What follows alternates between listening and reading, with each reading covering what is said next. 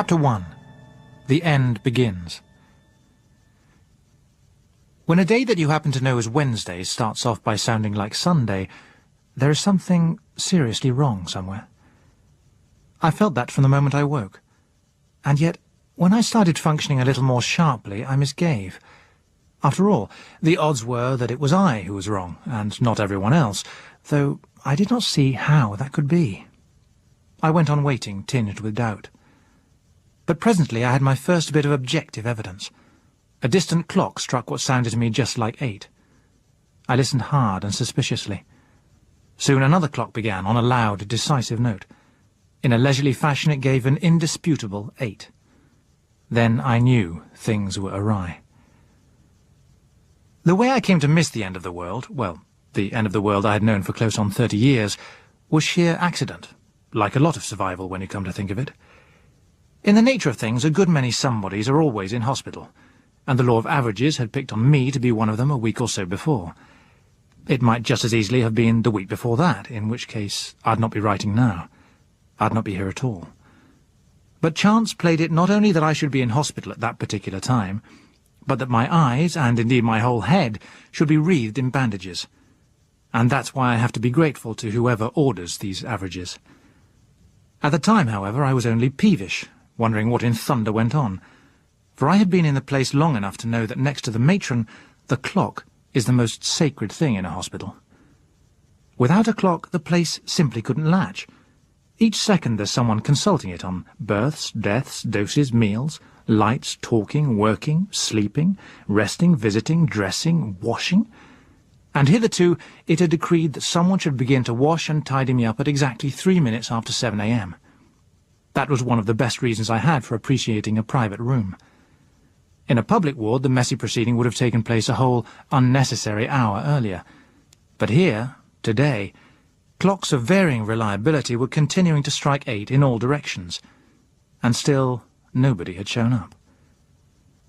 Much as I disliked the sponging process, and useless as it had been to suggest that the help of a guiding hand as far as the bathroom could eliminate it, its failure to occur was highly disconcerting. Besides, it was normally a close forerunner of breakfast, and I was feeling hungry. Probably I would have been aggrieved about it any morning, but today, this Wednesday 8th of May, was an occasion of particular personal importance. I was doubly anxious to get all the fuss and routine over, because that was the day they were going to take off my bandages. I groped around a bit to find the bell push and let them have a full 5 seconds clatter, just to show what I was thinking of them. While I was waiting for the pretty short-tempered response that such appeal ought to bring, I went on listening. The day outside, I realized now, was sounding even more wrong than I had thought. The noises it made, or failed to make, were more like Sunday than Sunday itself. And I'd come round again to being absolutely assured that it was Wednesday, whatever else had happened to it.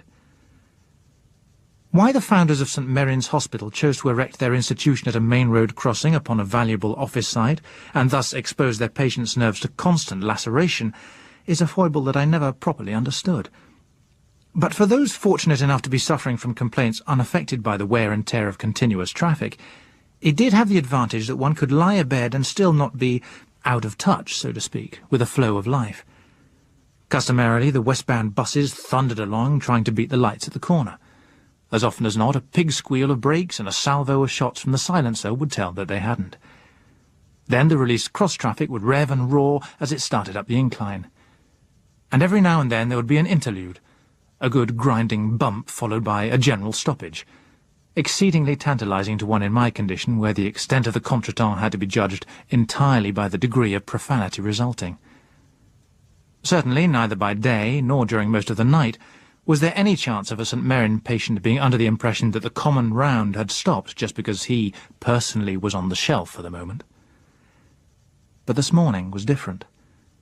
Disturbingly, because mysteriously different. No wheels rumbled, no buses roared, no sound of a car of any kind, in fact, was to be heard. No brakes, no horns, not even the clopping of the few rare horses that still occasionally passed. Nor, as there should be at such an hour, the composite tramp of work-bound feet. The more I listened, the queerer it seemed, and the less I cared for it. In what I reckoned to be 10 minutes of careful listening, I heard 5 sets of shuffling, hesitating footsteps, 3 voices bawling unintelligibly in the distance, and the hysterical sobs of a woman. There was not the cooing of a pigeon, not the chirp of a sparrow, nothing but the humming of wires in the wind. A nasty, empty feeling began to crawl up inside me. It was the same sensation I used to have sometimes as a child when I got to fancying that horrors were lurking in the shadowy corners of the bedroom, when I daren't put a foot out for fear that something should reach from under the bed and grab my ankle, daren't even reach for the switch lest the movement should cause something to leap at me. I had to fight down the feeling, just as I had had to when I was a kid in the dark. And it was no easier. It's surprising how much you don't grow out of when it comes to the test. The elemental fears were still marching along with me, waiting their chance, and pretty nearly getting it, just because my eyes were bandaged and the traffic had stopped. When I had pulled myself together a bit, I tried the reasonable approach. Why does traffic stop? Well, usually because the road is closed for repairs, perfectly simple. Any time now they'd be along with pneumatic drills as another touch of aural variety for the long-suffering patients. But the trouble with a reasonable line was that it went further. It pointed out that there was not even the distant hum of traffic, not the whistle of a train, not the hoot of a tugboat, just nothing, until the clocks began chiming 8:15. The temptation to take a peep, not more than a peep, of course, just enough to get some idea of what on earth could be happening, was immense, but I restrained it. For one thing, a peep was a far less simple matter than it sounded. It wasn't just a case of lifting a blindfold. There were lots of pads and bandages. But more importantly, I was scared to try. Over a week's complete blindness can do a lot to frighten you out of taking chances with your sight. It was true that they intended to remove the bandages today, but that would be done in a special dim light, and they would only allow them to stay off if the inspection of my eyes was satisfactory. I did not know whether it would be. It might be that my sight was permanently impaired, or that I would not be able to see at all. I did not know yet. I swore and laid hold of the bell push again. It helped to relieve my feelings a bit. No one, it seemed, was interested in bells. I began to get as much annoyed as worried. It's humiliating to be dependent anyway, but it's a still poorer pass to have no one to depend on. My patience was whittling down. Something, I decided, had got to be done about it. If I were to bawl down the passage and generally raise hell, somebody ought to show up, if only to tell me what they thought of me. I turned back the sheet and got out of bed. I'd never seen the room I was in, and though I had a fairly good idea by ear of the position of the door, it wasn't all that easy to find. There seemed to be several puzzling and unnecessary obstacles, but I got across at a cost of a stubbed toe and minor damage to my shin. I shoved my head out into the passage. "Hey!" I shouted. "I want some breakfast! Room 48! For a moment nothing happened.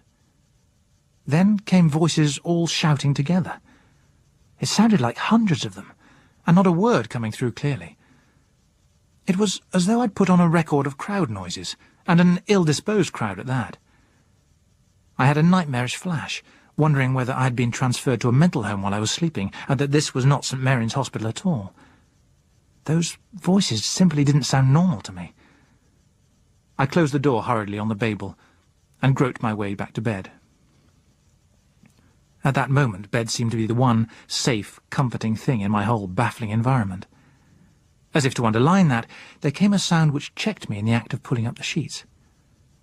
From the street below rose a scream, wildly distraught and contagiously terrifying. It came 3 times, and when it had died away it seemed still to tingle in the air.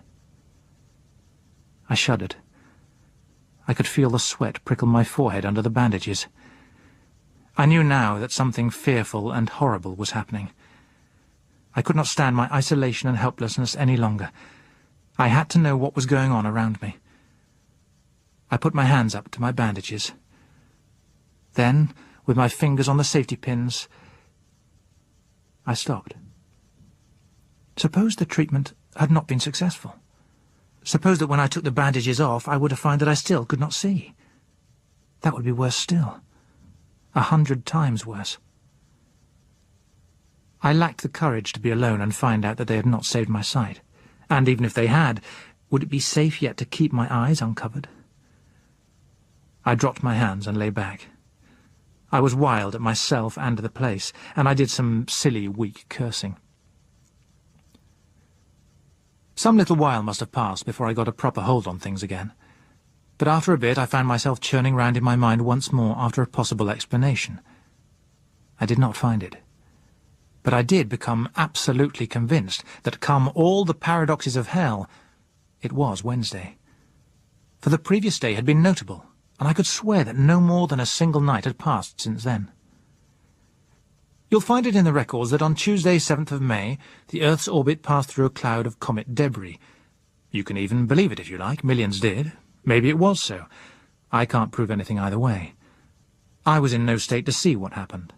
But I do have my own ideas.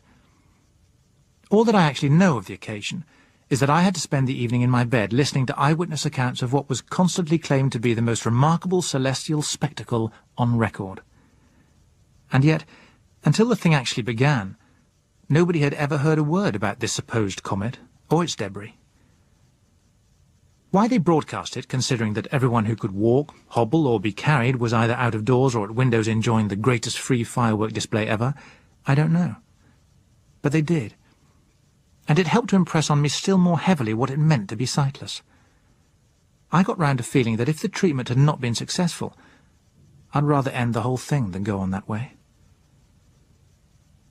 It was reported in the news bulletins during the day that mysterious bright green flashes had been seen in the Californian skies the previous night. However, such a lot of things did happen in California that no one could be expected to get greatly worked up over that. But as further reports came in, this comet debris motif made its appearance, and it stuck. Accounts arrived from all over the Pacific of a night made brilliant by green meteors, said to be sometimes in such numerous showers that the whole sky appeared to be wheeling about us. And so it was, when you come to think of it. As the night line moved westward, the brilliance of the display was in no way decreased. Occasional green flashes became visible even before darkness fell. The announcer, giving an account of the phenomenon in the 6 o'clock news, advised everyone that it was an amazing scene, and one not to be missed. He mentioned also that it seemed to be interfering seriously with shortwave reception at long distances, but that the medium waves on which there would be a running commentary were unaffected, as at present was television. He need not have troubled with the advice. By the way everyone in the hospital got excited about it, it seemed to me that there was not the least likelihood of anybody missing it, except myself. And as if the radio's comments were not enough, the nurse who brought me my supper had to tell me all about it. "The sky's simply full of shooting stars," she said. "All bright green. They make people's faces look frightfully ghastly. Everybody's out watching them, and sometimes it's almost as light as day, only all the wrong colour. Every now and then there's a big one so bright that it hurts to look at it. It's a marvellous sight. They say there's never been anything like it before. It is such a pity you can't see, isn't it?" "It is," I agreed somewhat shortly. "We've drawn back the curtains in the wards so that they can all see it," she went on. "If only you hadn't those bandages, you'd have a wonderful view of it from here." "Oh," I said. "But it must be better still outside, though. They say thousands of people are out in the parks and on the heath watching it all. And on all the flat roofs you can see people standing and looking up." "How long do they expect it to go on?" I asked patiently. "I don't know, but they say it's not so bright now as it was in other places. Still, even if you'd had your bandages off today, I don't expect they'd have let you watch it. You'll have to take things gently at first, and some of the flashes are very bright. They... Oh!" "Why, ooh?" I inquired. "Oh, that was such a brilliant one then. It made the whole room look green. Oh, what a pity you couldn't see it." "Isn't it?" I agreed. "Now, do go away, there's a good girl." I tried listening to the radio, but it was making the same oohs and ahs, helped out by gentlemanly tones which blathered about this magnificent spectacle and unique phenomenon, until I began to feel that there was a party for all the world going on, with me as the only person not invited. I didn't have any choice of entertainment, for the hospital radio system gave only one programme, take it or leave it. After a bit I gathered that the show had begun to wane. The announcer advised everyone who had not yet seen it to hurry up and do so, or regret all his life that he had missed it. The general idea seemed to be to convince me that I was passing up the very thing I was born for. In the end, I got sick of it and switched off. The last thing I heard was that the display was diminishing fast now, and that it would probably be out of the debris area in a few hours. There could be no doubt in my mind that all this had taken place the previous evening. For one thing, I should have been a great deal hungrier even then than I was, had it been longer ago. Very well. What was this, then? Had the whole hospital, the whole city, made such a night of it that they're not pulled round yet? About which point I was interrupted, as the chorus of clocks near and far started announcing 9. For the third time I played hell with the bell. As I lay waiting, I could hear a sort of murmurousness beyond the door. It seemed composed of whimperings, slitherings, and shufflings, punctuated occasionally by a raised voice in the distance. But still no one came to my room. By this time I was slipping back. The nasty, childish fancies were on me again. I found myself waiting for the unseeable door to open, and horrible things to come padding in.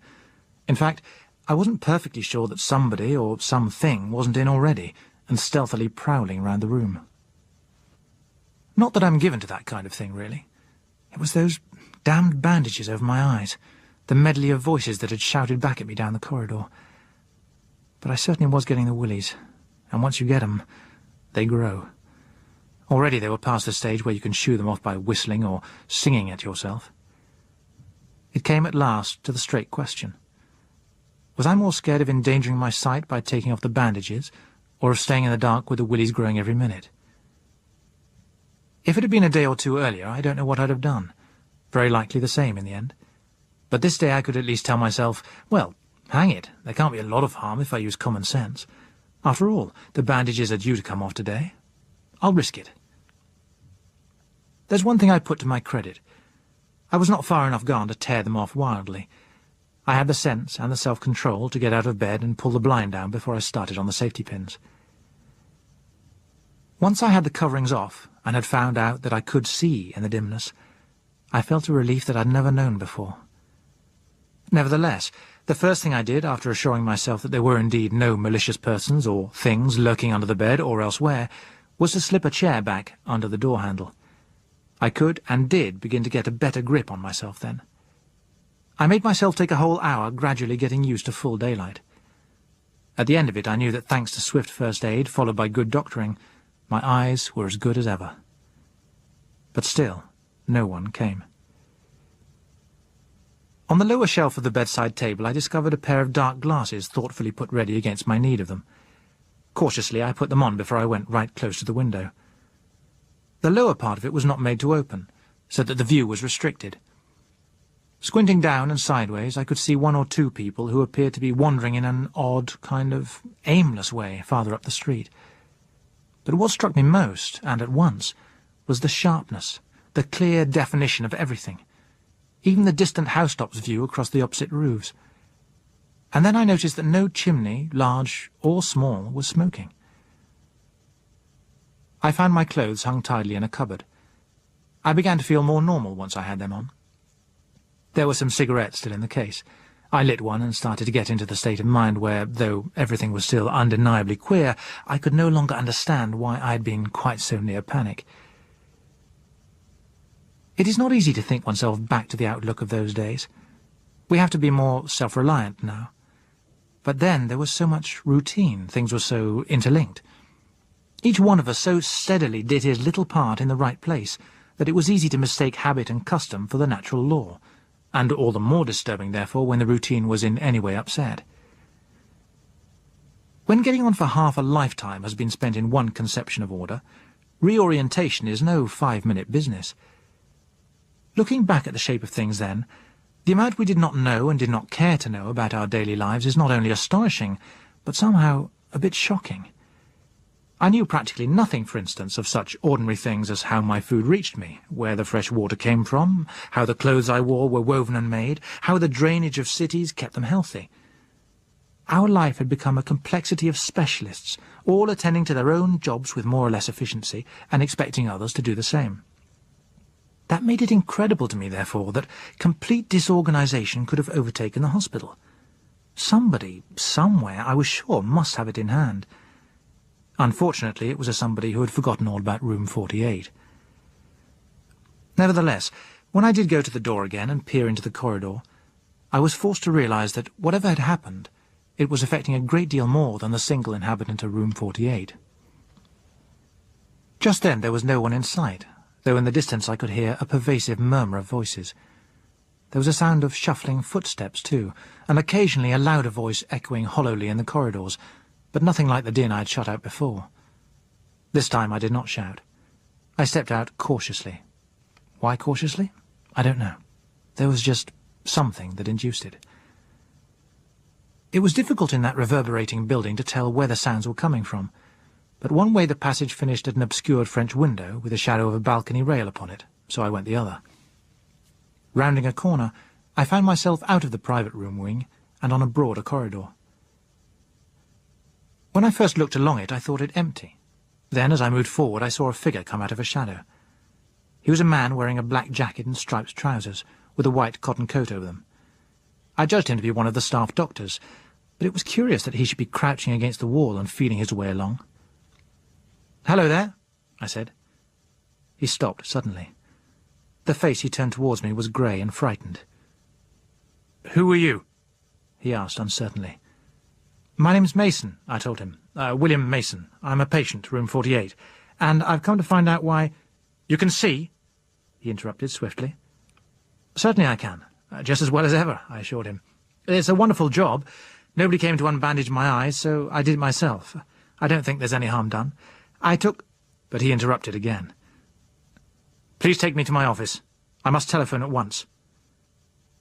I was slow to catch on, but everything ever since I woke that morning had been bewildering. "Where's that?" I asked. "5th floor, west wing. The name's on the door. Dr. Soames." "All right," I agreed in some surprise. Where are we now?" The man rocked his head from side to side, his face tense and exasperated. "How the hell should I know?" he said bitterly. "You've got eyes, damn it! Use them! Can't you see I'm blind?" There was nothing to show that he was blind. His eyes were wide open and apparently looking straight at me. "Wait here a minute," I said. I looked round. I found a large 5 painted on the wall opposite the lift gate. I went back and told him. "Good. Take my arm," he directed. "You turn right as you come out of the lift. Then take the first passage on the left, and it's the 3rd door." I followed instructions. We met no one at all on the way. Inside the room I led him up to the desk and handed him the telephone. He listened for some moments. Then he groped about until he found the rest and rattled the bar impatiently. Slowly his expression changed. The irritability in the harassed lines faded away. He looked simply tired, very tired. He put the receiver down on the desk. For some seconds he stood silently, looking as though he was staring at the wall opposite. Then he turned. "It's useless. Dead." "You are still here?" he added. "Yes," I told him. His fingers felt along the edge of the desk. "Which way am I facing? Where's the damned window?" he demanded, with a return of irritability. "It's right behind you," I said. He turned and stepped towards it, both hands extended. He felt the sill and the sides carefully, and stepped back a pace. Before I had realized what he was doing, he had launched himself full at it, and crashed through. I didn't look to see. After all, it was the 5th floor. When I moved, it was to sit down heavily in the chair. I took a cigarette from a box on the desk and lit it shakily. I sat here for some minutes while I steadied up and let the sick feeling subside. After a while it did. I left the room and went back to the place where I'd first found him.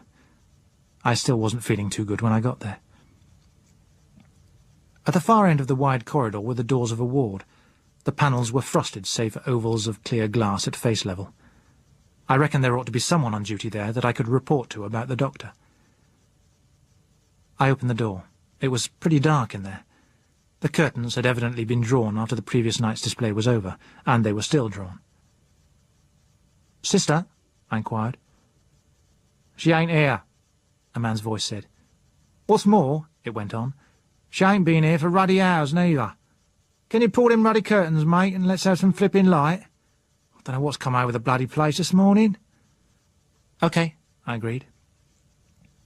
Even if the whole place were disorganised, it didn't seem to be any good reason why the unfortunate patient should have to lie in the dark. I pulled back the curtains on the nearest window and let in a shaft of bright sunlight. It was a surgical ward with about 20 patients, all bedridden. Leg injuries mostly, several amputations by the look of it. "Stop fooling about with them, mate, and pull them back," said the same voice. I turned and looked at the man who spoke. He was a dark, burly fellow with a weather-beaten skin. He was sitting up in bed, facing directly at me, and at the light. His eyes seemed to be gazing into my own. So did his neighbours, and the next man's. For a few moments I stared back at them. It took that long to register. Then, They seem to be stuck," I said. "I'll find someone to see to them." And with that, I fled the ward. I was shaky again, and I could have done with a stiff drink. The thing was beginning to sink in. But I found it difficult to believe that all the men in that ward could be blind, just like the doctor, and yet... The lift wasn't working, so I started down the stairs. On the next floor I pulled myself together and plucked up the courage to look into another ward. The beds there were all disarranged. At first I thought the place was empty, but it wasn't, not quite. 2 men in nightclothes lay on the floor. One was soaked in blood from an unhealed incision. The other looked as if some kind of congestion had seized him. They were both quite dead. The rest had gone. Back on the stairs once more, I realised that most of the background voices I'd been hearing all the time were coming up from below, and that they were louder and closer now. I hesitated a moment, but there seemed to be nothing for it but to go on making my way down. On the next turn I nearly tripped over a man who lay across my way in the shadow. At the bottom of the flight lay somebody who actually had tripped over him and cracked his head on the stone steps as he landed. At last I reached the final turn where I could stand and look down into the main hall. Seemingly everyone in the place who was able to move must have made instinctively for that spot, either with the idea of finding help or of getting outside. Perhaps some of them had got out. One of the main entrance doors was wide open, but most of them couldn't find it. There was a tight-packed mob of men and women, nearly all of them in their hospital nightclothes, milling slowly and helplessly around. The motion pressed those on the outskirts cruelly against marble corners or ornamental projections. Some of them were crushed breathlessly against the walls. Now and then one would trip. If the press of bodies allowed him to fall, there was little chance that it would let him come up again.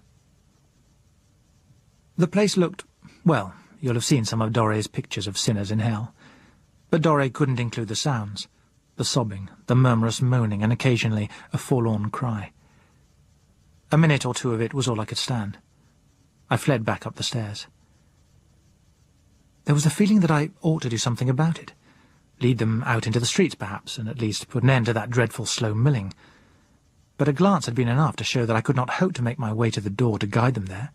Besides, if I were to, if I did get them outside, what then? I sat down on a step for a while to get over it, with my head in my hands and that awful conglomerate sound in my ears all the time. Then I searched for and found another staircase. It was a narrow service flight which led me out by a back way into the yard. Maybe I'm not telling this part too well. The whole thing was so unexpected and shocking that for a time I deliberately tried not to remember the details. Just then I was feeling much as though it were a nightmare from which I was desperately but vainly seeking the relief of waking myself. As I stepped out into the yard, I still half refused to believe what I had seen. But one thing I was perfectly certain about. Reality or nightmare, I needed a drink, as I had seldom needed one before. There was nobody in sight in the little side street outside the yard gates, but almost opposite stood a pub. I can recall its name now, the Alamein Arms. There was a board bearing a reputed likeness of Viscount Montgomery hanging from an iron bracket, and below, one of the doors stood open. I made straight for it.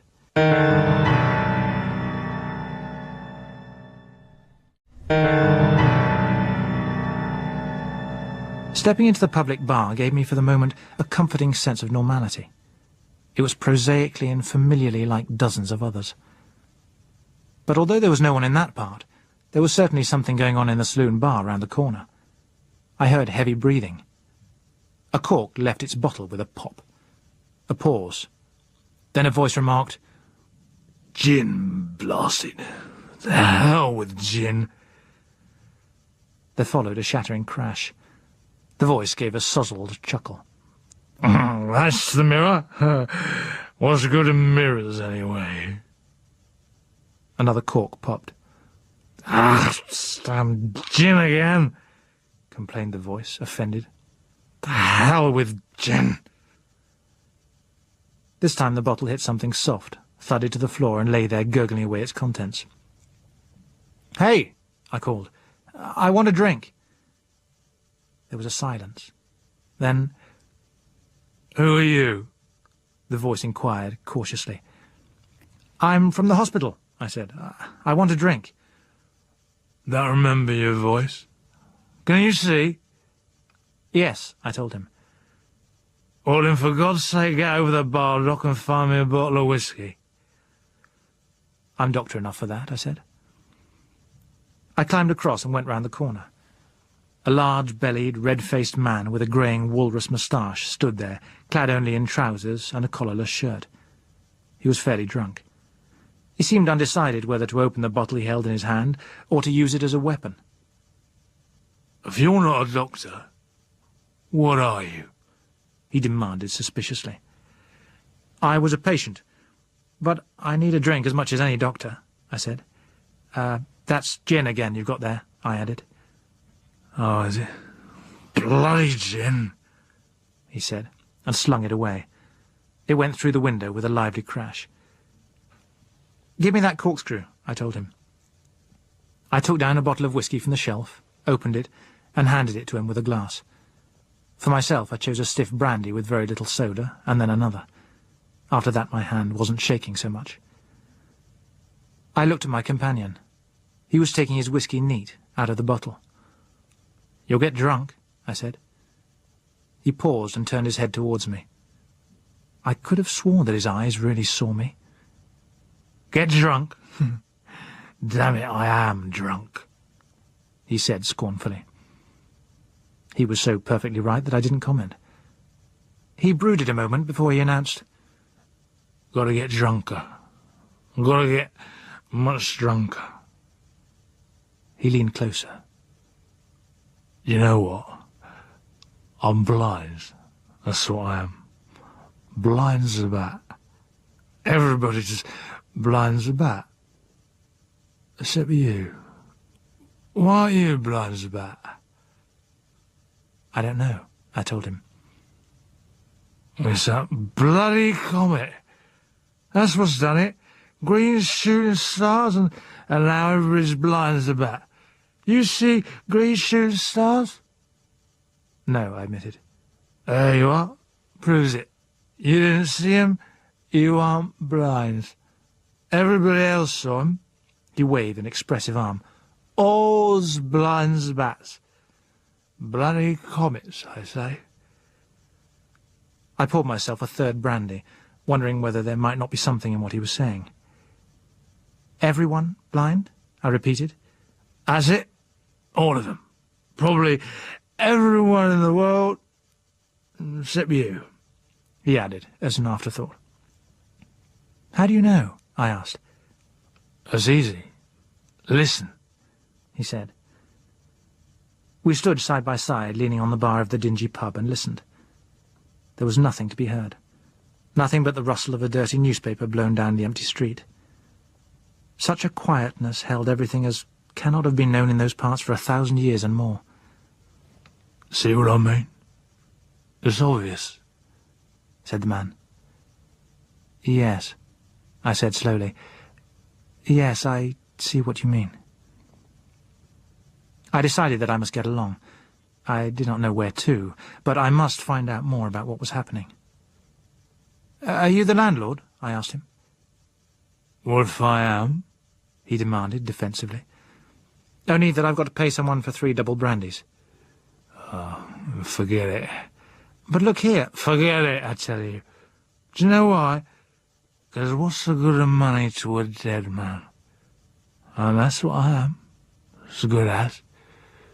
It's just a few more drinks. He looked a pretty robust specimen for his age, and I said so. What's good of living blind as a bat? He demanded aggressively. That's what my wife said. And she was right, only she's more guts than I have. When she found us the kids was blind too, what did she do? Took him into our bed with her and turned on the gas. That's what she done. And I hadn't the guts to stick with them. She's got pluck, my wife, more than I have. But I will have soon. I'm going back up there soon when I'm drunk enough. What was there to say? What I did say served no purpose save to spoil his temper. In the end, he groped his way to the stairs and disappeared up them, bottle in hand. I didn't try to stop him or follow him. I watched him go. Then I knocked back the last of my brandy and went out into the silent street. Chapter 2. The Coming of the Triffids. This is a personal record. It involves a great deal that has vanished forever, but I can't tell it in any other way than by using the words we used to use for those vanished things, so they have to stand. But even to make the setting intelligible, I find that I shall have to go back farther than the point at which I started. When I was a child, we lived, my father, my mother and myself, in a southern suburb of London. We had a small house which my father supported by conscientious daily attendance at his desk in the Inland Revenue Department, and a small garden at which he worked rather harder during the summer. There was not a lot to distinguish us from the 10 or 12 million other people who used to live in and around London in those days. My father was one of those persons who could add a column of figures, even of the ridiculous coinage then in use locally, with a flick of the eye, so that it was natural for him to have in mind that I should become an accountant. As a result, my inability to make any column of figures reach the same total twice caused me to be something of a mystery as well as a disappointment to him. Still, there it was, just one of those things. And each of a succession of teachers who tried to show me that mathematical answers were derived logically, and not through some form of esoteric inspiration, was forced to give up with the assurance that I had no head for figures. My father would read my school reports with a gloom which in other respects they scarcely warranted. His mind worked, I think, this way. No head for figures equals no idea of finance equals no money. I really don't know what we shall do with you. What do you want to do? He would ask. And until I was 13 or 14 I would shake my head, conscious of my sad inadequacy, and admit that I did not know. My father would then shake his head. For him the world was divided sharply into desk men who worked with their brains, and non-desk men who didn't, and got dirty. How he contrived to maintain this view, which was already a century or so out of date, I do not know, but it pervaded my early years to such an extent that I was late in perceiving that a weakness in figures did not, of necessity, condemn me to the life of a street sweeper or a scullion. It did not occur to me that the subject which interested me most could lead to a career, and my father failed either to notice, or, if he did, to care, that reports on my biology were consistently good. It was the appearance of the Triffids which really decided the matter for us. Indeed, they did a lot more than that for me. They provided me with a job, and comfortably supported me. They also, on several occasions, almost took my life. On the other hand, I have to admit that they preserved it too, for it was a Triffid sting that had landed me in hospital on the critical occasion of the comet debris. In the books there is quite a lot of loose speculation on the sudden occurrence of the Triffids. Most of it is nonsense. Certainly they were not spontaneously generated, as many simple souls believed. Nor did most people endorse the theory that they were a kind of sample visitation, harbingers of worse to come if the world did not mend its ways and behave its troublesome self. Nor did their seeds float to us through space as specimens of the horrid forms life might assume upon other, less favoured worlds. At least, I am satisfied that they did not. I learned more about it than most people because Triffids were my job, and the firm I worked for was intimately, if not very gracefully, concerned in their public appearance. Nevertheless, their true origin still remains obscure. My own belief, for what it is worth, is that they were the outcome of a series of ingenious biological meddlings, and very likely accidental at that. Had they been evolved anywhere but in the region they were, we should doubtless have had a well-documented ancestry for them. As it was, no authoritative statement was ever published by those who must have been best qualified to know. The reason for this lay, no doubt, in the curious political conditions then prevailing. The world we lived in then was wide, and most of it was open to us with little trouble. Roads, railways, and shipping lines laced it, ready to carry one thousands of miles safely and in comfort. If we wanted to travel more swiftly still, and could afford it, we travelled by aeroplane. There was no need for anyone to take weapons or even precautions in those days. You could go just as you were to wherever you wished, with nothing to hinder you, other than a lot of forms and regulations. A world so tamed sounds utopian now. Nevertheless, it was so over 5/6 of the globe, though the remaining sixth was something different again. It must be difficult for young people who never knew it to envisage a world like that. Perhaps it sounds like a golden age, though it wasn't quite that to those who lived in it. Or they may think that an Earth ordered and cultivated almost all over sounds dull, but it wasn't that either. It was rather an exciting place, for a biologist anyway. Every year we were pushing the northern limit of growth for food plants a little farther back. New fields were growing quick crops on what had historically been simply tundra or barren land. Every season, too, stretches of desert, both old and recent, were reclaimed and made to grow grass or food. For food was then our most pressing problem, and the progress of the regeneration schemes and the advance of the cultivation lines on the maps was followed with almost as much attention as an earlier generation had paid to battlefronts. Such a swerve of interest from swords to ploughshares was undoubtedly a social improvement, but at the same time it was a mistake for the optimistic to claim it as showing a change in the human spirit. The human spirit continued much as before, 95% of it wanting to live in peace, and the other 5% considering its chances if it should risk starting anything. It was chiefly because no one's chances looked too good that the lull continued. Meanwhile, with something like 25 million new mouths bawling for food every year, the supply problem became steadily worse, and after years of ineffective propaganda, a couple of atrocious harvests had at last made the people aware of its urgency. The factor which had caused the militant 5% to relax a while from fomenting discord was the satellites. Sustained research in rocketry had at last succeeded in attaining one of its objectives. It had sent up a missile which stayed up. It was in fact possible to fire a rocket far enough up for it to fall into an orbit round the Earth. Once there, it would continue to circle like a tiny moon, quite inactive and innocuous, until the pressure on a button should give it the impulse to drop back, with devastating effect. Great as was the public concern which followed the triumphant announcement of the first nation to establish a satellite weapon satisfactorily, a still greater concern was felt over the failure of others to make any announcement at all, even when they were known to have had similar successes. It was by no means pleasant to realize that there was an unknown number of menaces up there over your head, quietly circling and circling until someone should arrange for them to drop, and that there was nothing to be done about them. Still, life has to go on, and novelty is a wonderfully short-lived thing. One became used to the idea, perforce. From time to time there would be a panicky flare-up of expostulation, when reports circulated that as well as satellites with atomic heads, there were others with such things as crop diseases, cattle diseases, radioactive dusts, viruses, and infections not only of familiar kinds, but brand-new sorts recently thought up in laboratories, all floating around up there. Whether such uncertain and potentially backfiring weapons had actually been placed is hard to say. But then, the limits of folly itself, particularly of folly with fear on its heels, are not easy to define. A virulent organism, unstable enough to become harmless in the course of a few days, and who is to say that such could not be bred, could be considered to have strategic uses if dropped in suitable spots.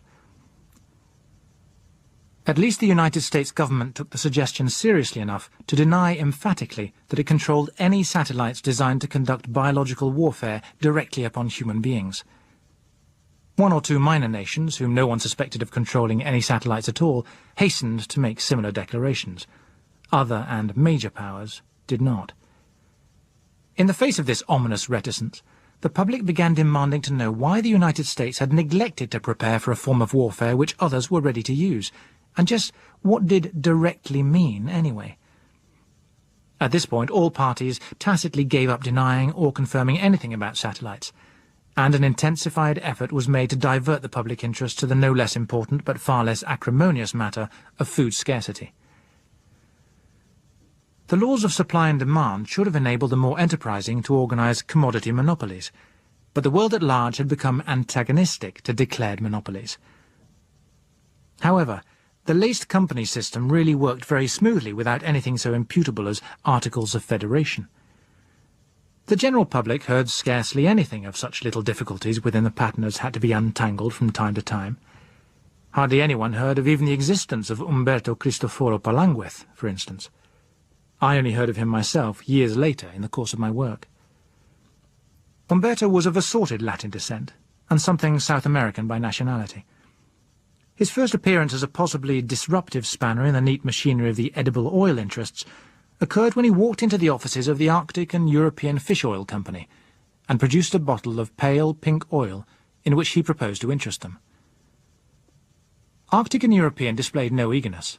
The trade was pretty well tied up. However, they did in the course of time get around to analysing the sample he had left with them. The first thing they discovered about it was that it was not a fish oil anyway. It was vegetable, though they could not identify the source. The second revelation was that it made most of their best fish oils look like greasebox fillers. Alarmed, they sent out what remained of the sample for intensive study, and put round hurried inquiries to know if Mr. Palanguez had made other approaches. When Umberto called again, the managing director received him with flattering attention. "That is a very remarkable oil you brought us, Mr. Palanguez," he said. Umberto nodded his sleek, dark head. He was well aware of the fact. "I have never seen anything quite like it," the managing director admitted. Umberto nodded again. "No?" he said politely. Then, seemingly as an afterthought, he added, "But I think you will, senor. A very great deal of it." He appeared to ponder. "It will, I think, come on in market maybe 7, maybe 8 years from now." He smiled. The managing director thought that unlikely. He said with a frank air, "It is better than our fish oils." "So I am told, senor," agreed Umberto. "You are proposing to market it yourself, Mr. Palanguez?" Umberto smiled again. "Would I be showing it to you if I did?" "We might reinforce one of our own oils synthetically," observed the managing director reflectively. "With some of the vitamins, but it would be costly to synthesize all of them, even if you could," Umberto said gently. "Besides," he added, "I am told that this oil will easily undersell your best fish oils anyway." Said the managing director. "Well, I suppose you have a proposition, Mr. Palanguez. Shall we come to it?" Umberto explained. "There are 2 ways of dealing with such an unfortunate matter. The usual one is to prevent it happening, or at least to delay it until the capital sunk in present equipment has been paid off. That is, of course, the desirable way." The managing director nodded. He knew plenty about that. "But this time I am so sorry for you because, you see, it is not possible." The managing director had his doubts. His inclination was to say, "You'd be surprised," but he resisted it, and contented himself with a non-committal, "Oh?" "The other way," suggested Umberto, "is to produce the thing yourself before the trouble starts." "Ah," said the managing director. "I think," Umberto told him, "I think that I might be able to supply you with seeds of this plant in maybe 6 months' time. If you were to plant then, you could begin production of oil in 5 years, or it might be 6 for full yield." "Just nicely in time, in fact," observed the managing director. Umberto nodded. "The other way would be simpler," remarked the managing director. "If it were possible at all," Umberto agreed. "But, unfortunately, your competitors are not approachable or suppressible." He made the statement with a confidence which caused the managing director to study him thoughtfully for some moments. "I see," he said at last. "I wonder... you don't happen to be a Soviet citizen, Mr. Palanguez?" "No," said Umberto. "On the whole, my life has been lucky, but I have very varied connections." That brings us to considering the other sixth of the world, that part which one could not visit with such facility as the rest. Indeed, permits to visit the Union of Soviet Socialist Republics were almost unobtainable. and the movements of those who did achieve them were strictly circumscribed. It had deliberately organized itself into a land of mystery. Little of what went on behind the veiling secrecy, which was almost pathological in the region, was known to the rest of the world. What was usually suspect. Yet behind the curious propaganda which distributed the laughable while concealing all likely to be of the least importance, achievements undoubtedly went on in many fields. One was biology. Russia, who shared with the rest of the world the problem of increasing food supplies, was known to have been intensively concerned with attempts to reclaim desert, steppe, and the northern tundra. In the days when information was still exchanged, she had reported some successes. Later, however, a cleavage of methods and views had caused biology there, under a man called Lysenko, to take a different course. It too then succumbed to the endemic secrecy. The lines it had taken were unknown and thought to be unsound, but it was anybody's guess whether very successful, very silly, or very queer things were happening there, if not all three at once. "Sunflowers," said the managing director, speaking absent-mindedly out of his own reflections. "I happen to know that they were having another shot at improving the yield of sunflower seed oil, but it isn't that." "No," agreed Umberto. "It is not that." The managing director doodled. "Seeds, you said. Do you mean that it is some new species? Because if it is merely some improved strain more easily processed, I understand that it is a new species, something quite new." "Then you haven't actually seen it yourself. It may in fact be some modified kind of sunflower." "I have seen a picture, senor. I do not say there is no sunflower there at all. I do not say there is no turnip there. I do not say there is no nettle or even no orchid there. But I do say that if they were all fathers to it, they would none of them know their child. I do not think it would please them greatly either." "I see. Now, what was the figure you had in mind for getting us the seeds of this thing?" Umberto named a sum which stopped the managing director's doodling quite abruptly. It made him take off his glasses to regard the speaker more closely. Umberto was unabashed. "Consider, senor," he said, ticking off points on his fingers. "It is difficult, and it is dangerous, very dangerous.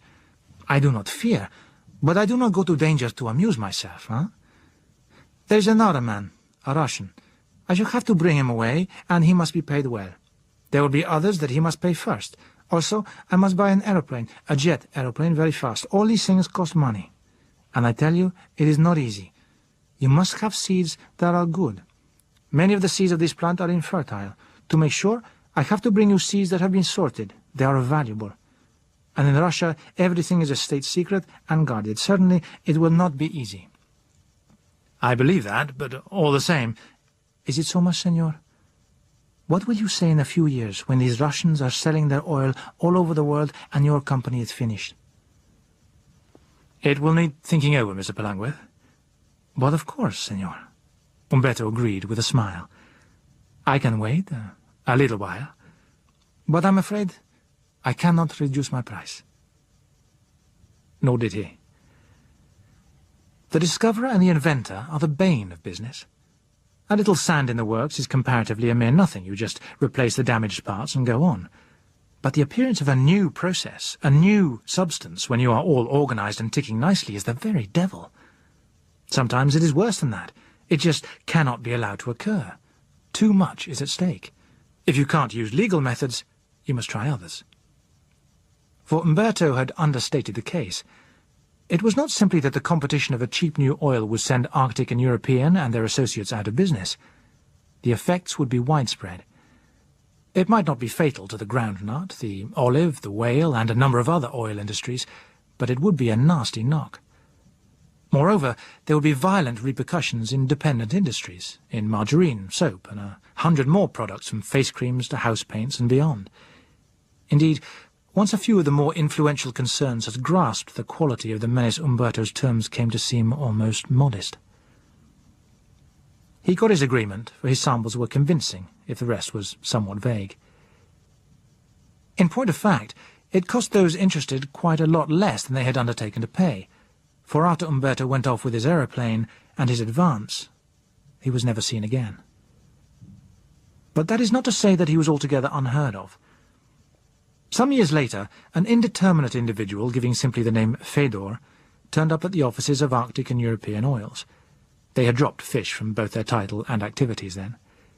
He was, he said, a Russian. He would like, he said, some money if the kind capitalists would be good enough to spare some.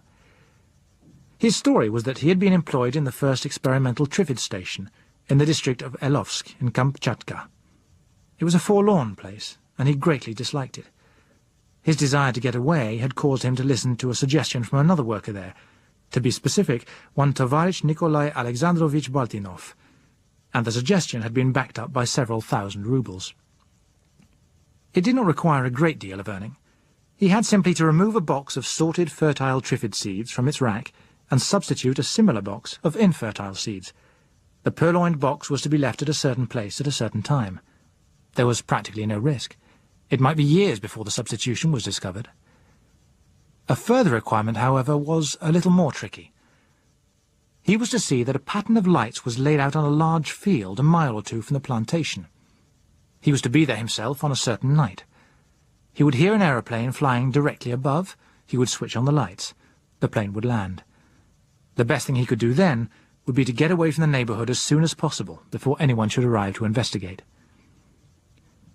For these services he would receive not only the comfortable wad of rubles, but if he should succeed in leaving Russia, he would find more money waiting for him at the offices of Arctic and European in England. By his account, the operation had gone entirely to plan. Fedor had not waited once the plane was down. He had switched off the lights and beat it. The plane had stopped only a short time, perhaps not 10 minutes, before it took off again. From the sound of the jets, he judged that it was climbing steeply as it went. A minute or so after the noise had died away, he heard the sound of engines again. Some more planes went over headed east, after the other. There might have been 2 or more, he could not tell, but they were travelling very fast, with their jets shrieking. The next day, Comrade Baltinov was missing. There had been a lot of trouble, but in the end it was decided that Baltinov must have been working alone, so it had all passed off safely for Fedor. He had cautiously waited for a year before he made a move. It had cost him almost the last of his rubles by the time he had bought his way through the final obstacles. Then he had had to take various jobs to live, so that he had spent a long time in reaching England.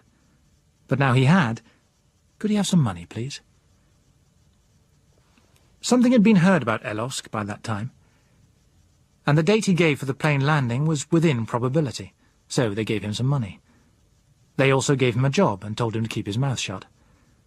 For it was clear that though Umberto had not personally delivered the goods, he had at least saved the situation by broadcasting them. Arctic European had not at first connected the appearance of the Triffids with Umberto, and the police of several countries went on keeping an eye open for him on their behalf. It was not until some investigator produced a specimen of Triffid oil for their inspection that they realized that it corresponded exactly with the sample Umberto had shown them, and that it was the seeds of the Triffid he had set out to bring. What happened to Umberto himself will never be definitely known. It is my guess that over the Pacific Ocean, somewhere high up in the stratosphere, he and Comrade Baltinov found themselves attacked by the planes that Fedor had heard in pursuit. It may be that the first they knew of it was when cannon shells from Russian fighters started to break up their craft. And I think, too, that one of those shells blew to pieces a certain 12-inch cube of plywood, the receptacle like a small tea chest in which, according to Fedor, the seeds were packed. Perhaps Umberto's plane exploded, perhaps it just fell to pieces. Whichever it was, I'm sure that when the fragments began their long, long fall towards the sea, they left behind them something which looked at first like a white vapour. It was not vapour.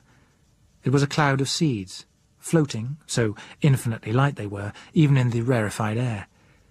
Millions of gossamer-slung Triffid seeds, free now to drift wherever the winds of the world should take them. It might be weeks, perhaps months, before they would sink to earth at last, many of them thousands of miles from their starting place. That is, I repeat, conjecture, but I cannot see a more probable way in which that plant, intended to be kept secret, could come quite suddenly to be found in almost every part of the world.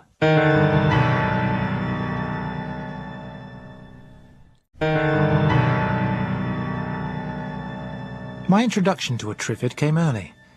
It so happened that we had one of the first in the locality growing in our own garden. The plant was quite well developed before any of us bothered to notice it. for it had taken root along with a number of other casuals behind a bit of hedge that screened the rubbish heap. It wasn't doing any harm there, and it wasn't in anyone's way, so when we did notice it later on, we'd just take a look at it now and then to see how it was getting along and let it be. However, a Triffid is certainly distinctive, and we couldn't help getting a bit curious about it after a time. Not perhaps very actively, for there are always a few unfamiliar things that somehow or other manage to lodge in the neglected corners of a garden, but enough to mention it to one another that it was beginning to look a pretty queer sort of thing. Nowadays, when everyone knows only too well what a Triffid looks like, it's difficult to recall how odd and somehow foreign the first ones appeared to us. Nobody, as far as I know, felt any misgiving or alarm about them then.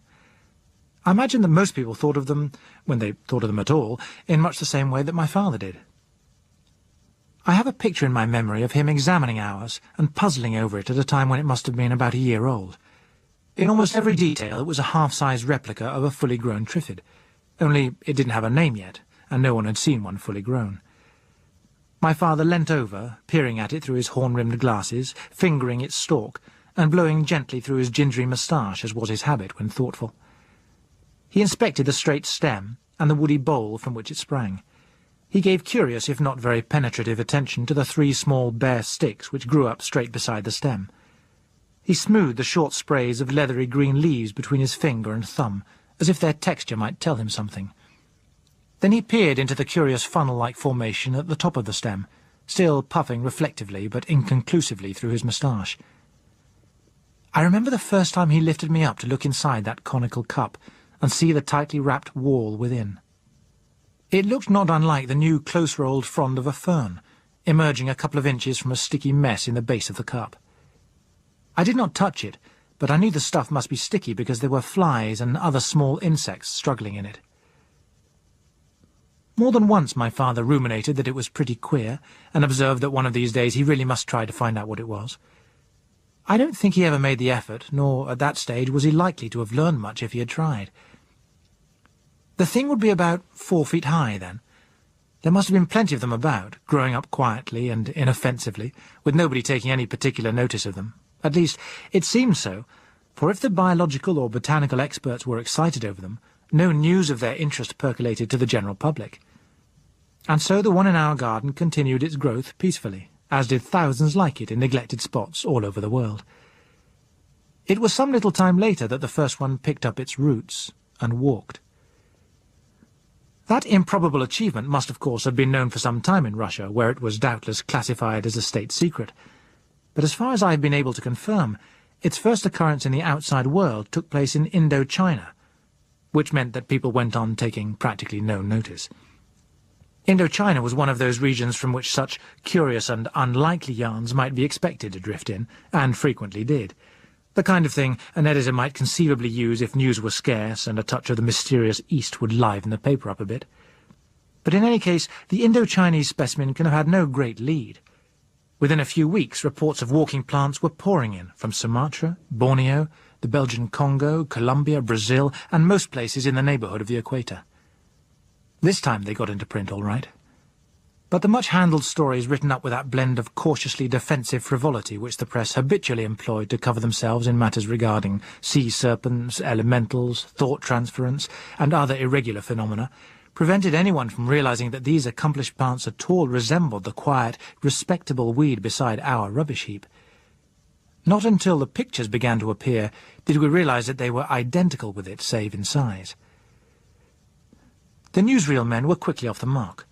Possibly they got some good and interesting pictures for their trouble of flying to outlandish places, but there was a current theory among cutters that more than a few seconds of any one news subject, except a boxing match, could not fail to paralyze an audience with boredom. My first view, therefore, of a development which was to play such an important part in my future, as well as in so many other people's, was a glimpse sandwiched between a hula contest in Honolulu and the First Lady launching a battleship. That is no anachronism. They were still building them. Even admirals had to live. I was permitted to see a few Triffids sway across the screen to the kind of accompaniment supposed to be on the level of the great movie-going public. And now, folks, get a load of what our cameraman found in Ecuador. Vegetables on vacation. You've only seen this kind of thing after a party, but down in sunny Ecuador, they see it any time, and no hangover to follow. Monster plants on the march. Say, that's given me a big idea. Maybe if we can educate our potatoes right, we can fix it so they'll walk right into the pot. How'd that be, Mama? For the short time the scene was on, I stared at it, fascinated. There was our mysterious rubbish heap plant, grown to a height of 7 feet or more. There was no mistaking it. And it was walking. The bowl, which I now saw for the first time, was shaggy with little rootlet hairs. It would have been almost spherical, but for 3 bluntly tapered projections extending from the lower part. Supported on these, the main body was lifted about a foot clear of the ground. When it walked, it moved rather like a man on crutches. 2 of the blunt legs slid forward, then the whole thing lurched as the rear one drew almost level with them, then the 2 in front slid forward again. At each step, the long stem whipped violently back and forth. It gave one a kind of seasick feeling to watch it. As a method of progress, it looked both strenuous and clumsy, faintly reminiscent of young elephants at play. One felt that if it were to go on lurching for long in that fashion, it would be bound to strip all its leaves, if it did not actually break its stem. Nevertheless, ungainly though it looked, it was contriving to cover the ground at something like an average walking pace. That was about all I had time to see before the battleship launching began. It was not a lot, but it was enough to incite an investigating spirit in a boy. For if that thing in Ecuador could do a trick like that, why not the one in our garden? Admittedly, ours was a good deal smaller, but it did look the same. About 10 minutes after I got home, I was digging round our Triffid, carefully loosening the earth near it to encourage it to walk. Unfortunately, there was an aspect of this self-propelled plant discovery which the newsreel people had either not experienced or chosen for some reason of their own not to reveal. There was no warning either. I was bending down, intent on clearing the earth without harming the plant, when something from nowhere hit me one terrific slam and knocked me out. I woke up to find myself in bed with my mother, my father, and the doctor watching me anxiously. My head felt as if it was split open. I was aching all over, and, as I later discovered, one side of my face was decorated with a blotchy red raised wheal. The insistent questions as to how I came to be lying unconscious in the garden were quite useless. I had no faintest idea what it was that had hit me. And some little time passed before I learnt that I must have been one of the first persons in England to be stung by a Triffid and get away with it. The Triffid was, of course, immature. But before I had fully recovered, my father had found out what had undoubtedly happened to me, and by the time I went into the garden again, he had wreaked stern vengeance on our Triffid and disposed of the remains on a bonfire. Now that walking plants were established facts, the press lost its former tepidity and bathed them in publicity. So a name had to be found for them.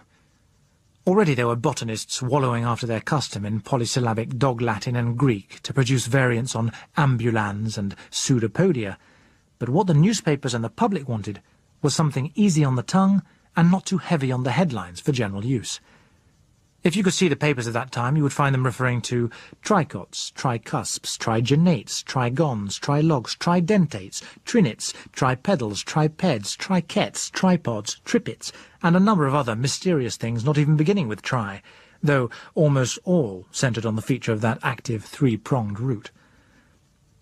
There was argument, public, private, and bar parlour, with heated championship of one term or another on near-scientific, quasi-etymological, and a number of other grounds. But gradually one term began to dominate this philological gymkhana. In its first form it was not quite acceptable, but common usage modified the original long first I, and custom quickly wrote in a second F to leave no doubt about it. And so emerged the standard term.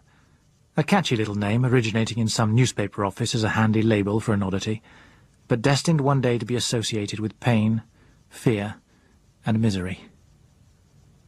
Triffid. The first wave of public interest soon ebbed away. Triffids were admittedly a bit weird, but that was after all just because they were novelties. People had felt the same about novelties of other days, about kangaroos, giant lizards, black swans. And when you came to think of it, were Triffids all that much queerer than mudfish, ostriches, tadpoles, and 100 other things? The bat was an animal that had learnt to fly. Well, here was a plant that had learnt to walk. What of that? But there were features of it to be less casually dismissed. On its origins, the Russians, true to type, lay low and said nothing. Even those who had heard of Umberto did not yet connect him with it. Its sudden appearance, and even more its wide distribution, promoted very puzzled speculation. For though it matured more rapidly in the tropics, specimens in various stages of development were reported from almost any region outside the polar circles and the deserts. People were surprised and a little disgusted to learn that the species was carnivorous, and that the flies and other insects caught in the cups were actually digested by the sticky substance there. We in temperate zones were not ignorant of insectivorous plants, but we were unaccustomed to find them outside special hothouses, and apt to consider them as in some way slightly indecent, or at least improper.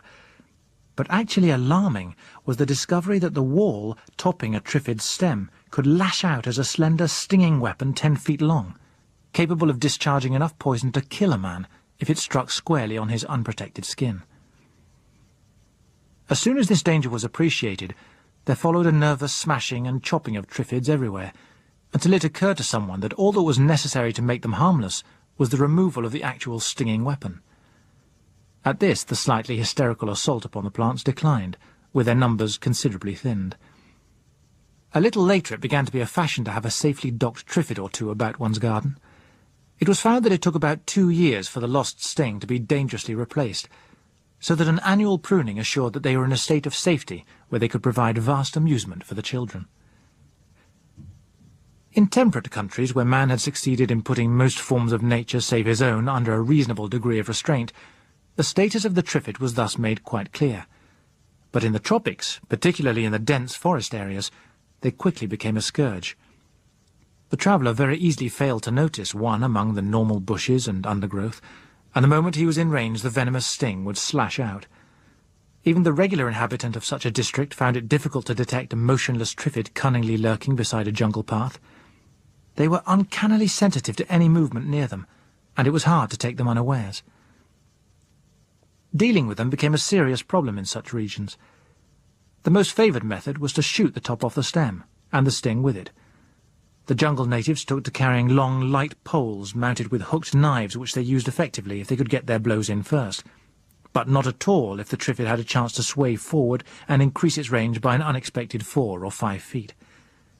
Before long, however, these pike-like devices were mostly superseded by spring-operated guns of various types.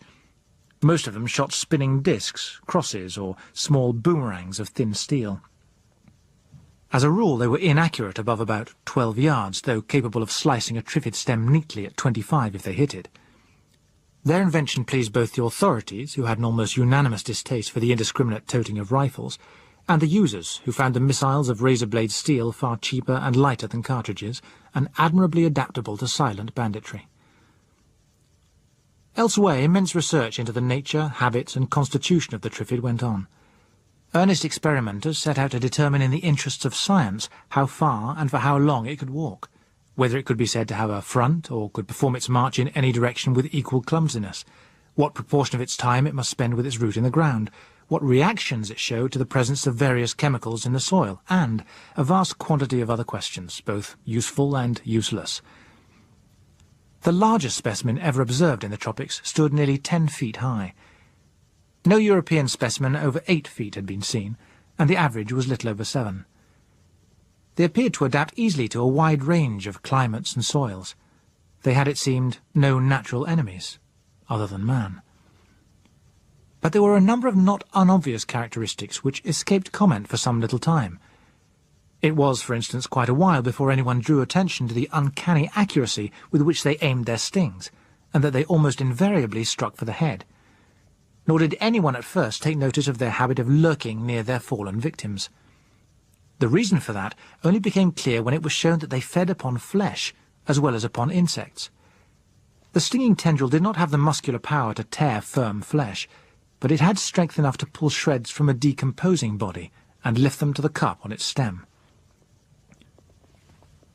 There was no great interest either in the 3 little leafless sticks at the base of the stem. There was a light notion that they might have something to do with the reproductive system, that system which tends to be a sort of botanical glory hole for all parts of doubtful purpose, until they can be sorted out and more specifically assigned later on. It was assumed, consequently, that their characteristic of suddenly losing their immobility and rattling a rapid tattoo against the main stem was some strange form of Triffidian amatory exuberance. Possibly my uncomfortable distinction of getting myself stung so early in the Triffid era had the effect of stimulating my interest, for I seemed to have a sort of link with them from then on.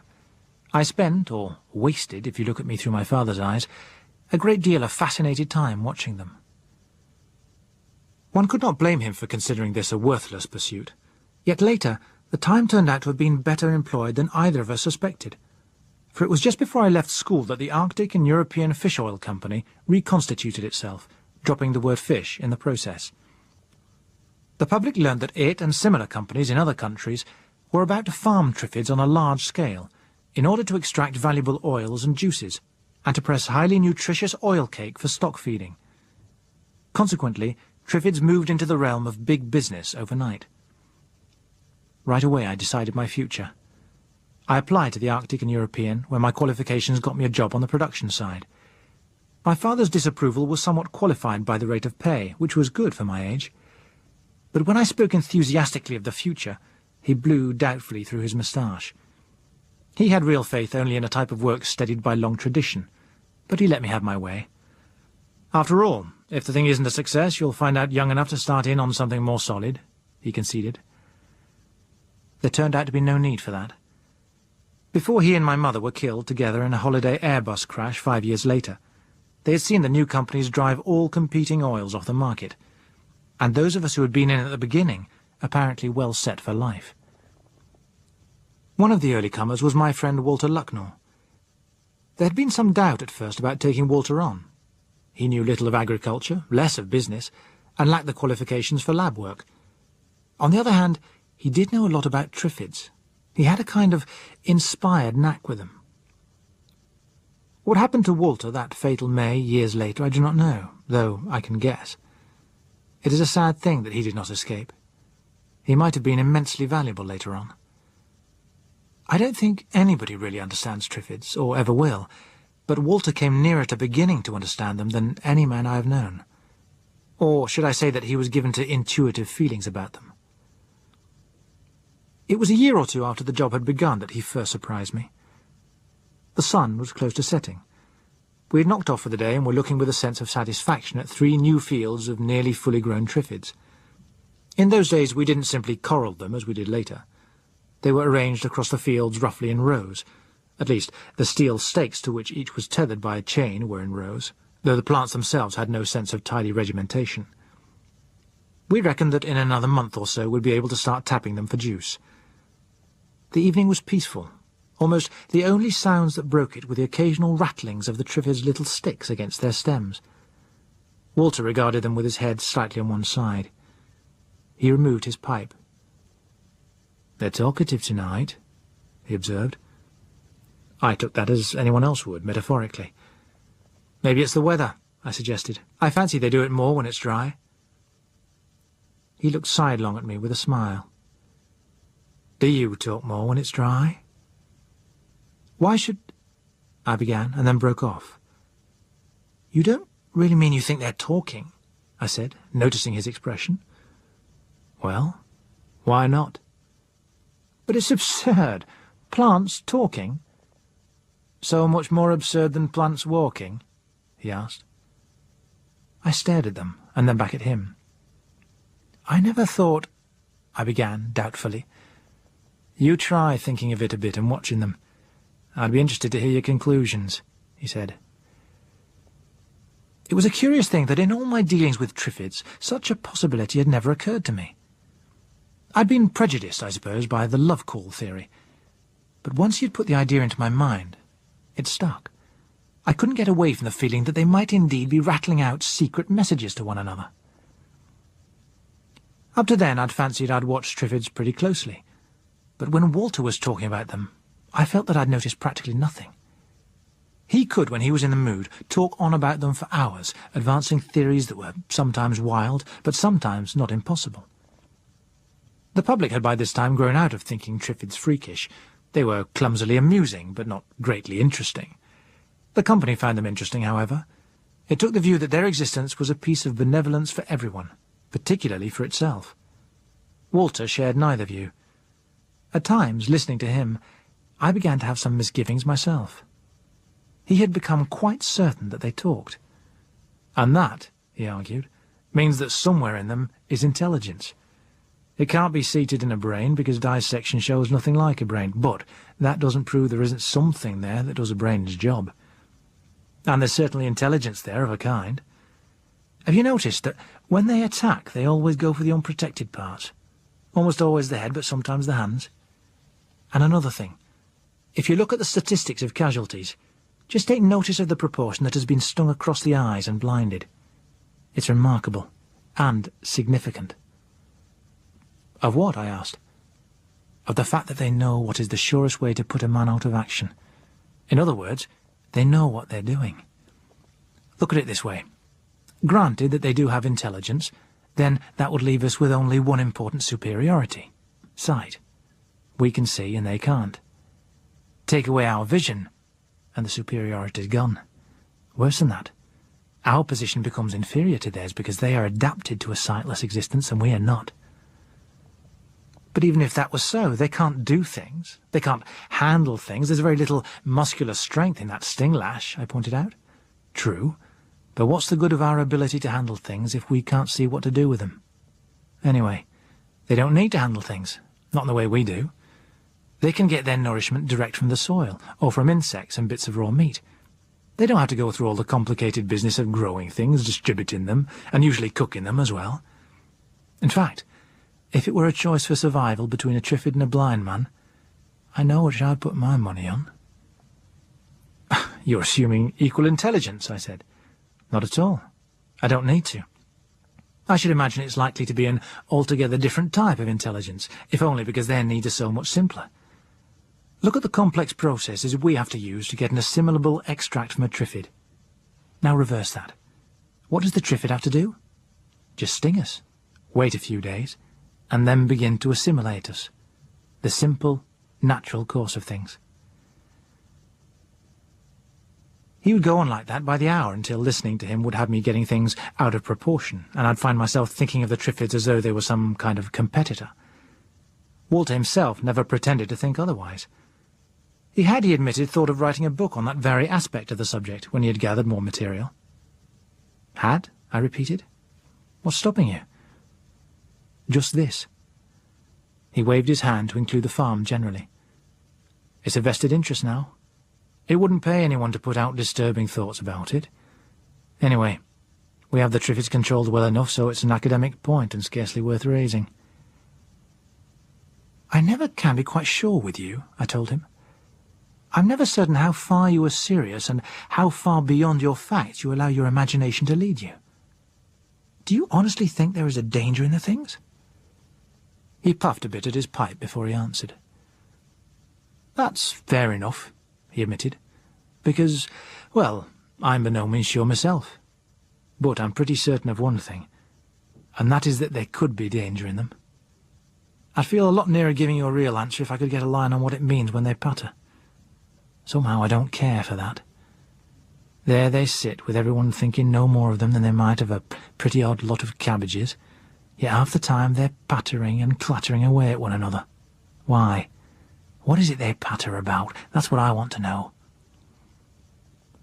I think Walter rarely gave a hint of his ideas to anyone else, and I kept them confidential, partly because I knew no one who wouldn't be more sceptical than I was myself, and partly because it wouldn't do either of us any good to get a reputation in the firm as crackpots.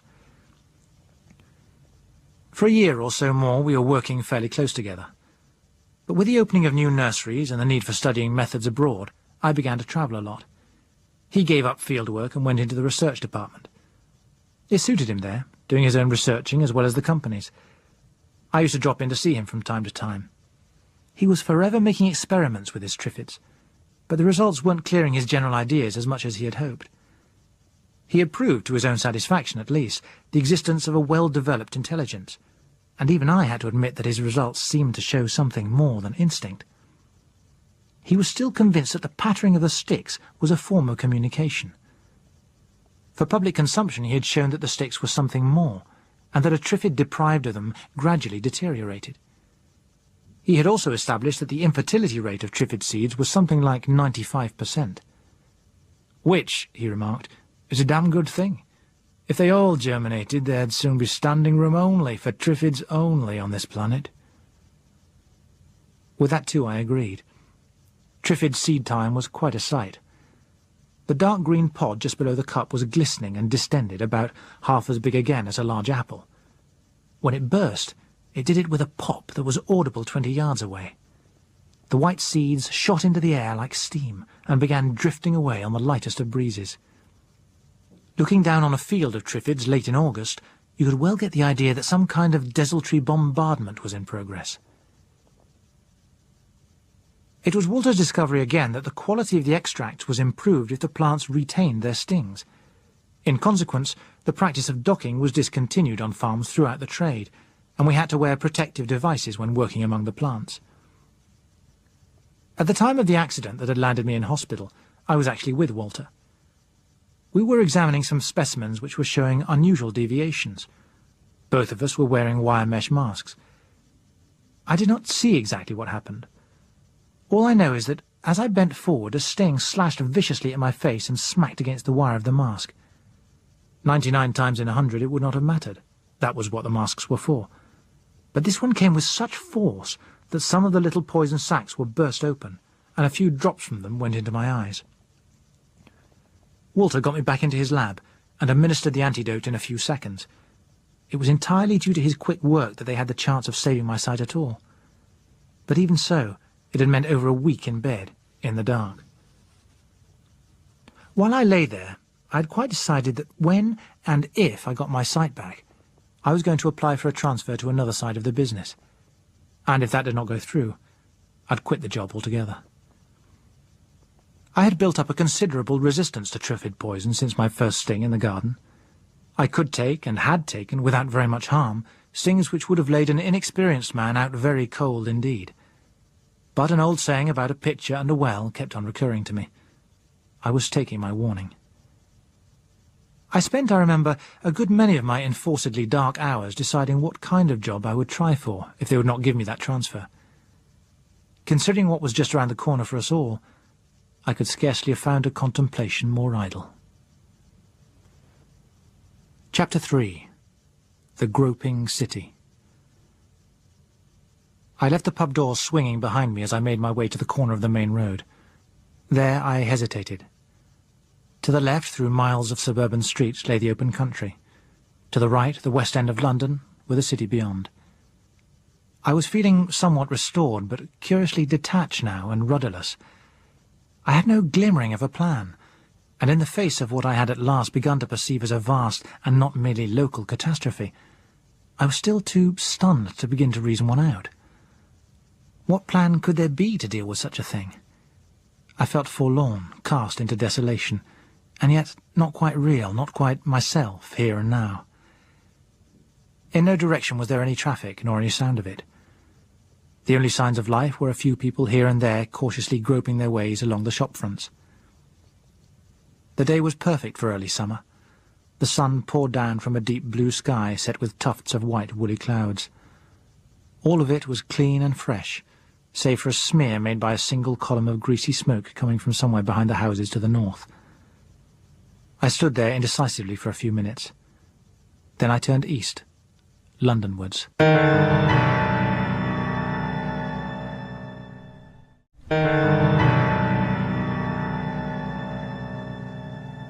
To this day I cannot quite say why.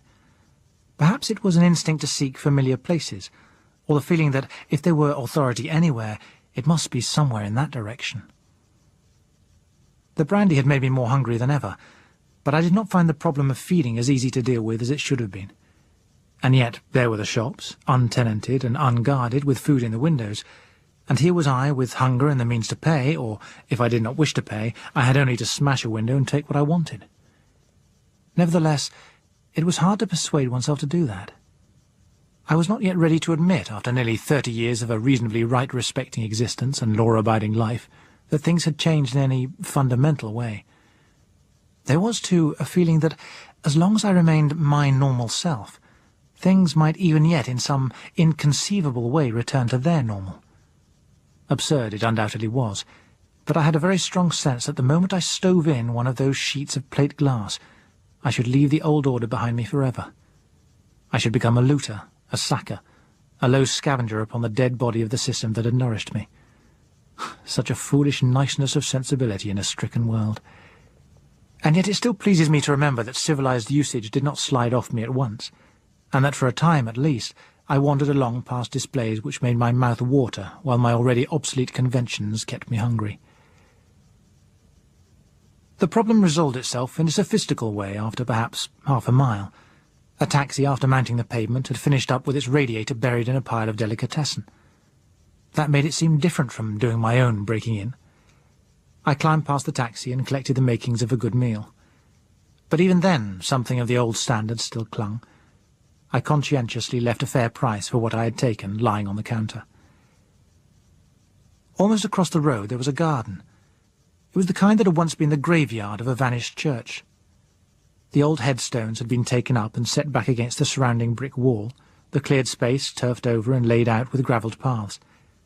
It looked pleasant under the freshly leaved trees, and to one of the seats there I took my lunch. The place was withdrawn and peaceful. No one else came in, though occasionally a figure would shuffle past the railings at the entrance. I threw some crumbs to a few sparrows, the first birds I'd seen that day, and felt all the better for watching their perky indifference to calamity. When I had finished eating, I lit a cigarette. While I sat there, smoking it, wondering where I should go and what I should do, the quiet was broken by the sound of a piano played somewhere in a block of apartments that overlooked the garden. Presently a girl's voice began to sing. The song was Byron's ballad. So we'll go no more a-roving so late into the night, though the heart be still as loving, and the moon be still as bright.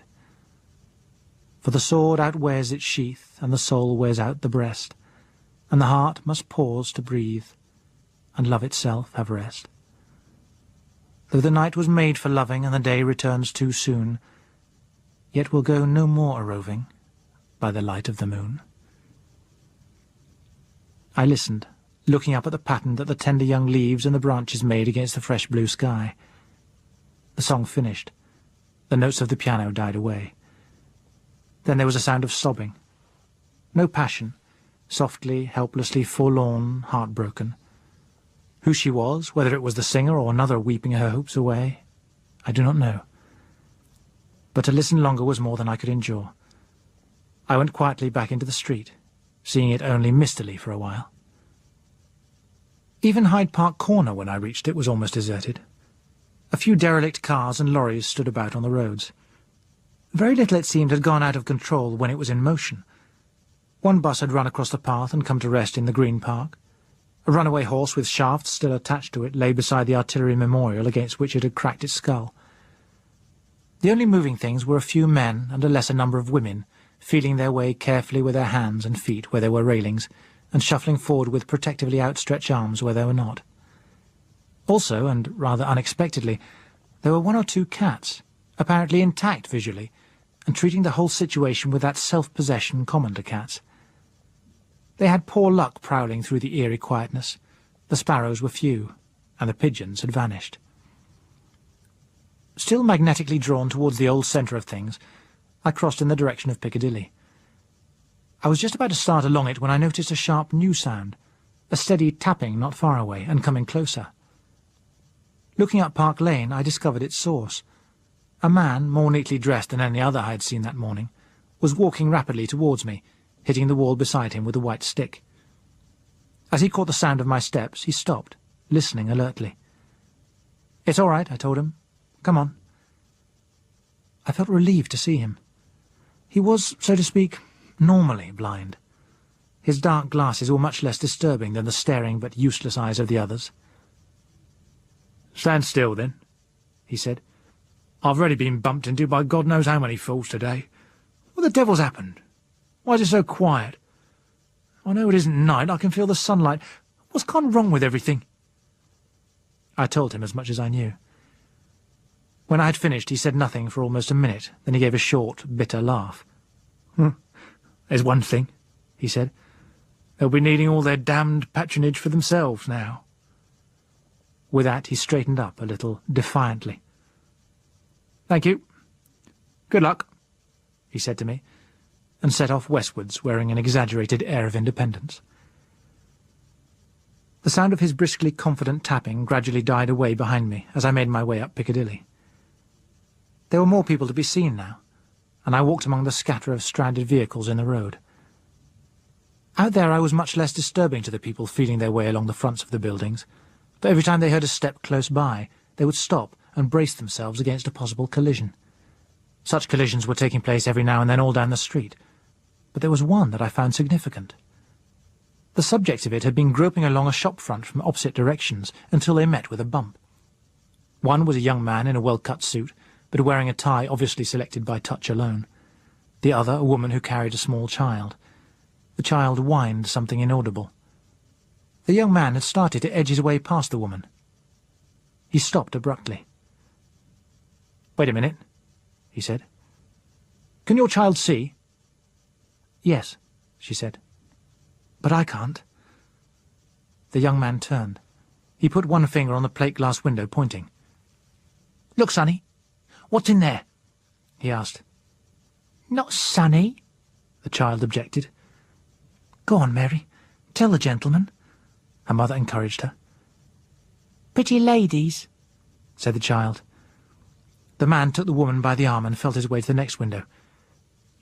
"And what's in here?" he asked again. "Apples and things," the child told him. "Fine," said the young man. He pulled off his shoe and hit the window a smart smack with the heel of it. He was inexperienced. The first blow did not do it, but the second did. The crash reverberated up and down the street. He restored his shoe, put an arm cautiously through the broken window, and felt about until he found a couple of oranges. One he gave to the woman and one to the child. He felt about again, found one for himself, and began to peel it. The woman fingered hers. "But—" she began. "What's the matter? Don't like oranges?" he asked. "But it isn't right," she said. "We didn't ought to take 'em. Not like this." "How else are you going to get food?" he inquired. "I suppose... well, I don't know," she admitted doubtfully. "Very well, that's the answer. Eat it up now, and we'll go and find something more substantial."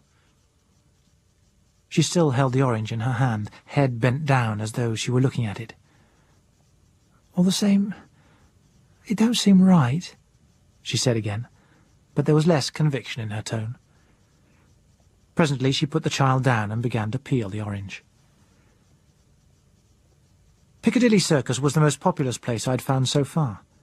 It seemed crowded after the rest, though there were probably less than 100 people there all told. Mostly they were wearing queer, ill-assorted clothes and were prowling restlessly around as though still semi-dazed. Occasionally a mishap would bring an outburst of profanity and futile rage, rather alarming to hear because it was itself the product of fright and childish in temper. But with one exception there was little talk and little noise. It seemed as though their blindness had shut people into themselves. The exception had found himself a position out on one of the traffic islands. He was a tall, elderly, gaunt man with a bush of wiry grey hair, and he was holding forth emphatically about repentance, the wrath to come, and the uncomfortable prospects for sinners. Nobody was paying him any attention. For most of them the day of wrath had already arrived. Then from a distance came a sound which caught everyone's attention, a gradually swelling chorus. "And when I die, don't bury me at all, just pickle my bones in alcohol." Dreary and untuneful, it slurred through the empty streets, echoing dismally back and forth. Every head in the circus was turning, now left, now right, trying to place its direction. The prophet of doom raised his voice against the competition. The song wailed discordantly closer. "Put a bottle of booze at my head and my feet, and then I'm sure my bones will keep." And as an accompaniment to it, there was the shuffle of feet more or less in step. From where I stood I could see them come in single file out of a side street into Shaftesbury Avenue, and turn towards the circus. The second man had his hands on the shoulders of the leader, the third on his, and so on, to the number of 25 or 30. At the conclusion of that song somebody started "Beer, beer, glorious beer," pitching it in such a high key that it petered out in confusion. They trudged steadily on until they reached the centre of the circus. Then the leader raised his voice. It was a considerable voice, with parade ground quality. "Company, halt!" Everybody else in the circus was now struck motionless, all with their faces turned towards him, all trying to guess what was afoot. The leader raised his voice again, mimicking the manner of a professional guide. "Here we are, gents, one and all, pick-a-bloody-dilly circus, the centre of the world, the hub of the universe, where all the knobs had their wine, women and song." He was not blind, far from it. His eyes were ranging round, taking stock as he spoke. His sight must have been saved by some such accident as mine, but he was pretty drunk, and so were the men behind him. "And we'll have it too," he added. "Next stop, the well-known Café Royal, and all drinks on the house." "Yes, but what about the women?" asked a voice, and there was a laugh. "Ah, women, is that what you want?" said the leader. He stepped forward and caught a girl by the arm. She screamed as he dragged her towards the man who had spoken, but he took no notice of that. "There you are, chump, and don't say I don't treat you right. It's a peach, a smasher, if that makes any difference to you." "Hey, what about me?" said the next man. "You, mate? Well, let's see. Like 'em blonde or dark?" Considered later, I suppose I behaved like a fool. My head was still full of standards and conventions that had ceased to apply. It did not occur to me that if there was to be any survivors, anyone adopted by this gang would stand a far better chance than she would on her own. Fired with a mixture of schoolboy heroics and noble sentiments, I waded in. He didn't see me coming until I was quite close, and then I slogged for his jaw. Unfortunately, he was a little quicker. When I next took an interest in things, I found myself lying in the road. The sound of the gang was diminishing into the distance, and the prophet of doom, restored to eloquence, was sending threatful bolts of damnation, hellfire, and a brimstone Gehenna hurtling after them. With a bit of sense knocked into me, I became thankful that the affair had not fallen out worse. Had the result been reversed, I could scarcely have escaped making myself responsible for the men he had been leading. After all, and whatever one might feel about his methods, he was the eyes of that party, and they'd be looking to him for food as well as for drink. And the women would go along, too, on their own account as soon as they'd got hungry enough. And now I came to look around me, I felt doubtful whether any of the women hereabouts would seriously mind anyway. What with one thing and another, it looked as if I might have had a lucky escape from promotion to gang leadership. Remembering that they had been headed for the Café Royal, I decided to revive myself and clear my head at the Regent Palace Hotel. Others appeared to have thought of that before me, but there were quite a lot of bottles they had not found. I think it was while I was sitting there comfortably with a brandy in front of me and a cigarette in my hand that I at last began to admit that what I had seen was all real and decisive. There would be no going back. Ever. It was finished to all I had known. Perhaps it had needed that blow to drive it home. Now I came face to face with the fact that my existence simply had no focus any longer. My way of life, my plans, ambitions, every expectation I had had, they were all wiped out at a stroke, along with the conditions that had formed them. I suppose that had I had any relatives or close attachments to mourn, I should have felt suicidally derelict at that moment. But what had seemed at times a rather empty existence turned out now to be lucky. My mother and father were dead. My one attempt to marry had miscarried some years before, and there was no particular person dependent on me. And curiously, what I found that I did feel, with a consciousness that it was against what I ought to be feeling, was release. It wasn't just the brandy, for it persisted. I think it may have come from the sense of facing something quite fresh and new to me. All the old problems, the stale ones, both personal and general, had been solved by one mighty slash. Heaven alone knew as yet what others might arise, and it looked as though there would be plenty of them. But they would be new. I was emerging as my own master, and no longer a cog. It might well be a world full of horrors and dangers that I should have to face, but I could take my own steps to deal with it. I would no longer be shoved hither and thither by forces and interests that I neither understood nor cared about. No, it wasn't altogether the brandy. For even now, years afterwards, I can still feel something of it, though possibly the brandy did oversimplify things a little just then. Then there was, too, the little question of what to do next. How and where to start on this new life. But I did not let that worry me a lot for the present. I drank up and went out of the hotel to see what this strange world had to offer. Chapter 4. Shadows Before. In order to give a reasonable berth to the Café Royal mob, I struck up a side street into Soho, intending to cut back to Regent Street higher up. Perhaps hunger was driving more people out of their homes. Whatever the reason, I found that the parts I now entered were more populous than any I'd seen since I left the hospital. Constant collisions took place on the pavements and in the narrow streets, and the confusion of those who were trying to get along was made worse by knots of people clustering in front of the now frequently broken shop windows. None of those who crowded there seemed to be quite sure what kind of shop they were facing. Some in the front sought to find out by groping for any recognisable objects. Others, taking the risk of disemboweling themselves on standing splinters of glass, more enterprisingly climbed inside. I felt that I ought to be showing these people where to find food. But should I? If I were to lead them to a food shop still intact, there would be a crowd which would not only have swept the place bare in 5 minutes, but have crushed a number of its weaker members in the process. Soon, anyway, all the food would be gone. Then what was to be done with the thousands clamouring for more? One might collect a small party and keep it alive somehow for an uncertain length of time. But who was to be taken and who left? No obviously right course presented itself, however I tried to look at it. What was going on was a grim business without chivalry, with no give and all take about it. A man bumping into another and feeling that he carried a parcel would snatch it and duck away on the chance that it contained something to eat, while the loser clutched furiously at the air or hit out indiscriminately. Once I had to step hurriedly aside to avoid being knocked down by an elderly man who darted into the roadway with no care for possible obstacles.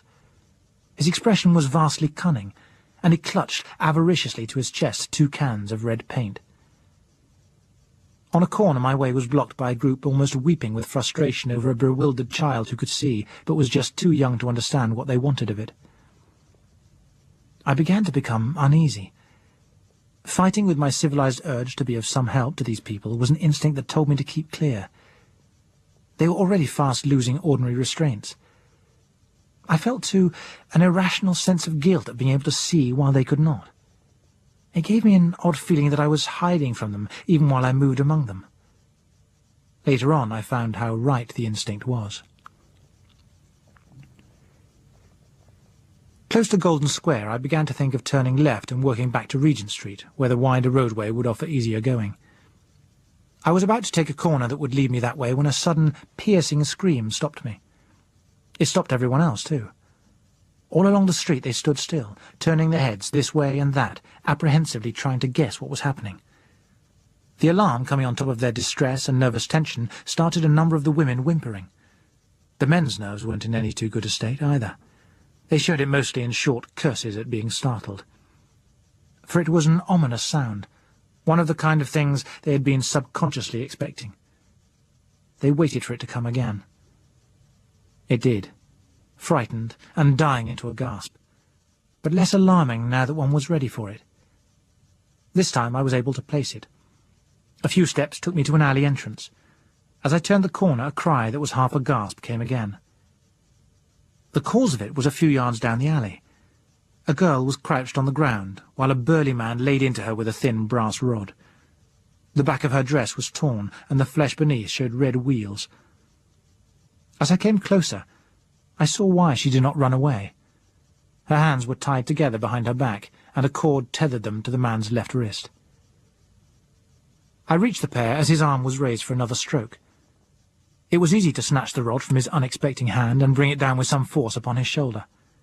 He promptly lashed a heavy boot out in my direction, but I dodged back quickly, and his radius of action was limited by the cord on his wrist. He made another swiping kick at the air while I was feeling in my pocket for a knife.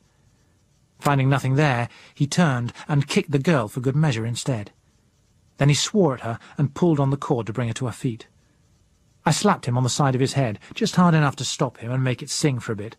Somehow I could not bring myself to lay out a blind man, even this type. While he was steadying himself from that, I stooped swiftly and cut the cord which joined them. A slight shove on his chest sent him staggering back, and half turned him so that he lost his bearings. With his freed left hand he let out a fine, raking swing. It missed me, but ultimately reached the brick wall. After that he lost interest in pretty well everything but the pain of his cracked knuckles. I helped the girl up, loosed her hands, and led her away down the alley while he was still blistering the air behind us. As we turned out into the street, she began to come out of her daze. She turned a smeary, tear-stained face and looked up at me. "But you can see," she said incredulously. "Certainly I can," I told her. "Oh, thank God. Thank God. I thought I was the only one," she said, and burst into tears again. I looked around us. A few yards away there was a pub with a gramophone playing, glasses smashing, and a high old time being had by all. A few yards beyond that was a smaller pub, still intact. A good heave with my shoulder broke the girl in and put her in a chair. Then I dismembered another chair and put two of its legs through the handles of the swing doors for the discouragement of further visitors before I turned my attention to the restoratives at the bar. There was no hurry. She sipped at and snuffled over the first drink. I gave her time to get sorted out, twiddling the stem of my glass, and listened to the gramophone in the other pub churning out the currently popular, if rather lugubrious ditty, "My love's locked up in a frigid air, and my heart's in a deep-freeze pack. She's gone with a guy, I'd not know where, but she wrote that she'd never come back.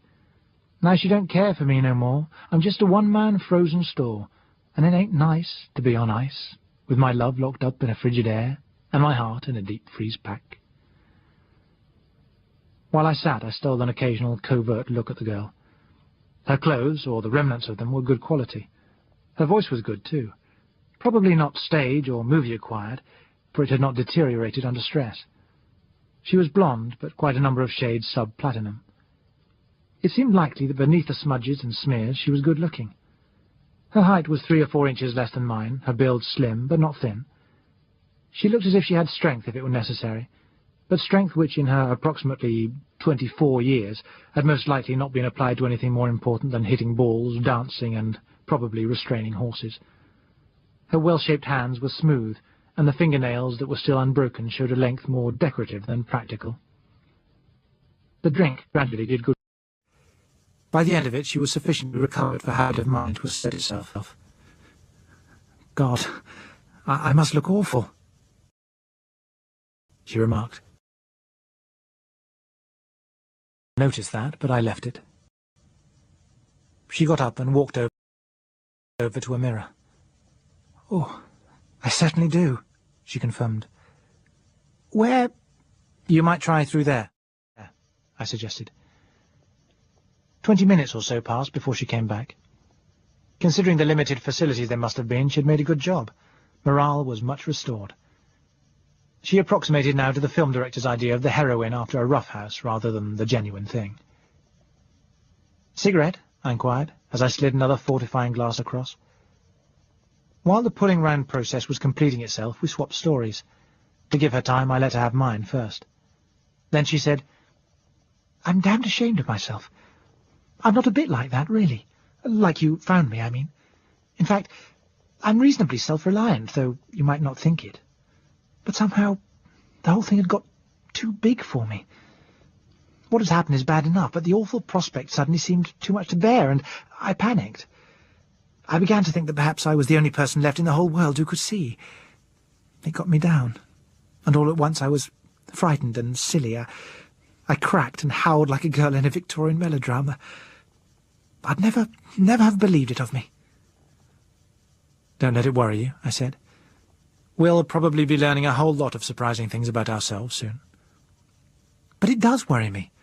If I start off by slipping my gears like that—" She left the sentence unfinished. "I was near enough to panic in that hospital," I said. "We're human beings, not calculating machines." Her name was Josella Playton. There seemed to be something not unfamiliar about that, but I could not place it. Her home was in Dean Road, St. John's Wood. The district fitted in more or less with my surmises. I remembered Dean Road. Detached, comfortable houses, mostly ugly, but all expensive. Her escape from the general affliction had been no less a matter of luck than mine. Well, perhaps more. She had been at a party on the Monday night, a pretty considerable party, it seemed. "I reckon somebody who thinks that kind of thing funny must have been fooling with the drinks," she said. "I've never felt so ill as I did at the end of it, and I didn't take a lot." Tuesday she recollected as a day of blurred misery and record hangover. About 4 in the afternoon she had had more than enough of it. She rang the bell and gave instructions that come comets, earthquakes, or the Day of Judgment itself, she was not to be disturbed. Upon that ultimatum she had taken a strong dose of sleeping draught, which on an empty stomach had worked with the efficiency of a knockout drop. From then on she had known nothing until this morning, when she had been awakened by her father stumbling into the room. "Josella," he was saying, "for God's sake get Dr. Mayle. Tell him I've gone blind. Stone blind." She had been amazed to see that it was already almost 9 o'clock. She got up and dressed hurriedly. The servants had answered neither her father's bell nor her own. When she went to rouse them, she had found to her horror that they, too, were blind. With the telephone out of order, the only course seemed to be for her to take the car and fetch the doctor himself. The quiet streets and absence of traffic had seemed queer, but she had already driven almost a mile before it came to her what had happened. When she realized, she had all but turned back in panic. But that wasn't going to do anyone any good. There was still the chance that the doctor might have escaped the malady, whatever it was, just as she had herself. So, with a desperate but waning hope, she had driven on.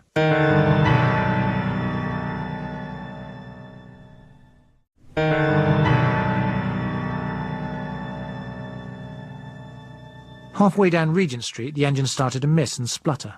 Finally it stopped. In her hurried start, she had not looked at the gauge. It was the reserve tank she had run dry. She sat there for a moment, dismayed. Every face in sight was now turned towards her. But she had realized by this time that not one of those she saw could see or help her.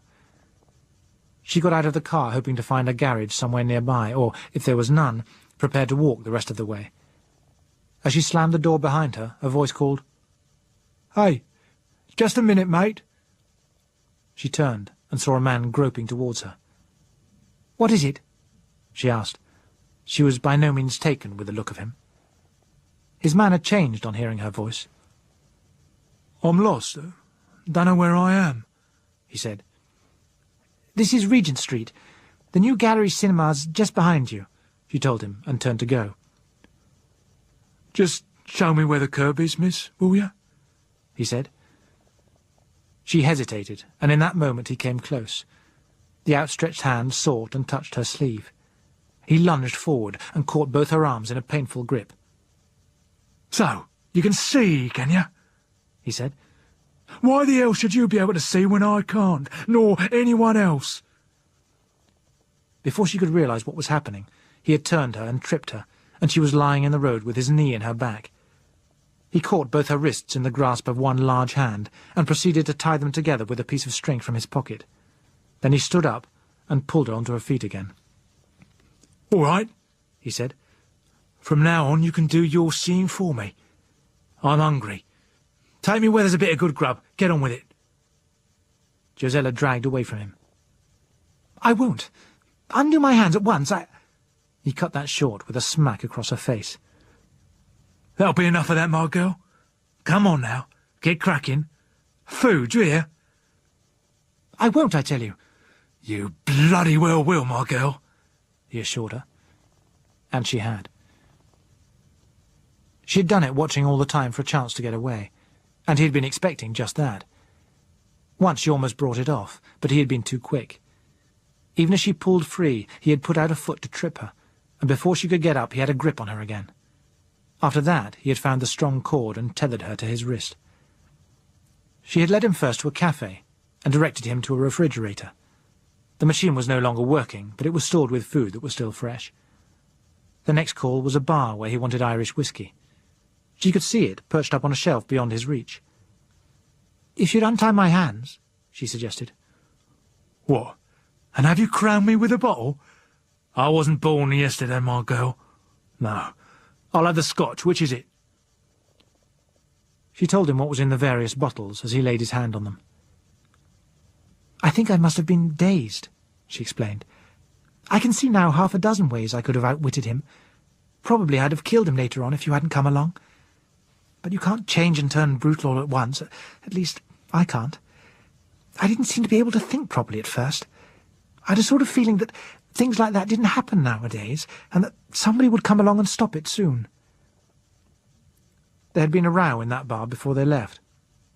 Another party of men and women discovered the open door and came in. Incautiously, her captor instructed her to tell them what was in the bottle they found. At that, they all stopped talking, and turned their sightless eyes towards her. There was a whisper. Then two men stepped warily forward. They had a purposeful look on their faces. She jerked at the cord. "Look out!" she cried. Without the least hesitation, her captor swung out his boot. It was a lucky kick. One of the men folded up with a yell of pain.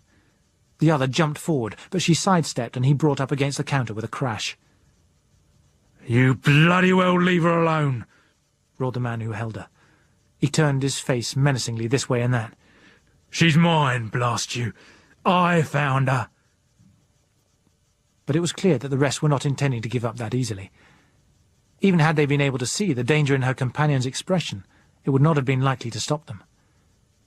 Josella started to realize that the gift of sight, even at second hand, was now something vastly surpassing all riches, and the chance of it not to be released without bitter contest.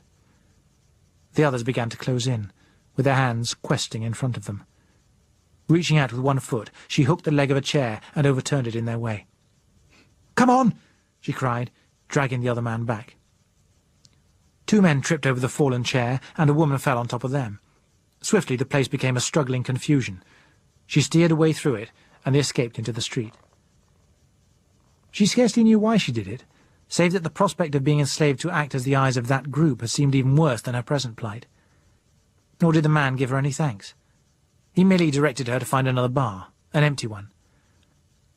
"I think," she said judicially, "that though you wouldn't have guessed it to look at him, he wasn't perhaps too bad a man, really. Only he was frightened. Deep down inside him he was much more frightened than I was. He gave me some food and something to drink. He only started beating me like that because he was drunk, and I wouldn't go into his house with him. I don't know what would have happened if you hadn't come along." She paused, then she added, "But I am pretty ashamed of myself. Shows you what a modern young woman can come to after all, doesn't it? Screaming and collapsing with the vapours.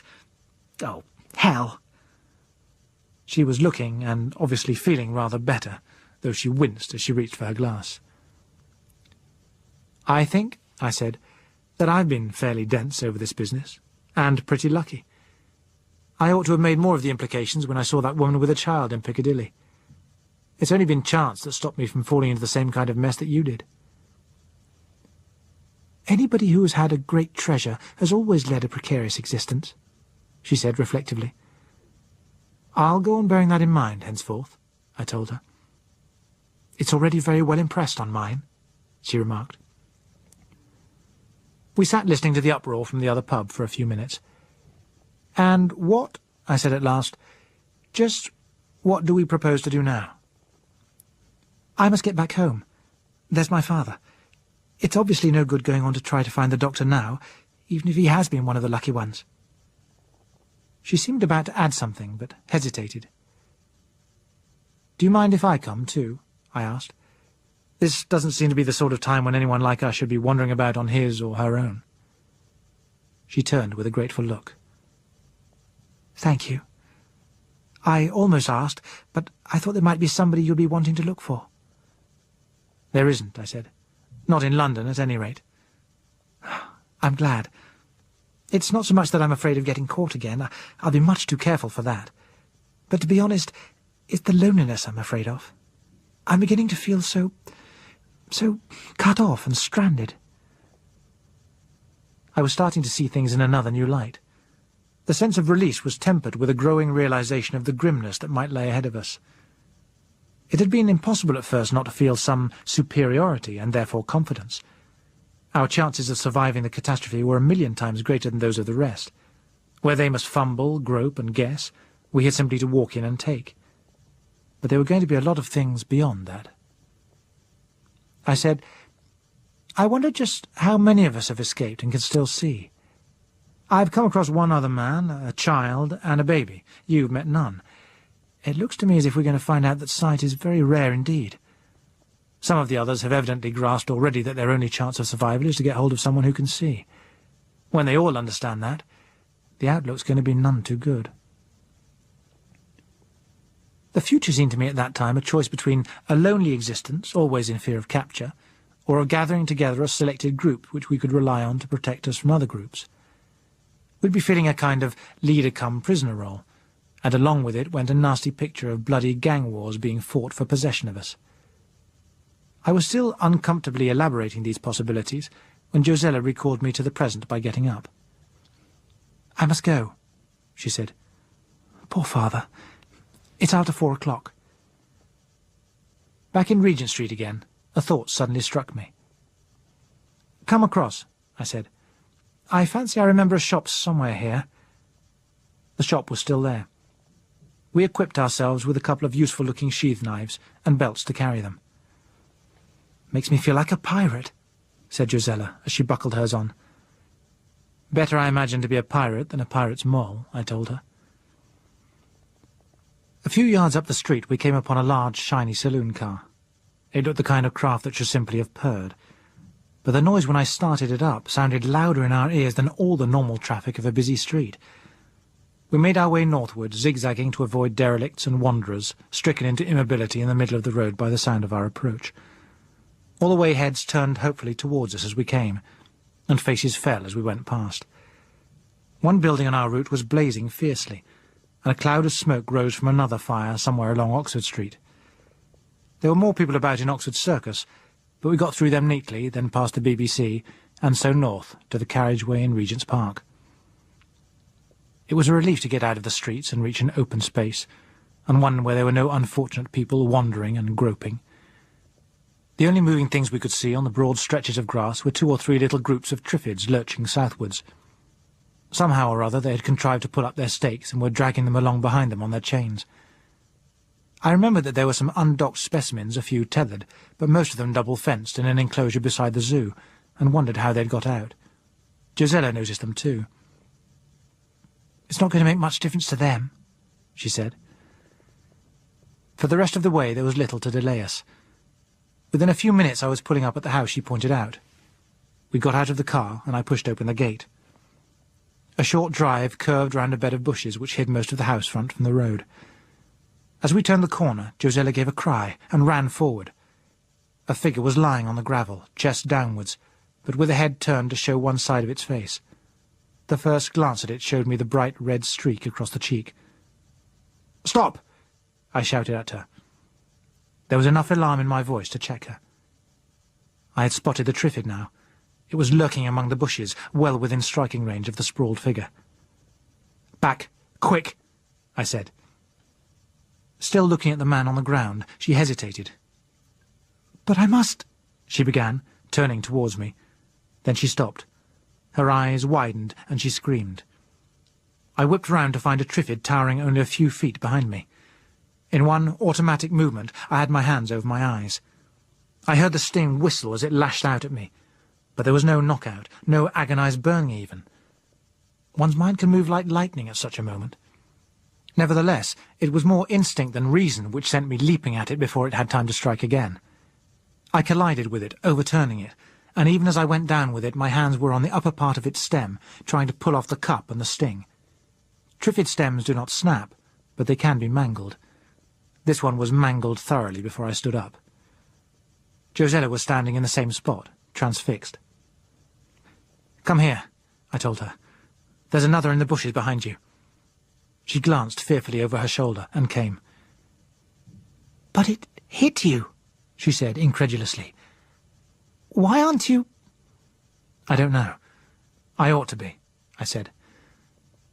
I looked down at the fallen Triffid. Suddenly remembering the knives that we'd acquired with quite other enemies in mind, I used mine to cut off the sting at its base. I examined it. "That explains it," I said, pointing to the poison sacs. "See? They're collapsed, exhausted. If they'd been full, or even part full—" I turned a thumb down. I had that and my acquired resistance to the poison to thank. Nevertheless, there was a pale red mark across the back of my hands and my neck that was itching like the devil. I rubbed it while I stood looking at the sting. "It's queer," I murmured, more to myself than to her, but she heard me. "What's queer?" "I've never seen one with a poison sac quite empty like this before. It must have been doing a hell of a lot of stinging." But I doubt if she heard me.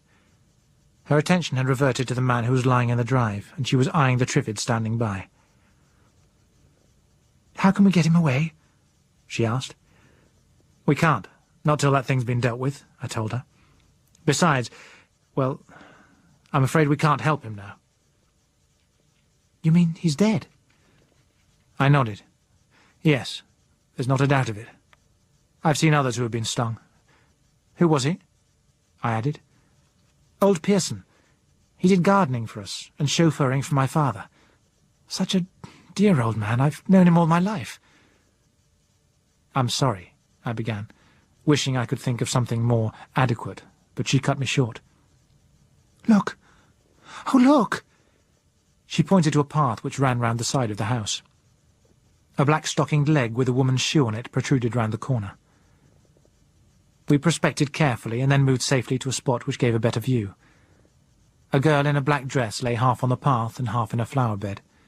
Her pretty, fresh face was scarred with a bright red line. Josella choked. Tears came into her eyes. "Oh, it's Annie.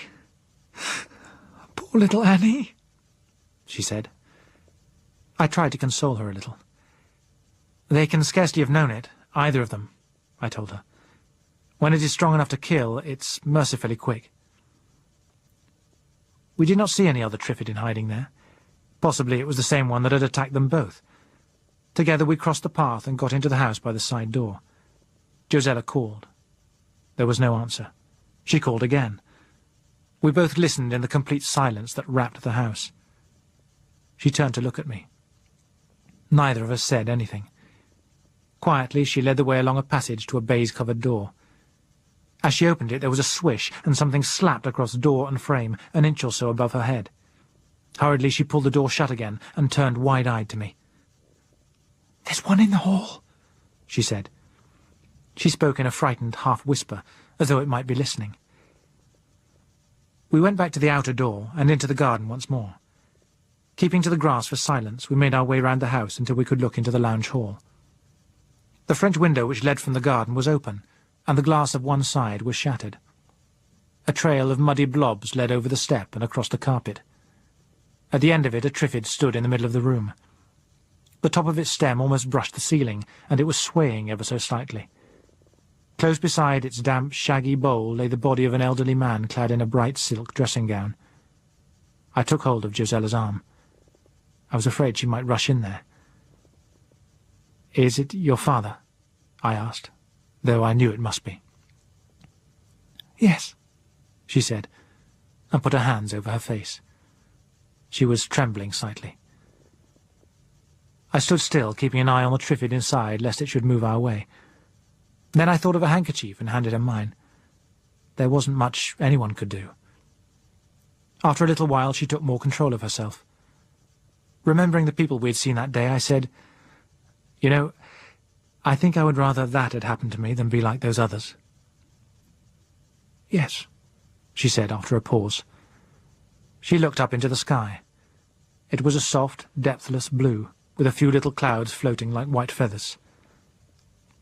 "Oh, yes," she repeated with more conviction. "Poor Daddy. He couldn't have stood blindness. He loved all this too much." She glanced inside the room again. "What shall we do? I can't leave." At that moment I caught the reflection of movement in the remaining window pane. I looked behind us quickly to see a Triffid break clear of the bushes and start across the lawn. It was lurching on a line that led straight towards us. I could hear the leathery leaves rustling as the stem whipped back and forth. There was no time for delay. I had no idea how many more there might be round the place. I grabbed Josella's arm again and ran her back by the way we had come. As we scrambled safely into the car, she burst into real tears at last. She would be better for having her cry out. I lit a cigarette and considered the next move. Naturally, she was not going to care for the idea of leaving her father as we had found him. She would wish that he should have a proper burial, and by the looks of it, that would be a matter of the pair of us digging the grave and effecting the whole business. And before that could even be attempted, it would be necessary to fetch the means to deal with the Triffids that were already there, and keep off any more that might appear. On the whole, I would be in favour of dropping the whole thing, but then it was not my father. The more I considered this new aspect of things, the less I liked it. I had no idea how many Triffids there might be in London. Every park had a few, at least. Usually they kept some docked ones that were allowed to roam about as they would. Often there were others with stings intact, either staked or safely behind wire netting. Thinking of those we had seen crossing Regent's Park, I wondered just how many they had been in the habit of keeping in the pens by the zoo, and how many had escaped. There'd be a number in private gardens, too. You'd expect all those to be safely docked, but you never can tell what fool carelessness may go on. And then there were several nurseries of the things, and experimental stations a little further out. While I sat there pondering, I was aware of something nudging at the back of my mind, some association of ideas that didn't quite join up. I sought it for a moment or two. Then suddenly it came. I could almost hear Walter's voice speaking, saying, "I tell you, a Triffids in a damn sight better position to survive than a blind man." Of course, he had been talking about a man who had been blinded by a Triffid sting. All the same, it was a jolt. More than a jolt, it scared me a bit. I thought back. No, it had just arisen out of general speculation. Nevertheless, it seemed a bit uncanny now. "Take away our sight," he had said, "and our superiority to them is gone." Of course, coincidences are happening all the time, but it's just now and then you happen to notice them. A crunch on the gravel brought me back to the present. A Triffid came swaying down the drive towards the gate. I leaned across and screwed up the window. "Drive on! Drive on!" said Josella hysterically. "We're all right here," I told her. "I want to see what it does." Simultaneously, I realized that one of my questions was solved. Being accustomed to Triffids, I had forgotten how most people felt about an undocked one. I suddenly understood that there would be no question of coming back here. Josella's feeling about an armed Triffid was the general idea. Get well away from it, and stay away. The thing paused by the gatepost. One could have sworn that it was listening. We sat perfectly still and quiet, Josella staring at it with horror. I expected it to lash out at the car, but it didn't. Probably the muffling of our voices inside had misled it into thinking we were out of range. The little bare stalks began abruptly to clatter against its stem. It swayed, lumbered clumsily off to the right, and disappeared into the next driveway. Josella gave a sigh of relief. "Oh, let's get away before it comes back," she implored. I started the car, turned it round, and we drove off Londonwards again. Chapter 5. A Light in the Night. Josella began to recover her self-possession. With the deliberate and obvious intention of taking her mind off what lay behind us, she asked, "Where are we going now?" "Clerkenwell first," I told her. "After that we'll see about getting you some more clothes. Bond Street for them, if you like, but Clerkenwell first." "But why Clerkenwell?" "Good heavens!" she might well exclaim. We had turned a corner to see the street 70 yards ahead of us filled with people. They were coming towards us at a stumbling run, with their arms outstretched before them. A mingled crying and screaming came from them. Even as we turned into sight of them, a woman at the front tripped and fell. Others tumbled over her, and she disappeared beneath a kicking, struggling heap. Beyond the mob, we had a glimpse of the cause of it all. 3 dark-leaved stalks swaying over the panic-stricken heads. I accelerated and swung off into a by-road. Josella turned a terrified face. Did you see what that was? They were driving them." "Yes," I said. "That's why we're going to Clerkenwell. There's a place there that makes the best Triffid guns and masks in the world." We worked back again and picked up our intended route, but we did not find the clear run I'd hoped for.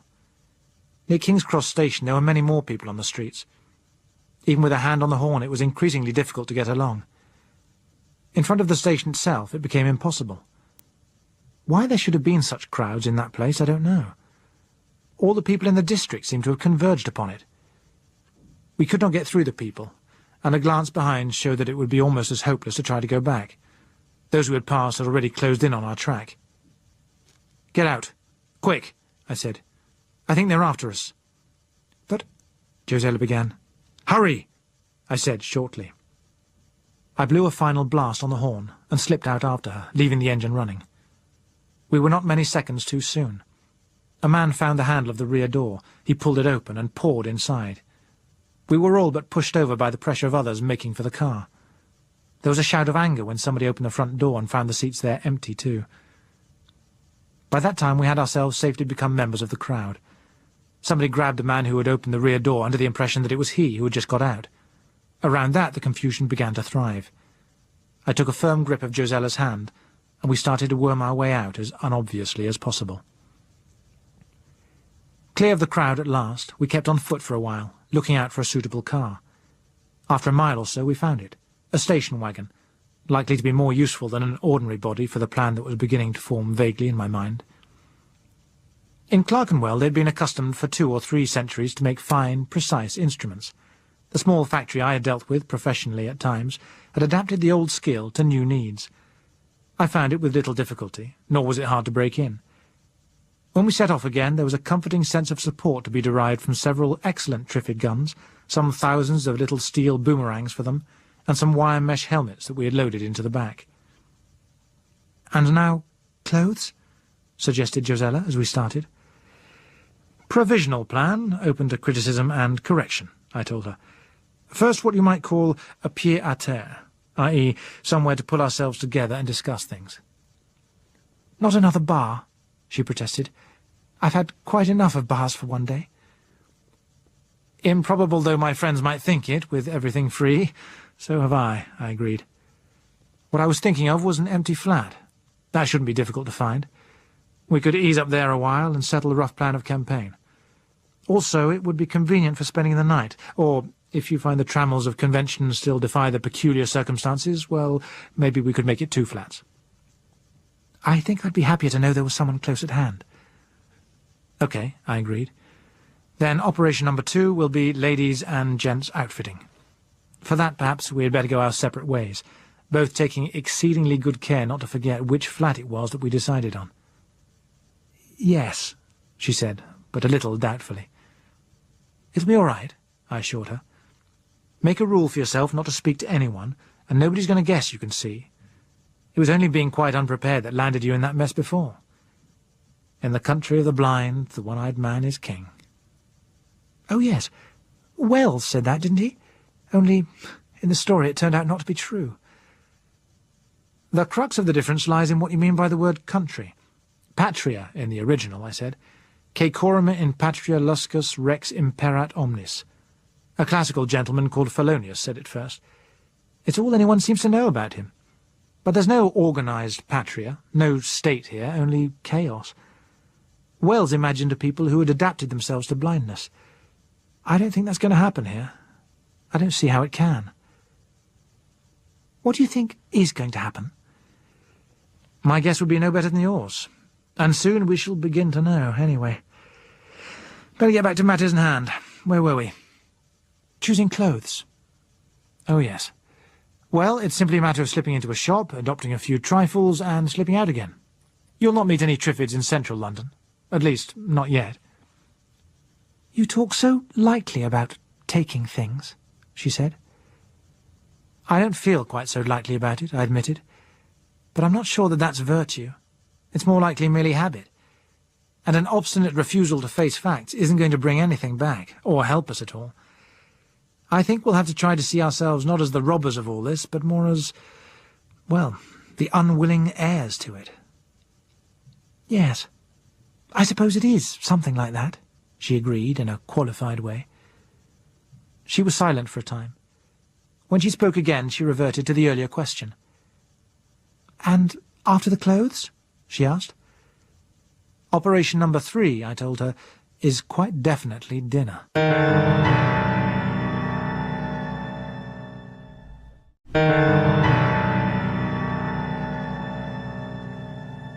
There was, as I had expected, no great difficulty about the flat. We left the car locked up in the middle of the road in front of an opulent-looking block and climbed to the third story. Quite why we chose the third I can't say, except that it seemed a bit more out of the way. The process of selection was simple. We knocked or we rang, and if anyone answered, we passed on. After we had passed on 3 times, we found a door where there was no response. The socket of the rim lock tore off to one good heft of the shoulder, and we were in. I had not myself been one of those addicted to living in a flat with a rent of some £2,000 a year, but I found that there were decidedly things to be said in favour of it. The interior decorators had been, I guessed, elegant young men with just that ingenious gift for combining taste with advanced topicality, which is so expensive. Consciousness of fashion was the mainspring of the place. Here and there were certain unmistakable derniers cris, some of them undoubtedly destined, had the world pursued its expected course, to become the rage of tomorrow. Others, I would say, a dead loss from their very inception. The overall effect was all trade fair in its neglect of human foibles. A book left a few inches out of place, or with the wrong colour on its jacket, would ruin the whole carefully considered balance and tone. So too would the person thoughtless enough to wear the wrong clothes when sitting upon the wrong luxurious chair or sofa. I turned to Gisella, who was staring wide-eyed at it all. "Will this little shack serve, or do we go further?" I asked. "Oh, I guess we'll make out," she said, and together we waded through the delicate cream carpet to explore. It was quite uncalculated, but I could scarcely have hit upon a more satisfactory method of taking a mind off the events of the day. Our tour was punctuated with a series of exclamations in which admiration, envy, delight, contempt, and, one must confess, malice all played their parts. Gisella paused on the threshold of a room rampant with all the most aggressive manifestations of femininity. "I'll sleep here," she said. "My God," I remarked. "Well, each to her taste." "Don't be nasty. I probably won't have another chance to be decadent. Besides, don't you know there's a bit of the dumbest film star in every girl? So I'll let it have its final fling." "You shall," I said. "But I hope they keep something quieter around here. Heaven preserve me from having to sleep in a bed with a mirror set in the ceiling over it." "There's one above the bath, too," she said, looking into an adjoining room. "I don't know whether that would be the zenith or nadir of decadence," I said. "But anyway, you'll not be using it. No hot water." "Oh, I'd forgotten that. What a shame," she exclaimed disappointedly. We completed our inspection of the premises, finding the rest less sensational. Then she went out to deal with the matter of clothes. I made an inspection of the apartment's resources and limitations, and then set out on an expedition of my own. As I stepped outside, another door farther down the passage opened. I stopped and stood still where I was. A young man came out, leading a fair-haired girl by the hand. As she stepped over the threshold, he released his grasp. "Wait just a minute, darling," he said. He took 3 or 4 steps on the silencing carpet. His outstretched hands found the window which ended the passage. His fingers went straight to the catch and opened it. I had a glimpse of a fire escape outside. "What are you doing, Jimmy?" she asked. "Just making sure," he said, stepping quickly back to her and feeling for her hand again. "Come along, darling." She hung back. "Jimmy, I don't like leaving here. At least we know where we are in our own flat. How are we going to feed? How are we going to live?" "In a flat, darling, we shan't feed at all, and therefore not live long. Come along, sweetheart, don't be afraid." "But I am, Jimmy. I am." She clung to him, and he put one arm around her. "We'll be all right, darling. Come along." "But, Jimmy, that's the wrong way." "You've got it twisted round, dear. It's the right way." "Jimmy, I'm so frightened. Let's go back." "It's too late, darling." By the window he paused. With one hand he felt his position very carefully. Then he put both arms round her, holding her to him. "Too wonderful to last, perhaps," he said softly. "I love you, my sweet. I love you so very, very much." She turned her lips up to be kissed. As he lifted her, he turned and stepped out of the window. "You've got to grow a hide," I told myself. "Got to. It's either that or stay permanently drunk. Things like that must be happening all around. They'll go on happening. You can't help it. Suppose you'd given them food to keep them alive for another few days. What after that, You've got to learn to take it and come to terms with it. There's nothing else but the alcoholic funk hole. If you don't fight to live your own life in spite of it, there won't be any survival. Only those who can make their minds tough enough to stick it are going to get through. It took me longer than I had expected to collect what I wanted. Something like 2 hours had passed before I got back. I dropped 1 or 2 things from my armful in negotiating the door. Josella's voice called with a trace of nervousness from that over-feminine room. "Only me," I reassured her, as I advanced down the passage with a load. I dumped the things in the kitchen and went back for those I'd dropped. Outside her door, I paused. "You can't come in," she said. "That wasn't quite my intended angle," I protested. "What I want to know is, can you cook?" "Boiled egg standard," said her muffled voice. I was afraid of that. "There's an awful lot of things we're going to have to learn," I told her. I went back to the kitchen. I erected the oil stove I had brought on top of the useless electric cooker and got busy. When I'd finished laying the places at the small table in the sitting room, the effect seemed to me fairly good. I fetched a few candles and candlesticks to complete it, and set them ready. Of Josella there was still no visible sign, though there had been sounds of running water some little time ago. I called her. "Just coming," she answered. I wandered across to the window and looked out. Quite consciously I began saying goodbye to it all. The sun was low. Towers, spires, facades of Portland stone were white or pink against the dimming sky. More fires had broken out here and there. The smoke climbed in big black smudges, sometimes with a lick of flame at the bottom of them. Quite likely, I told myself, I would never in my life again see any of these familiar buildings after tomorrow. There might be a time when one would be able to come back, but not to the same place. Fires and weather would have worked on it. It would be visibly dead and abandoned. But now, at a distance, it could still masquerade as a living city. My father once told me that before Hitler's war he used to go round London with his eyes more widely open than ever before, seeing the beauties of buildings that he had never noticed before, and saying goodbye to them. And now I had a similar feeling. But this was something worse. Much more than anyone could have hoped for had survived that war. But this was an enemy they would not survive. It was not wanton smashing and willful burning that they waited for this time. It was simply the long, slow, inevitable course of decay and collapse. Standing there at that time, my heart still resisted what my head was telling me. Even yet I had the feeling that it was all something too big, too unnatural, really to happen. Yet I knew that it was by no means the first time that it had happened. The corpses of other great cities are lying buried in deserts and obliterated by the jungles of Asia. Some of them fell so long ago that even their names have gone with them. But to those who lived there, their dissolution can have seemed no more probable or possible than the necrosis of a great modern city seemed to me. It must be, I thought, one of the race's most persistent and comforting hallucinations to trust that it can't happen here, that one's own little time and place is beyond cataclysms. And now it was happening here. Unless there should be some miracle, I was looking on the beginning of the end of London. And very likely it seemed there were other men, not unlike me, who were looking on the beginning of the end of New York, Paris, San Francisco, Buenos Aires, Bombay, and all the rest of the cities that were destined to go the way of those others, under the jungles. I was still looking out when a sound of movement came from behind me. I turned and saw that Josella had come into the room. She was wearing a long, pretty frock of palest blue georgette, with a little jacket of white fur. In a pendant on a simple chain a few blue-white diamonds flashed. The stones that gleamed in her ear-clips were smaller, but as fine in colour. Her hair and her face might have been fresh from a beauty parlour.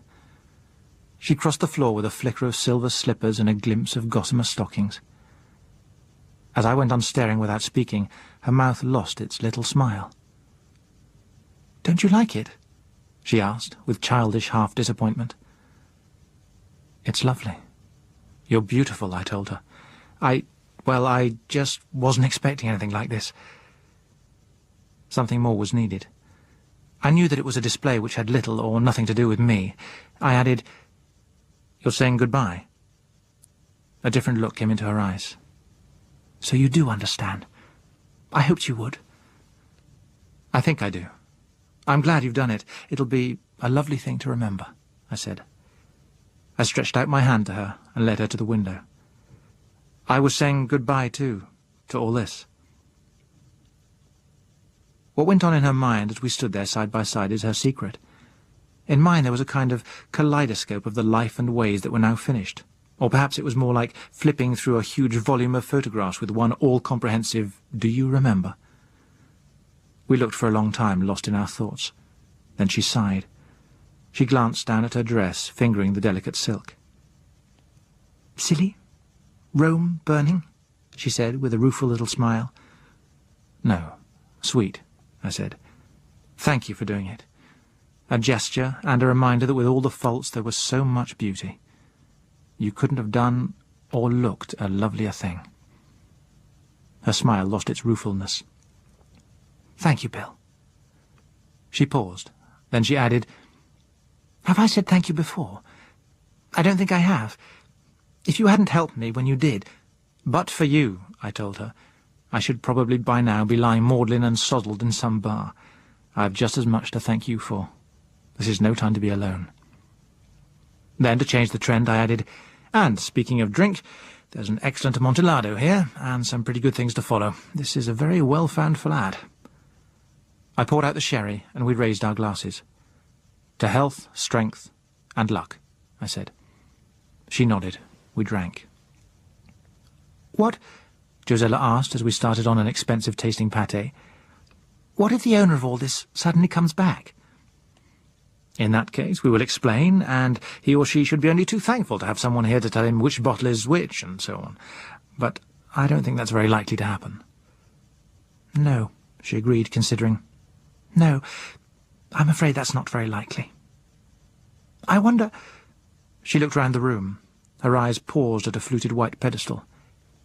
"Did you try the radio? I suppose that thing is a radio, isn't it?" "It's a television projector, too," I told her. "But no good, no power." "Of course, I forgot. I suppose we'll go on forgetting things like that for quite a time." "But I did try one when I was out," I said. "A battery affair, nothing doing. All broadcast bands as silent as the grave." "That means it's like this everywhere." "I'm afraid so. There was something pip-pipping away around 42 metres, otherwise nothing. Not even carriers. I wonder who and where he was, poor chap." It's going to be pretty grim, Bill, isn't it?" No, I'm not going to have my dinner clouded," I said. "Pleasure before business, and the future is definitely business. Let's talk about something interesting, like how many love affairs you have had and why somebody hasn't married you long before this. Or has he? You see how little I know? Life story, please." "Well," she said, "I was born about 3 miles from here. My mother was very annoyed about it at the time." I raised my eyebrows. "You see, she had quite made up her mind that I should be an American. But when the car came to take her to the airport, it was just too late. Full of impulses she was. I think I inherited some of them." She prattled on. There was not much remarkable about her early life, but I think she enjoyed herself in summarising it and forgetting where we were for a while. I enjoyed listening to her babble of the familiar and amusing things that had all vanished from the world outside. We worked lightly through childhood, school days, and coming out, insofar as the term still meant anything. "I did nearly get married when I was 19, she admitted, "and aren't I glad now it didn't happen? But I didn't feel like that at the time. I had a frightful row with Daddy, who had broken the whole thing up because he saw right away that Lionel was a spizzard, and—" "A what?" I interrupted. "A spizzard, a sort of cross between a spiv and a lizard, the lounge kind. So then I cut my family off and went and lived with a girl I knew who had a flat. And my family cut off my allowance, which was a very silly thing to do, because it might have had just the opposite effect from what they intended. As it happened, it didn't, because all the girls I knew who were making out that way seemed to be having a very wearing sort of time of it. Not much fun, an awful lot of jealousy to put up with, and so much planning. You'd never believe how much planning it needs to keep 1 or 2 second strings in good condition. Or do I mean 2 or 3 spare strings?" She pondered. "Never mind," I told her. "I get the general idea. You just didn't want the strings at all." "Intuitive you are. All the same, I couldn't just sponge on the girl who had the flat. I did have to have some money, so I wrote the book." I did not think I'd heard quite aright. You made a book, I suggested. I wrote the book. She glanced at me and smiled. I must look awfully dumb. That's just the way they all used to look at me when I told them I was writing a book. Mind you, it wasn't a very good book. I mean, not like Aldous or Charles or people of that kind, but it worked. I refrained from inquiring which of many possible Charleses this referred to. I simply asked, "You mean it did get published?" "Oh, yes, and it really brought in quite a lot of money. The film rights—" "What was this book?" I asked curiously. "It was called Sex is My Adventure." I stared, and then smote my forehead. Josella Playton, of course! I couldn't think why that name kept on nearly ringing bells. "You wrote that thing?" I added incredulously. I couldn't think why I had not remembered before. Her photograph had been all over the place. Not a very good photograph now I could look at the original, and the book had been all over the place too. 2 large circulating libraries had banned it, probably on the title alone. After that its success had been assured, and the sales went rocketing up into the 100,000s. Josella chuckled. I was glad to hear it. "Oh dear," she said. "You look just like all my relatives did." "I can't blame them," I told her. "Did you read it?" she asked. I shook my head. She sighed. "People are funny. All you know about it is the title and the publicity, and you're shocked. And it's such a harmless little book, really. Mixture of green sophisticated and pink romantic with patches of schoolgirly purple. But the title was a good idea." "All depends on what you mean by good," I suggested. "And you put your own name to it, too." "That," she agreed, "was a mistake. The publishers persuaded me that it would be so much better for publicity. From their point of view, they were right. I became quite notorious for a bit. It used to make me giggle inside when I saw people looking speculatively at me in restaurants and places. They seemed to find it so hard to tie up what they saw with what they thought. Lots of people I didn't care for took to turning up regularly at the flat, so to get rid of them, and because I'd proved that I didn't have to go home, I went home again. The book rather spoiled things, though. People would be so literal-minded about the title. I seem to have been keeping up a permanent defensive ever since, against people I don't like, and those I wanted to like were either scared or shocked. What's so annoying is that it wasn't even a wicked book. It was just silly shocking, and sensible people ought to have seen that." She paused contemplatively. It occurred to me that the sensible people had probably decided that the author of Sex is My Adventure would be silly shocking too, but I forbore to suggest it. We all have our youthful follies embarrassing to recall, but people somehow find it hard to dismiss as a youthful folly anything that has happened to be a financial success. "It sort of twisted everything," she complained. "I was writing another book to try to balance things up again, but I'm glad I'll never finish it. It was rather bitter." "With an equally alarming title?" I asked. She shook her head. "It was to be called Here the Forsaken." "Well, it certainly lacks the snap of the other," I said. "Quotation?" "Yes," she nodded. "Mr. Congreve, Here the Forsaken Virgin rests from love." Oh, I said, and thought that one over for a bit. "And now," I suggested, "I think it's about time we began to rough out a plan of campaign. Shall I throw round a few observations first?" We lay back in 2 superbly comfortable armchairs. On the low table between us stood the coffee apparatus and 2 glasses. Josella's was the small one with the Cointreau. The plutocratic-looking balloon with a puddle of unpriceable brandy was mine. Josella blew out a feather of smoke and took a sip of her drink. Savouring the flavour, she said, "I wonder whether we shall ever taste fresh oranges again." "OK, shoot." "Well, it's no good blinking facts. We'd better clear out soon. If not tomorrow, then the day after. You can begin to see already what's going to happen here. At present there's still water in the tanks, soon there won't be. The whole city will begin to stink like a great sewer. There are already some bodies lying about. Every day there will be more." I noticed her shudder. I had for the moment, in taking the general view, forgotten the particular application it would have for her. I hurried on. "That may mean typhus or cholera or God knows what. It's important to get away before anything of that kind starts." She nodded agreement to that. "Then the next question seems to be, where do we go? Have you any ideas?" I asked her. "Well, I suppose, roughly, somewhere out of the way. A place with a good water supply we can be sure of. A well, perhaps. And I should think it would be best to be as high up as we reasonably can. Some place where there'll be a nice clean wind. Yes, I said. I'd not thought of the clean wind part, but you're right.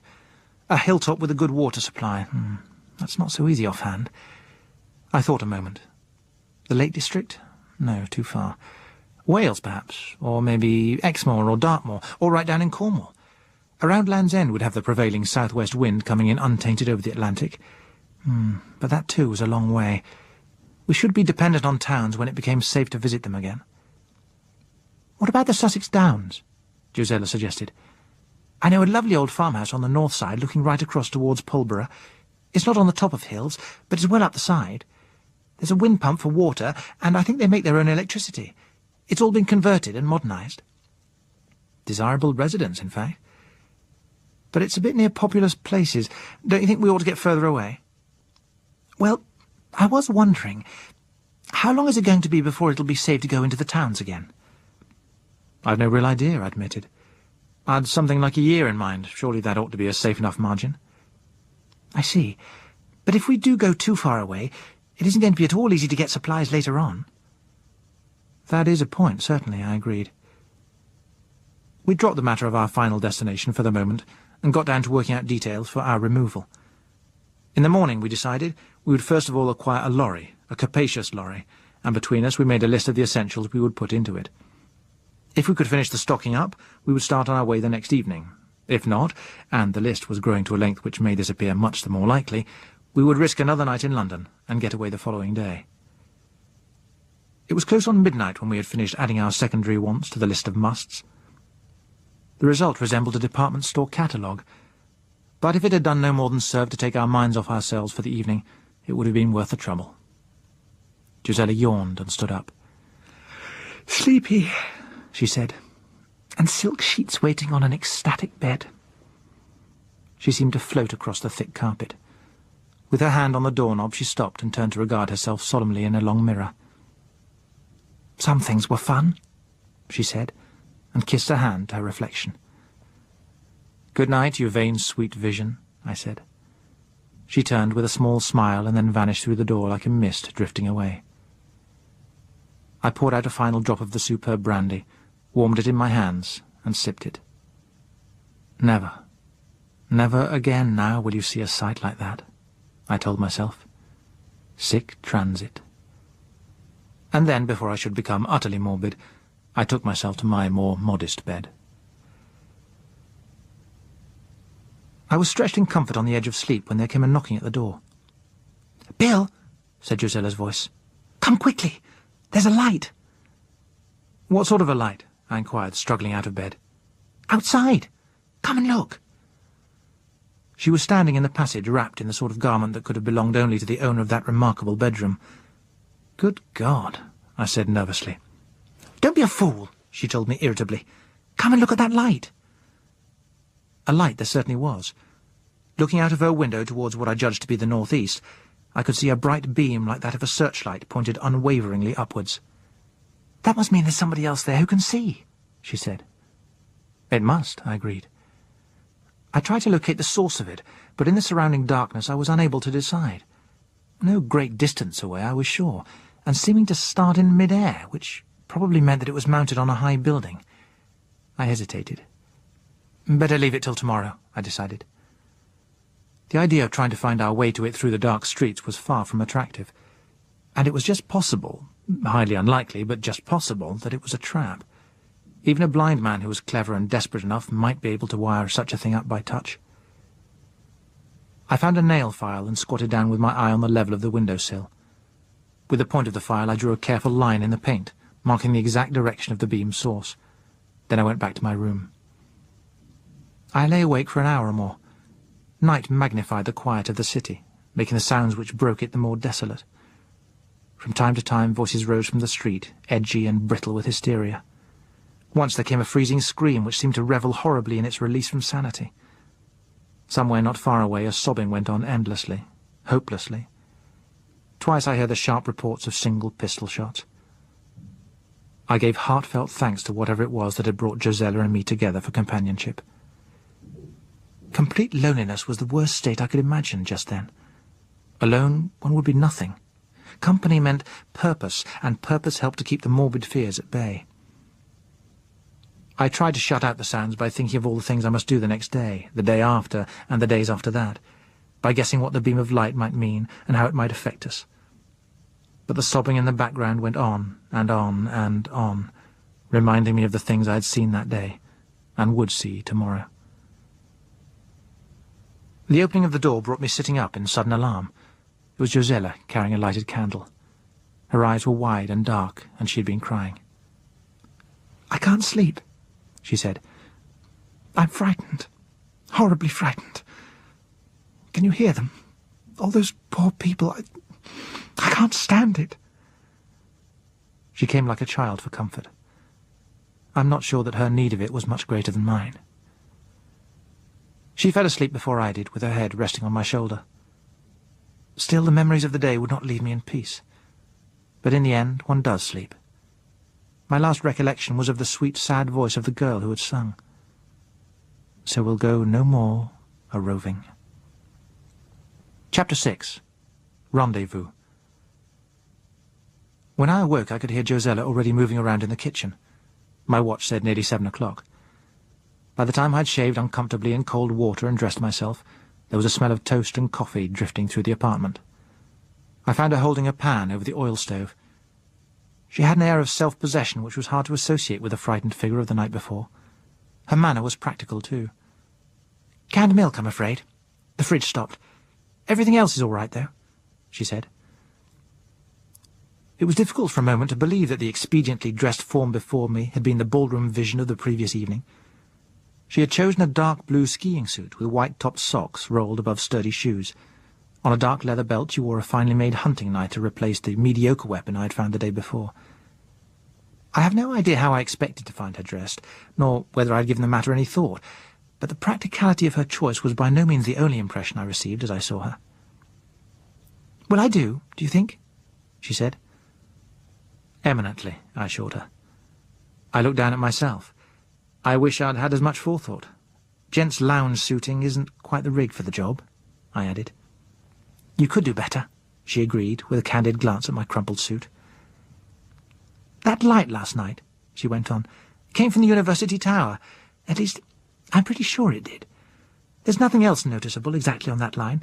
It seems about the right distance, too."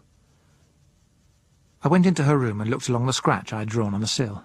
It did, as she said, point directly at the tower. And I noticed something more. The tower was flying 2 flags on the same mast. One might have been left hoisted by chance, but 2 must be a deliberate signal, the daytime equivalent of the light. We decided over breakfast that we would postpone our planned programme and make investigation of the tower our first job for the day. We left the flat about half an hour later. As I had hoped, the station wagon, by standing out in the middle of the street, had escaped the attention of prowlers and was intact. Without delaying further, we dropped the suitcases that Josella had acquired into the back among the Triffid gear and started off. Few people were about. Presumably weariness and the chill in the air had made them aware that night had fallen, and not many had yet emerged from whatever sleeping places they had found.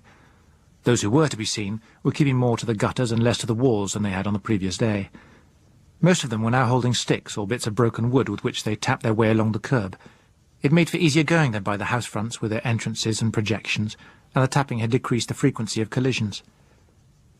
We threaded our way with little difficulty, and after a time turned into Store Street to see the University Tower at the end of it rising straight before us.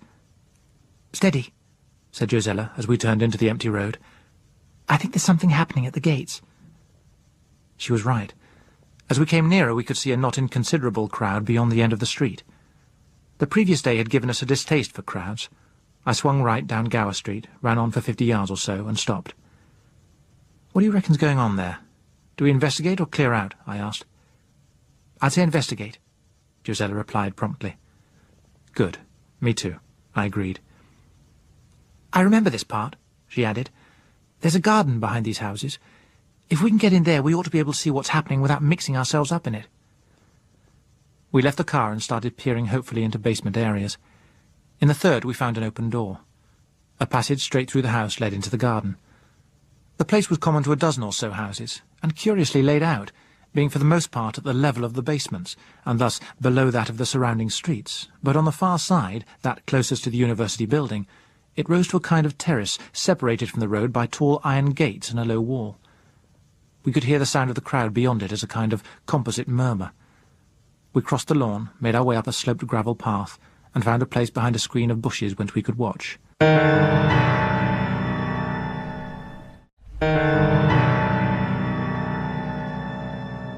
The crowd that stood in the road outside the university gates must have numbered several hundred men and women. It was larger than the sound of it had led us to expect, and for the first time I realized how much quieter and more inactive a crowd of blind people is than a comparably sized crowd of the sighted. It is natural, of course, for they must depend almost entirely on their ears to know what is happening, so that the quietness of each is to the advantage of all, but it had not been obvious to me until that moment. Whatever was going on was right at the front. We managed to find a slightly higher mound which gave us a view of the gates across the heads of the crowd. A man in a cap was talking volubly through the bars. He did not appear to be making a lot of headway, for the part taken in the conversation by the man on the other side of the gates consisted almost entirely of negative headshakes. "What is it?" Josella asked in a whisper. I helped her up beside me. The talkative man turned so that we had a glimpse of his profile. He was, I judged, about 30, with a straight, narrow nose and rather bony features. What showed of his hair was dark, but it was the intensity of his manner that was more noticeable than his appearance. As the colloquy through the gates continued to get nowhere, his voice became louder and more emphatic, though without visible effect on the other. There could be no doubt that the man beyond the gates was able to see. He was doing so watchfully, through horn-rimmed glasses. A few yards behind him stood a little knot of 3 more men, about whom there was equally little doubt. They, too, were regarding the crowd and its spokesman with careful attention. The man on the outside grew more heated. His voice rose as if he were talking as much for the benefit of the crowd as for those behind the railings. "Now listen to me," he said angrily. "These people here have got as much bloody right to live as you have, haven't they? It's not their fault they're blind, is it? It's nobody's fault. But it's going to be your fault if they starve, and you know it." His voice was a curious mixture of the rough and the educated, so that it was hard to place him, as though neither style seemed quite natural to him somehow. "I've been showing them where to get food. I've been doing what I can for them, but Christ, there's only one of me, and there's thousands of them. You could be showing them where to get food too, but are you? Ah, hell! What are you doing about it, Damn all, that's what. Just sweet F.A., but look after your own lousy skins. I've met your kind before. It's damn you, Jack, I'm all right. That's your motto." He spat with contempt and raised a long, oratorical arm.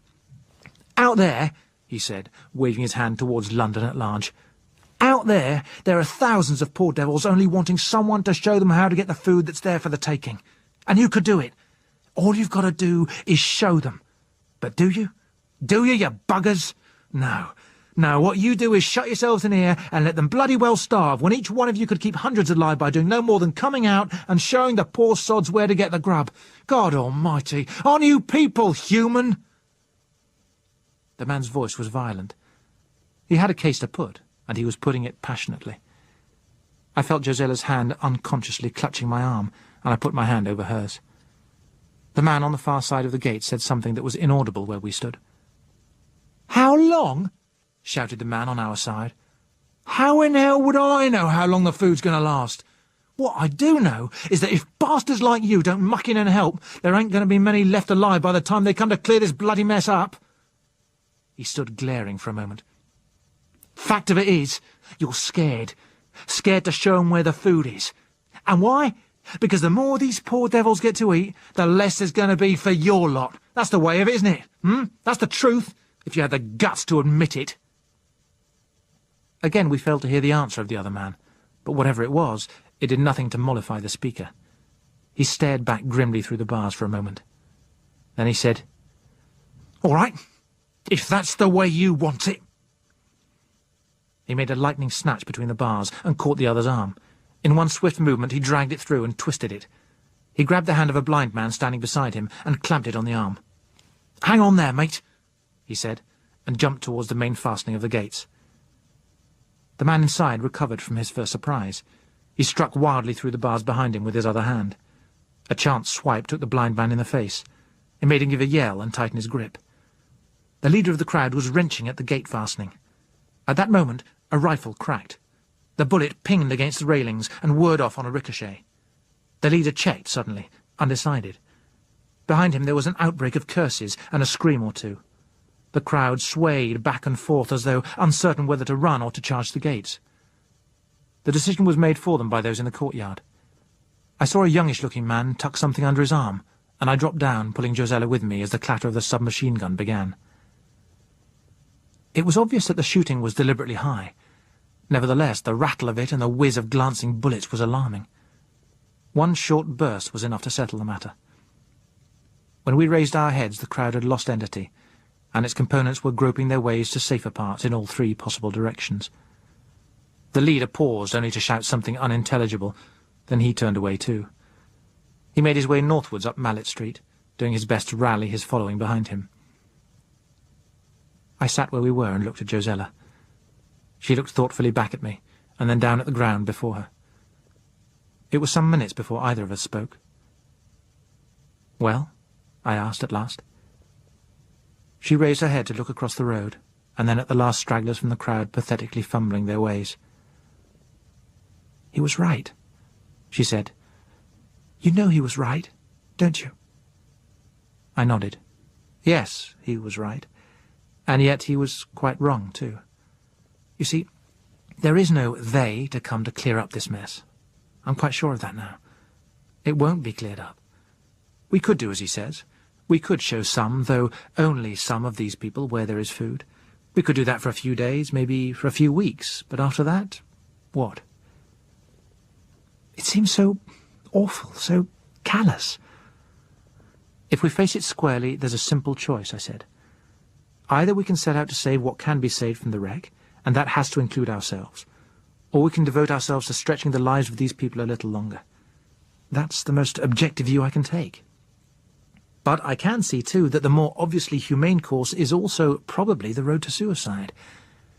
Should we spend our time in prolonging misery when we believe that there is no chance of saving the people in the end? Would that be the best use to make of ourselves?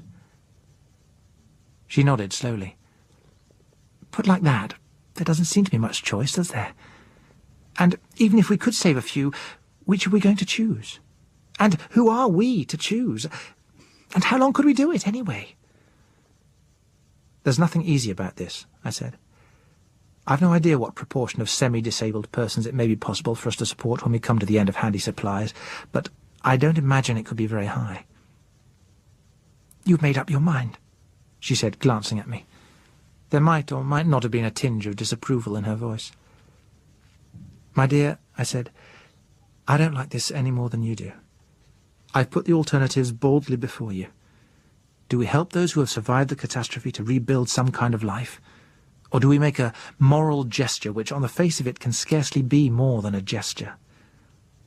The people across the road there evidently intend to survive. She dug her fingers into the earth and let the soil trickle out of her hand. I suppose you're right, she said. But you're right when you say I don't like it. Our likes and dislikes as decisive factors have now pretty well disappeared, I suggested. Maybe, but I can't help feeling that there must be something wrong about anything that starts with shooting. He shot to miss, and it's very likely he saved fighting, I pointed out. The crowd had all gone now. I climbed over the wall and helped Josella down on the other side. A man at the gate opened it to let us in. "How many of you?" he asked. "Just two of us. We saw your signal last night," I told him. "Okay, come along and we'll find the Colonel," he said, leading us across the forecourt. The man whom he called the Colonel had set himself up in a small room not far from the entrance, and intended, seemingly, for the porters. He was a chubby man, just turned 50 or thereabout. His hair was plentiful but well trimmed and grey. His moustache matched it, and looked as if no single hair would dare to break the ranks. His complexion was so pink, healthy and fresh that it might have belonged to a much younger man. His mind, I discovered later, had never ceased to do so. He was sitting behind a table with quantities of paper arranged on it in mathematically exact blocks, and an unsoiled sheet of pink blotting paper placed squarely before him. As we came in, he turned upon us, one after the other, an intense, steady look, and held it a little longer than was necessary. I recognized the technique. It is intended to convey that the user is a percipient judge, accustomed to taking summarily the measure of his man. The receiver should feel that he now faces a reliable type with no nonsense about him, or, alternatively, that he's been seen through and had all his weaknesses noted. The right response is to return it in kind and be considered a useful fella. I did. The Colonel picked up his pen. "Your names, please?" We gave them. "And addresses?" "In the present circumstances, I fear they won't be very useful," I said. "But if you really feel you must have them." We gave them too. He murmured something about system, organisation, and relatives, and wrote them down. Age, occupation, and all the rest of it followed. He bent his searching look upon us again, scribbled a note upon each piece of paper, and put them in a file. "Need good men. Nasty business, this. Plenty to do here, though, plenty. Mr. Beadley'll tell you what's wanted." We came out into the hall again. Josella giggled. "He forgot to ask for references in triplicate, but I gather we've got the job," she said. Michael Beadley, when we discovered him, turned out to be in decided contrast. He was lean, tall, broad-shouldered, and slightly stooping, with something of the air of an athlete run to books. In repose his face took on an expression of mild gloom from the darkness of his large eyes, but it was seldom that one had a glimpse of it in repose. The occasional streaks of grey in his hair helped very little in judging his age. He might have been anything between 35 and 50. His obvious weariness just then made an estimate still more difficult. By his looks he must have been up all night. Nevertheless, he greeted us cheerfully and waved an introductory hand towards a young woman who took down our names again as we gave them. "Sandra Telmont," he explained. "Sandra is our professional remembrancer. Continuity is her usual work, so we regard it as particularly thoughtful of Providence to contrive her presence here just now." The young woman nodded to me and looked harder at Josella. "We've met before," she said thoughtfully. She glanced down at the pad on her knee. Presently a faint smile passed across her pleasant, though unexotic countenance. "Oh, yes, of course," she said in recollection. "What did I tell you? The thing clings like a fly-paper," Josella observed to me. "What's this about?" inquired Michael Beadley. I explained. He turned a more careful scrutiny on Josella. She sighed. "Please forget it," she suggested. "I'm a bit tired of living it down." That appeared to surprise him agreeably. "All right," he said, and dismissed the matter with a nod. He turned back to the table. "Now, to get on with things, you've seen Jack?" "If that is the Colonel who is playing at civil service, we have," I told him. He grinned. "Got to know how we stand. Can't get anywhere without knowing your ration strength," he said in a fair imitation of the Colonel's manner. "But it's quite true, though," he went on. "I'd better give you just a rough idea of how things do stand. Up to the present there are about 35 of us, all sorts. We hope and expect that some more will come in during the day. Out of those here now, 28 can see. The others are wives or husbands, and there are 2 or 3 children who cannot. At the moment the general idea is that we move away from here sometime tomorrow, if we can be ready in time. To be on the safe side, you understand?" I nodded. "We'd decided to get away this evening for the same reason," I told him. "What have you for transport?" I explained the present position of the station wagon. "We were going to stock up today," I added. "So far we've practically nothing except a quantity of anti-Triffid gear." He raised his eyebrows. The girl Sandra also looked at me curiously. "That's a queer thing to make your first essential," he remarked.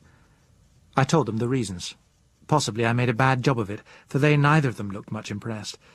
He nodded casually and went on. "Well, if you're coming in with us, here's what I suggest. Bring in your car, dump your stuff, then drive off and swap it for a good big lorry. Then, oh, does either of you know anything about doctoring?" he broke off to ask. We shook our heads. He frowned a little. That's a pity. So far we've got no one who does.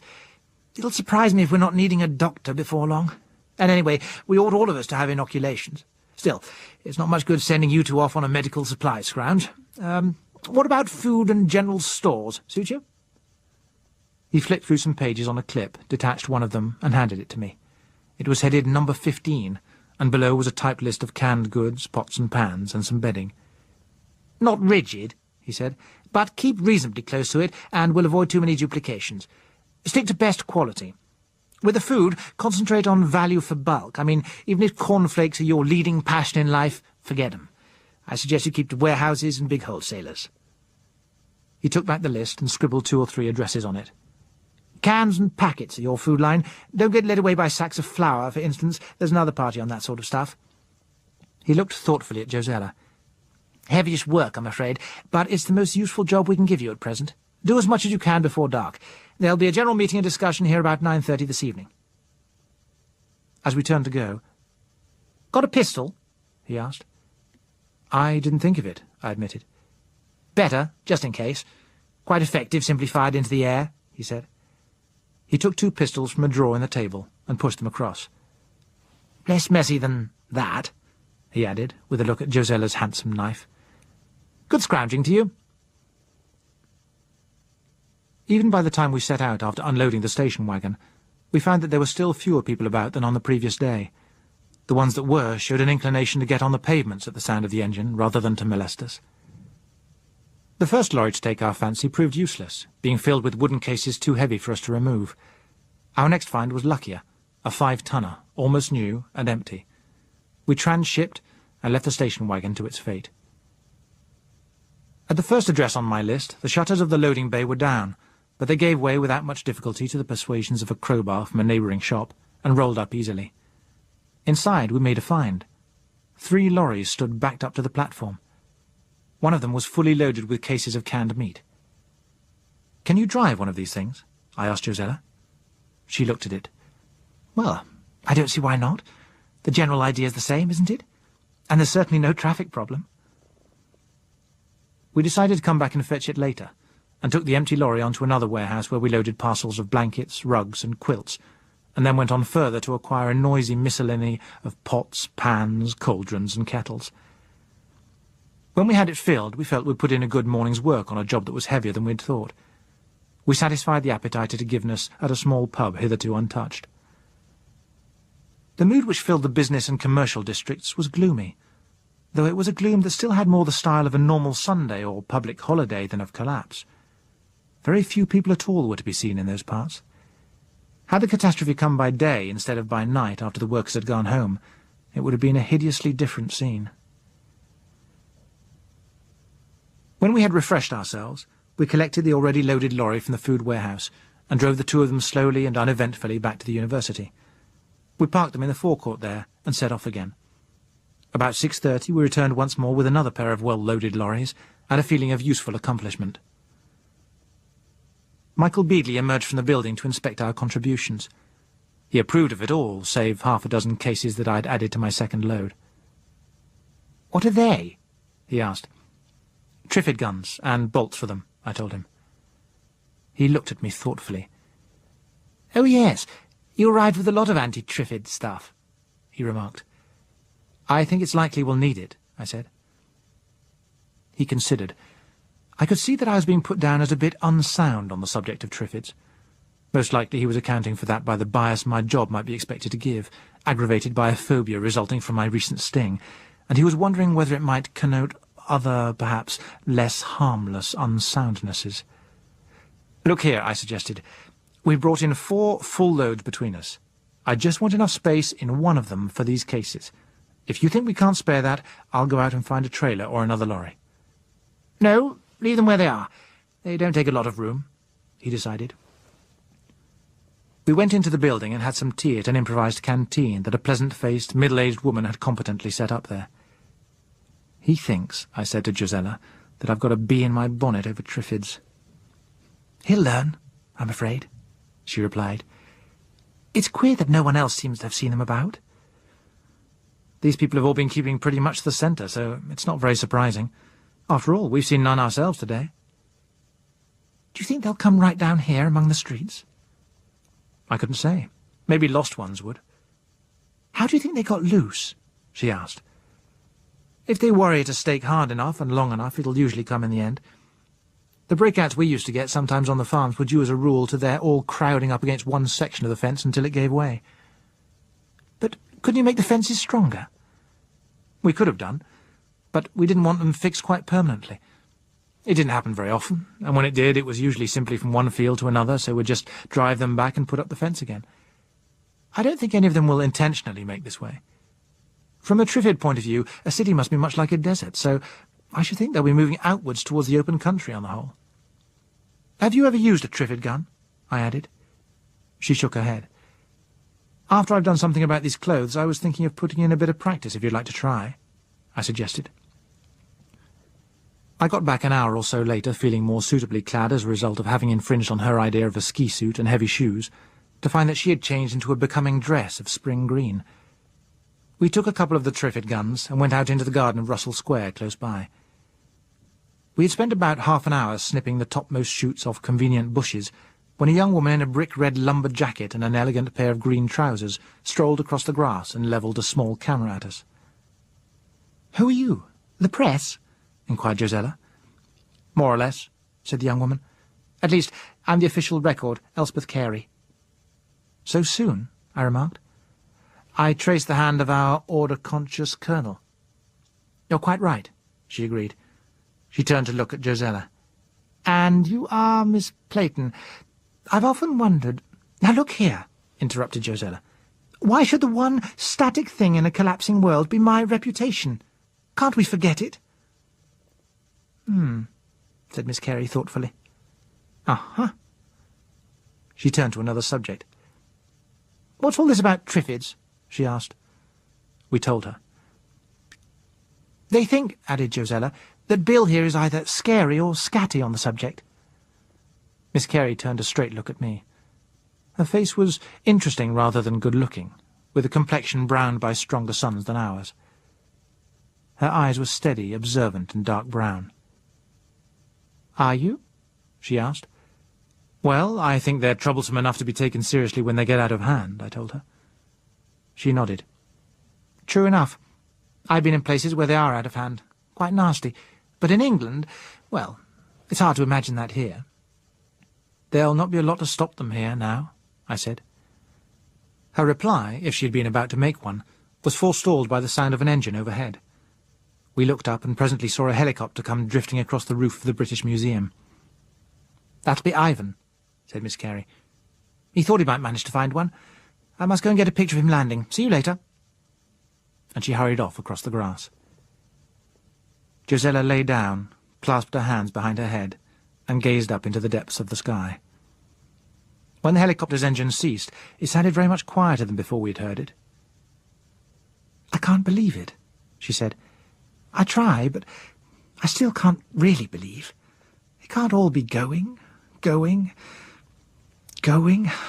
This is some kind of dream.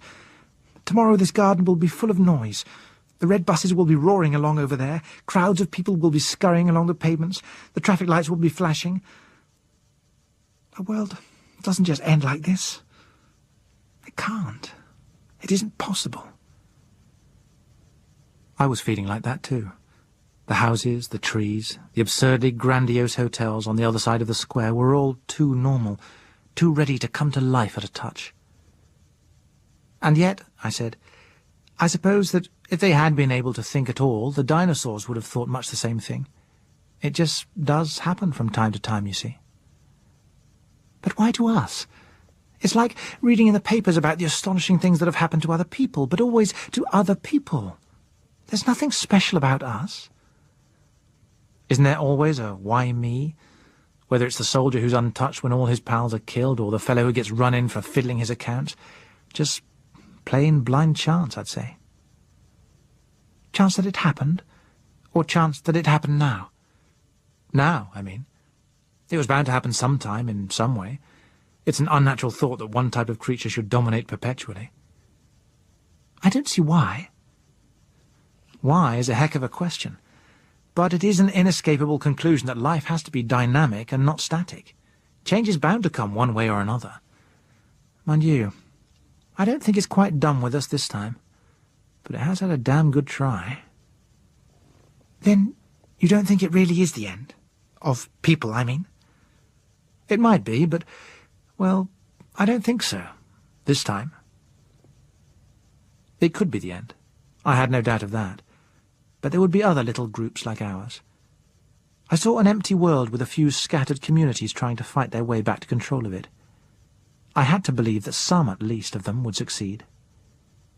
"No," I repeated. "It need not be the end. We're still very adaptable, and we've a flying start compared with our ancestors. As long as there are any of us left sound and healthy, we've got a chance. a thundering good chance. Josella made no answer. She lay facing upwards with a faraway look in her eyes. I thought perhaps I could guess something of what was passing in her mind, but I said nothing. She did not speak for a little while. Then she said, "You know, one of the most shocking things about it is to realize how easily we have lost a world that seemed so safe and certain." She was quite right. It was that simplicity that seemed somehow to be the nucleus of the shock. From very familiarity, one forgets all the forces which keep the balance and thinks of security as normal. It is not. I don't think it had ever before occurred to me that man's supremacy is not primarily due to his brain, as most of the books would have one think. It is due to the brain's capacity to make use of the information conveyed to it by a narrow band of visible light rays. His civilization, all that he has achieved or might achieve, hangs upon his ability to perceive that range of vibrations from red to violet. Without that, he is lost. I saw for a moment the true tenuousness of his hold on his power, the miracles that he had wrought with such a fragile instrument. Josella had been pursuing her own line of thought. "It's going to be a very queer sort of world, what's left of it. I don't think we're going to like it a lot," she said reflectively. It seemed to me an odd view to take, rather as if one should protest that one did not like the idea of dying or being born. I preferred the notion of finding out first how it would be, and then doing what one could about the parts of it one disliked most, but I let it pass. From time to time we had heard the sound of lorries driving up to the far side of the building. It was evident that most of the foraging parties must have returned by this hour. I looked at my watch and reached for the Triffids guns lying on the grass beside me. "If we're going to get any supper before we hear what other people feel about all this, it's time we went in," I said. Chapter 7. Conference.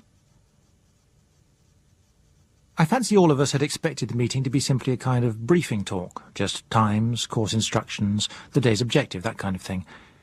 Certainly I had no expectation of the food for thought that we received. It was held in a small lecture theatre lit for the occasion by an arrangement of car headlamps and batteries. When we went in, some half-dozen men and 2 women who appeared to have constituted themselves a committee were conferring behind the lecturer's desk. To our surprise, we found nearly 100 people seated in the body of the hall. Young women predominated at a ratio of about 4 to 1. I had not realized until Josella pointed it out to me how few of them were able to see. Michael Beadley dominated the consulting group by his height. I recognized the colonel beside him. The other faces were new to me, save that of Elspeth Carey, who had now exchanged her camera for a notebook, presumably for the benefit of posterity. Most of their interest was centred round an elderly man of ugly but benign aspect, who wore gold-rimmed spectacles and fine white hair trimmed to a rather political length. They all had an air of being a little worried about him. The other woman in the party was little more than a girl, perhaps 22 or 3. She did not appear happy at finding herself where she was. She cast occasional looks of nervous uncertainty at the audience. Sandra Telmont came in, carrying a sheet of foolscap. She studied it a moment, then briskly broke the group up and sorted it into chairs. With a wave of her hand she directed Michael to the desk, and the meeting began. He stood there a little bent, watching the audience from sombre eyes as he waited for the murmuring to die down. When he spoke, it was in a pleasant, practised voice, and with a fireside manner. "Many of us here," he began, "must still be feeling numbed under this catastrophe. The world we knew has ended in a flash. Some of us may be feeling that it is the end of everything. It is not. But to all of you, I will say at once that it can be the end of everything if we let it."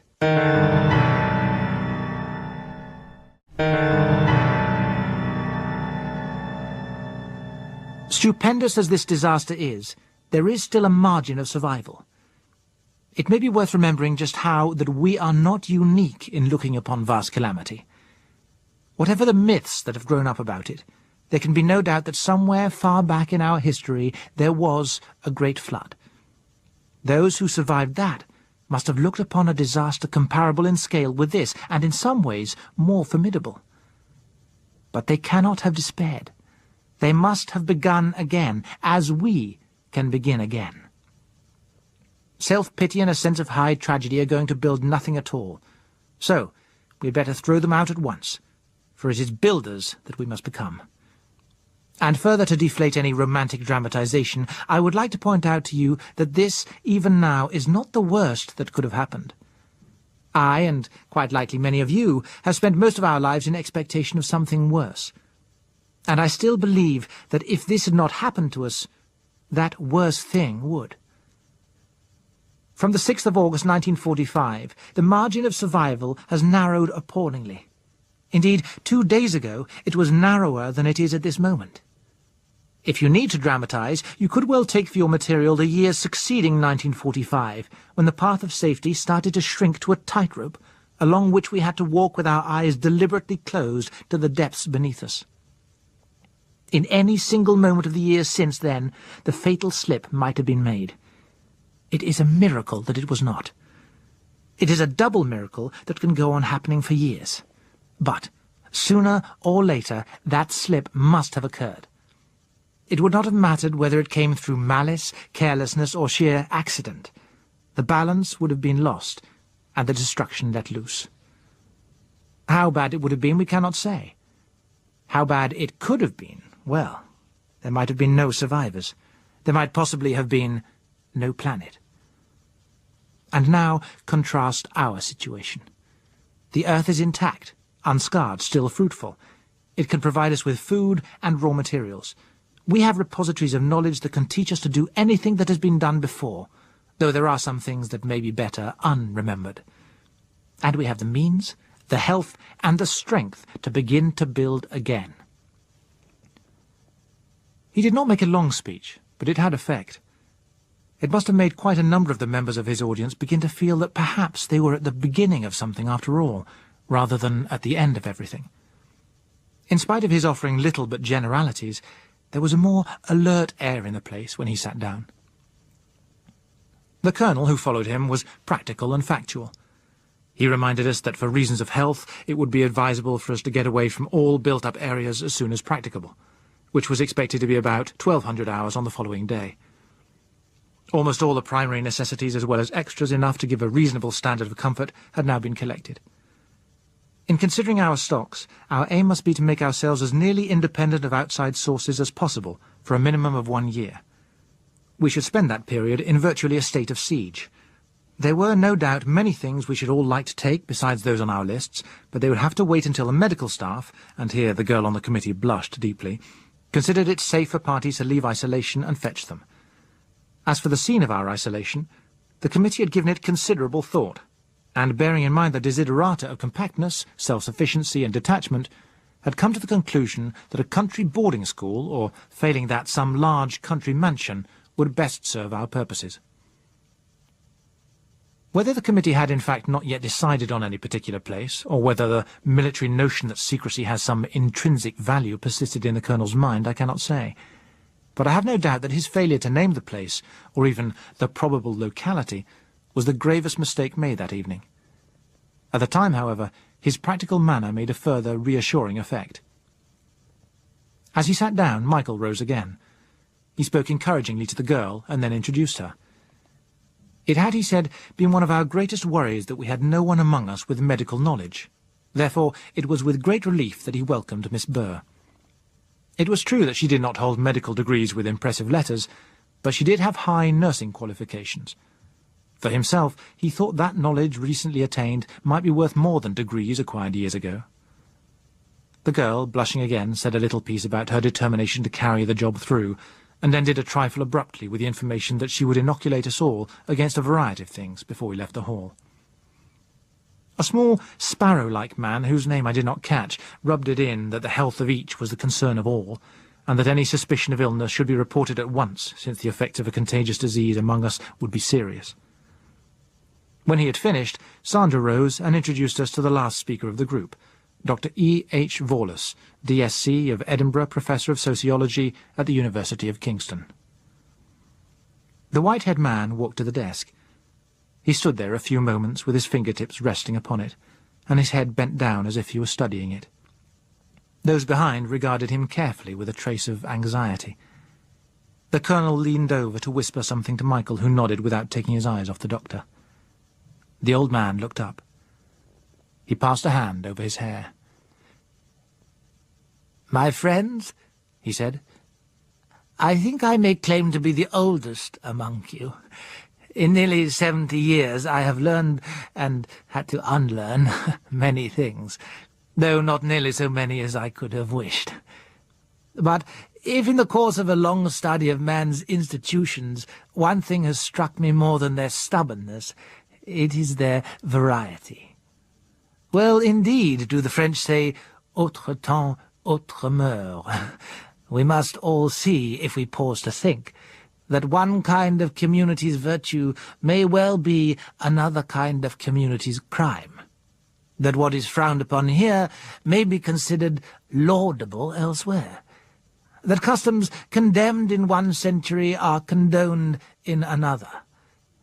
And we must also see that in each community and each period there is a widespread belief in the moral rightness of its own customs. Now, clearly, since many of these beliefs conflict, they cannot all be right in an absolute sense. The most judgment one can pass on them, if one has to pass judgment at all, is to say that they have at some period been right for those communities that hold them. It may be that they still are, but it frequently is found that they are not, and that the communities who continue to follow them blindly without heed to changed circumstances do so to their own disadvantage, perhaps to their ultimate destruction. The audience did not perceive where the introduction might be leading. It fidgeted. Most of it was accustomed, when it encountered this kind of thing, to turn the radio off at once. Now it felt trapped. The speaker decided to make himself clearer. "Thus," he continued, "you would not expect to find the same manners, customs, and forms in a penurious Indian village living on the edge of starvation as you would in, say, Mayfair. Similarly, the people in a warm country where life is easy are going to differ quite a deal from the people of an overcrowded, hard-working country as to the nature of the principal virtues. In other words, different environments set different standards. I point this out to you because the world we knew is gone. Finished. The conditions which framed and taught us our standards have gone with it. Our needs are now different, and our aims must be different. If you want an example, I would suggest to you that we have all spent the day indulging with perfectly easy consciences in what 2 days ago would have been housebreaking and theft. With the old pattern broken, we have now to find out what mode of life is best suited to the new. We have not simply to start building again. We have to start thinking again, which is much more difficult and far more distasteful. Man remains physically adaptable to a remarkable degree, but it is the custom of each community to form the minds of its young in a mould, introducing a binding agent of prejudice. The result is a remarkably tough substance, capable of withstanding successfully even the pressure of many innate tendencies and instincts. In this way, it has been possible to produce a man who, against all his basic sense of self-preservation, will voluntarily risk death for an ideal. But also in this way is produced the dolt who is sure of everything and knows what is right. In the time now ahead of us, a great many of these prejudices we have been taught will have to go, or be radically altered. We can accept and retain only one primary prejudice, and that is that the race is worth preserving. To that consideration, all else will, for a time at least, be subordinate.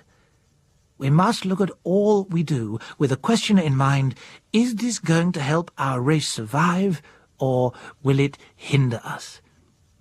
If it will help, we must do it, whether or not it conflicts with the ideas in which we were brought up. If not, we must avoid it, even though the omission may clash with our previous notions of duty and even of justice. It will not be easy. Old prejudices die hard. The simple rely on a bolstering mass of maxim and precept. So do the timid, so do the mentally lazy, and so do all of us, more than we imagine. Now that the organization has gone, our ready reckoners for conduct within it no longer give the right answers. We must have the moral courage to think and to plan for ourselves. He paused to survey his audience thoughtfully. Then he said, "There is one thing to be made quite clear to you before you decide to join our community. It is that those of us who start on this task will all have our parts to play. The men must work, the women must have babies. Unless you can agree to that, there can be no place for you in our community." After an interval of dead silence, he added, "We can afford to support a limited number of women who cannot see, because they will have babies who can see. We cannot afford to support men who cannot see. In our new world, then, babies become very much more important than husbands." For some seconds after he stopped speaking, silence continued. Then isolated murmurs grew quickly into a general buzz. I looked to Josella. To my astonishment, she was grinning impishly. "What do you find funny about this?" I asked, a trifle shortly. "People's expressions, mostly," she replied. I had to admit it as a reason. I looked round the place and then across at Michael. His eyes were moving from one section to another of the audience as he tried to sum up their reaction. "Michael's looking a bit anxious," I observed. "He should worry," said Josella. "If Brigham Young could bring it off in the middle of the 19th century, this ought to be a pushover." "What a crude young woman you are at times," I said. "Were you in on this before?" "Not exactly, but I'm not quite dumb, you know. Besides, while you were away, someone drove in a bus with most of these blind girls on board. They all came from some institution. I said to myself, why collect them from there, when you could gather up thousands in a few streets round here? The answer, obviously, was that A, being blind before this happened, they'd been trained to do work of some kind, and B, they were all girls. The deduction wasn't terribly difficult." I said. "Depends on one's outlook, I suppose. I must say it wouldn't have struck me. Do you—" "Shh, she told me, as a quietness came over the hall. A tall, dark, purposeful-looking youngish woman had risen. While we waited, she appeared to have a mouth not made to open, but later it did. "Are we to understand," she inquired, using a kind of carbon-steel voice, "are we to understand that the last speaker is advocating free love?" And she sat down with spine-jarring decision. Dr. Vorlus smoothed back his hair as he regarded her. "I think the questioner must be aware that I never mentioned love, free, bought or bartered. Will she please make her question clearer?" The woman stood up again. "I think the speaker understood me. I'm asking if he suggests the abolition of the marriage law. The laws we knew have been abolished by circumstances. It now falls to us to make laws suitable to the conditions and to enforce them, if necessary. There is still God's law, and the law of decency." "Madam, Solomon had 300, or was it 500 wives, and God did not apparently hold that against him. A Mohammedan preserves rigid respectability with 3 wives. These are matters of local custom. Just what our laws in these matters and in others will be is for us all to decide later for the greatest benefit of the community. This committee, after discussion, has decided that if we are to build a new state of things and avoid a relapse into barbarism, which is an appreciable danger, we must have certain undertakings from those who wish to join us. Not one of us is going to recapture the conditions we have lost. What we offer is a busy life in the best conditions we can contrive, and the happiness which will come of achievement against odds. In return, we ask willingness and fruitfulness. There is no compulsion. The choice is yours. Those to whom our offer does not appeal are at perfect liberty to go elsewhere and start a separate community on such lines as they prefer. But I would ask you to consider very carefully whether or not you do hold a warrant from God to deprive any woman of the happiness of carrying out her natural functions.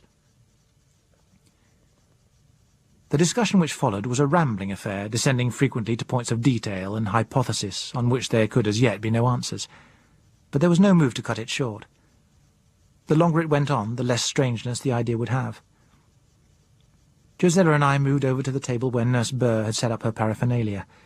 We took several shots in our arms, and then sat down again to listen to the wrangling. "How many of them will decide to come, do you think?" I asked her. She glanced round. "Nearly all of them, by the morning," she said. I felt doubtful. There was a lot of objecting and questioning going on.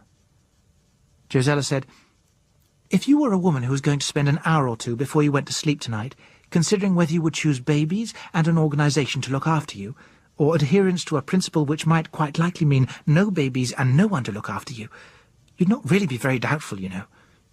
And after all, most women want babies anyway.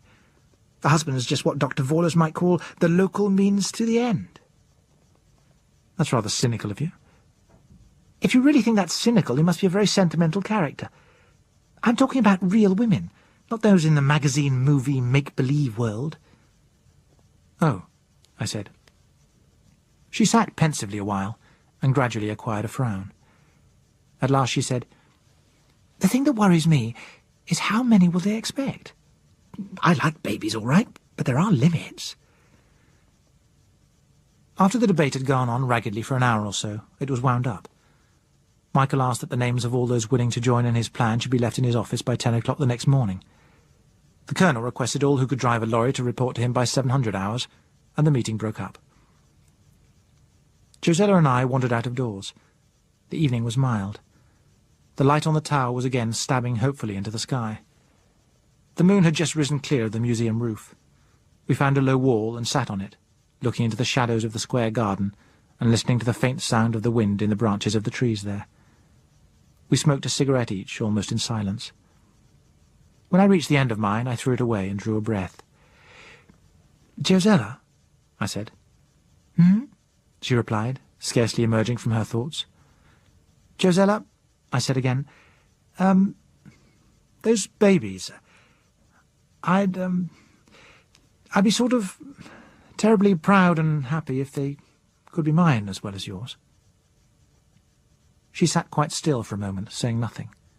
Then she turned her head. The moonlight was glinting on her fair hair, but her face and eyes were in shadow. I waited with a hammered and slightly sick feeling inside me. She said with surprising calm, "Thank you, Bill, dear. I think I would too." I sighed. The hammering did not ease up much, and I saw that my hand was trembling as it reached for hers. I didn't have any words for the moment. Josella, however, did. She said, "But it isn't quite as easy as that now." I was jolted. "What do you mean?" I asked. She said consideringly, "I think that if I were those people in there," she nodded in the direction of the tower, "I think that I should make a rule. I should divide us up into lots. I should say every man who marries a sighted girl must take on 2 blind girls as well. I'm pretty sure that's what I should do." I stared at her face in the shadow. "You don't mean that," I protested. "I'm afraid I do, Bill." "But look here, don't you think they might have some idea like that in their minds, from what they've been saying?" "Not unlikely," I conceded. "But if they make the rule, that's one thing. I don't see—" "You mean you don't love me enough to take on 2 other women as well?" I swallowed. I also objected. "Look here, this is all crazy. It's unnatural. What you're suggesting—" She put up a hand to stop me. "Just listen to me, Bill. I know it sounds a bit startling at first, but there's nothing crazy about it. It's all quite clear, and it's not very easy. All this," she waved her hand around, "it's done something to me. It's like suddenly seeing everything differently. And one of the things I think I see is that those of us who get through are going to be much nearer to one another, more dependent on one another, more like, well, more like a tribe than we ever were before. All day long, as we went about, I've been seeing unfortunate people who are going to die very soon. And all the time I've been saying to myself, there but for the grace of God. And then I've told myself, this is a miracle. I don't deserve anything better than any of these people. But it has happened. Here I still am, so now it's up to me to justify it. Somehow it's made me feel closer to other people than I have ever done before. That's made me keep wondering all the time what I can do to help some of them. You see, we must do something to justify that miracle, Bill. I might have been any of these blind girls. You might have been any of these wandering men. There's nothing big we can do. But if we try to look after just a few and give them what happiness we can, we shall be paying back a little, just a tiny part of what we owe. You do see that, don't you, Bill? I turned it over in my mind for a minute or more. I think, I said, that's the queerest argument I've heard today, if not ever. And yet it's right, isn't it, Bill? I know it's right. I tried to put myself in the place of one of those blind girls, and I know. We hold the chance of as full a life as they can have for some of them. Shall we give it them as part of our gratitude, or shall we simply withhold it on account of the prejudices we've been taught? That's what it amounts to. I sat silently for a while. I had not a moment's doubt that Josella meant every word she said. I ruminated a little on the ways of purposeful, subversive-minded women like Florence Nightingale and Elizabeth Fry. You can't do anything with such women, and they so often turn out to have been right after all. "Very well," I said at last, "if that's the way you think it ought to be. But I hope—" She cut me short. "Oh, Bill, I knew you'd understand. Oh, I'm glad. So very glad. You've made me so happy." After a time, "I hope—" I began again. Josella patted my hand. "You won't need to worry at all, my dear. I shall choose 2 nice, sensible girls." "Oh," I said. We went on sitting there on the wall, hand in hand, looking at the dappled trees, but not seeing them very much. At least, I wasn't. Then in the building behind us someone started up a gramophone, playing a Strauss waltz. It was painfully nostalgic as it lilted through the empty courtyard.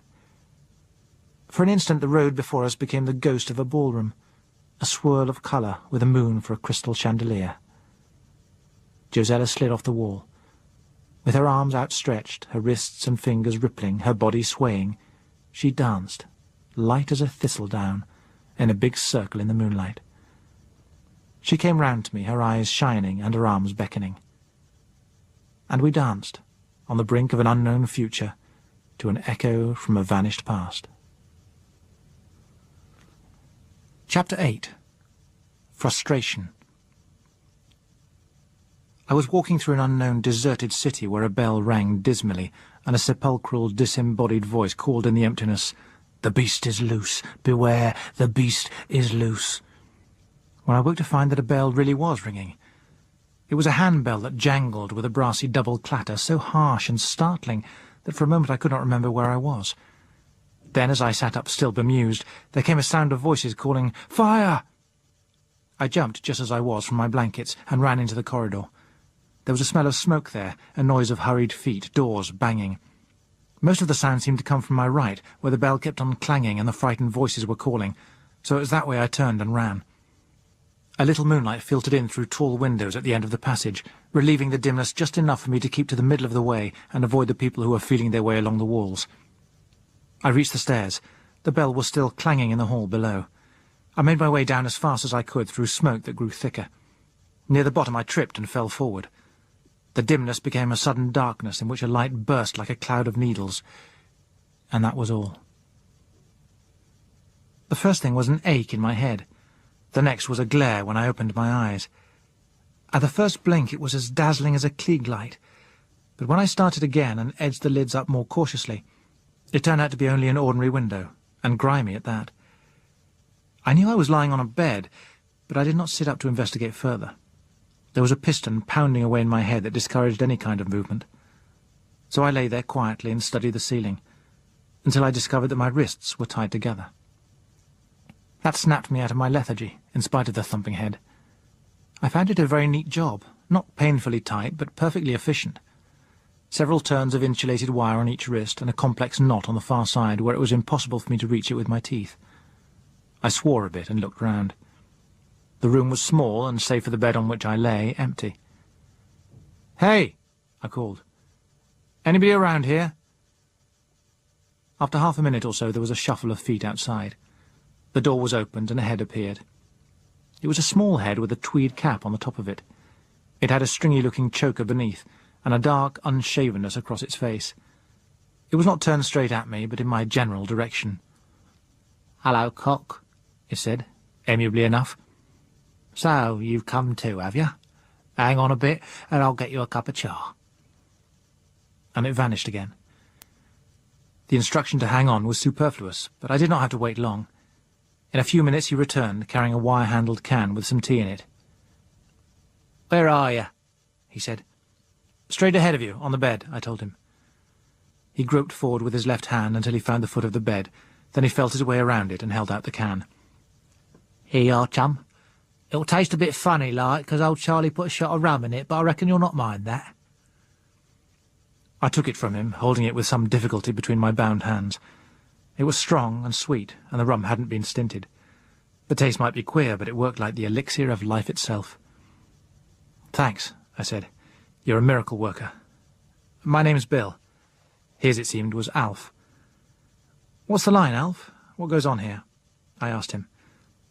He sat down on the side of the bed and held out a packet of cigarettes with a box of matches. I took one, lit his first, then my own, and gave him back the box.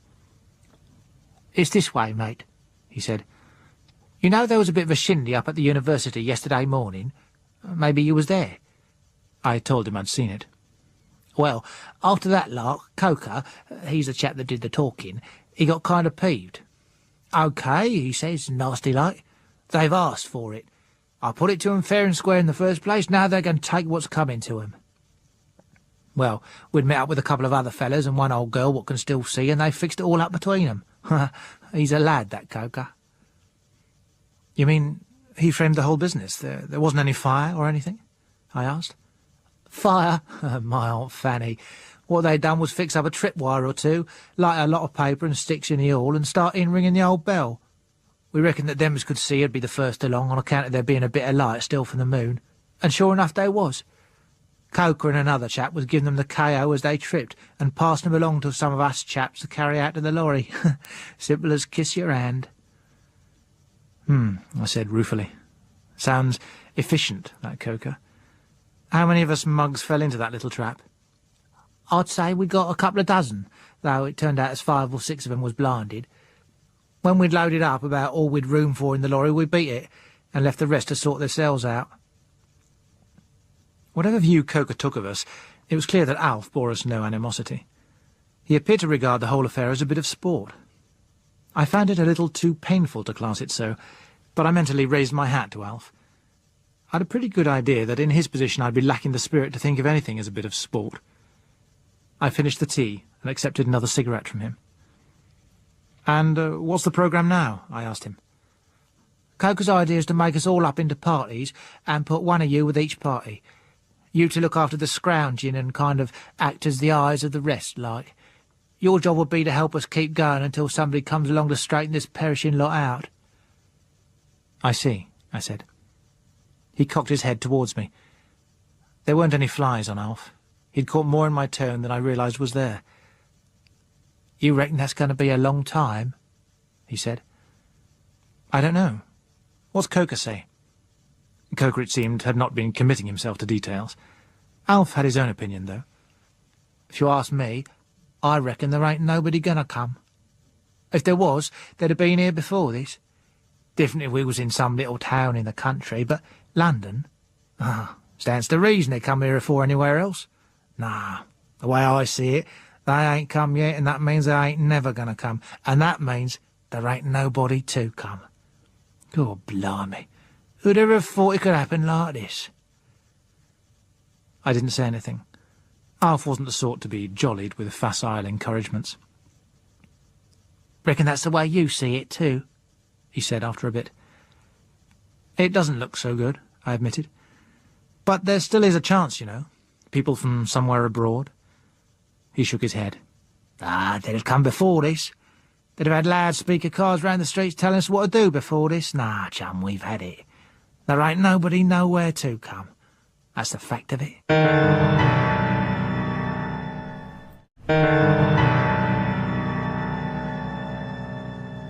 We were silent for a while, then...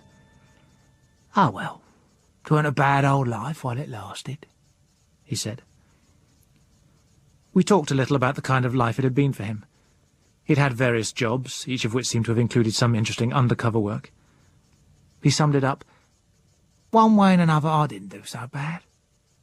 What was your ticket?" I told him.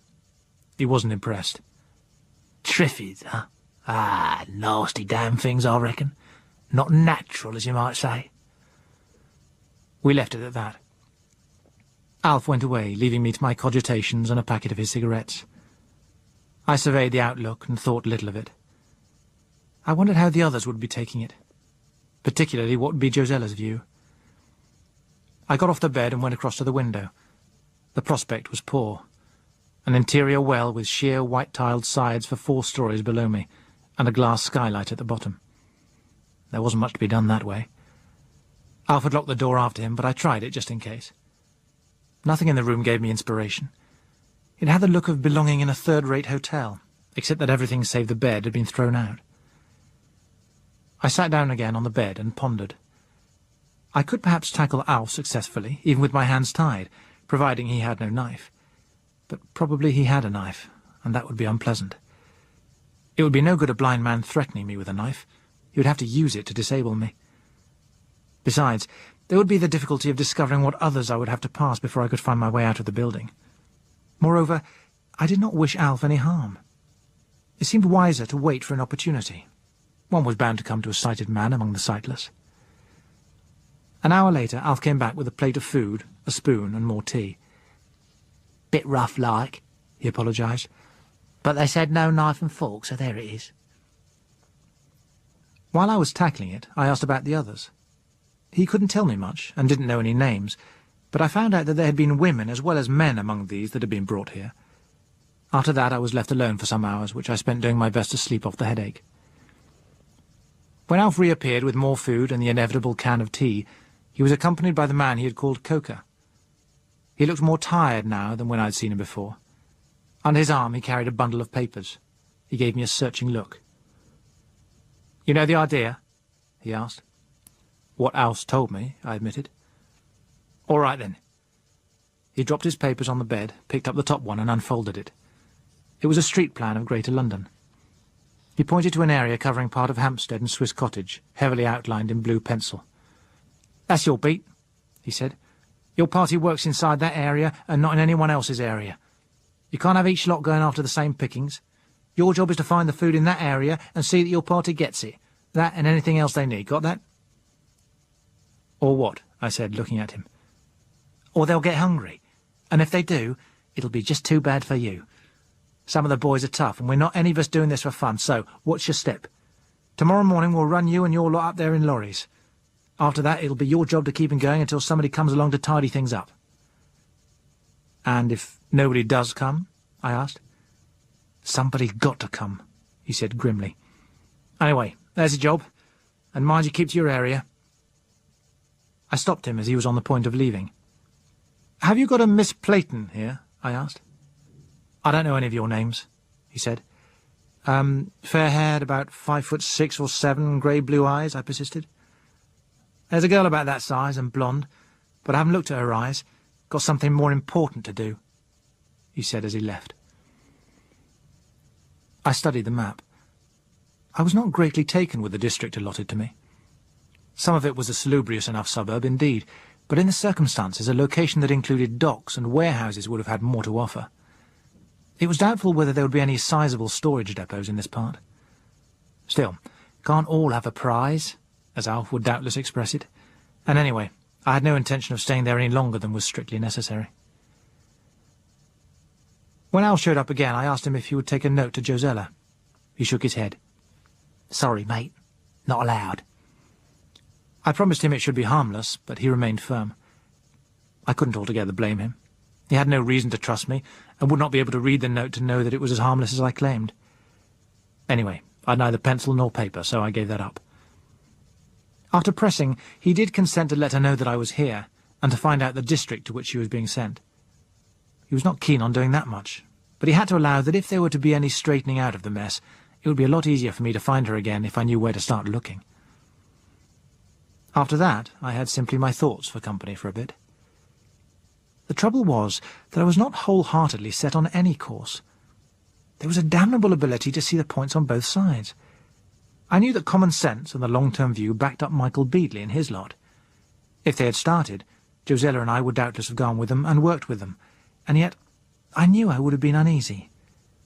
I'd never be quite convinced that nothing could have been done for the sinking ship, never quite sure that I had not rationalized for my own preference. If indeed there was no possibility of organized rescue, then their proposal to salvage what we could was the intelligent course. But unfortunately, intelligence is by no means the only thing that makes the human wheels go round.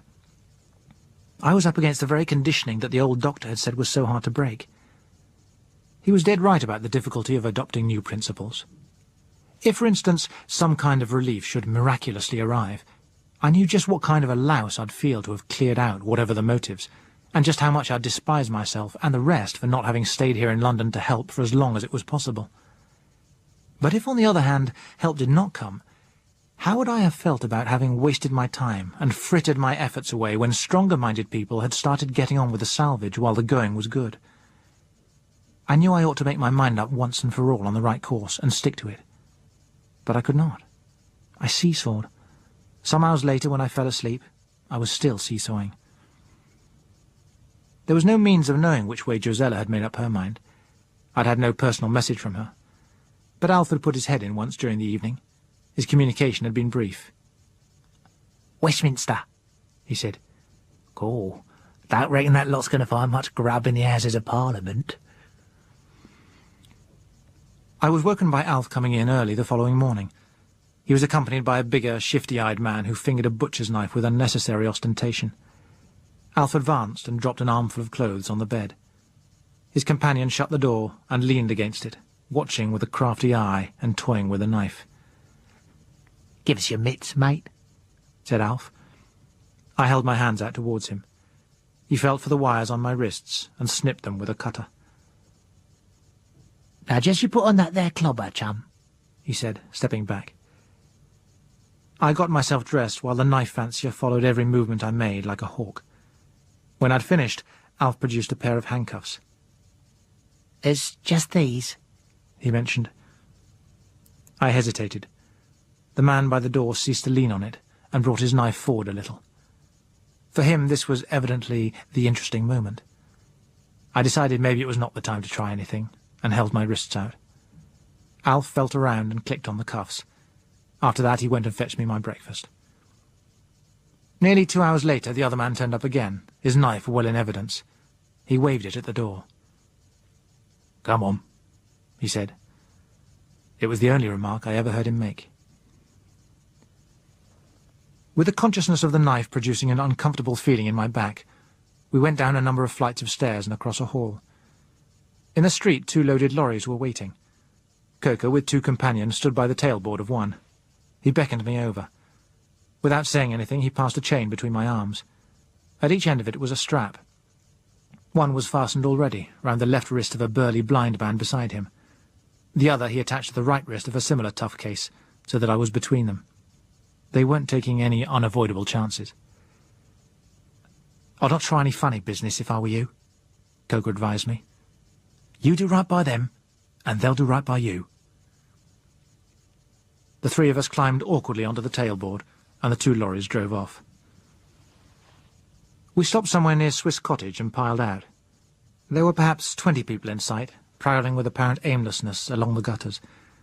At the sound of the engines, every one of them had turned towards us with an incredulous expression on his face, and as if they were parts of a single mechanism, they began to close hopefully towards us, calling out as they came. The drivers shouted to us to get clear. They backed, turned, and rumbled off by the way we had come. The converging people stopped. 1 or 2 of them shouted after the lorries. Most turned hopelessly and silently back to their wandering. There was one woman about 50 yards away. She broke into hysterics and began to bang her head against a wall. I felt sick. I turned towards my companions. "Well, what do you want first?" I asked them. "A billet," said one. "We've got to have some place to doss down." I'd reckon I'd have to find that at least for them. I couldn't just dodge out and leave them stranded right where we were. Now I'd come this far, I couldn't do less than find them a centre, a kind of headquarters, and put them on their feet. What was wanted was a place where the receiving, storing, and feeding could be done, and the whole lot kept together. I counted them. There were 52, 14 of them women. The best course seemed to be to find a hotel. It would save the trouble of fitting out with beds and bedding. The place we found was a kind of glorified boarding house made up of 4 Victorian terrace houses knocked together, giving more than the accommodation we needed. There were already half a dozen people in the place when we got there. Heaven knows what had happened to the rest. We found the remnant huddled together and scared in one of the lounges. An old man, an elderly woman who turned out to have been the manageress, a middle-aged man and 3 girls. The manageress had the spirit to pull herself together and hand out some quite high-sounding threats, but the ice, even of her most severe boarding-house manner, was thin.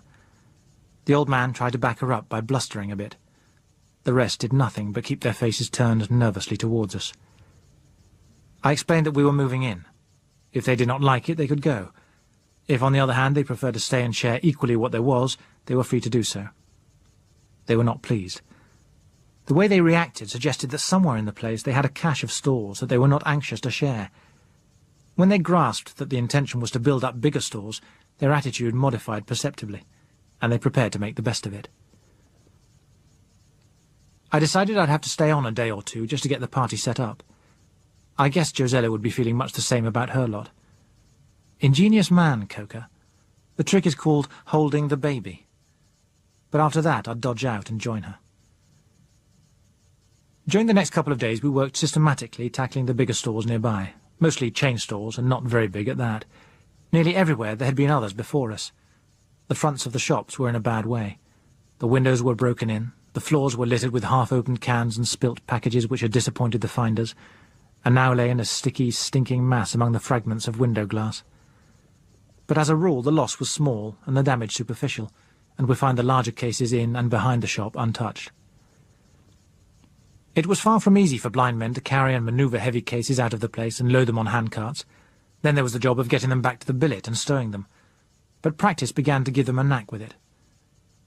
The most hampering factor was the necessity for my presence. Little or nothing could go on unless I was there to direct. It was impossible to use more than one working party at a time, though we could have made up a dozen. Nor could much go on back at the hotel while I was out with foraging squads. Moreover, such time as I had to spend investigating and prospecting the district was pretty much wasted for everyone else. 2 sighted men could have got through a lot more than twice the work. Once we had started, I was too busy during the day to spend much thought beyond the actual work in hand, and too tired at night to do anything but sleep the moment I lay down. Now and again I'd say to myself, by tomorrow night I'll have them pretty well fixed up. Enough to keep them going for a bit anyway. Then I'll light out of this and find Josella. That sounded all right, but every day it was tomorrow that I'd be able to do it, and each day it became more difficult. Some of them had begun to learn a bit, but still practically nothing from foraging to can opening could go on without my being around. It seemed, the way things were going, that I became less instead of more dispensable. None of it was their fault. That was what made it difficult. Some of them were trying so damned hard. I just had to watch them, making it more and more impossible for me to play the skunk and walk out on them. A dozen times a day I cursed the man Coker for contriving me into the situation. But that didn't help to solve it. It just left me wondering how it could end. I had my first inkling of that, though I scarcely recognized it as such, on the 4th morning, or maybe it was the 5th, just as we were setting out. A woman called down the stairs that there were 2 sick up there. Pretty bad, she thought. My 2 watchdogs did not like it. Listen, I told them. I've had about enough of this chain gang stuff. We'd be doing a lot better than we are now without it anyway. And have you slinking off to join your old mob? Said someone. I'd not fool yourself, I said. I could have slugged this pair of amateur guerrillas any hour of the day or night.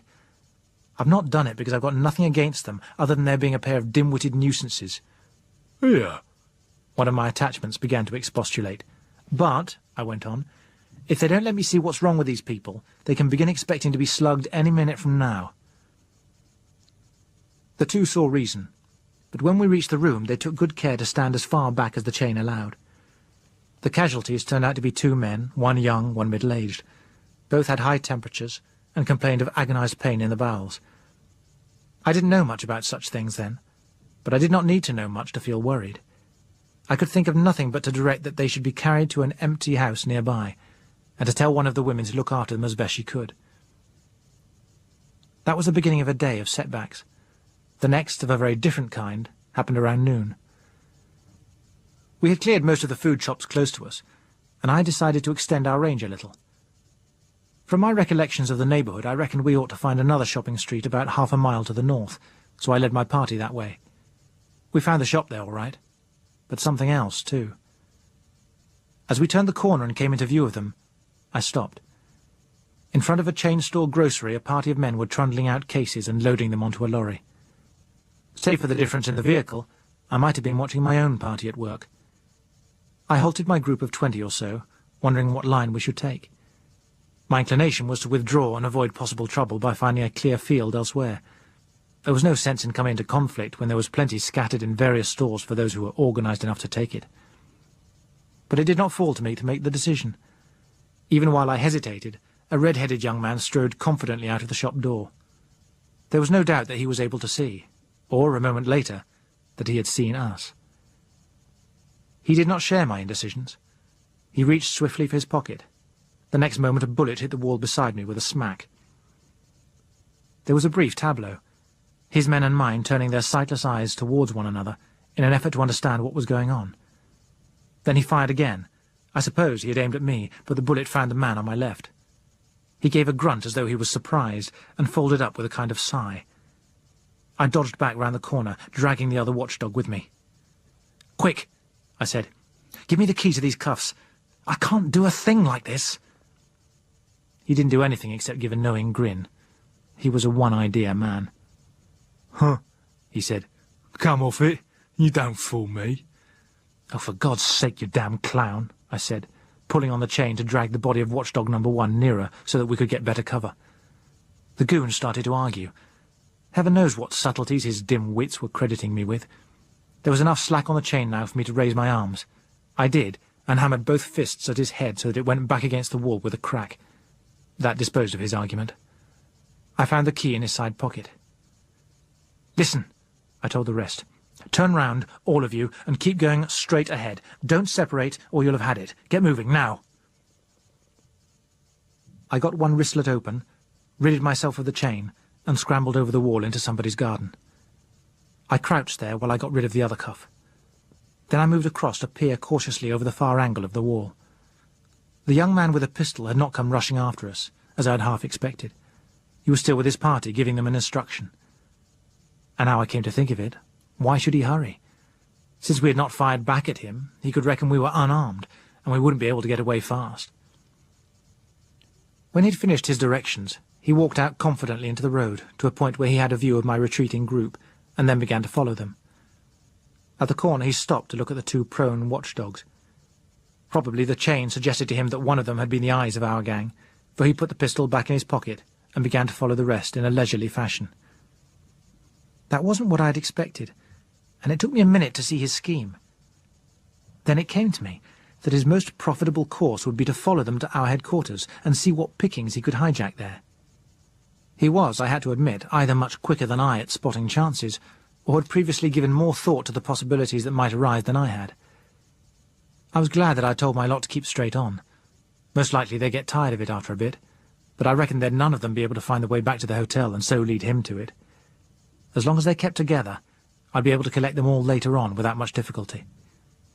The immediate question was what to do about a man who carried a pistol and didn't mind using it.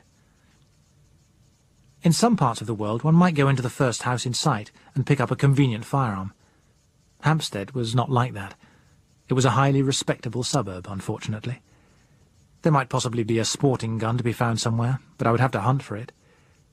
The only thing I could think of was to keep him in sight and hope that some opportunity would offer a chance to deal with him. I broke a branch off a tree, scrambled back over the wall, and began to tap my way along the curb, looking, I hoped, indistinguishable from the hundreds of blind men one had seen wandering the streets in the same way. The road ran straight for some distance. The red-headed young man was perhaps 50 yards ahead of me, and my party another 50 ahead of him. We continued like that for something over half a mile.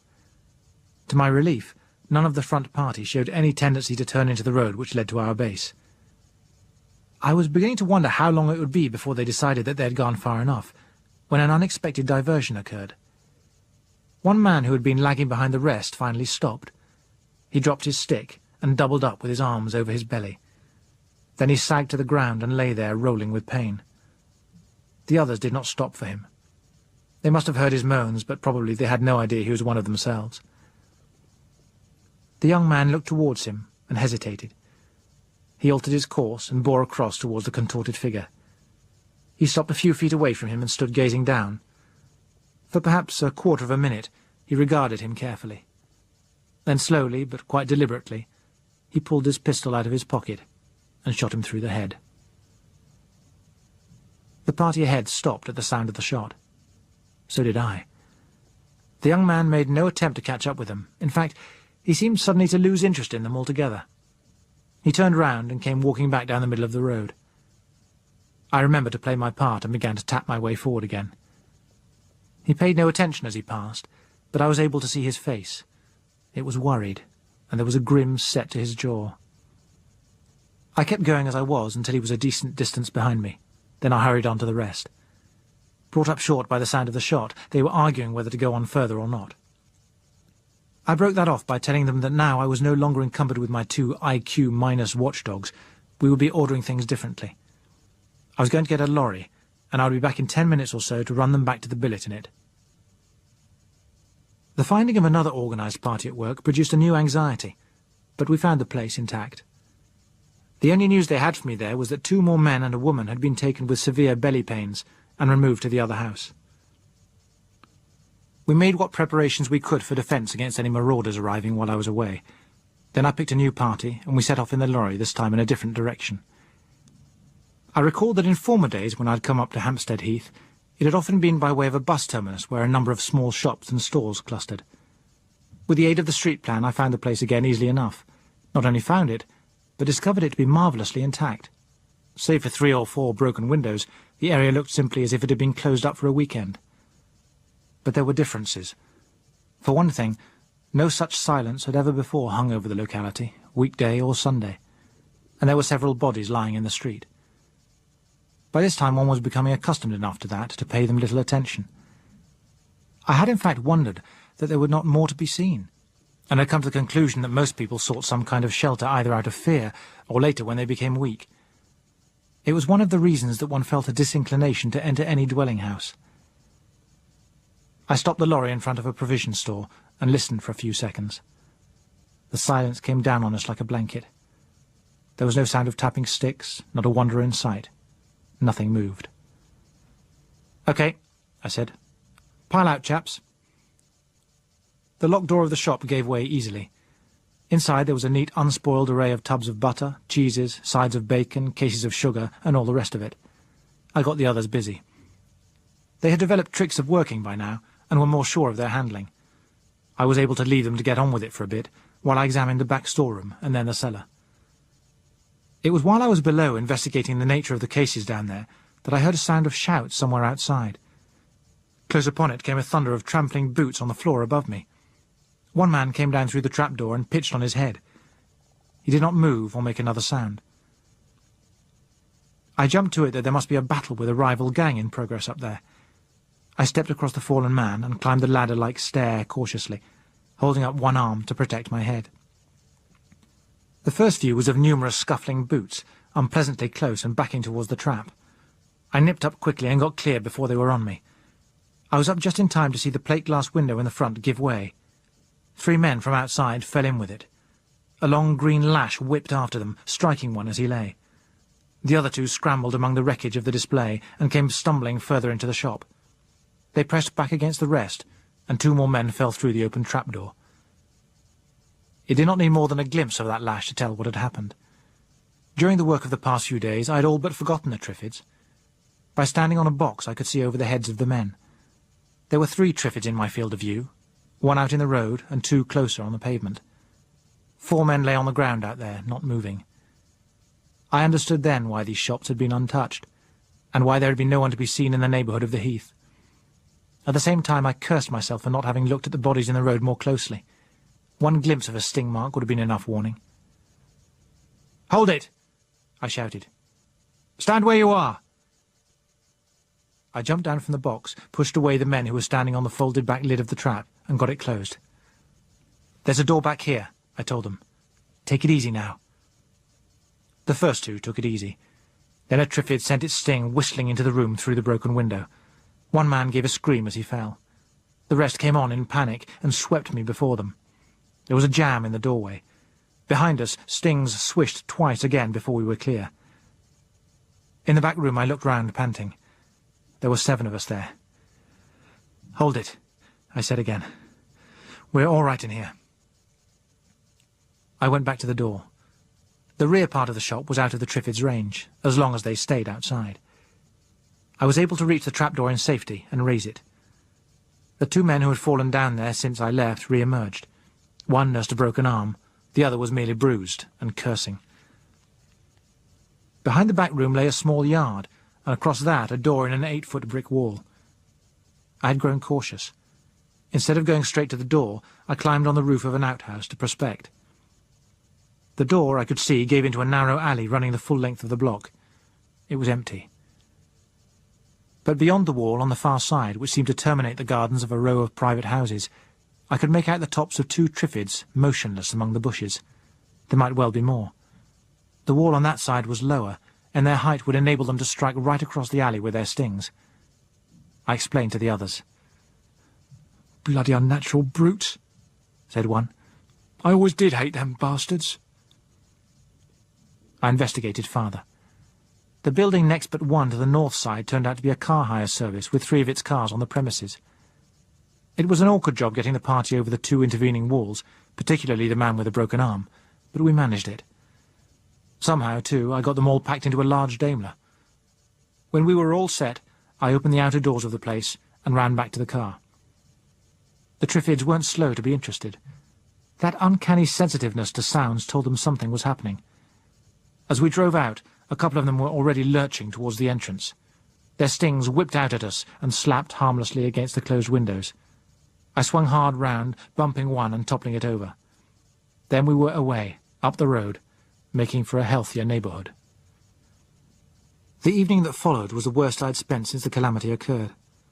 Freed of the 2 watchdogs, I took over a small room where I could be alone. I put 6 lighted candles in a row on the mantelshelf and sat a long while in an armchair, trying to think things out. We had come back to find that one of the men who had been taken sick the night before was dead. The other was obviously dying, and there were 4 new cases. By the time our evening meal was over, there were 2 more still. What the complaint was, I had no idea. With the lack of service and the way things were going in general, it might have been a number of things. I thought of typhoid, but I'd a hazy idea that the incubation period ruled that out. Not that it would have made much difference if I'd known. All I did know about it was that it was something nasty enough to make that red-haired young man use his pistol and change his mind about following my party. It began to look to me as if I'd been doing my group a questionable service from the first. I had succeeded in keeping them alive, placed between a rival gang on one side and Triffids encroaching from the heath on the other. Now there was this sickness too, and when all was said and done, I'd achieved only the postponement of starvation for a little while. As things were now, I did not see my way. And then there was Josella on my mind. The same sorts of things, maybe worse, were as likely to be happening in her district. I found myself thinking of Michael Beadley and his lot again. I'd known then that they were logical. Now I began to think that perhaps they had a truer humanity too.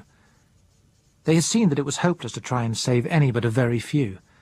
To give an empty hope to the rest was little better than cruelty. Besides, they were ourselves. If there were purpose in anything at all, what had we been preserved for? Not simply to waste ourselves on a forlorn task, surely. I decided that tomorrow I would go in search of Josella, and we would settle it together.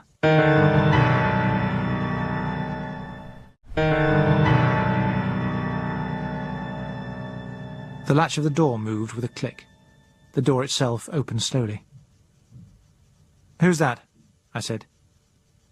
"Oh, it is you," said a girl's voice. She came in, closing the door behind her. "What do you want?" I asked. She was tall and slim, under 20, I guessed. Her hair waved slightly. Chestnut-coloured it was. She was quiet, but one had to notice her. It was the texture of her as well as the line. She had placed my position by my movement and voice. Her gold-brown eyes were looking just over my left shoulder. Otherwise I'd have been sure she was studying me. She did not answer at once. It was an uncertainty which did not seem to suit the rest of her. I went on waiting for her to speak. A lump got into my throat somehow. You see, she was young and she was beautiful. There should have been all life, maybe a wonderful life before her. And isn't there something a little sad about youth and beauty in any circumstances? "You're going to go away from here?" she said. It was half question, half statement, in a quiet voice, a little unsteadily. "I've never said that," I countered. "No," she admitted, "but that's what the others are saying. And they're right, aren't they?"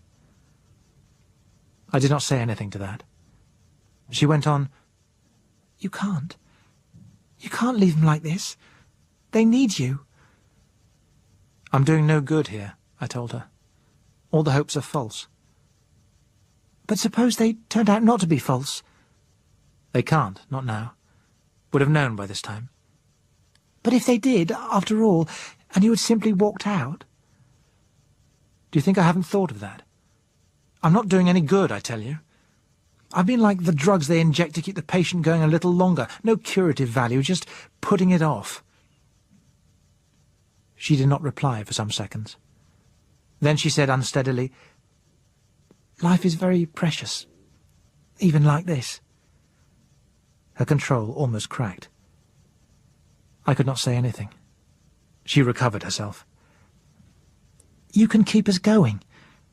There's always a chance, just a chance that something may happen, even now." I had already said what I thought about that. I did not repeat it. "It's so difficult," she said, as though to herself. "If I could only see you. But then, of course, if I could... Are you young? You sound young." "I'm under 30, I told her, "and very ordinary." "I'm 18. It was my birthday, the day the comet came."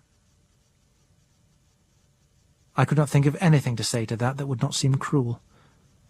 The pause drew out. I saw that she was clenching her hands together. Then she dropped them to her sides, the knuckles quite white.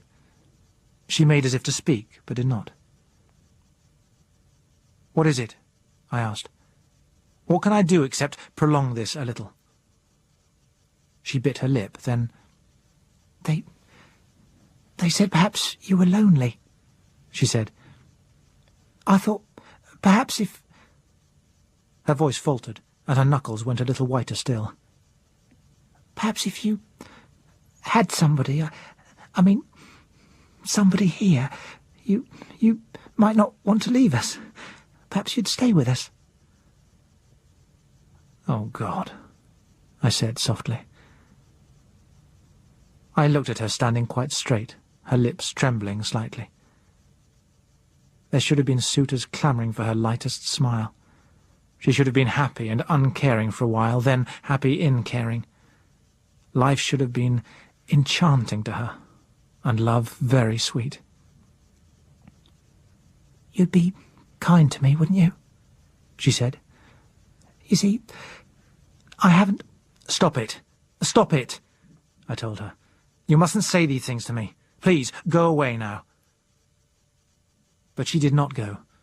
She stood staring at me from eyes that could not see me. "Go away," I repeated. I could not stand the reproach of her. She was not simply herself. She was thousands upon thousands of young lives destroyed. She came closer. "Why, I believe you're crying," she said. "Go away. For God's sake, go away," I told her. She hesitated, then she turned and felt her way back to the door. As she went out, You can tell them I'll be staying, I said. The first thing I was aware of the next morning was the smell. There had been whiffs of it here and there before, but luckily the weather had been cool. Now I found that I had slept late into what was already a warmer day. I'm not going into details about the smell. Those who knew it will never forget it. For the rest, it is indescribable. It rose from every city and town for weeks, and travelled on every wind that blew. When I woke to it that morning, it convinced me beyond doubt that the end had come. Death is just the shocking end of animation. It is dissolution that is final. I lay for some minutes thinking. The only thing to do now would be to load my party into lorries and take them in relays into the country. And all the supplies we'd collected? They would have to be loaded and taken too. And I the only one able to drive. It would take days, if we had days. Upon that I wondered what was happening in the building now. The place was oddly quiet. When I listened I could hear a voice groaning in another room. Beyond that, nothing. I got out of bed and hurried into my clothes with a feeling of alarm. Out on the landing I listened again.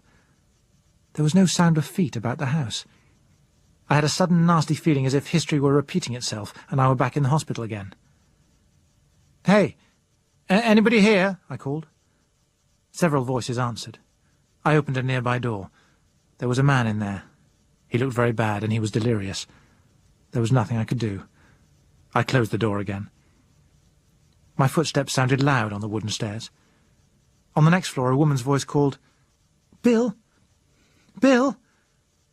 She was in bed in a small room there, the girl who had come to see me the night before. She turned her head as I came in. I saw that she had it too. "Don't come near," she said. "It is you, Bill?" "Yes." "I thought it must be. You can still walk. They have to creep. I'm glad, Bill. I told them you'd not go like that, but they said you had. Now they've all gone, all of them that could." "I was asleep," I said. "What happened?" "More and more of us like this. They were frightened." I said helplessly, "What can I do for you? Is there anything I can get you?" Her face contorted. She clutched her arms round her and writhed. The spasm passed and left her with sweat trickling down her forehead. "Please, Bill, I'm not very brave. Could you get me something to finish it?" "Yes," I said. "I can do that for you." I was back from the chemist's in 10 minutes. I gave her a glass of water and put the stuff in her other hand. She held it there a little. Then, "So futile, and it might all have been so different," she said. "Goodbye, Bill, and thank you for trying." I looked down at her lying there. There was a thing that made it still more futile. I wondered how many would have said, "Take me with you," where she had said, "Stay with us." And I never even knew her name. Chapter 9. Evacuation.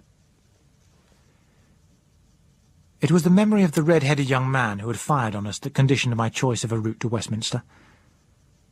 Since I was 16, my interest in weapons has decreased, but in an environment reverting to savagery, it seemed that one must be prepared to behave more or less as a savage, or possibly cease to behave at all before long.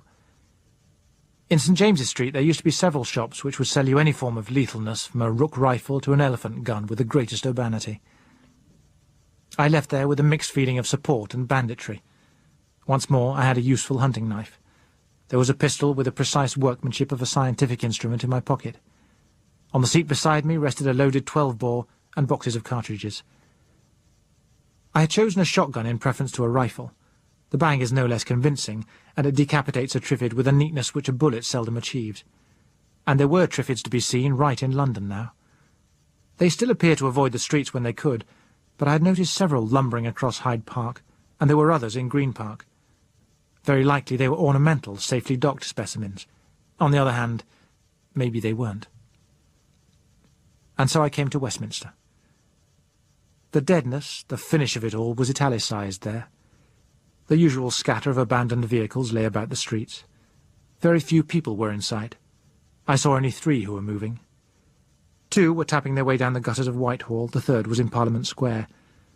He was sitting close to Lincoln's statue and clutching to him his dearest possession, a side of bacon from which he was hacking a ragged slice with a blunt knife. Above it all rose the Houses of Parliament, with the hands of the clock stopped at 3 minutes past 6. It was difficult to believe that all that meant nothing any more, that now it was just a pretentious confection in uncertain stone which could decay in peace. Let it shower its crumbling pinnacles onto the terrace as it would, there'd be no more indignant members complaining of the risk to their valuable lives. Into those halls which had in their day set world echoes to good intentions and sad expediencies, the roofs could in due course fall. There would be none to stop them, and none to care. Alongside, the Thames flowed imperturbably on. So it would flow until the day the embankments crumbled and the water spread out and Westminster became once more an island in a marsh. Marvellously clear-fretted in the unsmoked air, the Abbey rose, silver-grey. It stood detached by the serenity of age from the ephemeral growths around it. It was solid on a foundation of centuries, destined perhaps for centuries yet to preserve within it the monuments to those whose work was now all destroyed. I did not loiter there. In years to come I expect some will go to look at the old Abbey with romantic melancholy, but romance of that kind is an alloy of tragedy with retrospect. I was too close. Moreover, I was beginning to experience something new, the fear of being alone. I had not been alone since I walked from the hospital along Piccadilly, and then there had been bewildering novelty in all I saw. Now, for the first time, I began to feel the horror that real loneliness holds for a species that is by nature gregarious. I felt naked, exposed to all the fears that prowled. I made myself drive on up Victoria Street. The sound of the car itself alarmed me with its echoes. My impulse was to leave it and sneak silently on foot, seeking safety and cunning like a beast in the jungle. It needed all my willpower to keep myself steady and hold to my plan. For I knew what I should have done had I chanced to be allocated to this district. I should have sought supplies in its biggest department store. Somebody has stripped the provision department of the Army and Navy stores, all right, but there was no one there now. I came out by a side door. A cat on the pavement was engaged in sniffing at something which might have been a bundle of rags, but was not. I clapped my hands at it. It glared at me, and then slunk off. A man came round a corner. He had a gloating expression on his face, and was perseveringly rolling a large cheese along the middle of the road. When he heard my step, he halted his cheese and sat on it, brandishing his stick fiercely. I went back to my car in the main street. The probability was that Josella, too, would have chosen a hotel as a convenient headquarters. I remembered that there were several round Victoria Station, so I drove on there. It turned out that there were vastly more of them than I had thought. After I had looked into a score or more without finding any evidence of organised squatting, it began to seem pretty hopeless. I looked for someone to ask. There seemed a chance that anyone still alive here might owe it to her. I had seen only half a dozen capable of moving since I arrived in the district. Now there seemed to be none. But at last, near the corner of Buckingham Palace Road, I came across an old woman sitting huddled on her doorstep. She was tearing at a tin, with broken fingernails, and alternately cursing and whimpering over it. I went to a small shop nearby and found half a dozen tins of beans overlooked on a high shelf. I discovered a tin opener, too, and went back to her. She was still futilely scrabbling away at her tin. "You'd better throw that away. It's coffee," I told her. I put the opener into her hand and gave her a tin of beans. "Listen to me," I said. "Do you know anything of a girl round here? A girl that can see? She'd be in charge of a party, most likely." I was not very hopeful, but something must have helped the old woman to keep going longer than most. It seemed almost too good to be true when she nodded. "Yes," she said, as she started the opener. "You do? Where is she?" I demanded. Somehow it never occurred to me that it could be anyone but Josella. But she shook her head. "I don't know. I was with her lot for a bit, but I lost them. An old woman like me can't keep up with the young ones, so I lost them. They'd not wait for a poor old woman, and I couldn't never find them again." She went on cutting intently round the tin. "Where is she living?" I asked. We was all in a hotel. Don't know where it was, or I'd have found them again. Don't you know the name of the hotel? Not me. Tain't no good knowing the names of places when you can't see to read 'em, nor nobody else can't neither. But you must remember something about it. No, I don't. She lifted the can and sniffed cautiously at the contents. "Look here," I said coldly. "You want to keep those tins, don't you?" She made a movement with one arm to gather them all to her. "Well then, you'd better tell me all you can about that hotel," I went on. "You must know, for instance, whether it was large or small." She considered, one arm still protectively about the tins. Downstairs it sounded sort of hollow, like it might be biggish, likely it was smart too. What I mean, it had them quiet carpets and good beds and good sheets. Nothing else about it? No, not as... Yes, there was, though. It had 2 small steps outside, and you went in through one of them round and round doors. "That's better," I said. "You're quite sure of that? If I can't find it, I can find you again, you know." "It's God's truth, mister. 2 small steps and a round and round door." She rummaged in a battered bag beside her, brought out a dirty spoon, and began to taste the beans as if they were one of the jams of paradise. There were, I found, still more hotels round there than I'd thought, and a surprising number of them had round and round doors. But I kept on. There was no mistaking it when I did find it. The traces and the smell were all too familiar. "Anybody here?" I called in the echoing lounge. I was about to go further in when a groan came from one corner. Over in a semi-dark recess a man was lying on a settee. Even in the dimness it was possible to see that he was far gone. I did not go too close. His eyes opened. For a moment I thought that he could see. "You there?" he said. "Yes, I want to—" "Water," he said. "For Christ's sake, give me some water." I went across to the dining room and found the service room beyond. The taps were dry. I squirted a couple of siphons into a big jug and took it back with a cup. I put them down where he could reach them. "Thanks, mate," he said. "I can manage. You keep clear of me." He dipped the cup into the jug and then drained it. "Oh, God," he said. "Did I need that?" And he repeated the action. "What you doing, mate? Tain't healthy round here, you know." "I'm looking for a girl who can see. Her name's Josella. Is she here?" "She was here, but you're too late, chum." A sudden suspicion struck me like a physical stab. "You don't mean—" "No, ease off, mate. She ain't got what I got. No, she's just gone, same as all the rest what could." "Where did she go? Do you know?" "I can't tell you that, mate." "I see," I said heavily. "You best be going too, chum. Hang around here long and you'll be staying for keeps, like me." He was right. I stood looking down at him. "Anything else I can get you?" "No, this will last me. I reckon it won't be much longer I'll need anything." He paused, then he added, "Bye, mate, and thanks a lot. And if you do find her, look after her proper. She's a good girl." While I was making a meal of tinned ham and bottled beer a little later, it occurred to me that I had not asked the man when Josella had left, but I decided that in his state he would be unlikely to have any clear idea of time. The one place I could think of to go to was the university building.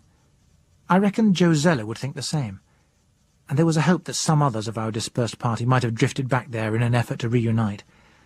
It was not a very strong hope, for common sense should have caused them to leave the town days ago.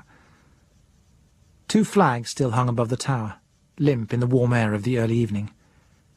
Of the 2 dozen or so lorries that had been accumulated in the forecourt, 4 still stood there, apparently untouched. I parked the car beside them and went into the building. My footsteps clattered in the silence. "Hello? Hello there?" I called. "Is there anyone here?" My voice echoed away down corridors and up wells, diminishing to the parody of a whisper and then to silence. I went to the doors of the other wing and called again. Once more the echoes died away unbroken, settling softly as dust. Only then, as I turned back, did I notice that an inscription had been chalked on the wall inside the outer door. In large letters it gave simply an address: Tinsham Manor, Tinsham, near Devizes, Wiltshire. That was something, at least. I looked at it and thought. In another hour or less it would be dusk. Devizes, I guessed, at 100 miles distant, probably more. I went outside again and examined the lorries. One of them was the last that I had driven in, the one in which I had stowed my despised anti-Triffid gear. I recalled that the rest of its load was a useful assortment of food and supplies. It would be much better to arrive with that than empty-handed in a car. Nevertheless, if there were no urgent reason for it, I did not fancy driving anything, much less a large, heavy-loaded lorry, by night, along roads which might reasonably be expected to produce a number of hazards. If I were to pile it up, and the odds were that I should, I would lose a lot more time in finding another and transferring the load than I would by spending the night here. An early start in the morning offered much better prospects. I moved my boxes of cartridges from the car to the cab of the lorry in readiness. The gun I kept with me. I found the room from which I had rushed to the fake fire alarm exactly as I had left it, my clothes on a chair, even the cigarette case and lighter where I had placed them beside my improvised bed. It was still too early to think of sleep. I lit a cigarette, put the case in my pocket, and decided to go out. Before I went into the Russell Square garden, I looked it over carefully. I had already begun to be suspicious of open spaces. Sure enough, I spotted one Triffid. It was in the northwest corner, standing perfectly still, but considerably taller than the bushes that surrounded it. I went closer and blew the top of it to bits with a single shot. The noise in the silent square could scarcely have been more alarming if I had let off a howitzer. When I was sure that there were no others lurking, I went into the garden and sat with my back against a tree. I stayed there perhaps 20 minutes. The sun was low and half the square was thrown into shadow. Soon I would have to go in. While there was light, I could sustain myself. In the dark, things could steal quietly upon me. Already I was on my way back to the primitive. Before long, perhaps, I should be spending the hours of darkness in fear, as my remote ancestors must have done, watching ever distrustfully the night outside their cave. I delayed to take one more look around the square, as if it were a page of history I would learn before it was turned. And as I stood there, I heard the gritting of footsteps on the road. A slight sound, but as loud in the silence as a grinding millstone. I turned with my gun ready. Crusoe was no more startled at the sight of a footprint than I at the sound of a footfall, for it had not the hesitancy of a blind man's. I caught a glimpse in the dim light of the moving fire. As it left the road and entered the garden, I saw that it was a man. Evidently he had seen me before I had heard him, for he was coming straight towards me. "You don't need to shoot," he said, holding empty hands wide apart. I did not know him until he came within a few yards. Simultaneously, he recognized me. "Oh, it's you, is it?" he said. I kept the gun raised. "Hello, Coker. What are you after? Wanting me to go on another of your little parties?" I asked him. "No. You can put that thing down. Makes too much noise anyway. That's how I found you." "No," he repeated. "I've had enough. I'm getting to hell out of here." "So am I," said, and lowered the gun. "What happened to your bunch?" he asked. I told him. He nodded. Same with mine. Same with the rest, I expect. Still, we tried." "The wrong way," I said. He nodded again. "Yes," he admitted. "I reckon your lot did have the right idea from the start. Only, it didn't look right, and it didn't sound right a week ago." 6 days ago," I corrected him. "A week?" said he. "No, I'm sure—" "Oh, well, what the hell does it matter anyway?" I said. "In the circumstances," I went on, "what do you say to declaring an amnesty and starting over again?" He agreed. "I got it wrong," he repeated. "I thought I was the one who was taking it seriously. but I wasn't taking it seriously enough. I couldn't believe that it would last, or that some kind of help wouldn't show up. But now look at it. It must be like this everywhere. Europe, Asia, America. Think of America smitten like this. But they must be. If they weren't, they'd have been over here, helping out and getting the place straight. That's the way it'd take 'em. No, I reckon you all understood it better from the start. We ruminated for some moments, then I asked, "This disease, plague, what do you reckon it is?" "Search me, chum. I thought it must be typhoid, but someone said typhoid takes longer to develop, so I'd not know.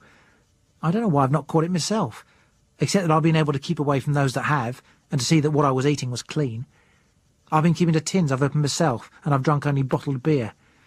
Anyway, though I've been lucky so far, I don't fancy hanging around here much longer. Where do you go now?" I told him of the address chalked on the wall. He had not yet seen it.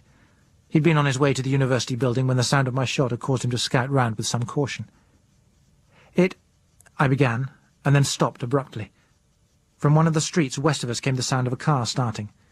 It ran up its gears quickly, and then diminished into the distance. "Well, at least there's somebody else left," said Coker. "And whoever wrote up that address. Have you any idea who that would be?" I shrugged my shoulders.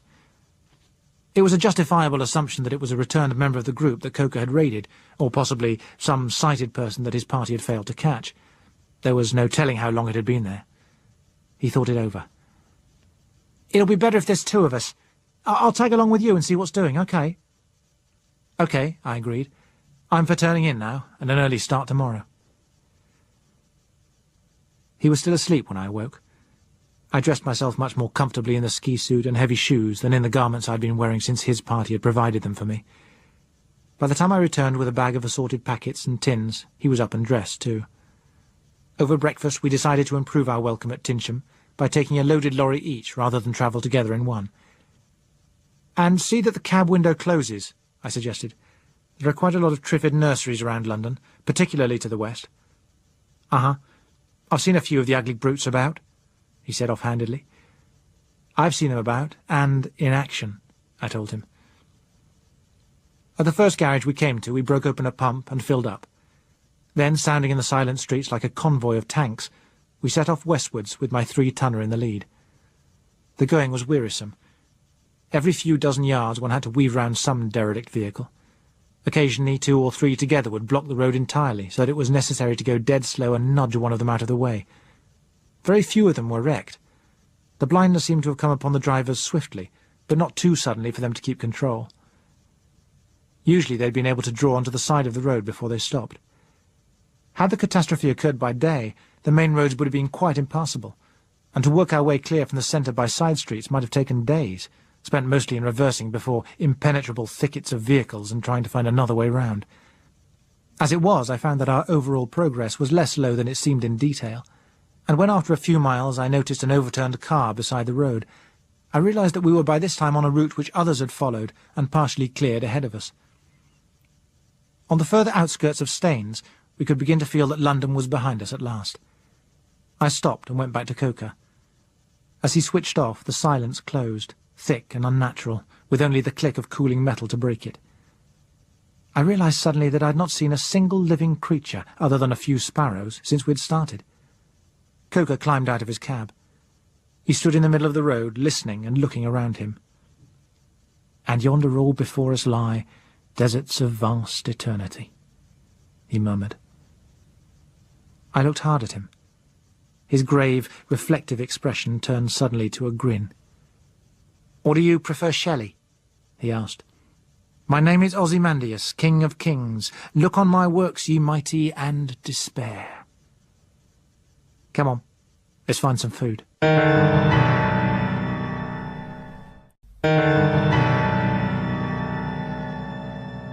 "Coker," I said as we completed the meal sitting on a store counter and spreading marmalade on biscuits, "you beat me. What are you? The first time I meet you I find you ranting, if you will forgive the appropriate word, in a kind of dockside lingo. Now you quote Marvell to me. It doesn't make sense." He grinned. "He never did to me either," he said. "It comes of being a hybrid. You never really know what you are. My mother never really knew what I was either. At least, she never could prove it. And she always held it against me that on account of that she could not get an allowance for me. It made me kind of sour about things when I was a kid. And when I left school, I used to go to meetings, more or less any kind of meetings, as long as they were protesting against something. And that led me getting mixed up with the lot that used to come to them. I suppose they found me kind of amusing. Anyway, they used to take me along to arty political sorts of parties. After a bit, I got tired of being amusing and seeing them give a kind of double laugh, half with me and half at me, whenever I said what I thought. I reckoned I needed some of the background knowledge they had, and then I'd be able to laugh at them a bit, maybe. So I started going to evening classes, and I practised talking the way they did, for use when necessary. There's a whole lot of people don't seem to understand that you have to talk to a man in his own language before he'll take you seriously. If you talk tough and quote Shelley, they think you're cute, like a performing monkey or something. But they don't pay any attention to what you say. You have to talk the kind of lingo they're accustomed to taking seriously. And it works the other way, too. Half the political intelligentsia who talk to a working audience don't get the value of their stuff across. Not so much because they're over their audience's heads, as because most of the chaps are listening to the voice and not to the words. So they knock a big discount off what they do here because it's all a bit fancy and not like ordinary, normal talk. So, I reckon the thing to do was to make myself bilingual and use the right one in the right place, and occasionally the wrong one in the wrong place, unexpectedly. Surprising how that jolts them. A wonderful thing, that English caste system. Since then I've made out quite nicely in the orating business. Not what you'd call a steady job, but full of interest and variety. Wilfred Coker, meetings addressed, subject, no object. That's me. How do you mean, subject, no object? I inquired. Well, I kind of supply the spoken word just like a printer supplies the printed word. He doesn't have to believe everything he prints. I left that for the moment. How's it happen you're not like the rest? I asked. You weren't in hospital, were you? Me? No. It just so happened that I was addressing a meeting that was protesting over police partiality and a little matter of a strike. We began about 6 o'clock, and about 1:30 the police themselves arrived to break it up. I found a handy trapdoor and went down into the cellar. They came down too to have a look, but they didn't find me where I'd gone to earth in a pile of shavings. They went on tramping around up above for a bit, and it was quiet. But I stayed put. I wasn't walking out into any nice little trap. It was quite comfortable there, so I went to sleep. In the morning, when I took a careful nose around, I found all this has happened. He paused thoughtfully. Well, that racket's finished. It certainly doesn't look as if there's going to be much call for my particular gifts from now on, he added. I did not dispute it. We finished our meal. He slid himself off the counter. Come on, we'd better be shifting. Tomorrow to fresh fields and pastures new, if you'd care for a really hackneyed quotation this time. It's more than that, it's inaccurate, I said. It's woods, not fields. He frowned and thought. Well, me mate, so it is, he admitted. I began to feel the lightening of spirit that Coker was already showing. The sight of the open country gave one hope of a sort. It was true that the young green crops would never be harvested when they had ripened, nor the fruit from the trees gathered, that the countryside might never again look as trim and neat as it did that day, but for all that, it would go on, after its own fashion. It was not like the towns, sterile, stopped forever. It was a place one could work and tend and still find a future. It made my existence for the previous week seem like that of a rat living on crumbs and ferreting in garbage heaps. As I looked out over the fields, I felt my spirits expanding. Places on our route, towns like Reading or Newbury, brought back the London mood for a while, but they were no more than dips in a graph of revival. There is an inability to sustain the tragic mood, a phoenix quality of the mind. It may be helpful or harmful. It is just a part of the will to survive. Yet, also, it has made it possible for us to engage in one weakening war after another. But it is a necessary part of our mechanism that we should be able to cry only for a time over even an ocean of spilt milk.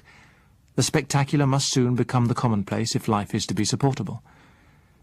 Under a blue sky where a few clouds sailed like celestial icebergs, the cities became a less oppressive memory, and the sense of living freshened us again like a clean wind. It does not perhaps excuse, but it does at least explain why, from time to time, I was surprised to find myself singing as I drove. At Hungerford we stopped for more food and fuel. The feeling of release continued to mount as we passed through miles of untouched country. It did not seem lonely yet, only sleeping and friendly. Even the sight of occasional little groups of Triffids swaying across a field, or of others resting with their roots dug into the soil, held no hostility to spoil my mood. They were once again the simple objects of my suspended professional interest. Short of Devizes, we pulled up once more to consult the map. A little further on, we turned down a side road to the right and drove into the village of Tinsham. Chapter 10. Tinsham. There was little likelihood of anyone missing the manor. Beyond the few cottages which constituted the village of Tinsham, the high wall of an estate ran beside the road. We followed it until we came to massive wrought-iron gates. Behind them stood a young woman on whose face the sober seriousness of responsibility had suppressed all human expression. She was equipped with a shotgun, which she clasped in inappropriate places. I signalled to Coker to stop, and called to her as I drew up. Her mouth moved, but not a word penetrated the clatter of the engine. I switched off. "This is Tinsham Manor?" I asked. She was not giving that or anything else away. "Where are you from? And how many of you?" She counted. I could have wished that she did not fiddle about with her gun in just the way she did. Briefly, and keeping an eye on her uneasy fingers, I explained who we were, why we came, roughly what we carried, and guaranteed that there were no more of us hidden in the trucks. I doubted whether she was taking it in. Her eyes were fixed on mine with a mournfully speculative expression, more common in bloodhounds, but not reassuring even there. My words did little to disperse that random suspicion which makes the highly conscientious so wearing. As she emerged to glance into the backs of the lorries and verify my statements, I hoped for her sake that she would not chance to encounter a party of whom her suspicions were justified. Admission that she was satisfied would have weakened her role of reliability, but she did eventually consent, still with reserve, to allow us in. "Take the right fork," she called up to me as I passed, and turned back at once to attend to the security of the gates. Beyond a short avenue of elms lay a park landscaped in the manner of the late 18th century, and dotted with trees which had had space to expand into full magnificence. The house, when it came into view, was not a stately home in the architectural sense, but there was a lot of it.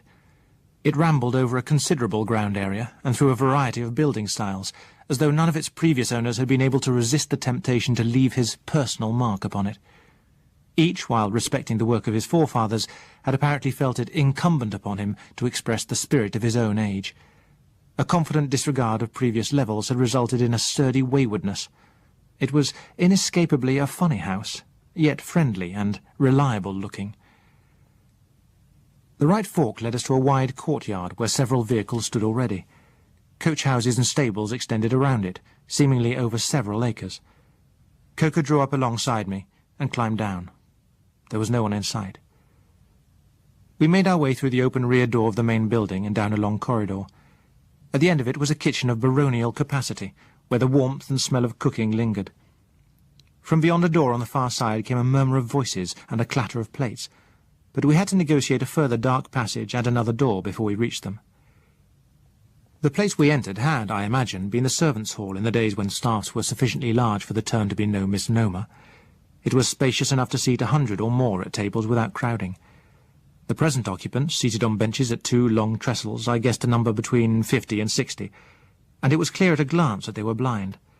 While they sat patiently, a few sighted persons were very busy.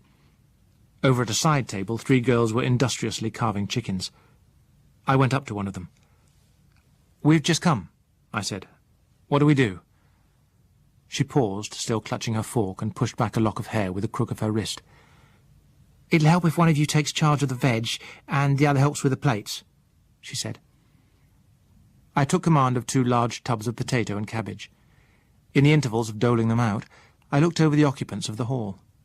Josella was not amongst them, nor could I see any of the more notable characters among the group that had put forward its proposals at the university building, though I fancied I had seen the faces of some of the women before.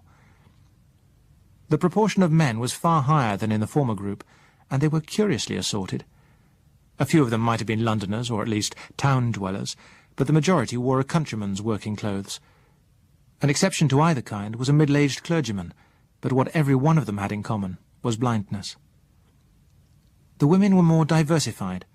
Some were in town clothes, quite unsuited to their surroundings. Others were probably local.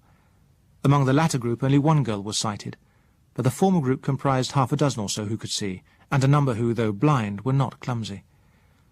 Coker, too, had been taking stock of the place. "Rum sort of set up, this," he remarked, sotto voce to me. "Have you seen her yet?"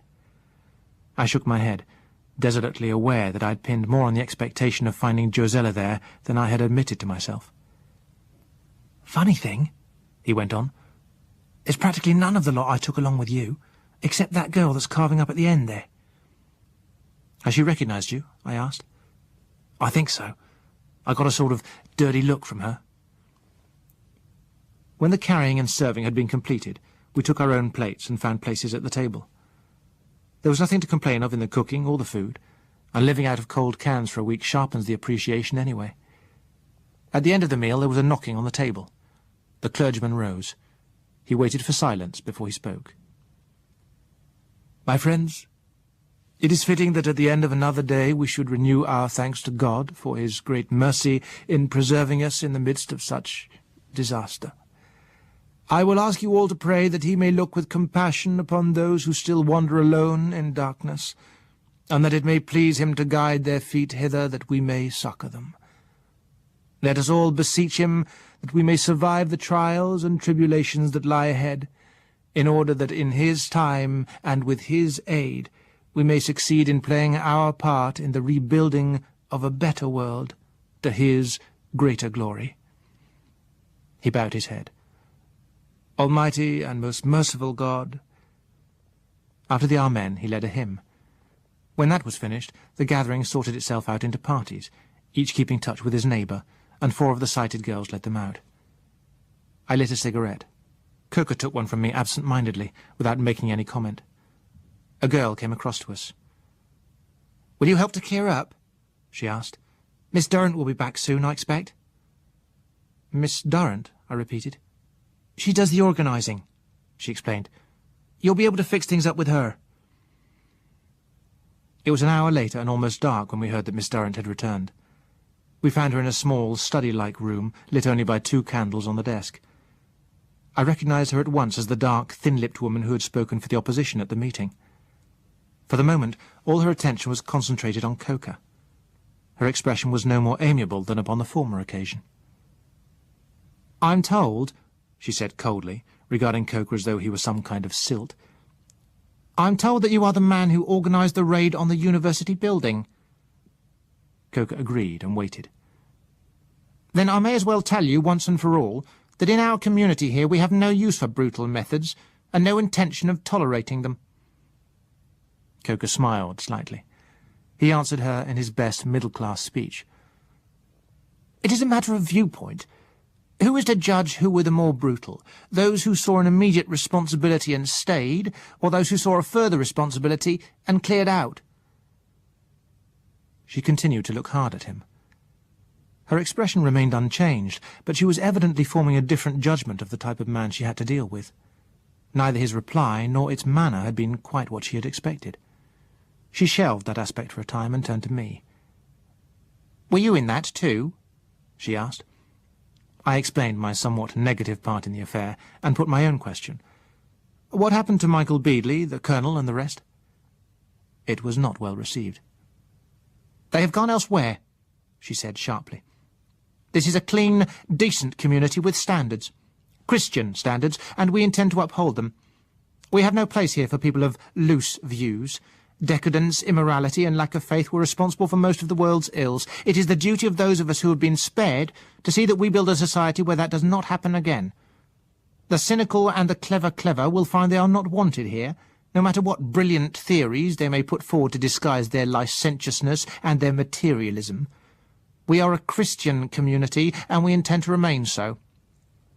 She looked at me challengingly. "So you split, did you?" I said. "Where did they go?" She replied stonily, "They moved on, and we stayed here. That is what matters.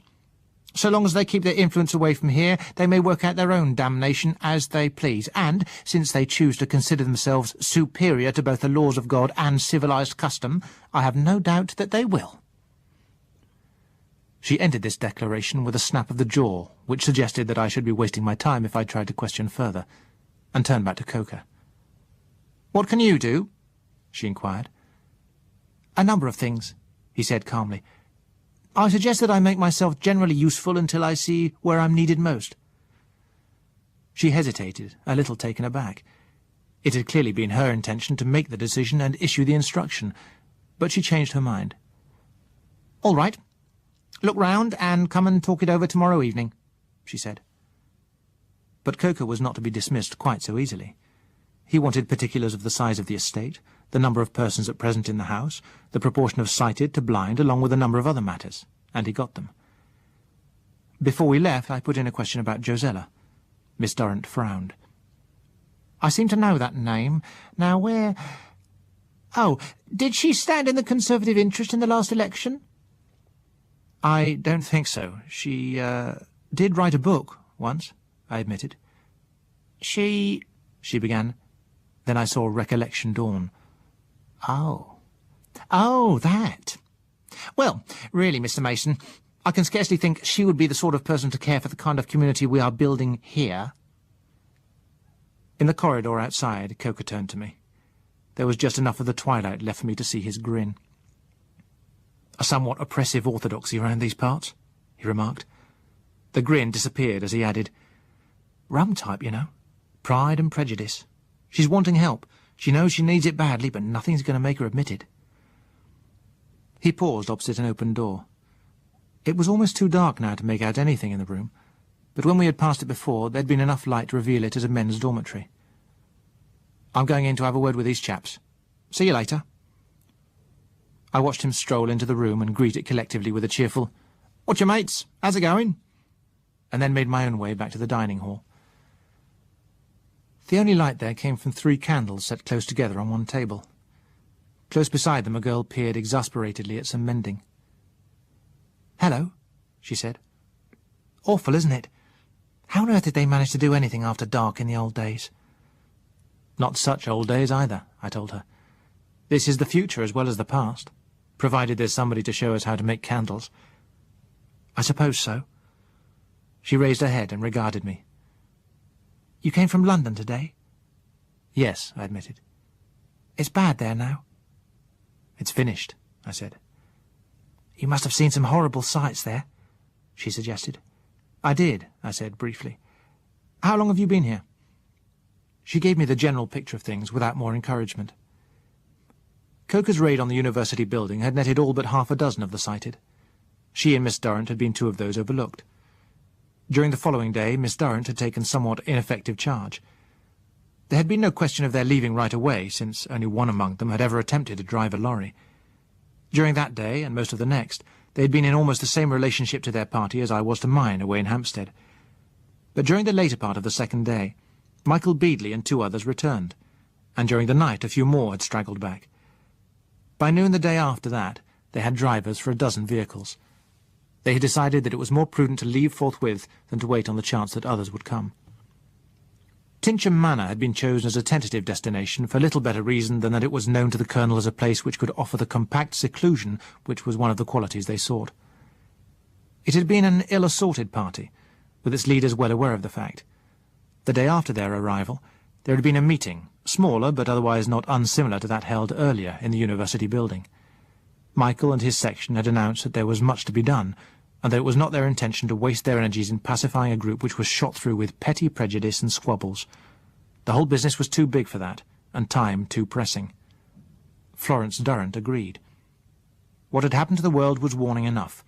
How anyone could be so blindly ungrateful for the miracle that had preserved them as even to contemplate the perpetuation of the subversive theories which had been undermining the Christian faith for a century, she was unable to understand.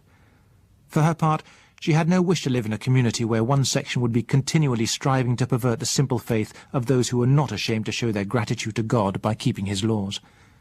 She was no less able to see that the situation was serious. The proper course was to pay full heed to the warning God had given and turn at once to his teaching. The division of parties, though clear, left them very uneven. Miss Durrant had found her supporters to consist of 5 sighted girls, a dozen or so blind girls, a few middle-aged men and women also blind, and no sighted males whatever. In the circumstances, there could be no doubt whatever that the section which would have to move must be Michael Beadley's. With the lorries still loaded, there was little to delay them, and in the early afternoon they had driven away, leaving Miss Durrant and her followers to sink or swim by their principles.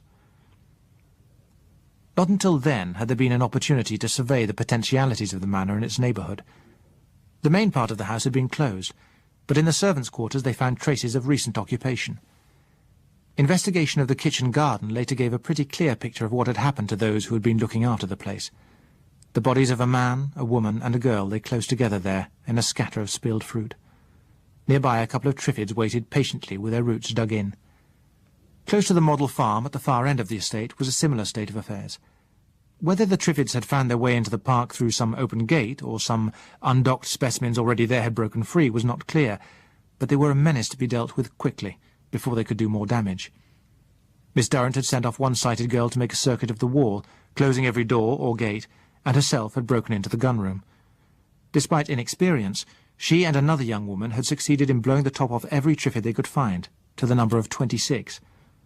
No more had been seen within the enclosure, and it was hoped that no more existed there.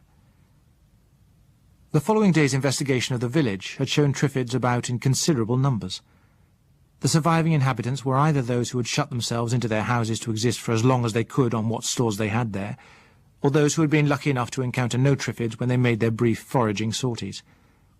All who could be found had been collected and brought back to the manor. They were healthy, and most of them were strong, but for the present at any rate, they were more of a burden than a help, for there was not one of them that could see. 4 more young women had arrived in the course of the day. 2 had come driving a loaded lorry by turns, and bringing a blind girl with them. The other had been alone in a car. After a brief look round, she had announced that she had found the setup lacking in appeal and driven on. Of the several who continued to arrive over the next few days, only 2 had stayed. All but 2 of the arrivals had been women. Most of the men, it seemed, had been more forthright and ruthless in extricating themselves from Coker's group formations, and most of them had returned in time to join the original party. Of Josella, the girl could tell me nothing. Clearly she had never heard the name before, and my attempts at description roused no recollections. While we were still talking, the electric lights in the room suddenly went on. The girl looked up at them with the awed expression of one receiving a revelation. She blew out the candles, and as she went on with her mending she looked up at the bulbs occasionally, as if to make certain they were still there. A few minutes later Coker strolled in. "That was you, I suppose?" I said, nodding at the lights. "Yes," he admitted. "They've got their own plant here. We might as well use up the petrol as let it evaporate." "Do you mean to say we could have had lights all the time we've been here?" asked the girl. "If you'd just taken the trouble to start the engine," Coker said, looking at her. "If you wanted light, why didn't you try to start it?" "I didn't know it was there. Besides, I don't know anything about engines or electricity." Coker went on looking at her thoughtfully. "So, you just went on sitting in the dark," he remarked. "And how long do you think you're likely to survive if you just go on sitting in the dark when things need doing?" She was stung by his tone. "It's not my fault if I'm not any good at things like that." "I'll differ there," Coker told her. "It's not only your fault, it's a self-created fault. Moreover, it's an affectation to consider yourself too spiritual to understand anything mechanical. It is a petty and a very silly form of vanity. Everyone starts by knowing nothing about anything, but God gives him, and even her, brains to find out with. Failure to use them is not a virtue to be praised. Even in women, it is a gap to be deplored." She looked understandably annoyed. Kirk himself had been looking annoyed from the time he came in. She said, "That's all very well, but different people's minds work on different lines. Men understand how machines and electricity work. Women just aren't much interested in that kind of thing as a rule." "Don't hand me a mess of myth and affectation. I'm not taking it," said Coker. "You know perfectly well that women can and do, or rather did, handle the most complicated and delicate machines when they took the trouble to understand them. What generally happens is that they're too lazy to take the trouble unless they have to. Why should they bother when the tradition of appealing helplessness can be rationalised as a womanly virtue, and the job just shoved off onto somebody else? Ordinarily, it's a pose that it's not worth anyone's while to debunk. In fact, it has been fostered. Men have played up to it by stoutly repairing the poor darling's vacuum cleaner and capably replacing the blown fuse. The whole charade has been acceptable to both parties. Tough practicality complements spiritual delicacy and charming dependence, and he's the mug who gets his hands dirty. He lunged on, well started now. Hitherto, we've been able to afford to amuse ourselves with that kind of mental laziness and parasitism.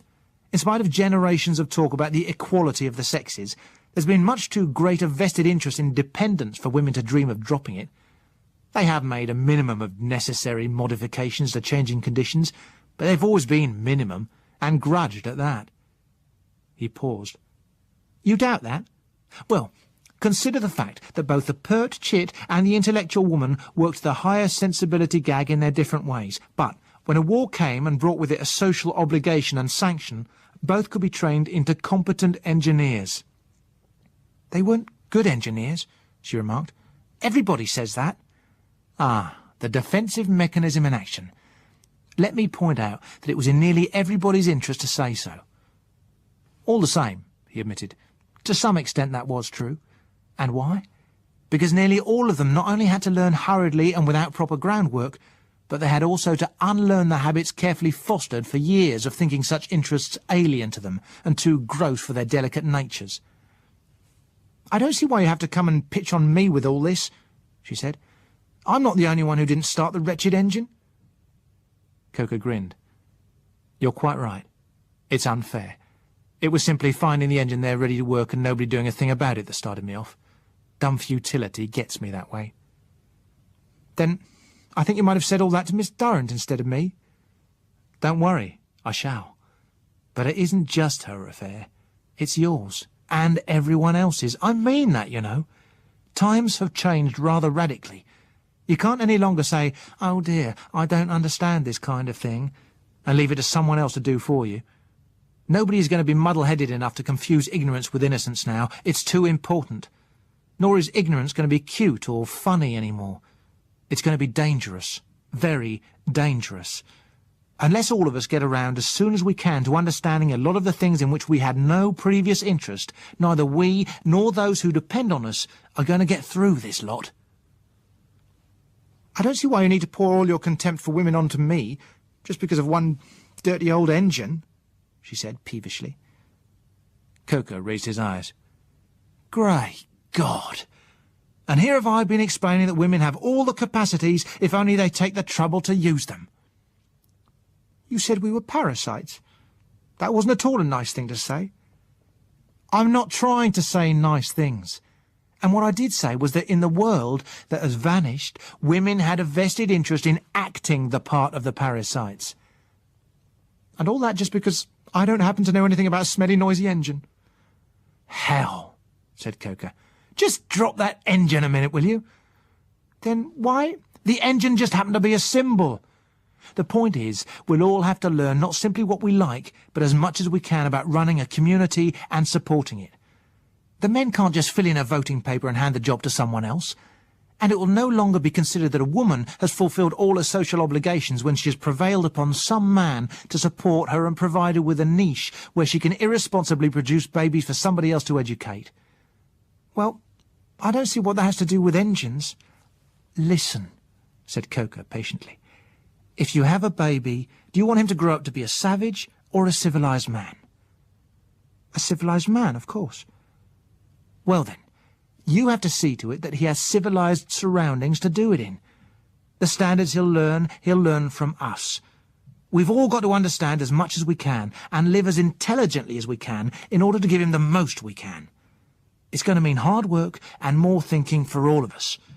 Changed conditions must mean changed outlooks.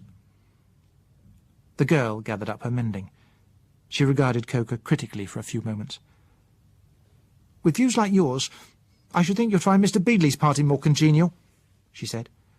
Here we have no intention of changing our outlook, or of giving up our principles. That's why we separated from the other party.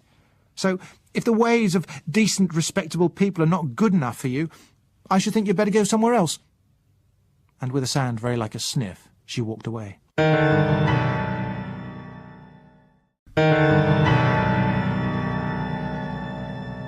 Coco watched her leave. When the door closed, he expressed his feelings with a fish porter's fluency. I laughed. "What did you expect?" I said. "You prance in and address the girl as if she were a public meeting of delinquents, and responsible for the whole Western social system as well, and then you're surprised when she's huffed." "You'd expect her to see reason," he muttered. "I don't see why. Most of us don't. We see habit. She'll oppose any modification, reasonable or not, that conflicts with her previously trained feelings of what is right and polite, and be quite honestly convinced that she's showing steadfast strength of character. You're in too much of a hurry. Show a man the Elysian fields when he's just lost his home, and he'll think mighty little of them. Leave him there a bit, and he'll begin to think home was like them, only cosier. She'll adapt in time, as she has to, and continue to deny with conviction that she's done so. In other words, just improvise as necessary. Don't try to plan anything. That won't take us far. That's where leadership comes in. The leader does the planning, but is wise enough not to say so. As the changes become necessary, he slips them in as a concession, temporary, of course, to circumstances. But if he's good, he's slipping in the right bits for the ultimate shape. There are always overwhelming objections to any plan, but concessions have to be made to emergencies. Sounds Machiavellian to me. I like to see where I'm aiming at and go straight for it. Most people don't, even though they'd protest that they do. They prefer to be coaxed or wheedled or even driven. That way they never make a mistake. If there is one, it's always due to something or somebody else. This going headlong for things is a mechanistic view, and people in general aren't machines. They have minds of their own, mostly peasant minds, at their easiest when they're in the familiar furrow. It doesn't sound as if you bet much on Beagley's chance at making a go of it. He's all plan. He'll have his troubles. But his party did choose. This lot is negative, I pointed out. It is simply here on account of its resistance to any kind of plan. I paused. Then I added, "That girl was right about one thing, you know. You would be better off with his lot. Her reaction is a sample of what you'd get all round if you were to try to handle this lot your way. You can't drive a flock of sheep to market in a dead straight line, but there are ways of getting them there." "You're being unusually cynical as well as metaphorical this evening," Coker observed. I objected to that. It isn't cynical to have noticed how a shepherd handles his sheep. To regard human beings as sheep might be thought so by some, but less cynical and much more rewarding than regarding them as a lot of chassis fitted for remote thought control. Said Coker. "I'll have to consider the implications of that." Chapter 11. And Further On. My next morning was desultory. I looked around, I lent a hand here and there, and asked a lot of questions. It had been a wretched night. Until I lay down, I had not fully realized the extent to which I had counted on finding Josella at Tinsham. Weary though I was after the day's journey, I could not sleep. I lay awake in the darkness, feeling stranded and planless. So confidently had I assumed that she and the Beadley party would be there, that there had been no reason to consider any scheme beyond joining them. It now came home to me for the first time that even if I did succeed in catching up with them, I still might not find her. As she had only left Westminster District a short time before I arrived there in search of her, she must in any case have been well behind the main party. Obviously the thing to do was to make detailed inquiries regarding everyone who had arrived at Tinsham during the previous 2 days. For the present I must assume that she had come this way. It was my only lead, and that meant assuming also that she had gone back to the university and had found the chalked address, whereas it was quite on the cards that she had not gone there at all, but sickened by the whole thing, had taken the quickest route out of the reeking place that London had become. The thing I had to fight hardest against admitting was that she might have caught the disease, whatever it was, that had dissolved both our groups. I would not consider the possibility of that until I had to. In the sleepless clarity of the small hours, I made one discovery. It was that my desire to join the Beadley party was very secondary indeed to my wish to find Josella. If when I did find them she was not with them, well, the next move would have to wait upon the moment, but it would not be resignation. Coker's bed was already empty when I awoke, and I decided to devote my morning chiefly to inquiries. One of the troubles was that it did not seem to have occurred to anyone to take note of the names of those who had found Tinsham uninviting and had passed on. Josella's name meant nothing to anyone, save those few who recollected it with disapproval. My description of her raised no memories that would stand detailed examination. Certainly there had been no girl in a navy blue ski suit. That I established, but then I could by no means be certain that she would still be dressed in that way. My inquiries ended by making everyone very tired of me and increasing my frustration. There was a faint possibility that a girl who had come and gone a day before our arrival might have been she, but I could not feel it likely that Josella could have left so slight an impression on anyone's mind, even allowing for prejudice. Coker reappeared again at the midday meal. He had been engaged on an extensive survey of the premises. He had taken a tally of the livestock and the number of blind among it, inspected the farm equipment and machinery, found out about the source of pure water supplies, looked into the stores of feed, both human and stock, discovered how many of the blind girls had been afflicted before the catastrophe, and arranged classes of the others for them to train as best they could. He had found most of the men plunged in gloom by a well-meant assurance from the vicar that there would be plenty of useful things for them to do, such as basket-making and weaving, and he had done his best to dispel it with more hopeful prospects. Encountering Miss Durrant, he had told her that unless it could somehow be contrived that the blind women should take part of the work off the shoulders of the sighted, the whole thing would break down within 10 days, and also that if the vicar's prayer for more blind people to join them should happen to be granted, the place would become entirely unworkable. He was embarking upon further observations, including the necessity for starting immediately to build up food reserves and to begin the construction of devices which would enable blind men to do useful work, when she cut him short. He could see that she was a great deal more worried than she would admit, but the determination which had led her to sever relations with the other party caused her to blaze back at him unthankfully. She ended by letting him know that on her information neither he nor his views were likely to harmonize with the community. "The trouble about that woman is that she means to be boss," he said. "It's constitutional, quite apart from the lofty principles." "Slanderous," I said. "What you mean is that her principles are so impeccable that everything is her responsibility, and so it becomes her duty to guide others." "Much the same thing," he said. "But it sounds a lot better," I pointed out. He was thoughtful for a moment.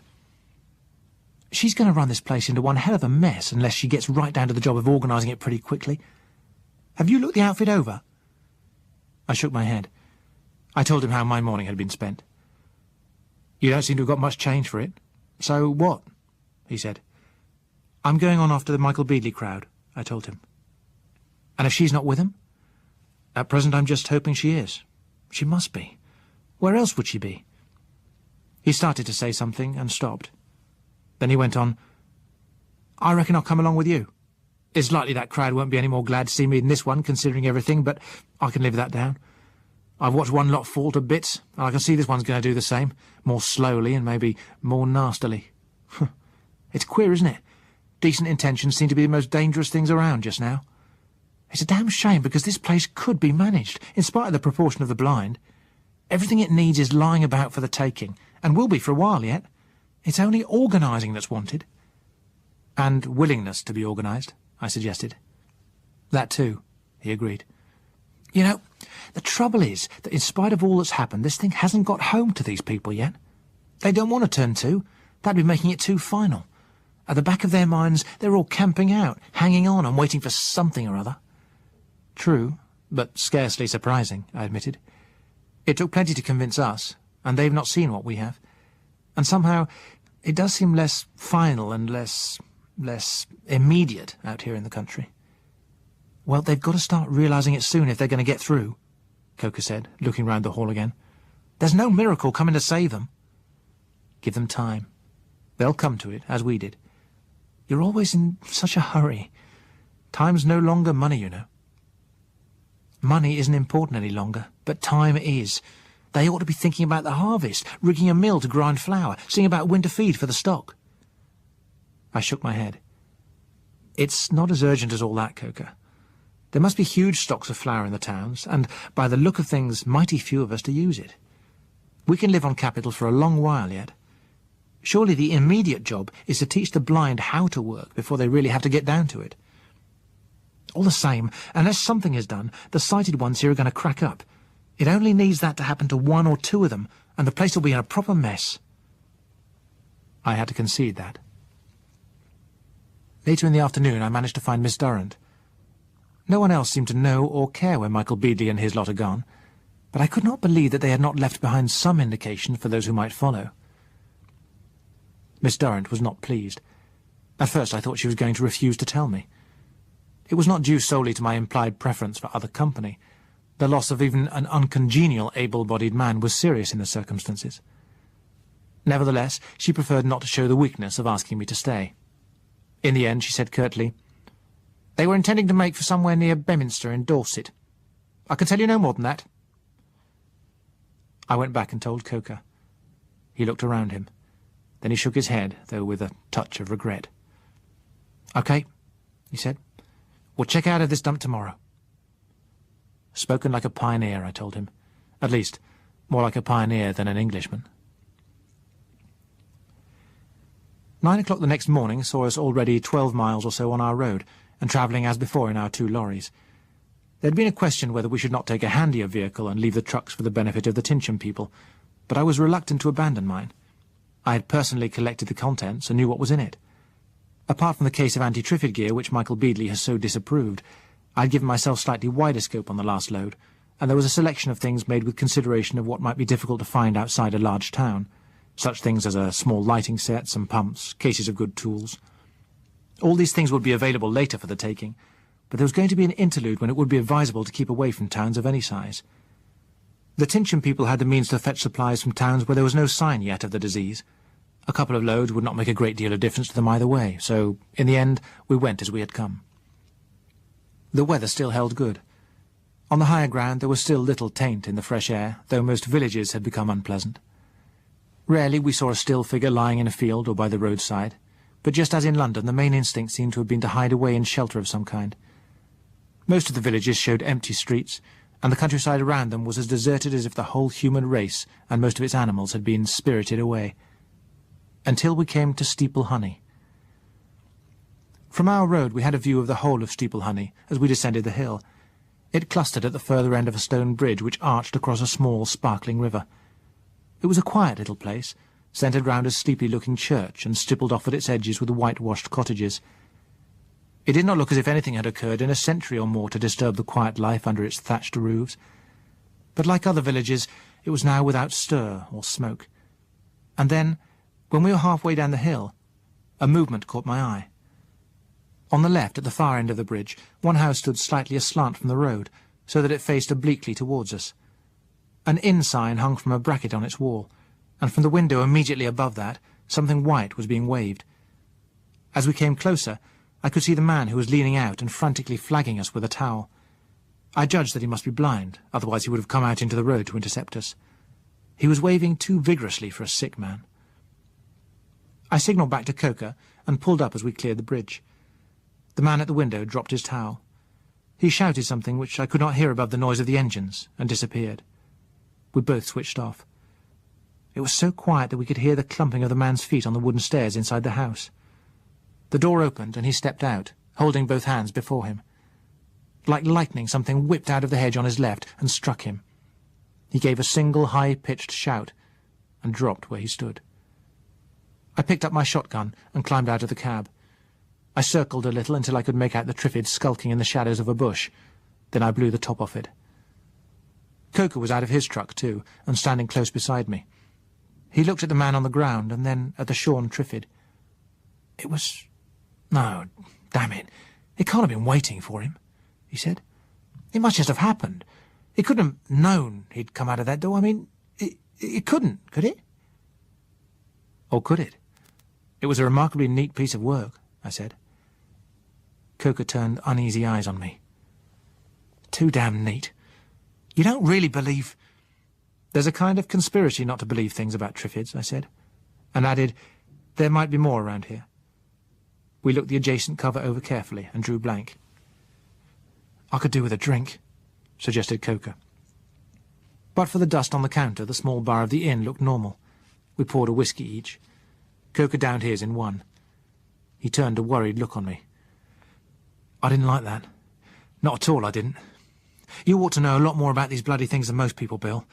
It wasn't... I mean, it must just have happened to be there, mustn't it? I think... I began.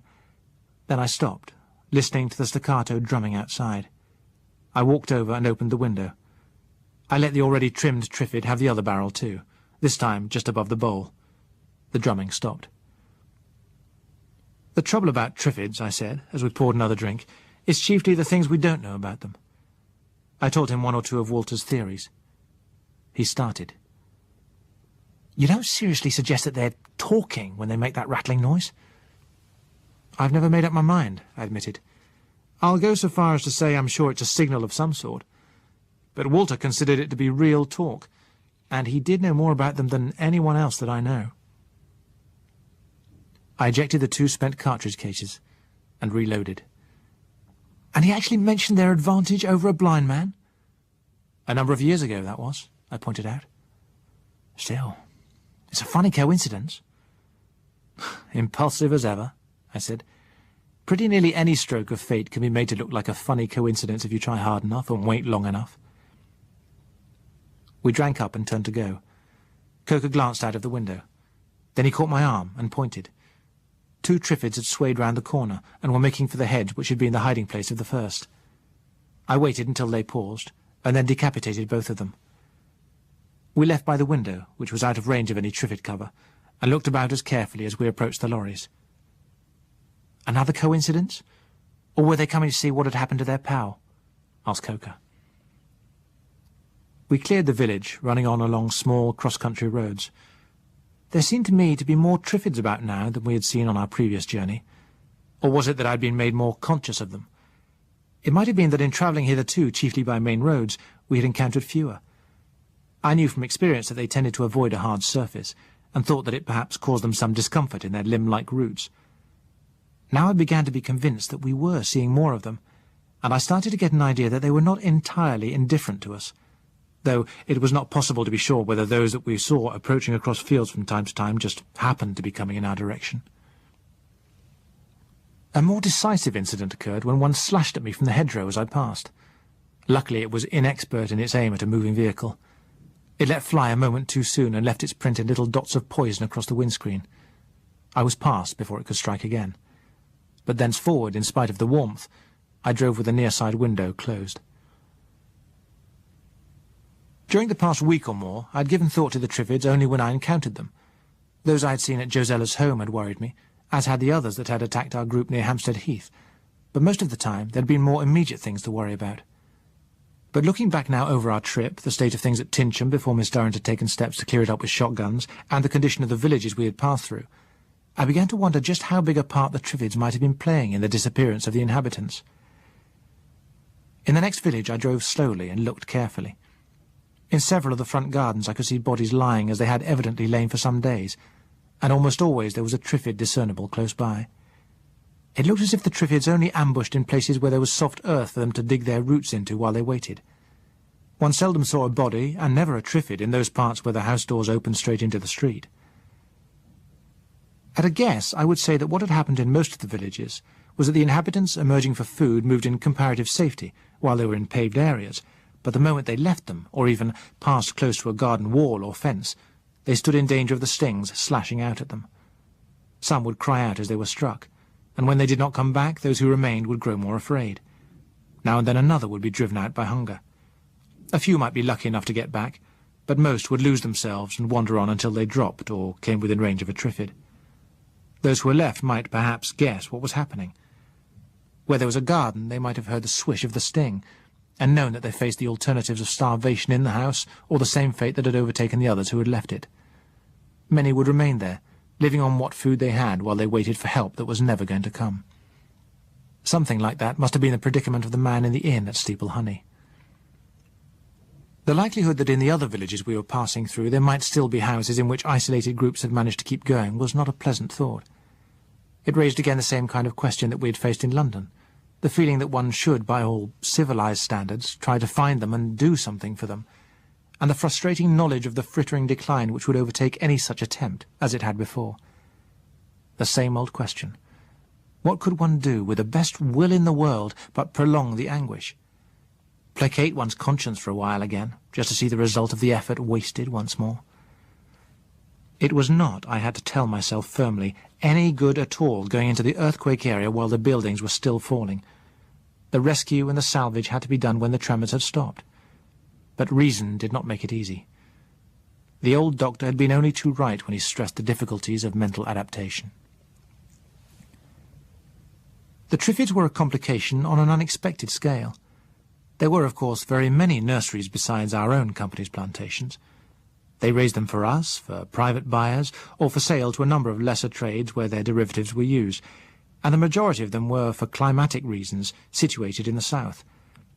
Nevertheless, if what we had already seen was a fair sample of the way they had broken loose and distributed themselves, they must have been far more numerous than I had supposed. The prospect of more of them reaching maturity every day, and of the docked specimens steadily regrowing their stings, was far from reassuring. With only 2 more stops, one for food and the other for fuel, we made good time, and ran into Beminster about 4:30 in the afternoon. We had come right into the centre of the town without having seen a sign to suggest the presence of the Beadley party. At first glimpse, the place was as void of life as any other we had seen that day. The main shopping street, when we entered it, was bare and empty, save for a couple of lorries drawn up on one side. I had led the way down it for perhaps 20 yards, when a man stepped out from behind one of the lorries and levelled a rifle. He fired deliberately over my head, and then lowered his aim. Chapter 12. Dead End. That's the kind of warning I don't debate about. I pulled up. The man was large and fair-haired. He handled his rifle with familiarity. Without taking it out of the aim, he jerked his head twice sideways. I accepted that as a sign to climb down. When I had done so, I displayed my empty hands. Another man, accompanied by a girl, emerged from behind the stationary lorry as I approached it. Coker's voice called from behind me. "Better put up that rifle, chum. You're all in the open." The fair man's eyes left mine to search for Coker. I could have jumped him then if I'd wanted to, but I said, "He's right. Anyway, we're peaceful." The man lowered his rifle, not quite convinced. Coker emerged from the cover of my lorry, which had hidden his exit from his own. "What's the big idea? Dog eat dog?" he inquired. "Only 2 of you?" the second man asked. Coker looked at him. "What would you be expecting? A convention? Yeah, just 2 of us." The trio visibly relaxed. The fair man explained, "We thought you might be a gang from a city. We've been expecting them here raiding for food." "Oh," said Coker, "from which we assume that you've not taken a look at any city lately. If that's your only worry, you might as well forget it. What gangs there are more likely to be working the other way round at present. In fact, doing, if I may say so, just what you are." "You don't think they'll come?" "I'm darn sure they won't."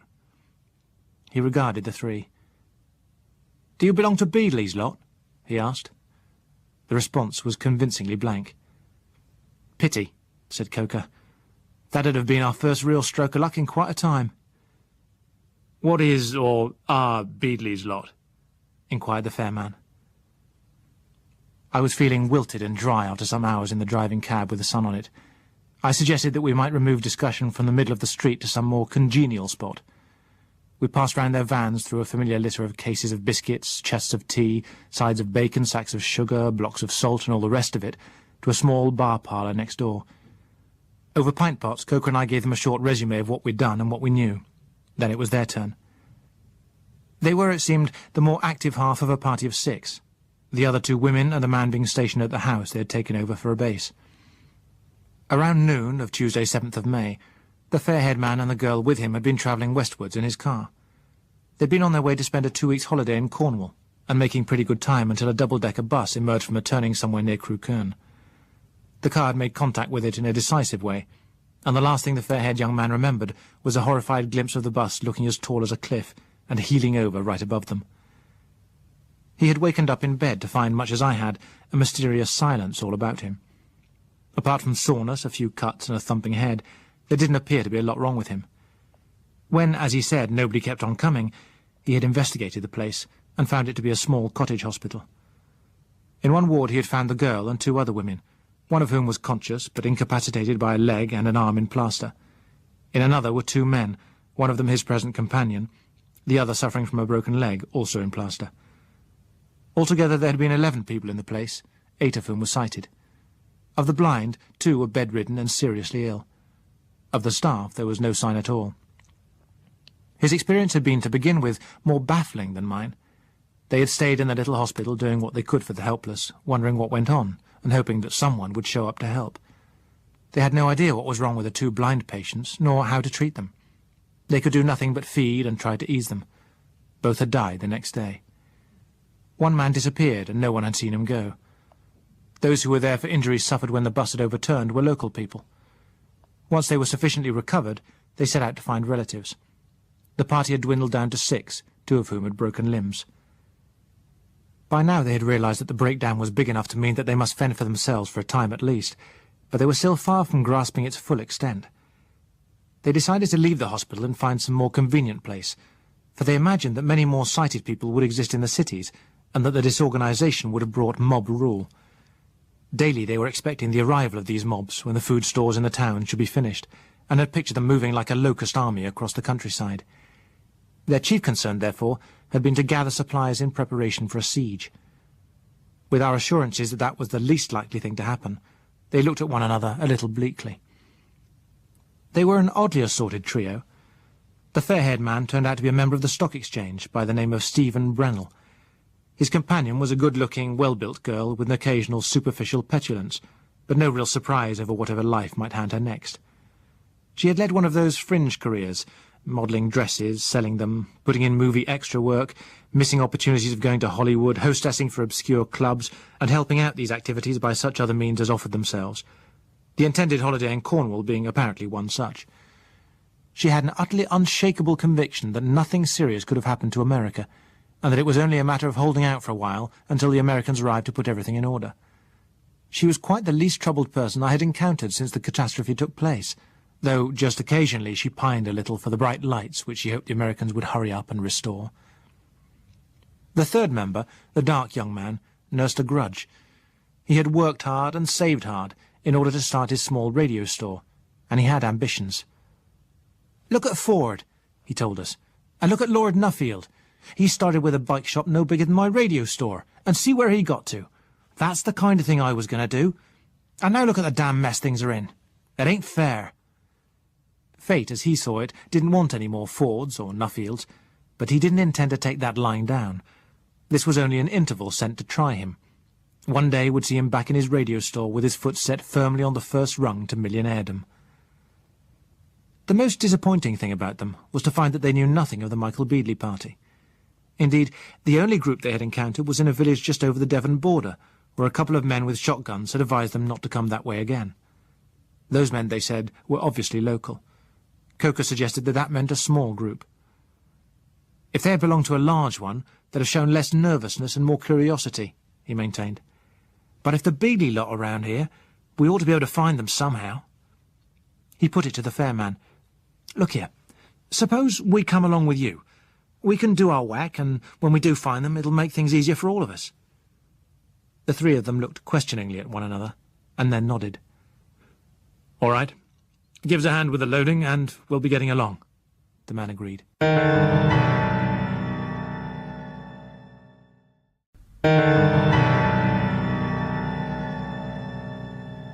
By the look of Charcote Old House, it had once been a fortified manor.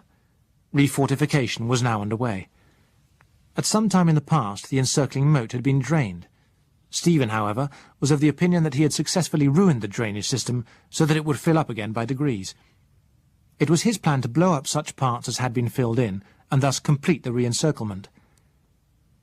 Our news, suggesting that this might not be necessary, induced a slight wistfulness in him, and a look of disappointment. The stone walls of the house were thick. At least 3 of the windows in the front displayed machine guns, and he pointed out 2 more mounted on the roof. Inside the main door was stacked a small arsenal of mortars and bombs, and, as he proudly showed us, several flamethrowers. "We found an arms depot," he explained, "and spent a day getting this lot together." As I looked over the stuff, I realized for the first time that the catastrophe by its very thoroughness had been more merciful than the things that would have followed a slightly lesser disaster. Had 10 or 15% of the population remained unharmed, it was very likely that little communities like this would indeed have found themselves fighting off starving gangs in order to preserve their own lives. As things were, however, Stephen had probably made his warlike preparations in vain. But there was one appliance that could be put to good use. I pointed to the flamethrowers. "Those might be handy for Triffids," I said. He grinned. "You're right. Very effective. The one thing we've used them for. And incidentally, the one thing I know that really makes a Triffid beat it. You can go on firing at them until they're shot to bits and they don't budge. I suppose they don't know where the destruction's coming from. But one warm lick from this and they're plunging off fit to bust themselves." "Have you had a lot of trouble with them?" I asked. It seemed that they had not. From time to time one, perhaps 2 or 3 would approach and be scorched away. On their expeditions they had had several lucky escapes, but usually they were out of their vehicles only in built-up areas where there was little likelihood of prowling Triffids. That night, after dark, we all went up to the roof. It was too early for the moon. We looked out upon an utterly black landscape. Search it as we would, not one of us was able to discover the least pinpoint of a telltale light, nor could any of the party recall ever having seen a trace of smoke by day. I was feeling depressed when we descended again to the lamp-lit living room. "There's only one thing for it, then," Coker said. "We'll have to divide the district up into areas and search them." But he did not say it with conviction. I suspected that he was thinking it likely, as I was, that the Beadley party would continue to show a deliberate light by night, and some other sign, probably a smoke column, by day. However, no one had any better suggestion to make, so we got down to the business of dividing the map up into sections, doing our best to contrive that each should include some high ground to give an extensive view beyond it. The following day we went into the town in a lorry, and from there dispersed in smaller cars for the search. That was, without a doubt, the most melancholy day I had spent since I had wandered about Westminster searching for traces of Josella there. Just at first it wasn't too bad. There was the open road in the sunlight, the fresh green of early summer. There were signposts which pointed to Exeter and the west, and other places as if they still pursued their habitual lives. There were sometimes, though rarely, birds to be seen, and there were wild flowers beside the lanes, looking as they had always looked. But the other side of the picture was not so good. There were fields in which cattle lay dead or wandered blindly, and untended cows lowed in pain, where sheep in their easy discouragement had stood resignedly to die rather than pull themselves free from bramble or barbed wire, and other sheep grazed erratically, or starved with looks of reproach in their blind eyes. Farms were becoming unpleasant places to pass closely. For safety's sake I was giving myself only an inch of ventilation at the top of the window, but I closed even that whenever I saw a farm beside the road ahead. Triffids were at large. Sometimes I saw them crossing fields or noticed them inactive against hedges. In more than one farmyard they had found the middens to their liking, and enthroned themselves there while they waited for the dead stock to attain the right stage of putrescence. I saw them now with a disgust that they had never roused in me before. Horrible, alien things which some of us had somehow created, and which the rest of us in our careless greed had cultured all over the world. One could not even blame nature for them. Somehow they had been bred, just as we bred ourselves beautiful flowers or grotesque parodies of dogs. I began to loathe them now for more than their carrion-eating habits. They, more than anything else, seemed able to profit and flourish on our disaster. As the day went on, my sense of loneliness grew. On any hill or rise, I stopped to examine the country as far as field glasses would show me. Once I saw smoke and went to the source to find a small railway train burnt out on the line. I still don't know how that could be, for there was no one near it. Another time a flag upon a staff sent me hurrying to a house to find it silent, though not empty. Yet another time a white flutter of movement on a distant hillside caught my eye, but when I turned the glasses on it, I found it to be half a dozen sheep milling in panic while a Triffid struck continually and ineffectively across their woolly backs. Nowhere could I see a sign of living human beings. When I stopped for food, I did not linger longer than I needed. I ate it quickly, listening to a silence that was beginning to get on my nerves, and anxious to be on my way again with at least the sound of the car for company. One began to fancy things. Once I saw an arm waving from a window, but when I got there it was only a branch swaying in front of the window. I saw a man stop in the middle of a field and turn to watch me go by, but the glasses showed me that he couldn't have stopped or turned. He was a scarecrow. I heard voices calling to me, just discernible above the engine noise. I stopped and switched off. There were no voices, nothing, but far, far away the plaint of an unmilked cow. It came to me that here and there, dotted about the country, there must be men and women who were believing themselves to be utterly alone, sole survivors. I felt as sorry for them as for anyone else in the disaster. During the afternoon, with lowered spirits and little hope, I kept doggedly on, quartering my section of the map, because I dared not risk failing to make my inner certainty sure. At last, however, I satisfied myself that if any sizable party did exist in the area I had been allotted, it was deliberately hiding. It had not been possible for me to cover every lane and by-road, but I was willing to swear that the sound of my by no means feeble horn had been heard in every acre of my sector. I finished up and drove back to the place where we had parked the lorry, in the gloomiest mood I'd yet known. I found that none of the others had shown up yet, so to pass the time, and because I needed it to keep out the spiritual cold, I turned into the nearby pub and poured myself a good brandy. Stephen was the next. The expedition seemed to have affected him much as it had me, for he shook his head in answer to my questioning look, and made straight for the bottle I had opened. 10 minutes later, the radio ambitionist joined us. He brought with him a dishevelled, wild-eyed young man who appeared not to have washed or shaved for several weeks. This person had been on the road. It was, it seemed, his only profession. One evening, he could not say for certain of what day, he had found a fine, comfortable barn in which to spend the night. Having done somewhat more than his usual quota of miles that day, he had fallen asleep almost as soon as he lay down. The next morning he had awakened in a nightmare, and he still seemed a little uncertain whether it was the world or himself that was crazy. We reckoned he was, a little anyway, but he still retained a clear knowledge of the use of beer. Another half-hour or so passed, and then Coker arrived. He was accompanied by an Alsatian puppy and an unbelievable old lady. She was dressed in what was obviously her best. Her cleanliness and precision were as notable as were the lack of them in our other recruit. She paused with a genteel hesitation on the threshold of the bar-parlour. Coker performed the introduction. "This is Mrs. Fawcett, sole proprietor of Fawcett's Universal Stores, in a collection of about 10 cottages, 2 pubs and a church known as Chippington Durney. And Mrs. Fawcett can cook. Oh, boy, can she cook!" Mrs. Fawcett acknowledged us with dignity, advanced with confidence, seated herself with circumspection, and consented to be pressed to a glass of port, followed by another glass of port. In answer to our questions, she confessed to sleeping with unusual soundness during the fatal evening, and the night that followed. Into the precise cause of this she did not enter, and we did not inquire. She had continued to sleep, since nothing had occurred to waken her, through half the following day. When she awoke she was feeling unwell, and so did not attempt to get up until mid-afternoon. It had seemed to her curious, but providential, that no one had required her in the shop. When she did get up and go to the door, she had seen one of them horrid Triffid things standing in her garden, and a man lying on the path just outside her gate.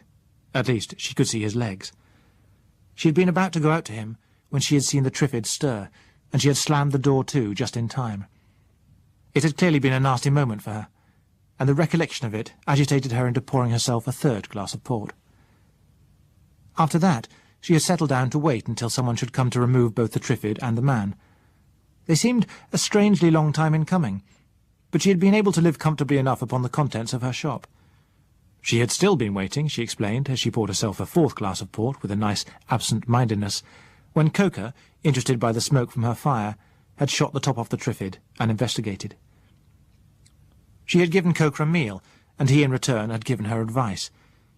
It had not been easy to make her understand the true state of things.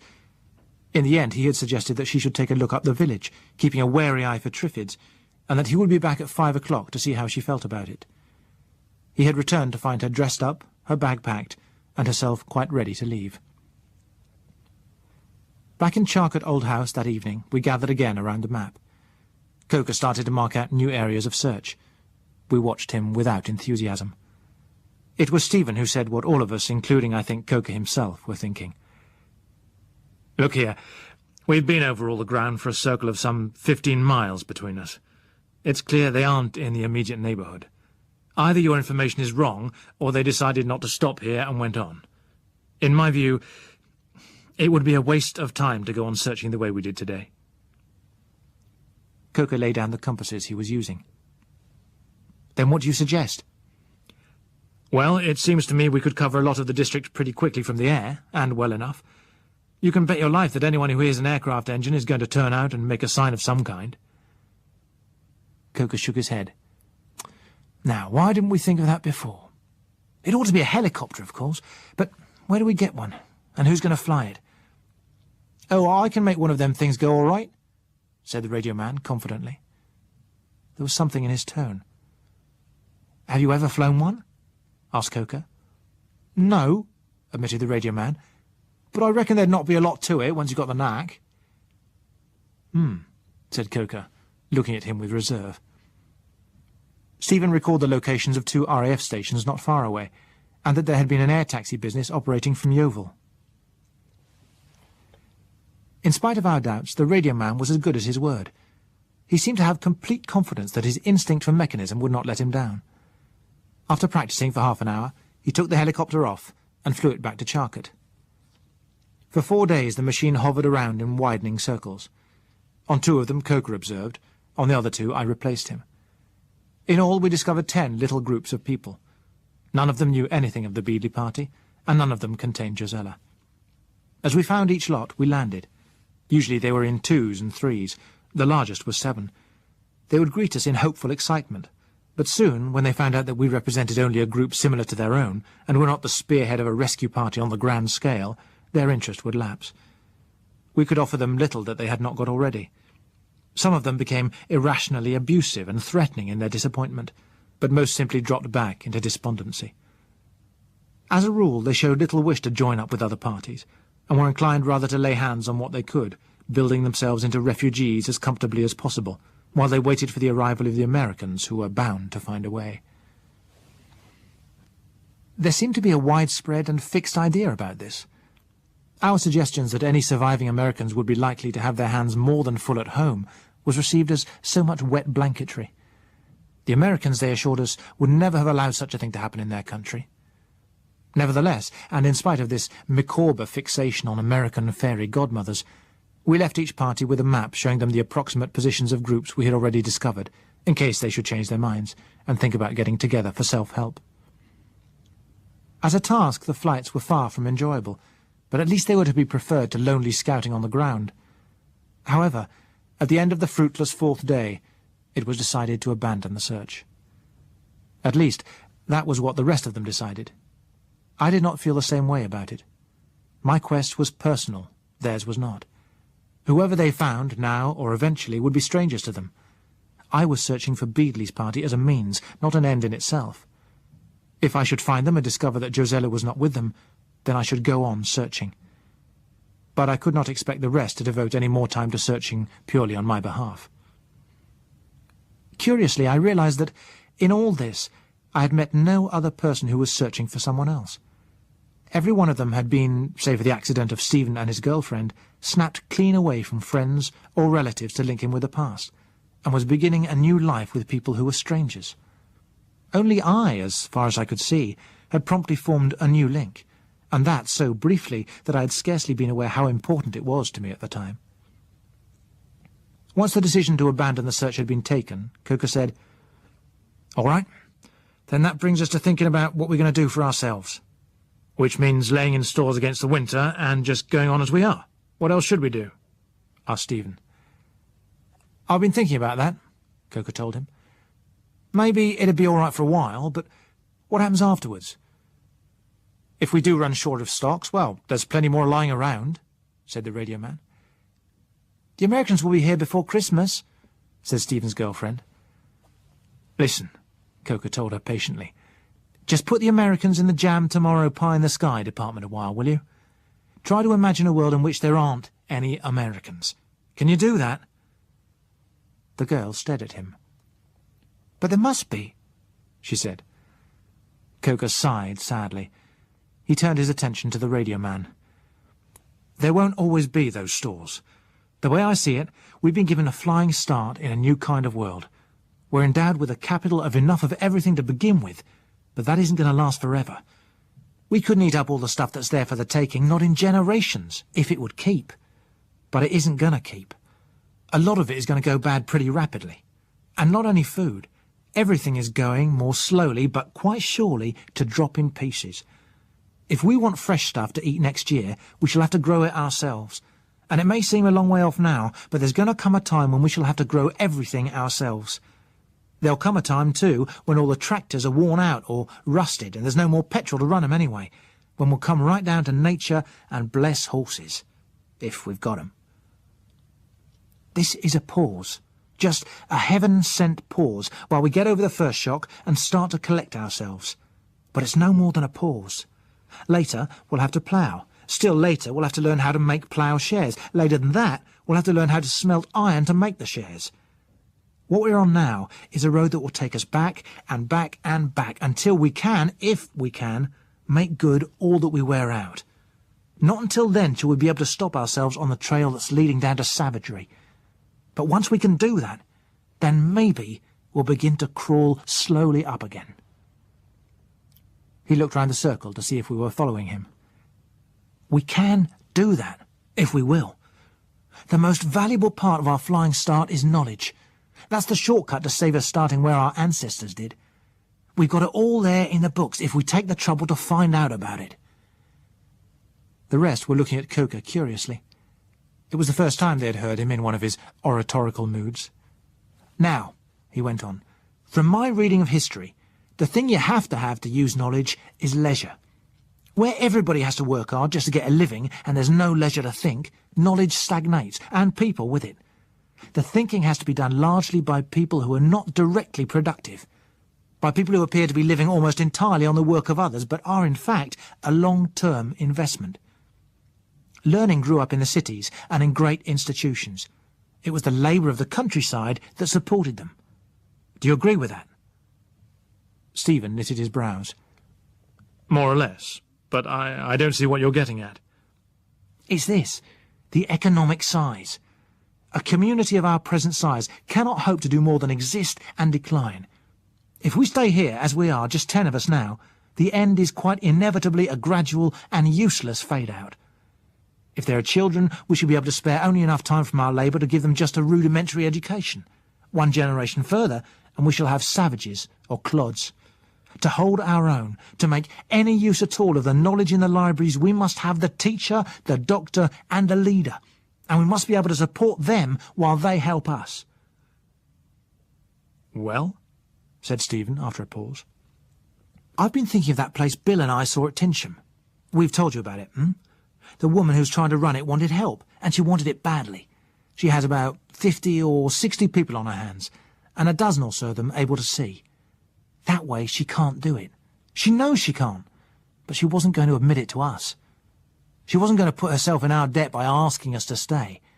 But she'd be very glad if we were to go back there after all and ask to be admitted. Good Lord, I said. You don't think she deliberately put us on the wrong track? I don't know. I may be doing her an injustice, but it is an odd thing that we've not seen or heard a single sign of Beadley and Co., isn't it? Anyhow, whether she meant it or not, that's the way it works, because I've decided to go back there.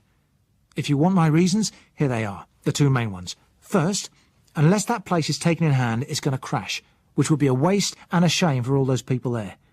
The other is that it's much better situated than this. It has a farm, which should not take a lot of putting in order.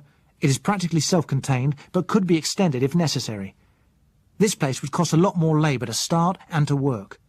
More important, it's big enough to afford time for teaching both the present blind there and the sighted children they'll have later on. I believe it can be done, and I'll do my best to do it. And if the haughty Miss Durrant can't take it, she can go jump in the river. Now, the point is this. I think I could do it as it stands. But I know that if the lot of us were to go, we would get the place reorganised and running in a few weeks. Then we'd be living in a community that's going to grow and make a damn good attempt to hold its own. The alternative is to stay in a small party which is going to decline and get more desperately lonely as time goes on.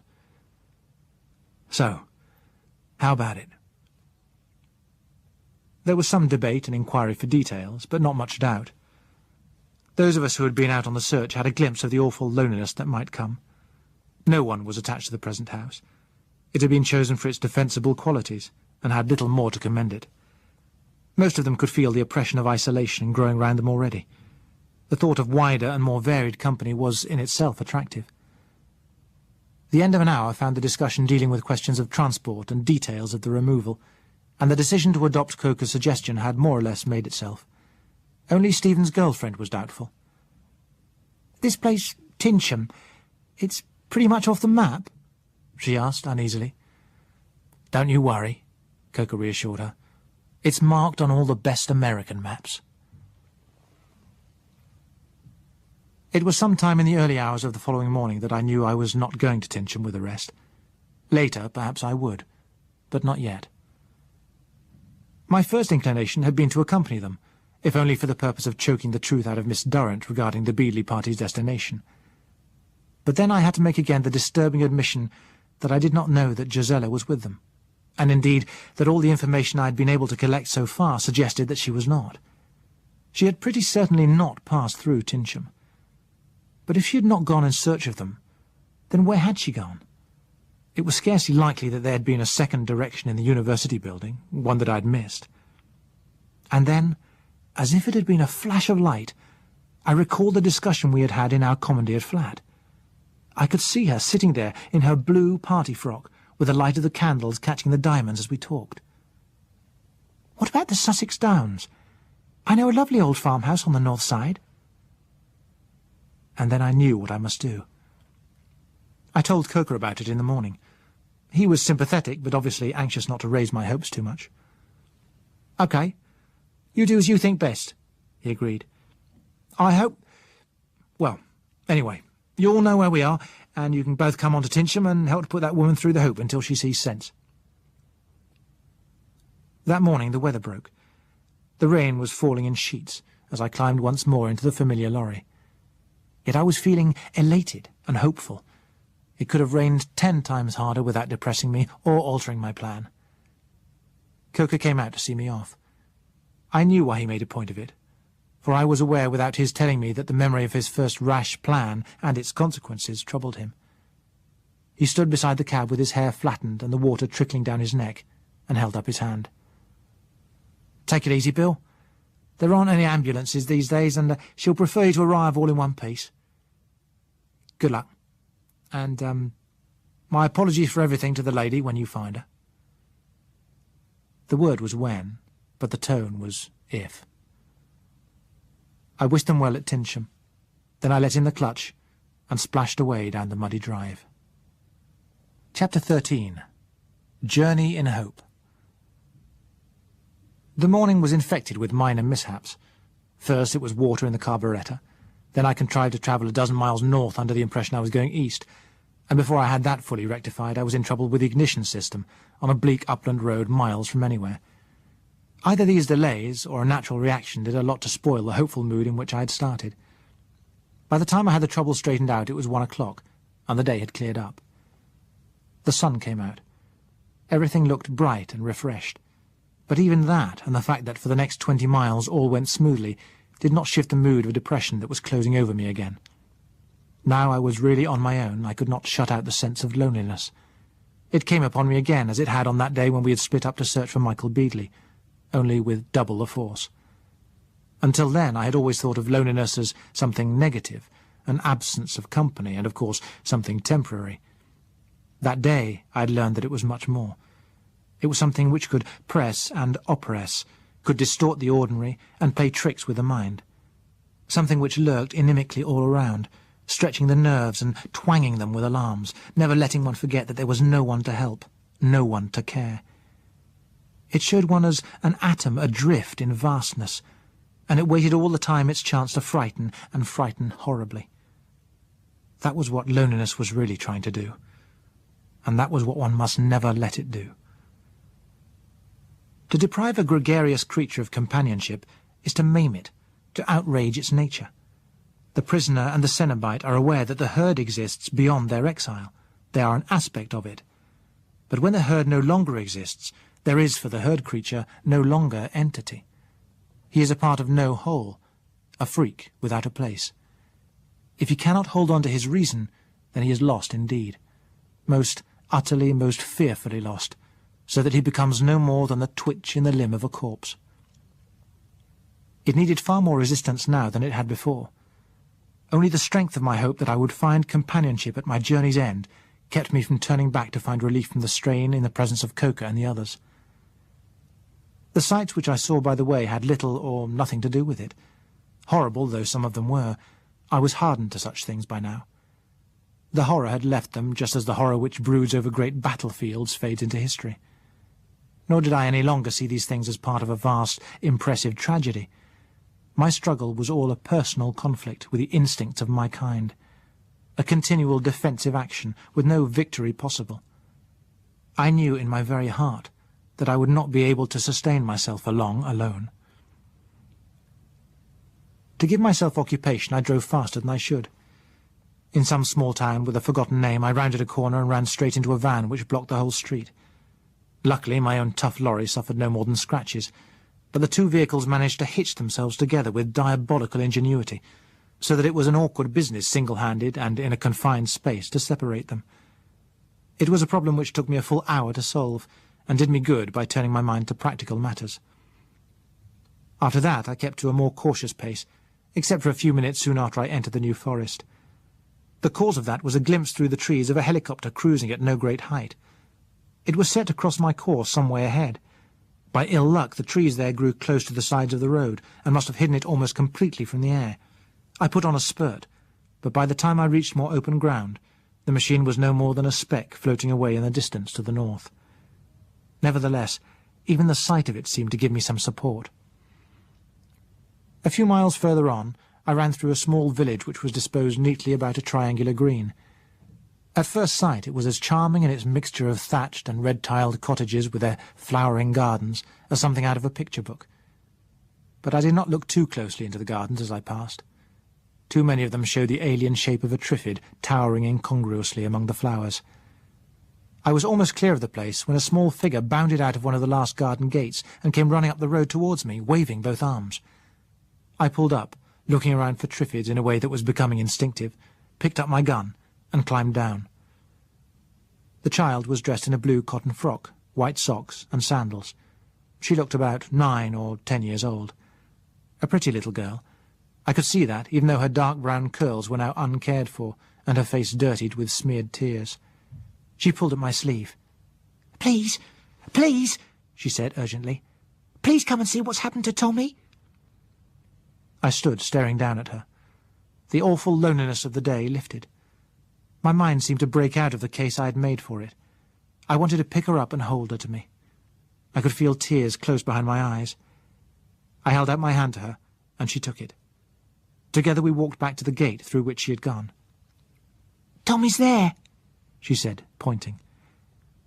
A little boy about 4 years of age lay on the diminutive patch of lawn between the flower beds.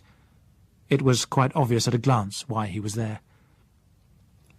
"The thing hit him," she said. "It hit him and he fell down, and it wanted to hit me when I tried to help him. Horrible thing." I looked up and saw the top of a Triffid rising above the fence that bordered the garden. "Put your hands over your ears. I'm going to make a bang," I said. She did so, and I blasted the top off the Triffid. "Horrible thing," she repeated. "Is it dead now?" I was about to assure her that it was, when it began to rattle the little sticks against its stem, just as the one at Steeple Honey had done. As then, I gave it the other barrel to shut it up. "Yes," I said. "It's dead now."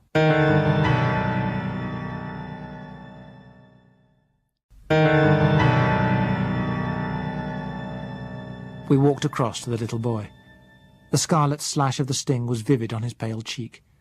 It must have happened some hours before. She knelt beside him. "It isn't any good," I told her gently. She looked up, fresh tears in her eyes. "Is Tommy dead, too?" I squatted down beside her and shook my head. "I'm afraid he is." After a while she said, "Poor Tommy. Will we bury him, like the puppies?" "Yes," I told her. In all the overwhelming disaster, that was the only grave I dug, and it was a very small one. She gathered a little bunch of flowers and laid them on top of it. Then we drove away. Susan was her name.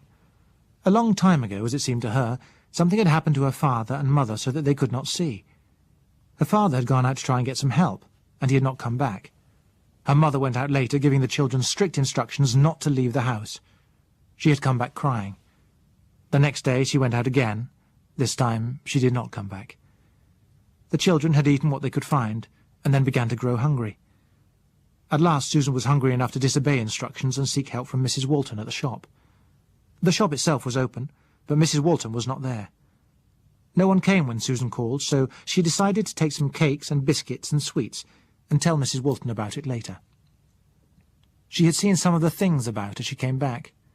One of them had struck at her, but it had misjudged her height, and the sting had passed over her head. It frightened her, and she ran the rest of the way home. After that she'd been very careful about the things, and on further expeditions had taught Tommy to be careful about them too. But Tommy had been so little. He had not been able to see the one that was hiding in the next garden when he went out to play that morning.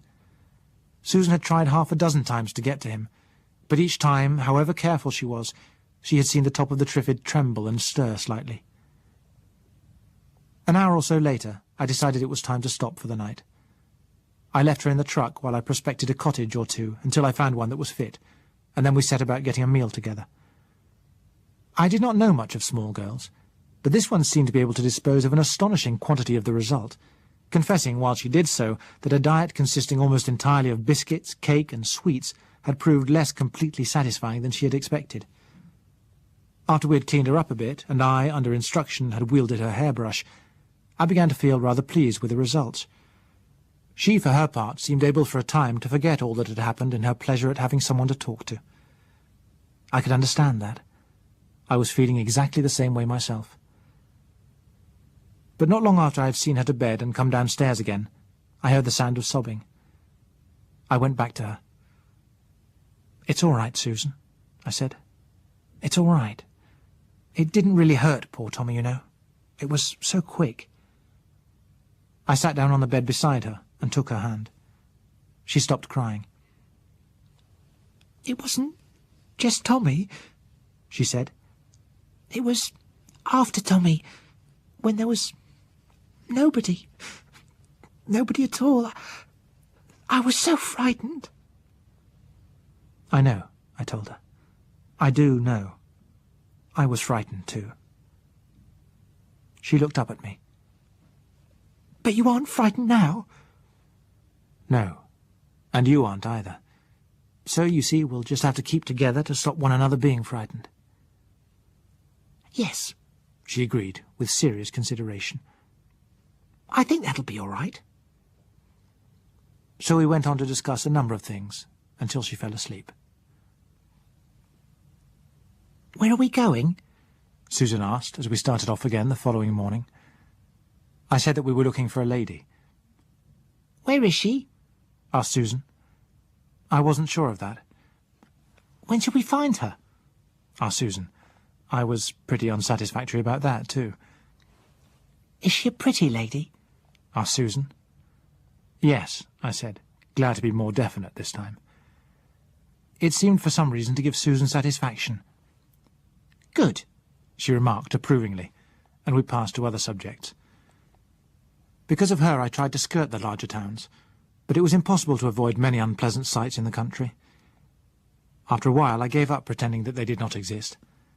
Susan regarded them with the same detached interest as she gave to the normal scenery. They did not alarm her, though they puzzled her and prompted questions. Reflecting that the world in which she was going to grow up would have little use for the over-niceties and euphemisms that I had learnt as a child, I did my best to treat the various horrors and curiosities in the same objective fashion. That was really good for me, too.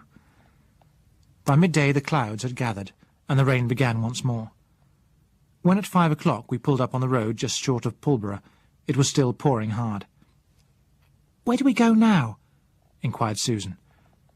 That, I acknowledged, is just the trouble. It's somewhere over there. I waved my arm towards the misty line of the downs to the south.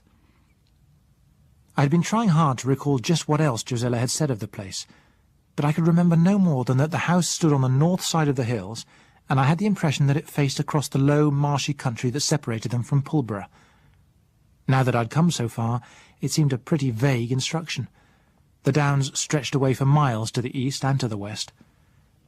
"Maybe the first thing to do is to see if we can find any smoke across there," I suggested. It's awfully difficult to see anything at all in the rain, Susan said, practically, and quite rightly. Half an hour later the rain obligingly held off for a while. We left the lorry and sat on a wall side by side. We studied the lower slopes of the hills carefully for some time, but neither Susan's sharp eyes nor my field glasses could discover any trace of smoke or signs of activity. Then it started to rain again. "I'm hungry," said Susan. Food was a matter of trifling interest to me just then. Now that I was so near, my anxiety to know whether my guess had been right overcame everything else. While Susan was still eating, I took the lorry a little way up the hill behind us to get a more extensive view. In between showers and in a worsening light, we scanned the other side of the valley again without result. There was no life or movement in the whole valley save for a few cattle and sheep and an occasional Triffid lurching across the field below. An idea came to me, and I decided to go down to the village. I was reluctant to take Susan, for I knew the place would be unpleasant, but I could not leave her where she was. When we got there, I found that the sights affected her less than they did me. Children have a different convention of the fearful until they've been taught the proper things to be shocked at. The depression was all mine. Susan found more to interest than to disgust her. Any sombreness was quite offset by her delight in a scarlet silk mackintosh with which she equipped herself, in spite of its being several sizes too large. My search, too, was rewarding. I returned to the lorry laden with a headlamp like a minor searchlight, which we had found upon an illustrious-looking Rolls-Royce. I rigged the thing up on a kind of pivot beside the cab window and made it ready to plug in. When that was fixed, there was nothing to do but wait for darkness and hope that the rain would let up. By the time it was fully dark, the raindrops had become a mere spatter. I switched on and sent a magnificent beam piercing the night. Slowly I turned the lamp from side to side, keeping its ray levelled towards the opposite hills, while I anxiously tried to watch the whole line of them simultaneously for an answering light. A dozen times or more I traversed it steadily, switching off for a few seconds at the end of each sweep, while we sought the least flicker in the darkness. But each time the night over the hills remained pitchy black. Then the rain came on more heavily again. I set the beam full ahead, and sat waiting, listening to the drumming of the drops on the roof of the cab, while Susan fell asleep leaning against my arm. An hour passed before the drumming dwindled to a patter and ceased. Susan woke up as I started the beam raking across again. I had completed the 6th travel when she called out, "Look, Bill, there it is. There's a light." She was pointing a few degrees left of our front. I switched off the lamp and followed the line of her finger. It was difficult to be sure. If it were not a trick of our eyes, it was something as dim as a distant glowworm. And even as we were looking at it, the rain came down on us again in sheets. By the time I had my glasses in my hand, there was no view at all. I hesitated to move. It might be that the light, if it had been a light, would not be visible from lower ground. Once more I trained our light forward, and settled down to wait with as much patience as I could manage. Almost another hour passed before the rain cleared again. The moment it did, I switched off our lamp. "It is!" Susan cried excitedly. "Look! Look!" It was, and bright enough now to banish any doubts, though the glasses showed me no details. I switched on again and gave the V sign in Morse. It's the only Morse I know except SOS, so it had to do. While we watched the other light, it blinked, and then began a series of deliberate longs and shorts, which unfortunately meant nothing to me. I gave a couple more Vs for good measure, drew the approximate line of the firelight on our map, and switched on the driving lights. "Is that the lady?" asked Susan. "It's got to be," I said. "It's got to be." That was a poorish strip. To cross the low marshland, it was necessary to take a road a little to the west of us, and then work back to the east along the foot of the hills. Before we had gone more than a mile, something cut off the sight of the light from us altogether, and to add to the difficulty of finding our way in the dark lanes, the rain began again in earnest. With no one to care for the drainage sluices, some fields were already flooded, and the water was over the road in places. I had to drive with a tedious care when all my urge was to put my foot flat down. Once we reached the further side of the valley, we were free of floodwater, but we made little better speed, for the lanes were full of primitive wanderings and improbable turns. I had to give the wheel all my attention while the child peered up at the hills beside us, watching for the reappearance of the light. We reached the point where the line on my map intersected with what appeared to be our present road without seeing a sign of it. I tried the next uphill turning. It took about half an hour to get back to the road again from the chalk pit into which it led us. We ran on further along the lower road. Then Susan caught a glimmer between the branches to our right. The next turning was luckier.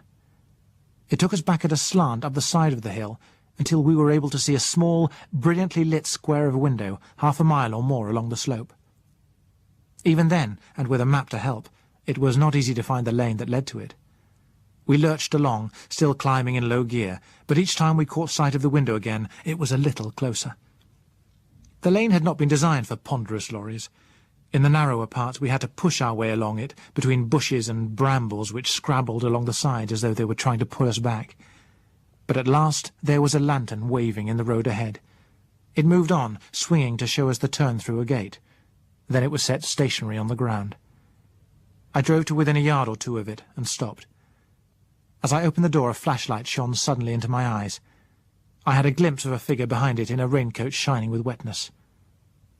A slight break marred the intended calm of the voice that spoke. "Hello, Bill. You've been a long time." I jumped down.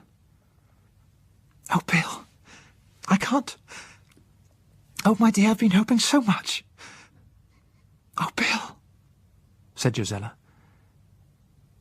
I had forgotten all about Susan until a voice came from above. "You are getting wet, you silly.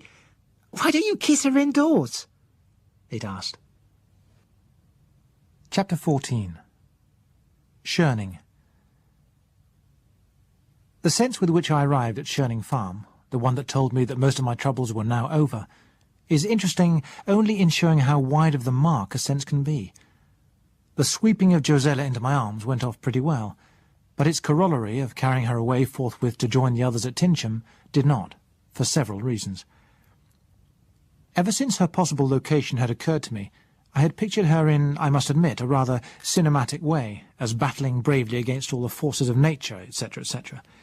In a fashion, I suppose she was, but the setup was a lot different from my imaginings. My simple plan of saying, "Jump aboard, we're off to join Coker and his little gang," had to go by the board. One might have known that things would not turn out so simply. On the other hand, it is surprising how often the better thing is disguised as the worse. Not that I didn't from the start prefer Shirning to the thought of Tinsham, but to join a larger group was obviously a sounder move. But Shirning was charming. The word farm had become a courtesy title for the place. It had been a farm until some 25 years before, and it still looked like a farm, but in reality it had become a country house. Sussex and the neighbouring counties were well dotted with such houses and cottages which tired Londoners had found adaptable to their needs. Internally, the house had been modernised and reconstructed to a point where it was doubtful whether its previous tenants would be able to recognise a single room. Outside, it had become spick. The yards and sheds had a suburban rather than a rural tidiness, and had for years known no form of animal life rougher than a few riding horses and ponies. The farmyard showed no utilitarian sights, and gave forth no rustic smells. It had been laid over with close green turf like a bowling green. The fields across which the windows of the house gazed from beneath weathered red tiles had long been worked by the occupiers of other and more earthy farmhouses, but the sheds and barns remained in good condition. It had been the ambition of Josella's friends, the present owners, to restore the place one day to work on a limited scale, and to this end they had continually refused tempting offers for it in the hope that at some time, and in some manner not clearly perceived, they would acquire enough money to start buying back the land rightfully belonging to it. With its own well and its own power plant, the place had plenty to recommend it. But as I looked over it, I understood Coker's wisdom in speaking of cooperative effort. I knew nothing of farming, but I could feel that if we had intended to stay there, it would take a lot of work to feed 6 of us. The other 3 had been there already when Josella had arrived. They were Dennis and Mary Brent and Joyce Taylor. Dennis was the owner of the house. Joyce had been there on an indefinite visit, at first to keep Mary company, and then to keep the house running when Mary's expected baby should be born. On the night of the green flashes, of the comet you would say, if you were one who still believes in that comet, there had been 2 other guests, Joan and Ted Danton, spending a week's holiday there. All 5 of them had gone out into the garden to watch the display. In the morning, all 5 awoke to a world that was perpetually dark. First, they had tried to telephone. When they found that impossible, they waited hopefully for the arrival of the daily help. She, too, failing them, Ted had volunteered to try to find out what had happened.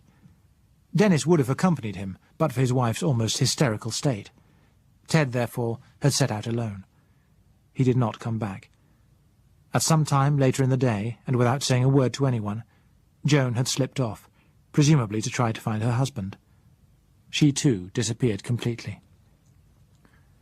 Dennis had kept track of time by touching the hands of the clock. By late afternoon it was impossible to sit any longer doing nothing.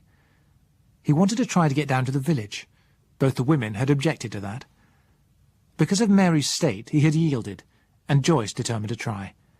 She went to the door and began to feel her way with a stick outstretched before her.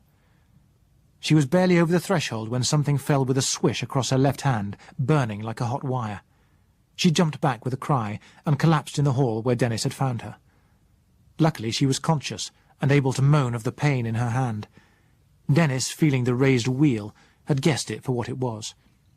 In spite of their blindness, he and Mary had somehow contrived to apply hot fermentations, she heating the kettle while he put on a tourniquet and did his best to suck out the poison. After that, they had had to carry her up to bed, where she stayed for several days while the effect of the poison wore off. Meanwhile, Dennis had made tests, first at the front and then at the back of the house. With the door slightly open, he cautiously thrust out a broom at head level. Each time there was the whistle of a sting, and he felt the broom handle tremble slightly in his grip. At one of the garden windows the same thing happened. The others seemed to be clear. He would have tried to leave by one of them, but for Mary's distress. She was sure that if there were Triffids close round the house, there must be others about, and would not let him take the risk. Luckily they had food enough to last them some time, though it was difficult to prepare it. Also, Joyce, in spite of a high temperature, appeared to be holding her own against the Triffid poison, so that the situation was less urgent than it might have been. Most of the next day Dennis devoted to contriving a kind of helmet for himself. He had wire net only of large mesh, so that he had to construct it of several layers overlapped and tied together. It took him some time, but equipped with this and a pair of heavy gauntlet gloves, he was able to start out for the village late in the day. A Triffid had struck at him before he was 3 paces away from the house. He groped for it until he found it, and twisted its stem for it. A minute or two later, another sting thudded across his helmet. He could not find that Triffid to grapple with it, though it made 6 slashes before it gave up. He found his way to the tool shed, and thence across to the lane, encumbered now with 3 large balls of gardening twine, which he paid out as he went, to guide him back. Several times in the lane more stings whipped at him. It took an immensely long time for him to cover the mile or so to the village, and before he reached it, his supply of twine had given out. And all the time he had walked and stumbled through a silence so complete that it frightened him. Now and then he would stop and call, but no one answered.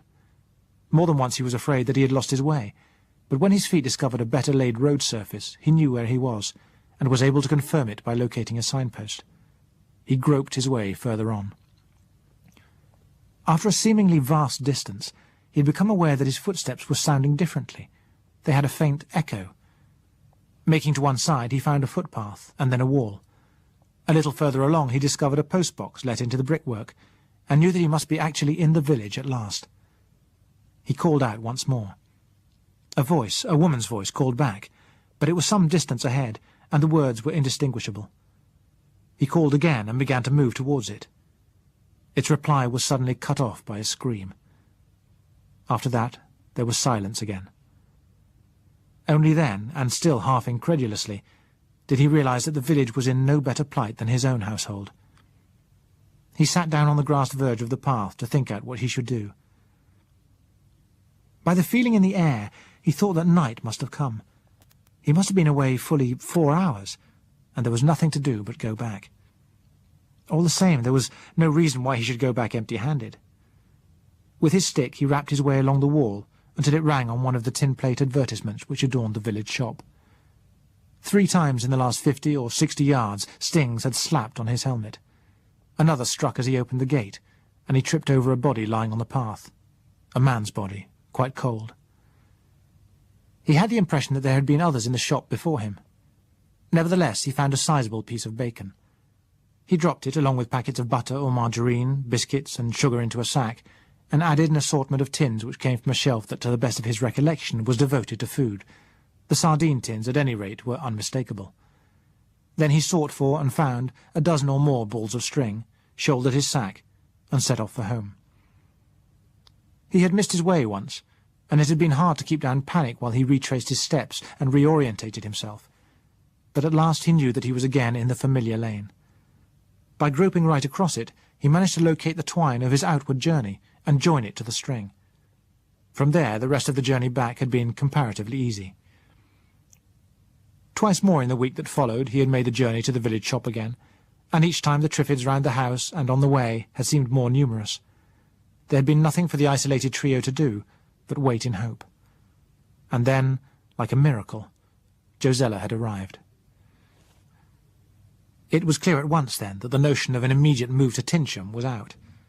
For one thing, Joyce Taylor was still in an extremely weak state. When I looked at her, I was surprised that she was alive at all. Dennis's promptness had saved her life, but their inability to give her the proper restoratives or even suitable food during the following week had slowed down her recovery. It would be folly to try to move her a long distance for a week or two yet. And then, too, Mary's confinement was close enough to make the journey inadvisable for her, so that the only course seemed to be for us all to remain where we were until these crises should have passed. Once more it became my task to scrounge and forage. This time I had to work on a more elaborate scale to include not merely food, but petrol for the lighting system, hens that were laying, 2 cows that had recently calved, and still survived though their ribs were sticking out, medical necessities for Mary, and a surprising list of sundries. The area was more beset with Triffids than any other I had yet seen. Almost every morning revealed 1 or 2 new ones lurking close to the house, and the first task of the day was to shoot the tops off them, until I had constructed a netting fence to keep them out of the garden. Even then they would come right up and loiter suggestively against it, until something was done about them. I opened some of the cases of gear, and taught young Susan how to use a Triffid gun. She quite rapidly became an expert at disarming the things, as she continued to call them. It became her department to work daily vengeance on them. From Josella I learnt what had happened to her after the fire alarm at the university building. She had been shipped off with her party, much as I with mine, but her manner of dealing with the 2 women to whom she was attached had been summary. She had issued a flat ultimatum. Either she became free of all restraints, in which case she would help them as far as she was able, or if they continued to coerce her, there would be likely to come a time when they would find themselves drinking prussic acid or eating cyanide of potassium on her recommendation. They could take their choice. They had chosen sensibly. There was little difference in what we had to tell one another about the days that had followed. When her group had in the end dissolved, she had reasoned much as I did. She took a car and went up to Hampstead to look for me. She had not encountered any survivors from my group, nor run across that led by the quick-triggered, red-headed man. She had kept on there until almost sunset, and then decided to make for the university building. Not knowing what to expect, she had cautiously stopped the car a couple of streets away and approached on foot. When she was still some distance from the gates, she heard a shot. Wondering what that might indicate, she had taken cover in the garden that had sheltered us before. From there she had observed Coker also making a circumspect advance. Without knowing that I had fired at the Triffid in the square, and that the sound of the shot was the cause of Coker's caution, she suspected some kind of trap. Determined not to fall into one a second time, she had returned to the car. She had no idea where the rest had gone, if they had gone at all. The only place of refuge she could think of that would be known to anyone at all was the one she had mentioned almost casually to me. She had decided to make for it, in the hope that I, if I were still in existence, would remember and try to find it. "I curled up and slept in the back of the car once I was clear of London," she said. "It was still quite early when I got here the next morning. The sound of the car brought Dennis from an upstairs window, warning me to look out for Triffids. Then I saw that there were 6 or more of them close round the house, for all the world as if they were waiting for someone to come out of it. Dennis and I shouted back and forth. The Triffids stirred, and one of them began to move towards me, so I nipped back into the car for safety. When it kept on coming, I started up the car and deliberately ran it down. But there were still the others, and I had no kind of weapon but my knife. It was Dennis who solved that difficulty. If you have a can of petrol to spare, throw some of it their way and follow it up with a bit of burning rag, he suggested. That ought to shift 'em. It did. Since then I've been using a garden syringe. The wonder is that I've not set the place on fire. With the aid of a cookbook, Josella had managed to produce meals of a kind, and had set about putting the place more or less to rights. Working, learning, and improvising had kept her too busy to worry about a future which lay beyond the next few weeks. She had seen no one else at all during those days, but, certain that there must be others somewhere, she had scanned the whole valley for signs of smoke by day or lights by night. She had seen no smoke, and in all the miles within her view there had not been a gleam of light until the evening I came. In a way, the worst affected of the original trio was Dennis. Joyce was still weak and in a semi-invalid state. Mary held herself withdrawn and seemed capable of finding endless mental occupation and compensation in the contemplation of prospective motherhood. But Dennis was like an animal in a trap. He did not curse in the futile way I'd heard so many others do. He resented it with a vicious bitterness, as if it had forced him into a cage where he did not intend to stay. Already, before I arrived, he had prevailed upon Josella to find the Braille system in the encyclopedia and make an indented copy of the alphabet for him to learn. He spent dogged hours each day making notes in it and attempting to read them back. Most of the rest of the time he fretted over his own uselessness, though he scarcely mentioned it. He would keep on trying to do this or that with a grim persistence that was painful to watch, and it required all my self-control to stop me offering him help. One experience of the bitterness which unasked help could arouse in him was quite enough. I began to be astonished at the things he was painfully teaching himself to do, though still the most impressive to me was his construction of an efficient mesh helmet on only the second day of his blindness. It took him out of himself to accompany me on some of my foraging expeditions, and it pleased him that he could be useful in helping to move the heavier cases. He was anxious for books in Braille, but these, we decided, would have to wait until there was less risk of contamination in towns large enough to be likely sources. The days began to pass quickly, certainly for the three of us who could see. Josella was kept busy, mostly in the house, and Susan was learning to help her. There were plenty of jobs, too, waiting to be done by me. Joyce recovered sufficiently to make a shaky first appearance, and then began to pick up more rapidly. Soon after that, Mary's pains began. That was a bad night for everyone. Worse, perhaps, for Dennis, in knowing that everything depended on the care of two willing but inexperienced girls. His self-control aroused my helpless admiration. In the early hours of the morning, Josella came down to us, looking very tired. "It's a girl. They're both all right," she said, and led Dennis up. She returned a few moments later, and took the drink I had ready for her. "It was quite simple, thank heaven," she said. "Poor Mary was horribly afraid it might be blind too, but of course it's not. Now she's crying quite dreadfully because she can't see it." We drank. "It's queer," I said. "The way things go on, I mean. Like a seed. It looks all shriveled and finished. You'd think it was dead, but it isn't. And now a new life starting, coming into all this." Josella put her face in her hands. "Oh, God, Bill, does it have to go on being like this? On and on and on?" And she, too, collapsed in tears.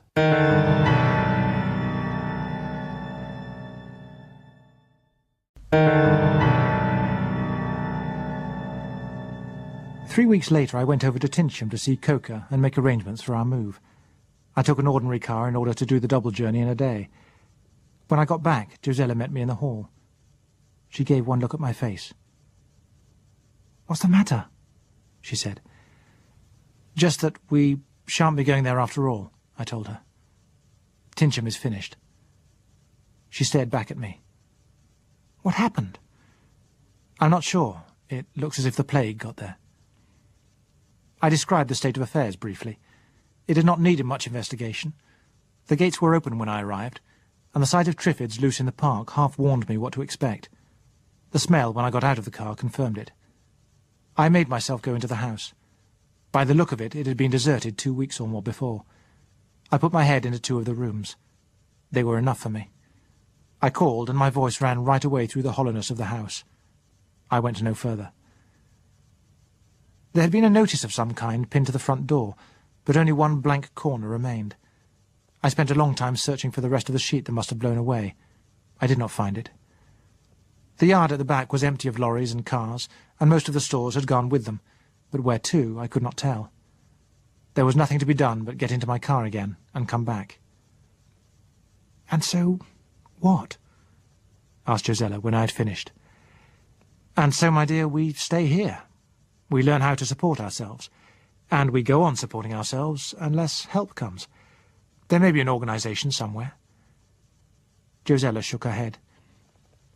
I think we'd better forget all about help. Millions and millions of people have been waiting and hoping for help that hasn't come. There'll be something, I said. There must be thousands of little groups like this dotted all over Europe, all over the world. Some of them will get together. They'll begin to rebuild. In how long? Said Josella. Generations? Perhaps not until after our time. No, the world's gone, and we're left. We must make our own lives. We'll have to plan them as though help will never come. She paused. There was an odd, blank look on her face that I had never seen before. It puckered. "Darling," I said. Oh, Bill. Bill, I wasn't meant for this kind of life. If you weren't here, I'd... "Hush, my sweet," I said gently. "Hush." I stroked her hair. A few moments later she recovered herself. I'm sorry, Bill. Self-pity. Revolting. Never again. She patted her eyes with her handkerchief and sniffed a little. So, I'm to be a farmer's wife. Anyway, I like being married to you, Bill, even if it isn't a very proper, authentic kind of marriage. Suddenly she gave the smiling chuckle that I had not heard for some time. "What is it?" I was only thinking how much I used to dread my wedding. "That was very maidenly and proper of you, if a little unexpected," I told her. Well, it wasn't exactly that. It was my publishers and the newspapers and the film people. What fun they would have had with it. There'd have been a new edition of my silly book, probably a new release of the film, and pictures in all the papers. I don't think you'd have liked that much. "I can think of another thing I'd not have liked much," I told her. "Do you remember that night in the moonlight you made a condition?" She looked at me. Well, maybe some things haven't fallen out so badly, she said. Chapter 15. World Narrowing. From then on I kept a journal. It is a mixture of diary, stock list, and commonplace book. In it there are notes of the places to which my expeditions took me, particulars of the supplies collected, estimates of quantities available, observations on the states of the premises, with memos on which should be cleared first to avoid deterioration. Foodstuffs, fuel, and seed were constant objects of search, but by no means the only ones. There are entries detailing loads of clothing, tools, household linen, harness, kitchenware, loads of stakes, and wire, and more wire. Also books. I can see there that within a week of my return from Tinsham, I had started on the work of erecting a wire fence to keep the Triffids out. Already we had barriers to hold them away from the garden and the immediate neighbourhood of the house. Now I began a more ambitious plan of making some 100 acres or so free from them. It involved a stout wire fence which took advantage of the natural features and standing barriers, and inside it a lighter fence to prevent either the stock or ourselves from coming inadvertently within sting range of the main fence. It was a heavy, tedious job which took me a number of months to complete. At the same time, I was endeavouring to learn the ABC of farming. It is not the kind of thing that is easily learnt from books. For one thing, it had never occurred to any writer on the subject that any potential farmer could be starting from absolute zero. I found, therefore, that all works began, as it were, in the middle, taking for granted both a basis and a vocabulary that I did not have. My specialised biological knowledge was all but useless to me in the face of practical problems. Much of the theory called for materials and substances which were either unavailable to me or unrecognisable by me if I could find them. I began to see quite soon that by the time I had dismissed the things that would shortly be unprocurable, such as chemical fertilisers, imported feeding stuffs, and all but the simpler kinds of machinery, There was going to be much expenditure of sweat for problematical returns. Norrie's book instilled knowledge of horse management, dairy work, or slaughterhouse procedure by any means an adequate groundwork for these arts. There are so many points where one cannot break off to consult the relative chapter. Moreover, the realities persistently present baffling dissimilarities from the simplicities of print. Luckily, there was plenty of time to make mistakes and to learn from them. The knowledge that several years could pass before we should be thrown anywhere near on our own resources saved us from desperation over our disappointments. There was the reassuring thought, too, that by living on preserved stores, we were really being quite provident in preventing them from being wasted. For safety's sake, I let a whole year pass before I went to London again. It was the most profitable area for my forays, but it was the most depressing. The place still contrived to give the impression that a touch of a magic wand would bring it to life again, though many of the vehicles in the streets were beginning to turn rusty. A year later the change was more noticeable. Large patches of plaster detached from house fronts had begun to litter the pavements. Dislodged tiles and chimney pots could be found in the streets. Grass and weeds had a good hold in the gutters and were choking the drains. Leaves had blocked downspouting so that more grass and even small bushes grew in cracks and in the silt in the roof gutterings. Almost every building was beginning to wear a green wig beneath which its roofs would damply rot. Through many a window one had glimpses of fallen ceilings, curves of peeling paper, and walls glistening with damp. The gardens of the parks and squares were wildernesses creeping out across the bordering streets. Growing things seemed indeed to press out everywhere, rooting in the crevices between the paving stones, springing from cracks in concrete, finding lodgments even in the seats of the abandoned cars. On all sides they were encroaching to repossess themselves of the arid spaces that man had created. And curiously, as the living things took charge increasingly, the effect of the place became less oppressive. As it passed beyond the scope of any magic wand, most of the ghosts were going with it, withdrawing slowly into history. Once, not that year, nor the next, but later on, I stood in Piccadilly Circus again, looking round at the desolation, and trying to recreate in my mind's eye the crowds that once swarmed there. I could no longer do it. Even in my memory they lacked reality. There was no tincture of them now. They had become as much a backcloth of history as the audiences in the Roman Colosseum or the army of the Assyrians, and somehow just as far removed. The nostalgia that crept over me sometimes in the quiet hours was able to move me to more regret than the crumbling scene itself. When I was by myself in the country, I could recall the pleasantness of the former life. Among the scabrous, slowly perishing buildings I seemed able to recall only the muddle, the frustration, the unaimed drive, the all-pervading clangour of empty vessels, and I became uncertain how much we had lost. My first tentative trip there I took alone, returning with cases of Triffid bolts, paper, engine parts, the Braille books and writing machine that Dennis so much desired, the luxuries of drinks, sweets, records, and yet more books for the rest of us. A week later, Josella came with me on a more practical search for clothing, not only, or even chiefly, for the adults of the party, so much as for Mary's baby, and the one she herself was now expecting. It upset her, and it remained the only visit she made. I continued to go there from time to time in search of some scarce necessity, and used to seize the opportunity of a few little luxuries at the same time. Never once did I see any moving thing there, save a few sparrows and an occasional Triffid. Cats and dogs, growing wilder at each generation, could be found in the country, but not there. Sometimes, however, I would find evidence that others besides myself were still in the habit of quarrying supplies there, but I never saw them. It was at the end of the 4th year that I made my last trip, and found that there were now risks which I was not justified in taking. The first intimation of that was a thunderous crash behind me somewhere in the inner suburbs. I stopped the truck and looked back to see the dust rising from a heap of rubble which lay across the road. Evidently my rumbling passage had given the last shake to a tottering house front. I brought no more buildings down that day, but I spent it in apprehension of a descending torrent of bricks and mortar. Thereafter I confined my attention to smaller towns, and usually went about them on foot. Brighton, which should have been our largest convenient source of supplies, I let alone. By the time I thought it fit for a visit, others were in charge there. Who or how many they were I did not know. I simply found a rough wall of stones piled across the road and painted with the instruction, "Keep out." The advice was backed up by the crack of a rifle and a spurt of dust just in front of me. There was no one in sight to argue with. Besides, it wasn't an arguing kind of gambit. I turned the lorry round and drove away thoughtfully. I wondered if a time would come when the man Stephen's preparations for defence might turn out to be not so misplaced after all.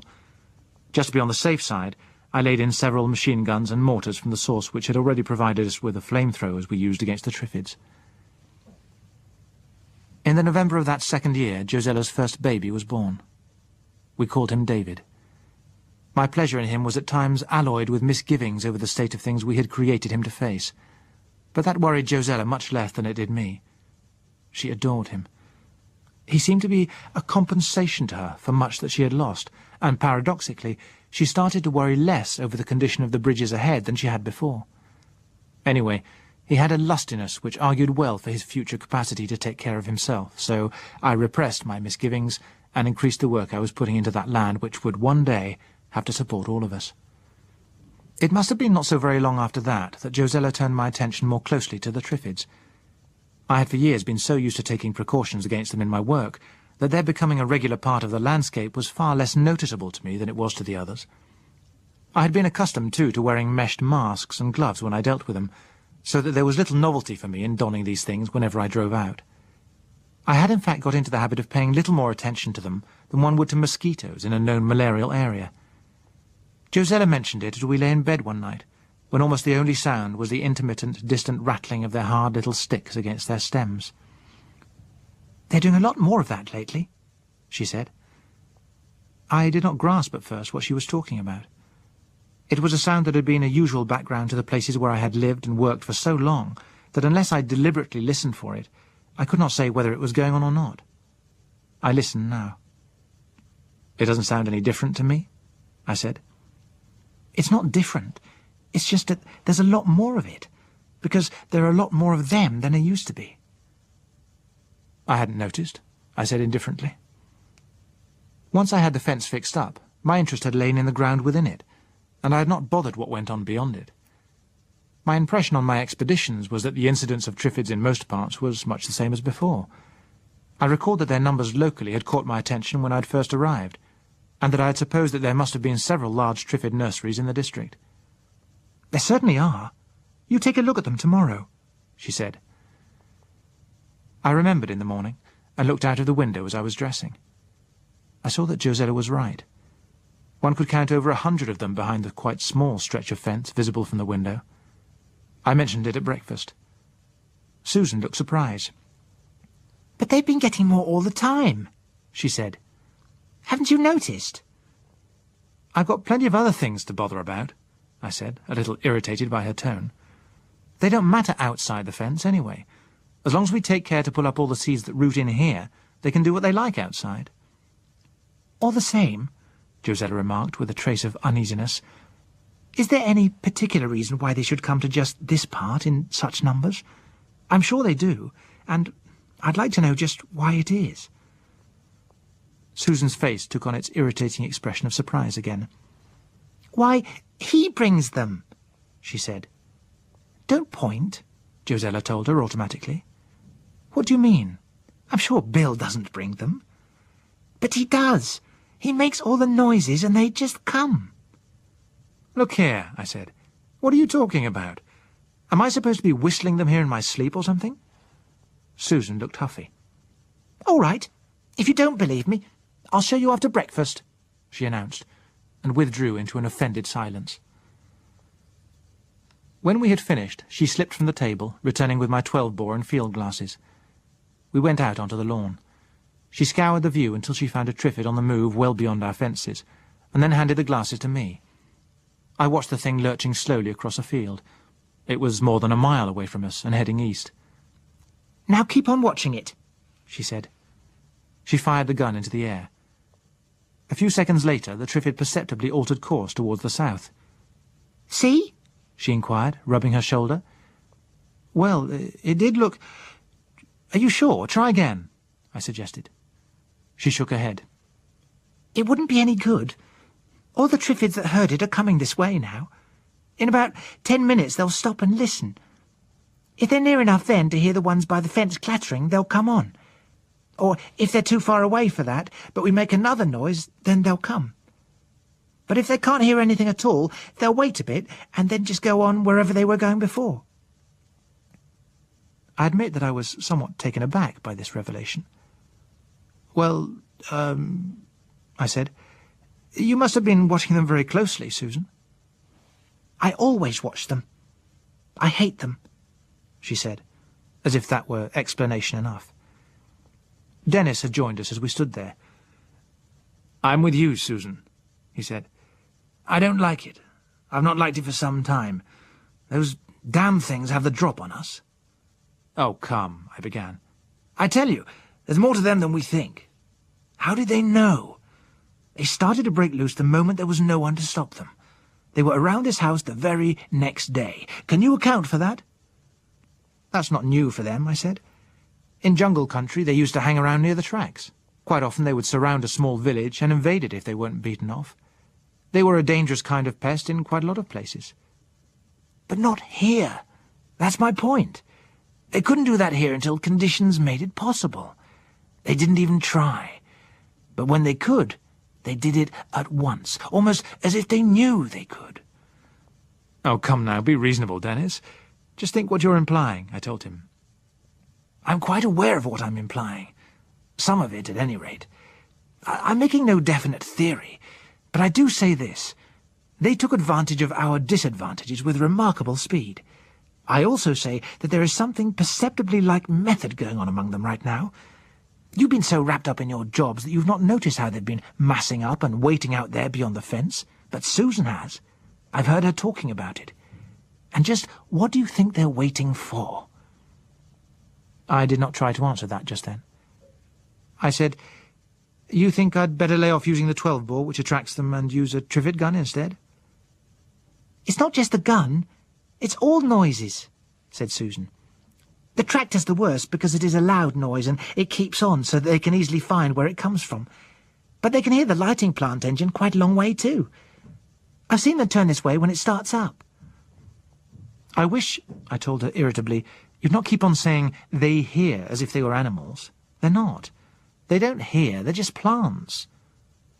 "All the same, they do hear somehow," Susan retorted stubbornly. "Well, anyway, we'll do something about them," I promised. We did. The first trap was a crude kind of windmill which produced a hearty hammering noise. We fixed it up about half a mile away. It worked. It drew them away from our fence and from elsewhere. When there were several hundreds of them clustered about it, Susan and I drove over there and turned the flamethrowers on them. It worked fairly well a second time, too, but after that only a very few of them paid any attention to it. Our next move was to build a kind of stout bay inwards from the fence, and then remove part of the main fence itself, replacing it by a gate. We had chosen a point within earshot of the lighting engine, and we left the gate open. After a couple of days, we dropped the gate and destroyed the couple of hundred or so that had come into the pen.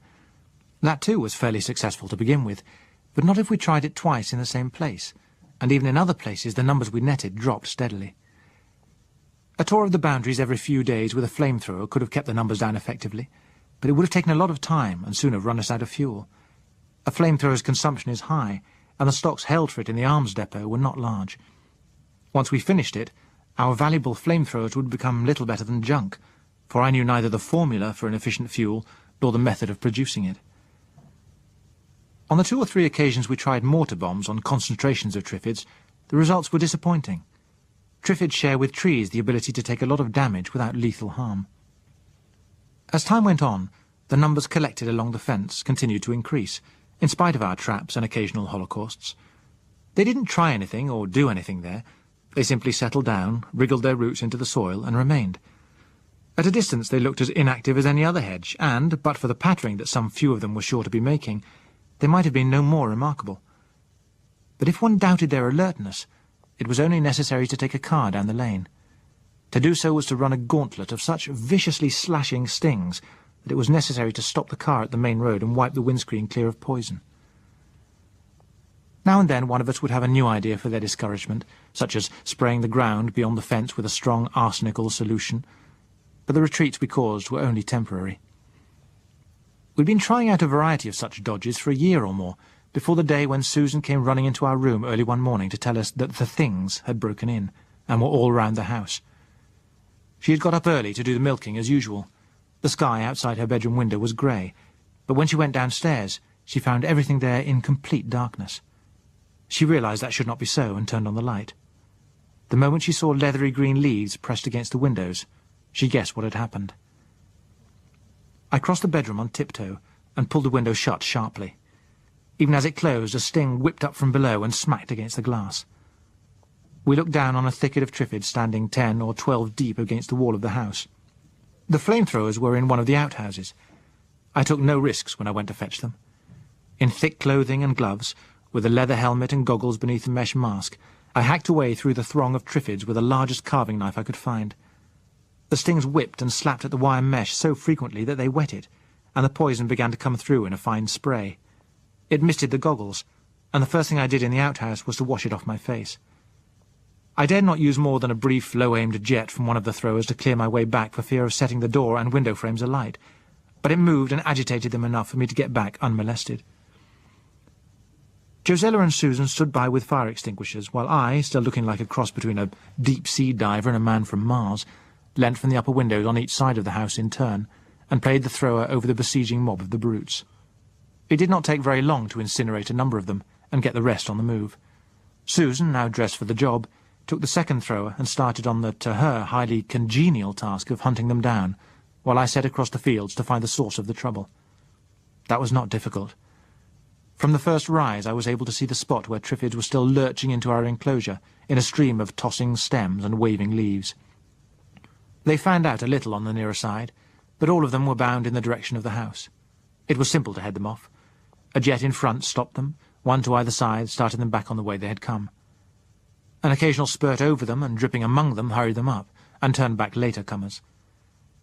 20 yards or so away, a part of the fence was lying flat, with the posts snapped off. I rigged it up temporarily there and then, and played the thrower back and forth, giving the things enough of a scorching to prevent more trouble for a few hours at least.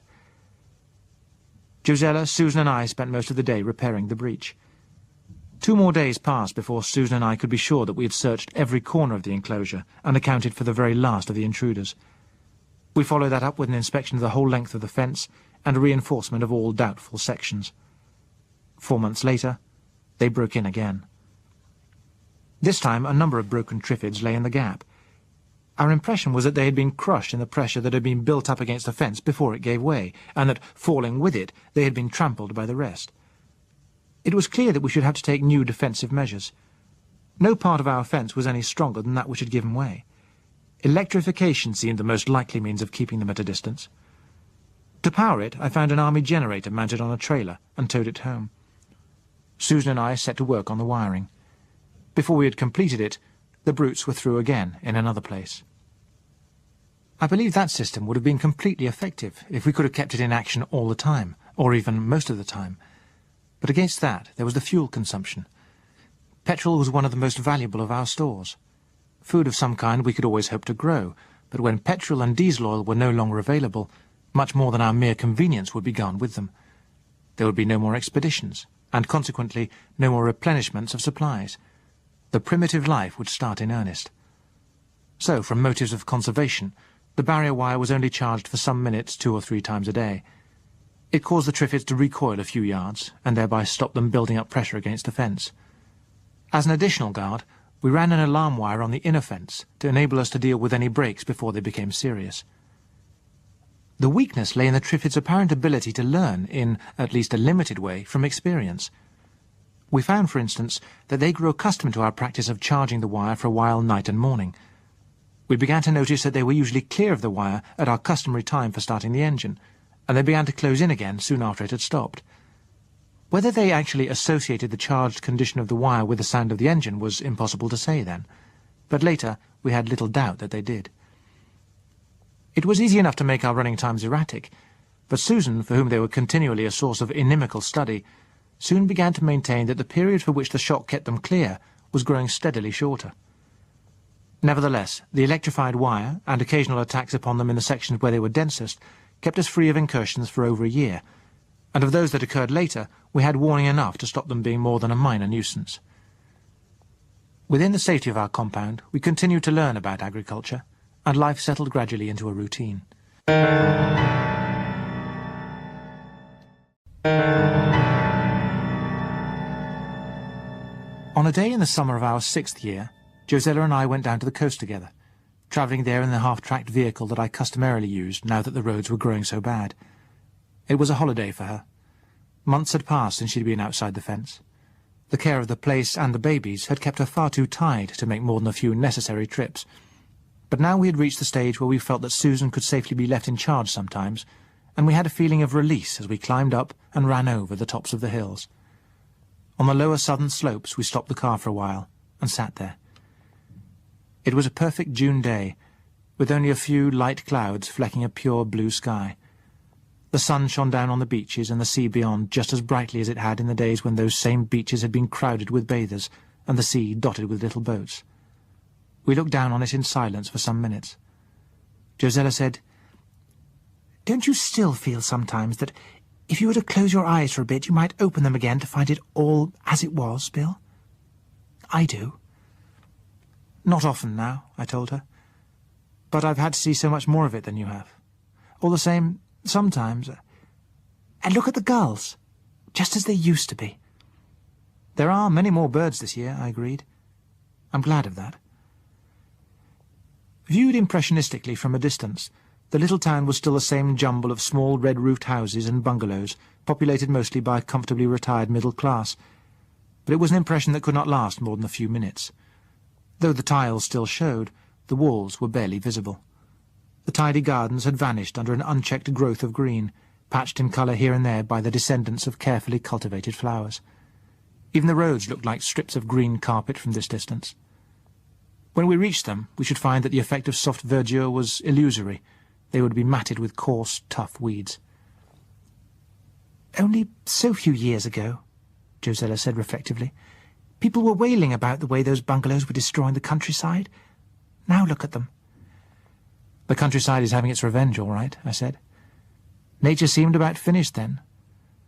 Who would have thought the old man had so much blood in him?" "It rather frightens me. It's as if everything were breaking out, rejoicing that we're finished and that it's free to go its own way. I wonder, have we been just fooling ourselves since it happened? Do you think we really are finished with, Bill?" I'd had plenty more time when I was out on my foragings to wonder about that than she had. "If you weren't you, darling, I might make an answer out of the right heroic mould, the kind of wishful thinking that so often passes for faith and resolution. But as I am me, I'll give you the honest answer. Not quite. And while there's life, there's hope." We looked on the scene before us for some seconds in silence. "I think," I amplified, "only think, mind you, that we have a narrow chance. So narrow that it is going to take a long time to get back. If it weren't for the Triffids, I'd say there was a very good chance indeed, though still taking a longish time. But the Triffids are a real factor. They are something that no rising civilization has had to fight before. Are they going to take the world off us, or are we going to be able to stop them? The real problem is to find some simple way of dealing with them. We aren't so badly off. We can hold them away, but our grandchildren, what are they going to do about them? Are they going to have to spend all their lives in human reservations, only kept free of Triffids by unending toil? I'm quite sure there is a simple way. The trouble is that simple ways come out of such complicated research, and we haven't the resources." "Surely we have all the resources there ever were, just for the taking," Josella put in. "Material, yes, but mental, no. What we need is a team of experts really out to deal with the Triffids for good and all. Something could be done, I'm sure. Something along the lines of a selective killer, perhaps. If we could produce the right hormones to create a state of imbalance in Triffids, but not enough in other things, it must be possible. If you have enough brain power turned onto the job." "If you think that, why don't you try?" she asked. "Too many reasons. First, I'm not up to it. A very mediocre biochemist, and there's only one of me. There'd have to be a lab and equipment. More than that, there'd have to be time, and there are too many things which I have to do as it is. But even if I had the ability, then there would have to be the means of producing synthetic hormones in huge quantities. It would be a job for a regular factory. But before that, there must be the research team." People could be trained. Yes, when enough of them can be spared from the mere business of keeping alive. I've collected a mass of biochemical books in the hope that perhaps, sometime, there will be people who can make use of them. I shall teach David all I can, and he must hand it on. But unless there is leisure for work on it sometime, I can see nothing ahead but the reservations. Josella frowned down on a group of 4 Triffids ambling across a field below us. They used to say that man's really serious rivals were the insects. It seems to me that the Triffids have something in common with some kinds of insects. Oh, I know that biologically they're plants. What I mean is, they don't bother about their individuals, and the individuals don't bother about themselves. Separately, they have something which looks slightly like intelligence. Collectively, it looks a great deal more like it. They sort of work together for a purpose, the way ants or bees do. Yet you could say that not one of them is aware of any purpose or scheme, although he's part of it. It's all very queer, probably impossible for us to understand anyway. They're so different. It seems to me to go against all our ideas of inheritable characteristics. Is there something in a bee or a Triffid which is a gene of social organisation, or does an ant have a gene of architecture? And if they have these things, why haven't we in all this time developed a gene for language or cooking? Anyway, whatever it is, the Triffids do seem to have something like it. It may be that no single individual knows why it keeps hanging around our fence, but the whole lot together knows that its purpose is to get us, and that sooner or later it will. There are still things that can happen to stop that, I said. I didn't mean to make you feel quite despondent about it all.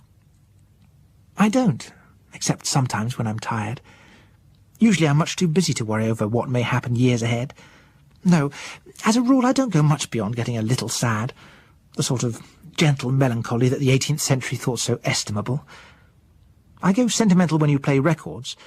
There's something rather frightening about a great orchestra which has passed away still playing onto a little group of people hemmed in and gradually growing more primitive. It takes me back, and I begin to feel sad with thinking of all the things we can never do again, however things go now. Don't you sometimes feel like that? I admitted.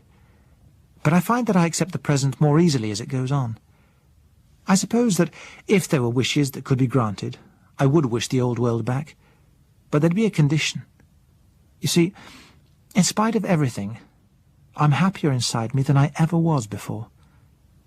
You know that, don't you, Josie? She put her hand on mine. I feel that too. No, what saddens me is not so much the things we've lost, as the things the babies will never have the chance to know. It's going to be a problem to bring them up with hopes and ambitions, I acknowledged. We can't help being orientated backwards, but they mustn't look back all the time. A tradition of a vanished golden age and ancestors who were magicians would be a most damning thing. Whole races have had that sort of inferiority complex which has sunk into lassitude on the tradition of a glorious past. But how are we going to stop that kind of thing from happening? If I were a child now, she said reflectively, I think I should want a reason of some kind.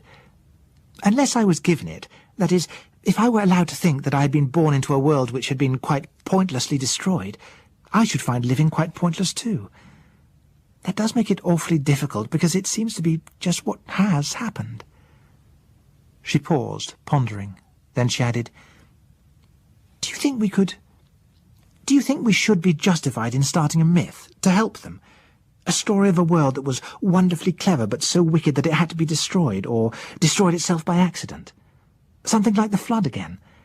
That wouldn't crush them with inferiority. It could give the incentive to build, and this time to build something better. Yes, I said, considering it. Yes, it's often a good idea to tell children the truth. Kind of makes things easier for them later on.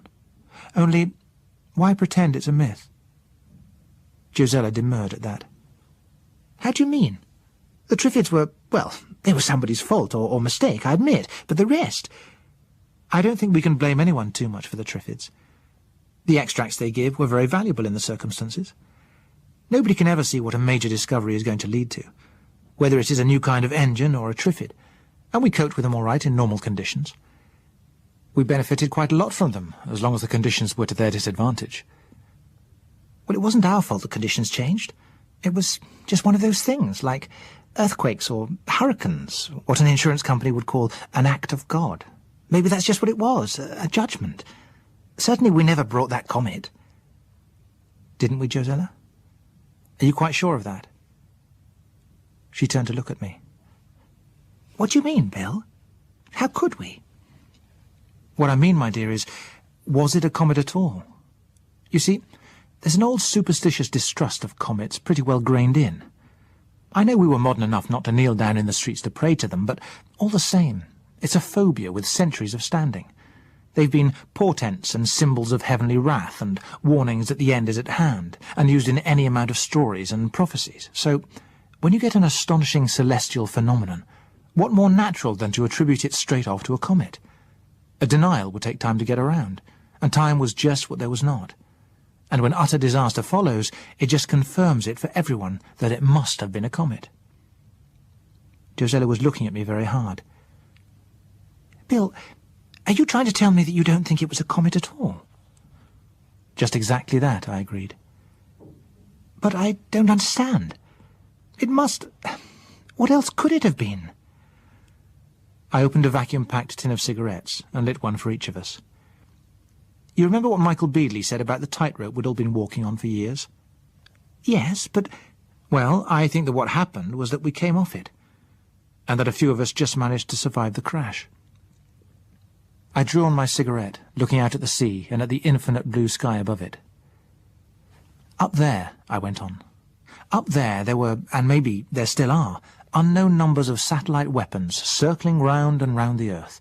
Just a lot of dormant menaces, touring around, waiting for someone or something to set them off. What was in them? You don't know. I don't know. Top secret stuff. All we've heard is guesses. Fissile materials, radioactive dusts, bacteria, viruses. Now, suppose that one type happened to have been constructed especially to emit radiations that our eyes would not stand, something that would burn out or at least damage the optic nerve. Josella gripped my hand. Oh, no, Bill. No, they couldn't. That'd be diabolical. Oh, I can't believe... Oh, no, Bill. My sweet, all the things up there were diabolical. Then suppose there were a mistake, or perhaps an accident. Maybe such an accident as actually encountering a shower of comet debris, if you like, which starts some of these things popping. Somebody starts talking about comets. It might not be politic to deny that, and there turned out to be so little time anyway. Well, naturally, these things would have been intended to operate close to the ground, where the effect would be spread over a definitely calculable area. But they start going off out there in space, or maybe when they hit the atmosphere. Either way, they're operating so far up that people all around the world can receive direct radiations from them. Just what did happen is anyone's guess now. But one thing I'm quite certain of, that somehow or other we brought this lot down on ourselves. And there was that plague, too. It wasn't typhoid, you know. I find that it's just the wrong side of coincidence for me to believe that out of all the thousands of years in which a destructive comet could arrive, it happens to do so just a few years after we've succeeded in establishing satellite weapons. Don't you? No. I think that we kept on that tightrope quite a while, considering the things that might have happened. That sooner or later the foot had to slip. Well, when you put it that way, murmured Josella. She broke off and was lost in silence for quite a while. Then she said, I suppose in a way that should be more horrible than the idea of nature striking blindly at us. And yet, I don't think it is. It makes me feel less hopeless about things because it makes them at least comprehensible. If it was like that, then it is at least a thing that can be prevented from happening again. Just one or more of the mistakes our very great-grandchildren are going to have to avoid. And, oh dear, there were so many, many mistakes. But we can warn them. Well, I said. Anyway, once they've beaten the Triffids and pulled themselves out of this mess, they'll have plenty of scope for making brand new mistakes of their very own. Poor little things, she said, as if she were gazing down rows of increasingly great-grandchildren. It's not much that we're offering them, is it? People used to say, life is what you make it. That, my dear Bill, outside very narrow limits, is just a load of... Well, I don't want to be rude, but I believe my Uncle Ted used to say that, until somebody dropped a bomb which took both his legs off. It changed his mind, and nothing that I personally did caused me to be living at all now. She threw away the remains of her cigarette. Bill, what have we done to be the lucky ones in all this? Every now and then, when I stop feeling overworked and selfish, that is, I think how lucky we really have been, and I want to give thanks to something or other. But then I feel if there were anybody or anything to give thanks to, they'd have chosen such a much more deserving case than me. It's all very confusing to a simple girl.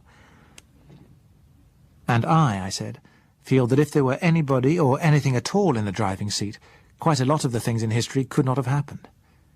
But I don't let it worry me a lot. We've had luck, my sweet.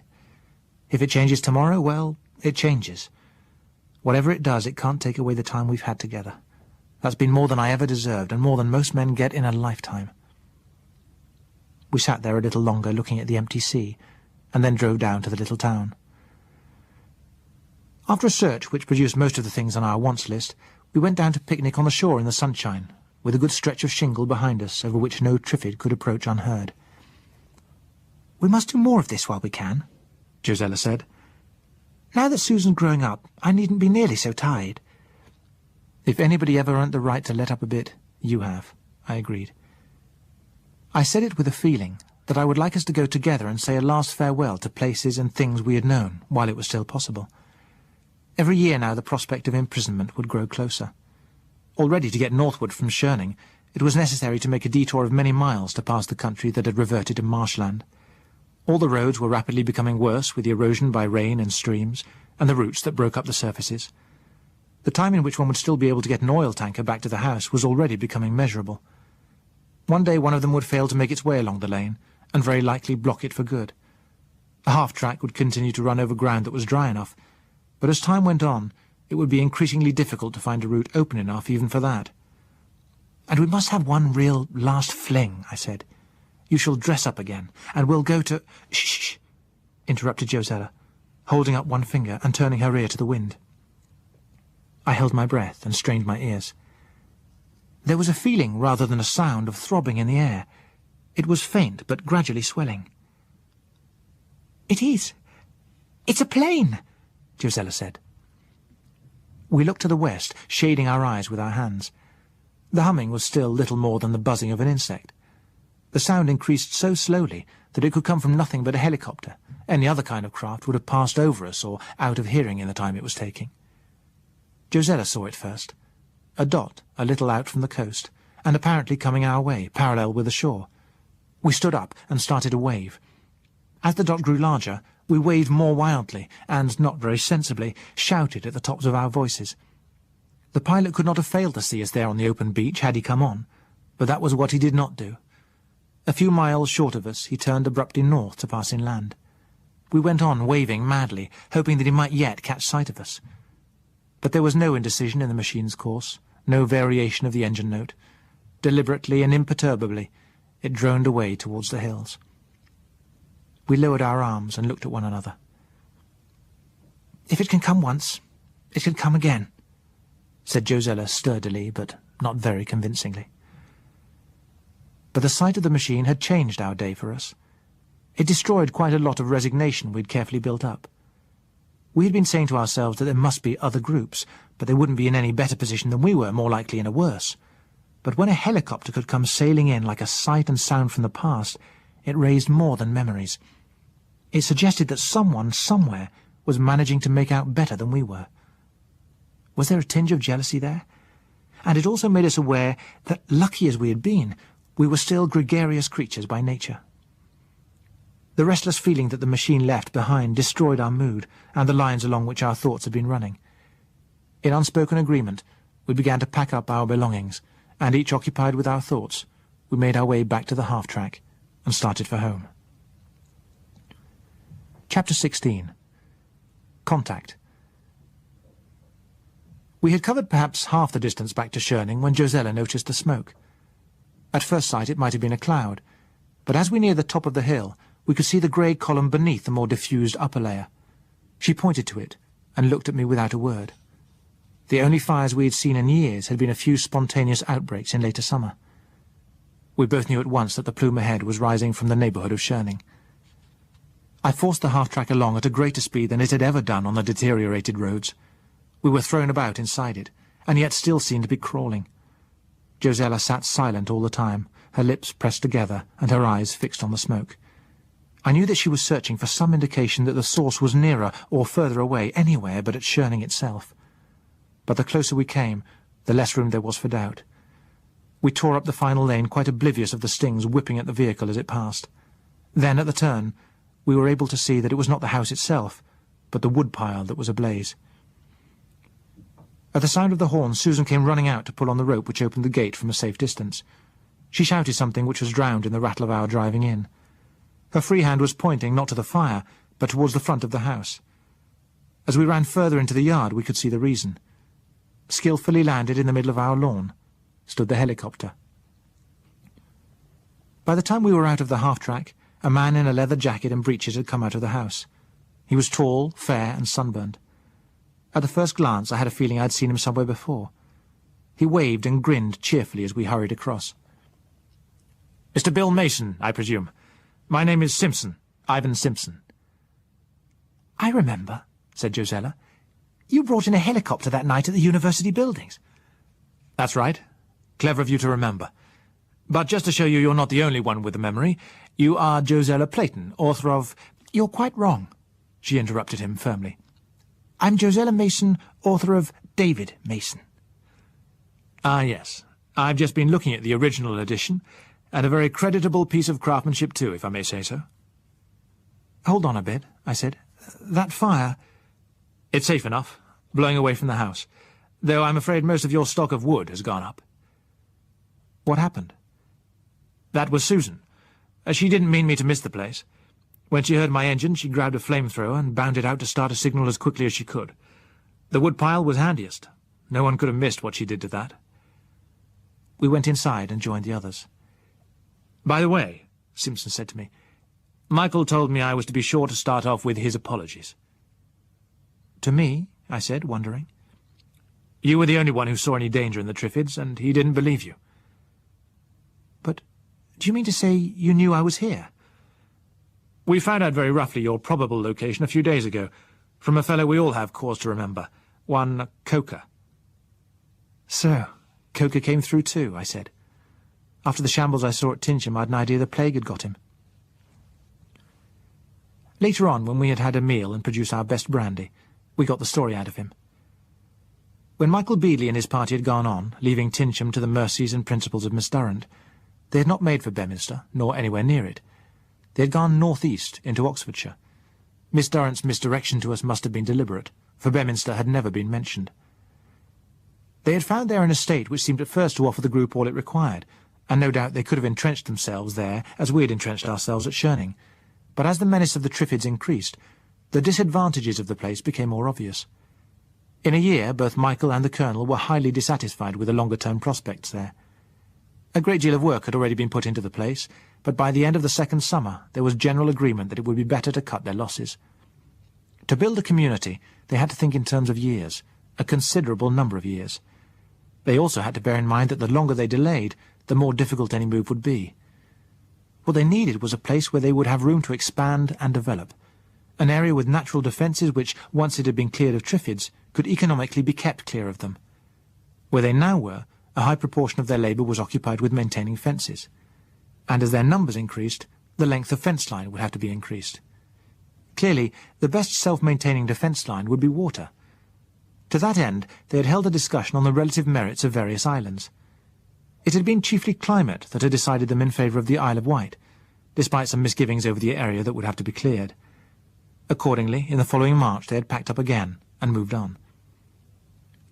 "When we got there," Ivan said, "the Triffids seemed even thicker than where we'd left. No sooner had we begun to settle ourselves into a big country house near God's Hill than they started collecting along the walls in thousands. We let them come for a couple of weeks or so, then we went for them with the flamethrowers. After we'd wiped that lot out, we let them accumulate again, and then we blitzed them once more, and so on. We could afford to do it properly there, because once we were clear of them, we'd not need to use the throwers any more. There could only be a limited number in the island, and the more of them that came round us to be wiped out, the better we liked it. We had to do it a dozen times before there was any appreciable effect. All round the walls we had a belt of charred stumps before they began to get shy. There were a devil of a lot more of them than we had expected. There used to be at least half a dozen nurseries breeding high-quality plants in the island, not to mention the private and park ones, I said. That doesn't surprise me. There might have been 100 nurseries by the look of it. Before all this began, I'd have said there were only a few thousand of the things in the whole country, if anyone had asked me. But there must have been hundreds of thousands. There were, I said. They'll grow practically anywhere, and they were pretty profitable. There didn't seem to be so many when they were penned up in farms and nurseries. All the same, judging from the amount round here, there must be whole tracts of country practically free of them now. That's so, he agreed. But go and live there and they'll start collecting in a few days. You can see that from the air. I'd have known there was someone here without Susan's fire. They make a dark border around any inhabited place. Still, we managed to thin down the crowd round our walls after a bit. Maybe they got to find it unhealthy, or maybe they didn't care a lot for walking about on the charred remains of their relatives. And of course, there were fewer of them. So then we started going out to hunt them instead of just letting them come to us. It was our main job for months. Between us, we covered every inch of the island, or thought we did. By the time we were through, we reckoned we'd put pay to everyone in the place, big and small. Even so, summer managed to appear the next year, and the year after that. Now we have an intensive search every spring on account of seeds blowing over from the mainland, and settle with them right away. While that was going on, we were getting organised. There were some 50 or 60 of us to begin with. I took flips in the helicopter, and when I saw signs of a group anywhere, I'd go down and issue a general invitation to come along. Some did, but a surprising number simply weren't interested. They escaped from being governed, and in spite of all their troubles, they didn't want any more of it. There are some lots in South Wales that have made sorts of tribal communities, and resent the idea of any organisation except the minimum they've set up for themselves. You'll find similar lots near the other coalfields too. Usually the leaders are the men who happen to be on the shift below ground, so that they never saw the green stars, though God knows how they ever got up the shafts again. Some of them so definitely don't want to be interfered with that they shoot at the aircraft. There's one lot of that sort at Brighton. I know, I said. They warned me off too. Recently there are more like that.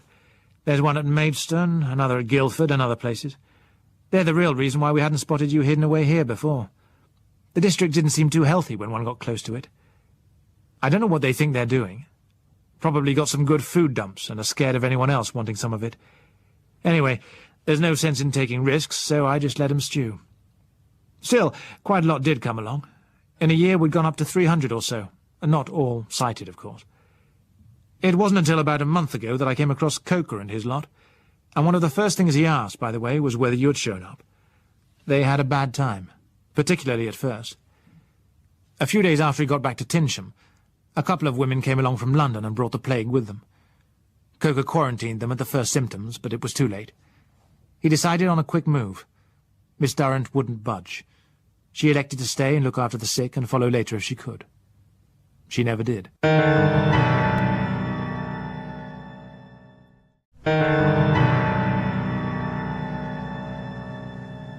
They took the infection with them.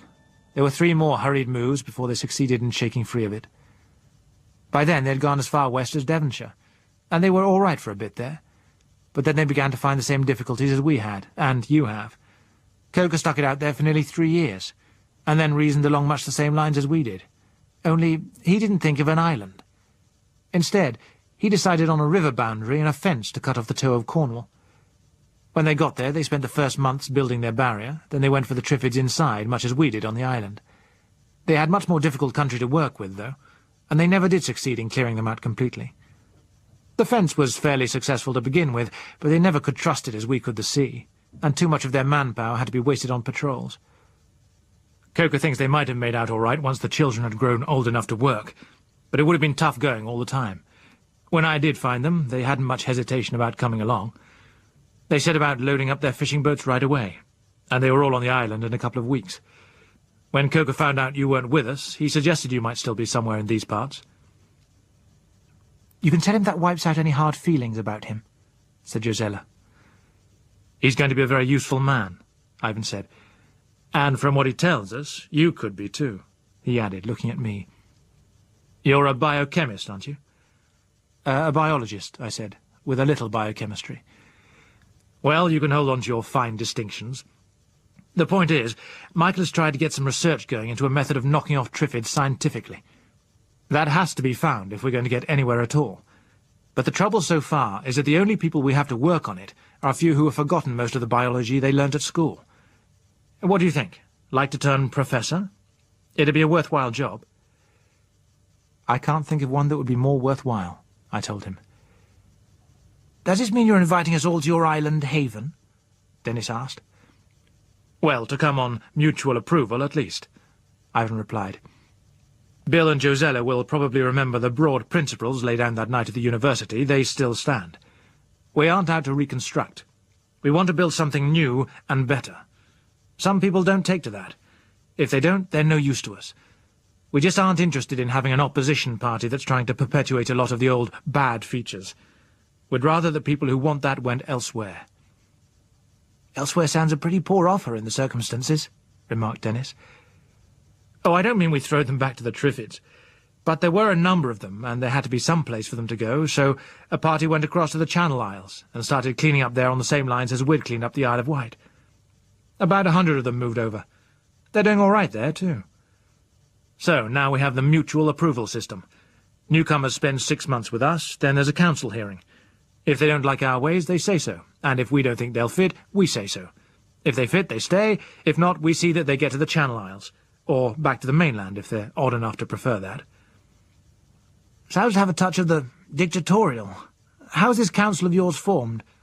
Dennis wanted to know. Ivan shook his head. "It'd take too long to go into constitutional questions now. The best way to learn about us is to come and find out. If you like us, you'll stay. But even if you don't, I think you'll find the Channel Isles a better spot than this is likely to be a few years from now." In the evening, after Ivan had taken off and vanished away to the southwest, I went and sat on my favourite bench in a corner of the garden. I looked across the valley, remembering the well-drained and tended meadows that had been there. Now it was far on the way back to the wild. The neglected fields were dotted with thickets, beds of reeds, and stagnant pools. The bigger trees were slowly drowning in the sodden soil.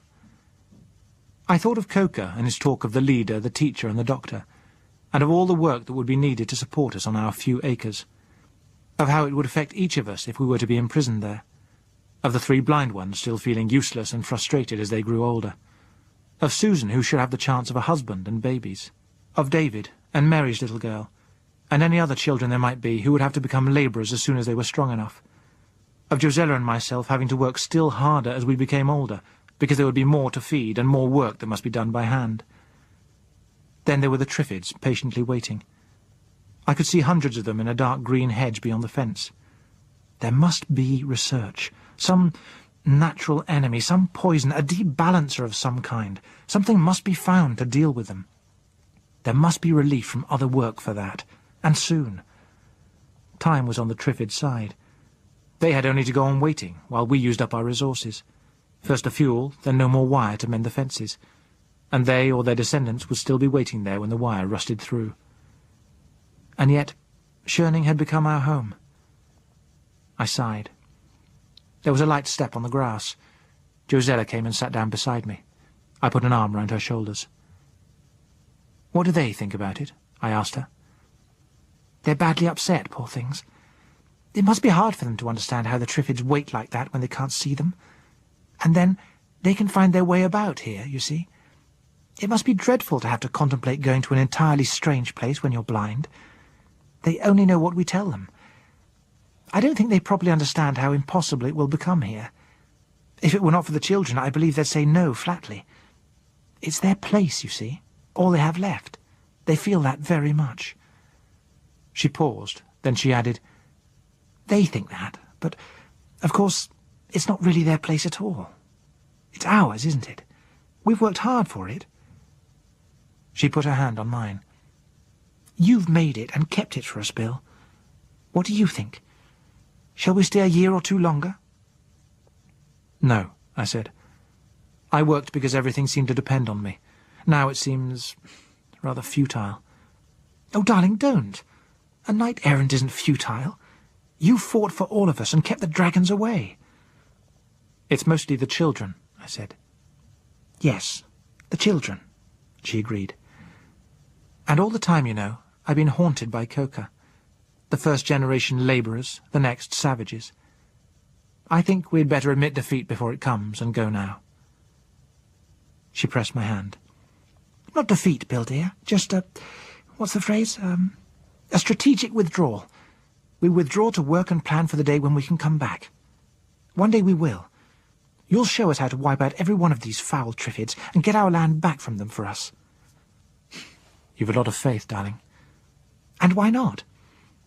Well, at least I'll be fighting them. But first, we go. When? Do you think we could have the summer out here? It could be a sort of holiday for all of us, with no preparations to make for the winter. We deserve a holiday, too. I should think we could do that, I agreed. We sat watching the valley dissolve in the dusk. Josella said, It's queer, Bill. Now I can go, I don't really want to.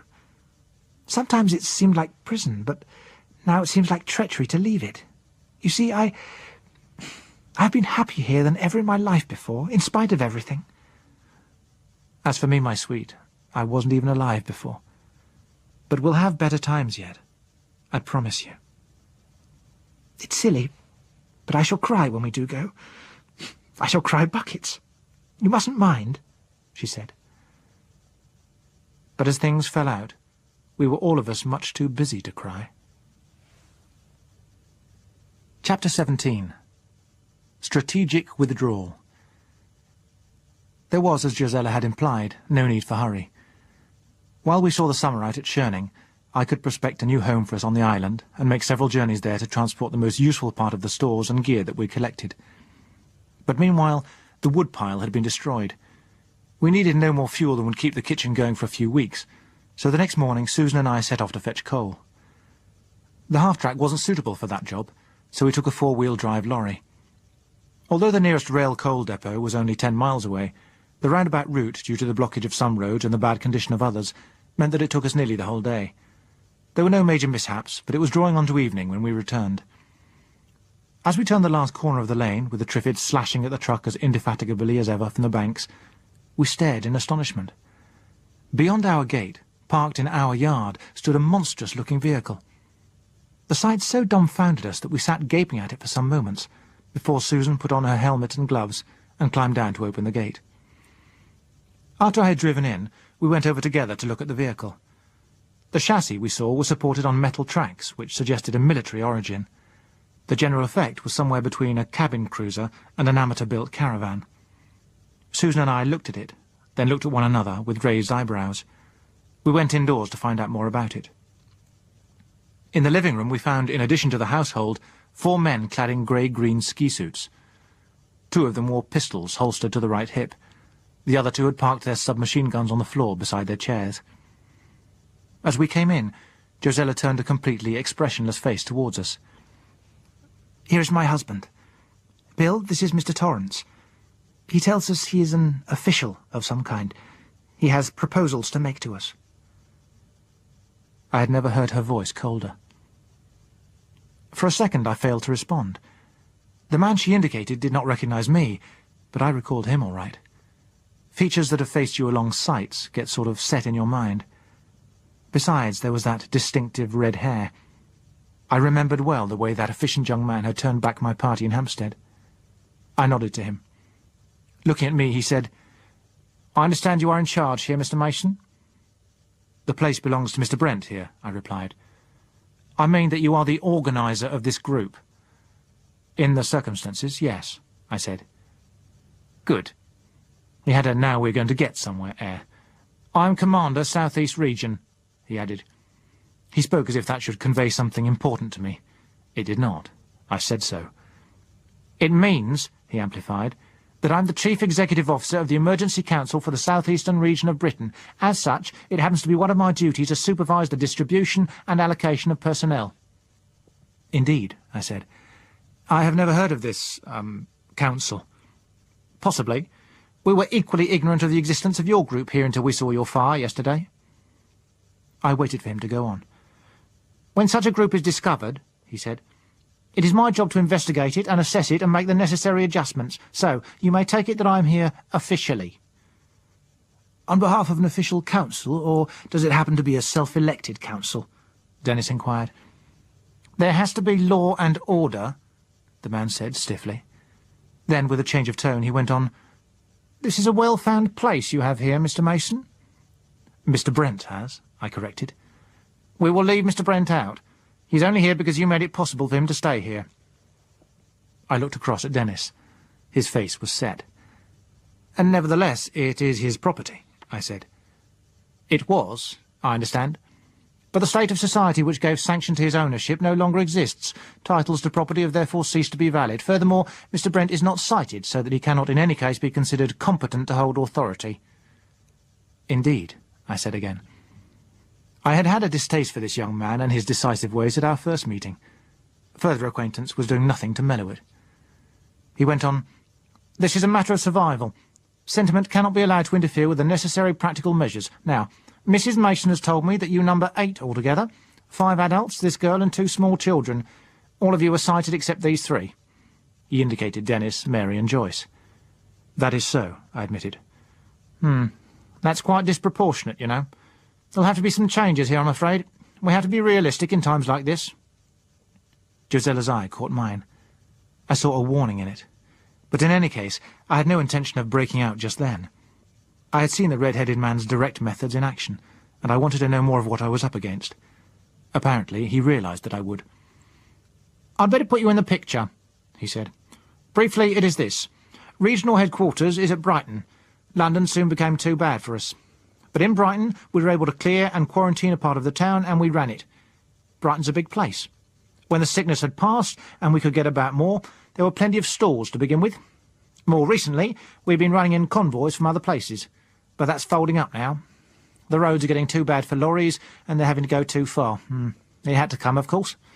We reckoned that we could last out there several years longer. Still, there it is. It's possible we undertook to look after too many from the start. Anyway, now we are having to disperse. The only way to keep going will be to live off the land. To do that, we've got to break up into smaller units.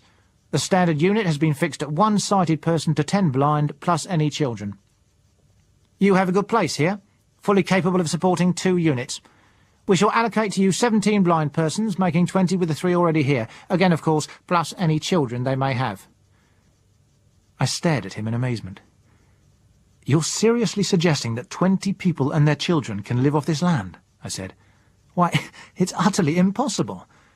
We've been wondering whether we should be able to support ourselves on it. He shook his head confidently. It is perfectly possible. And what I'm offering you is the command of the double unit we shall install here. Frankly, if you do not care to take it, we shall put in someone else who will. We can't afford waste in these times. But just look at the place, I repeated. It simply can't do it. I assure you that it can, Mr. Mason. Of course, you'll have to lower your standards a bit. We all shall for the next few years. But when the children grow up a bit, you'll begin to have labour to expand with.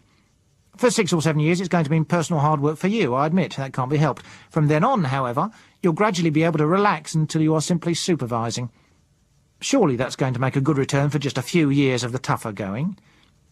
Placed as you are now, what sort of future would you have, Nothing but hard work until you die in your tracks, and your children faced with working in the same way, just to keep going, not more than that. Where are the future leaders and administrators to come from in that kind of setup? Your way, you'd be worn out and still in harness in another 20 years, and all your children would be yokels. Our way, you'll be the head of a clan that's working for you, and you'll have an inheritance to hand on to your sons. Comprehension began to come to me. I said wonderingly, Am I to understand that you are offering me a kind of, feudal seigneury? Ah, he said. I see you do begin to understand. It is, of course, the obvious and quite natural social and economic form for that state of things we are having to face now. There was no doubt whatever that the man was putting this forward as a perfectly serious plan. I evaded a comment on it by repeating myself, but the place just can't support that many. For a few years, undoubtedly, you'll have to feed them mostly on mashed Triffids. There won't be any shortage of that raw material by the look of it. Cattle food, I said. But sustaining, rich in the important vitamins, I'm told, and beggars, particularly blind beggars, can't be choosers. You're seriously suggesting that I should take on all these people and keep them on cattle fodder? Listen, Mr. Mason, if it were not for us, none of these blind people would be alive at all now, nor would their children. It's up to them to do what we tell them, take what we give them, and be thankful for whatever they get. If they like to refuse what we offer, well, that's their own funeral. I decided it would be unwise to say what I felt about his philosophy at the moment. I turned to another angle. I don't see... tell me, just where do you and your council stand in all this? Supreme authority and legislative power is vested in the council. It will rule. It will also control the armed forces. Armed forces? I repeated blankly. Certainly. The forces will be raised as and when necessary by levies on what you call the seigneuries. In return, you will have the right to call on the council in cases of attack from outside or unrest within. I was beginning to feel a bit winded. An army? Surely a small, mobile squad of police. I see you haven't grasped the wider aspect of the situation, Mr. Mason. This affliction we have had was not confined to these islands, you know. It was worldwide. Everywhere there is the same sort of chaos. That must be so, or we should have heard differently by now. And in every country there are probably a few survivors. Now, it stands to reason, doesn't it, that the first country to get on its feet again and put itself in order is also going to be the country to have the chance of bringing order elsewhere, Do you suggest that we should leave it to some other country to do this, and let it become the new dominant power in Europe and possibly further afield? Obviously not. Clearly, it is our national duty to get ourselves back on our feet as soon as possible and assume the dominant status so that we can prevent dangerous opposition from organising against us. Therefore, the sooner we can raise a force adequate to discourage any likely aggressors, the better. For some moments, silence lay on the room. Then Dennis laughed unnaturally. Great God Almighty! We've lived through all this, and now the man proposes to start a war?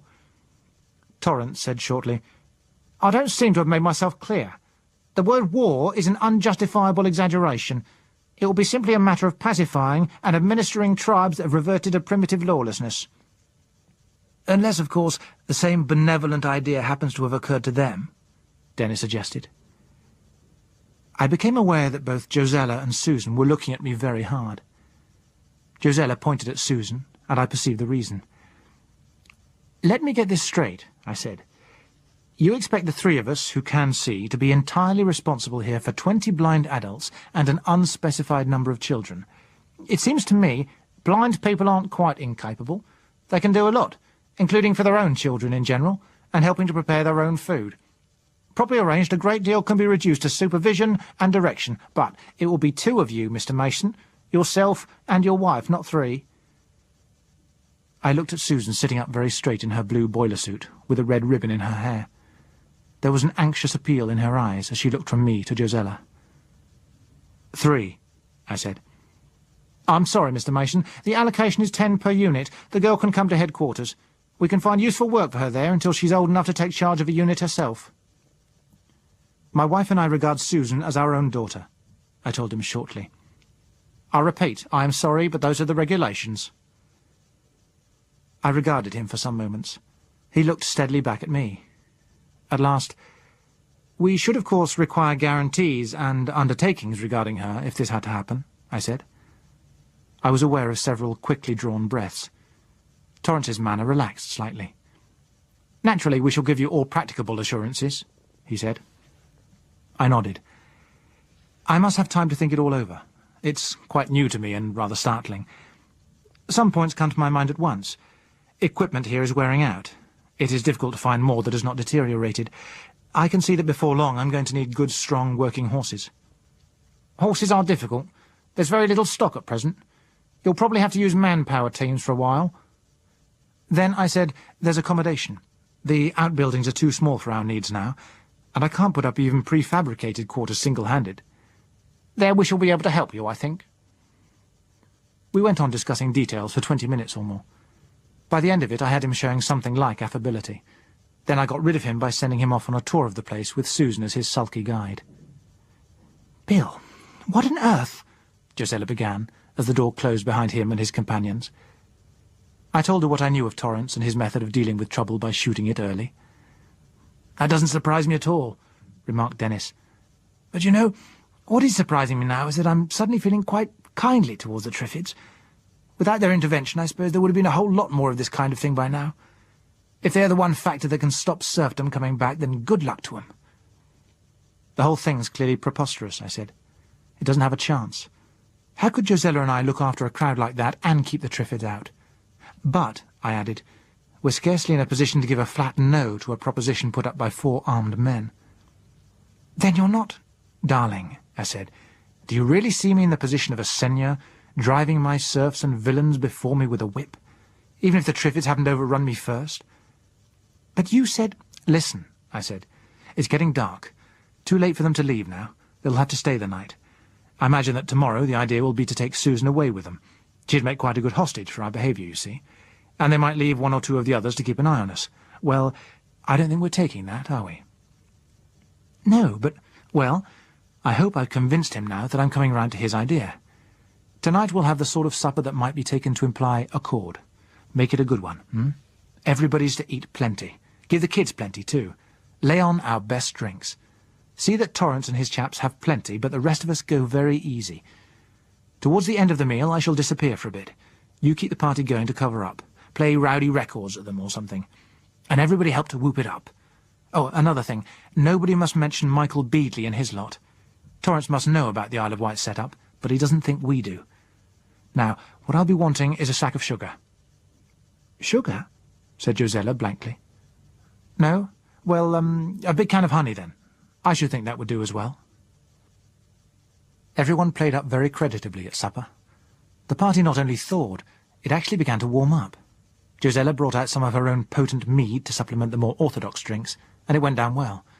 The visitors were in a state of happily comfortable relaxation when I made my unobtrusive exit. I caught up a bundle of blankets and clothes and a parcel of food that I'd laid ready, and hurried with them across the yard to the shed where we kept the half-track. With a hose from the tanker which held our main petrol supply, I filled the half-track's tanks to overflowing. Then I turned my attention to Torrance's strange vehicle. With the help of a hand dynamo torch, I managed to locate the filler cap and poured a quart or more of honey into the tank. The rest of the large can of honey I disposed of into the tanker itself. I could hear the party singing, and seemingly still going well. After I had added some anti-Triffid gear and miscellaneous afterthoughts to the stuff already in the half-track, I went back and joined it, until it finally broke up in an atmosphere which even a close observer might have mistaken for almost maudlin goodwill. We gave them 2 hours to get well asleep. The moon had risen, and the yard was bathed in white light. I had forgotten to oil the shed doors, and gave them a curse for every creak. The rest came in procession towards me. The Brents and Joyce were familiar enough with the place not to need a guiding hand. Behind them followed Josella and Susan, carrying the children. David's sleepy voice rose once, and was stopped quickly by Josella's hand over his mouth. She got into the front, still holding him. I saw the others into the back and closed it. Then I climbed into the driving seat, kissed Josella, and took a deep breath. Across the yard the Triffids were clustering closer to the gate, as they always did when they had been undisturbed for some hours. By the grace of heaven the half-track's engine started at once. I slammed into low gear, swerved to avoid Torrance's vehicle, and drove straight at the gate. The heavy fender took it with a crash.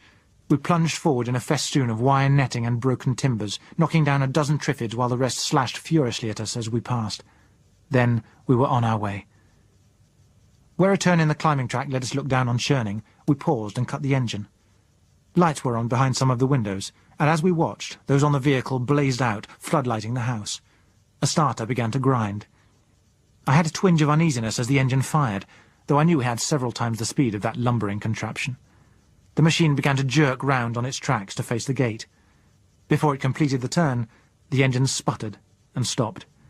The starter began to whir again. It went on whirring, irritably, and without result. The Triffids had discovered that the gate was down. By a blend of moonlight and reflected headlights, we could see their tall, slender forms already swaying in ungainly procession into the yard, while others came lurching down the banks of the lane to follow them. I looked at Josella. She was not crying buckets, not crying at all. She looked from me down to David asleep in her arms. "I've all I'd really need," she said, "and some day you're going to bring us back to the rest, Bill." Wifely confidence is a very nice trait, darling, but... No, damn it, no buts. I am going to bring you back, I said. I got out to clear the debris from the front of the half-track, and wipe the poison from the windscreen so that I should be able to see to drive on and away across the tops of the hills towards the southwest. And there my personal story joins up with the rest. You will find it in Elspeth Carey's excellent history of the colony. Our hopes all centre here now. It seems unlikely that anything will come of Torrance's neo-feudal plan, though a number of his seigneuries do still exist, with their inhabitants leading, so we hear, a life of squalid wretchedness behind their stockades. But there are not so many of them as there were. Every now and then Ivan reports that another has been overrun, and that the Triffids which surrounded it have dispersed to join other sieges. So we must regard the task ahead as ours alone. We think now that we can see the way, but there is still a lot of work and research to be done before the day when we, or our children, or their children, will cross the narrow straits on the great crusade to drive the Triffids back and back with ceaseless destruction, until we have wiped the last one of them from the face of the land that they have usurped.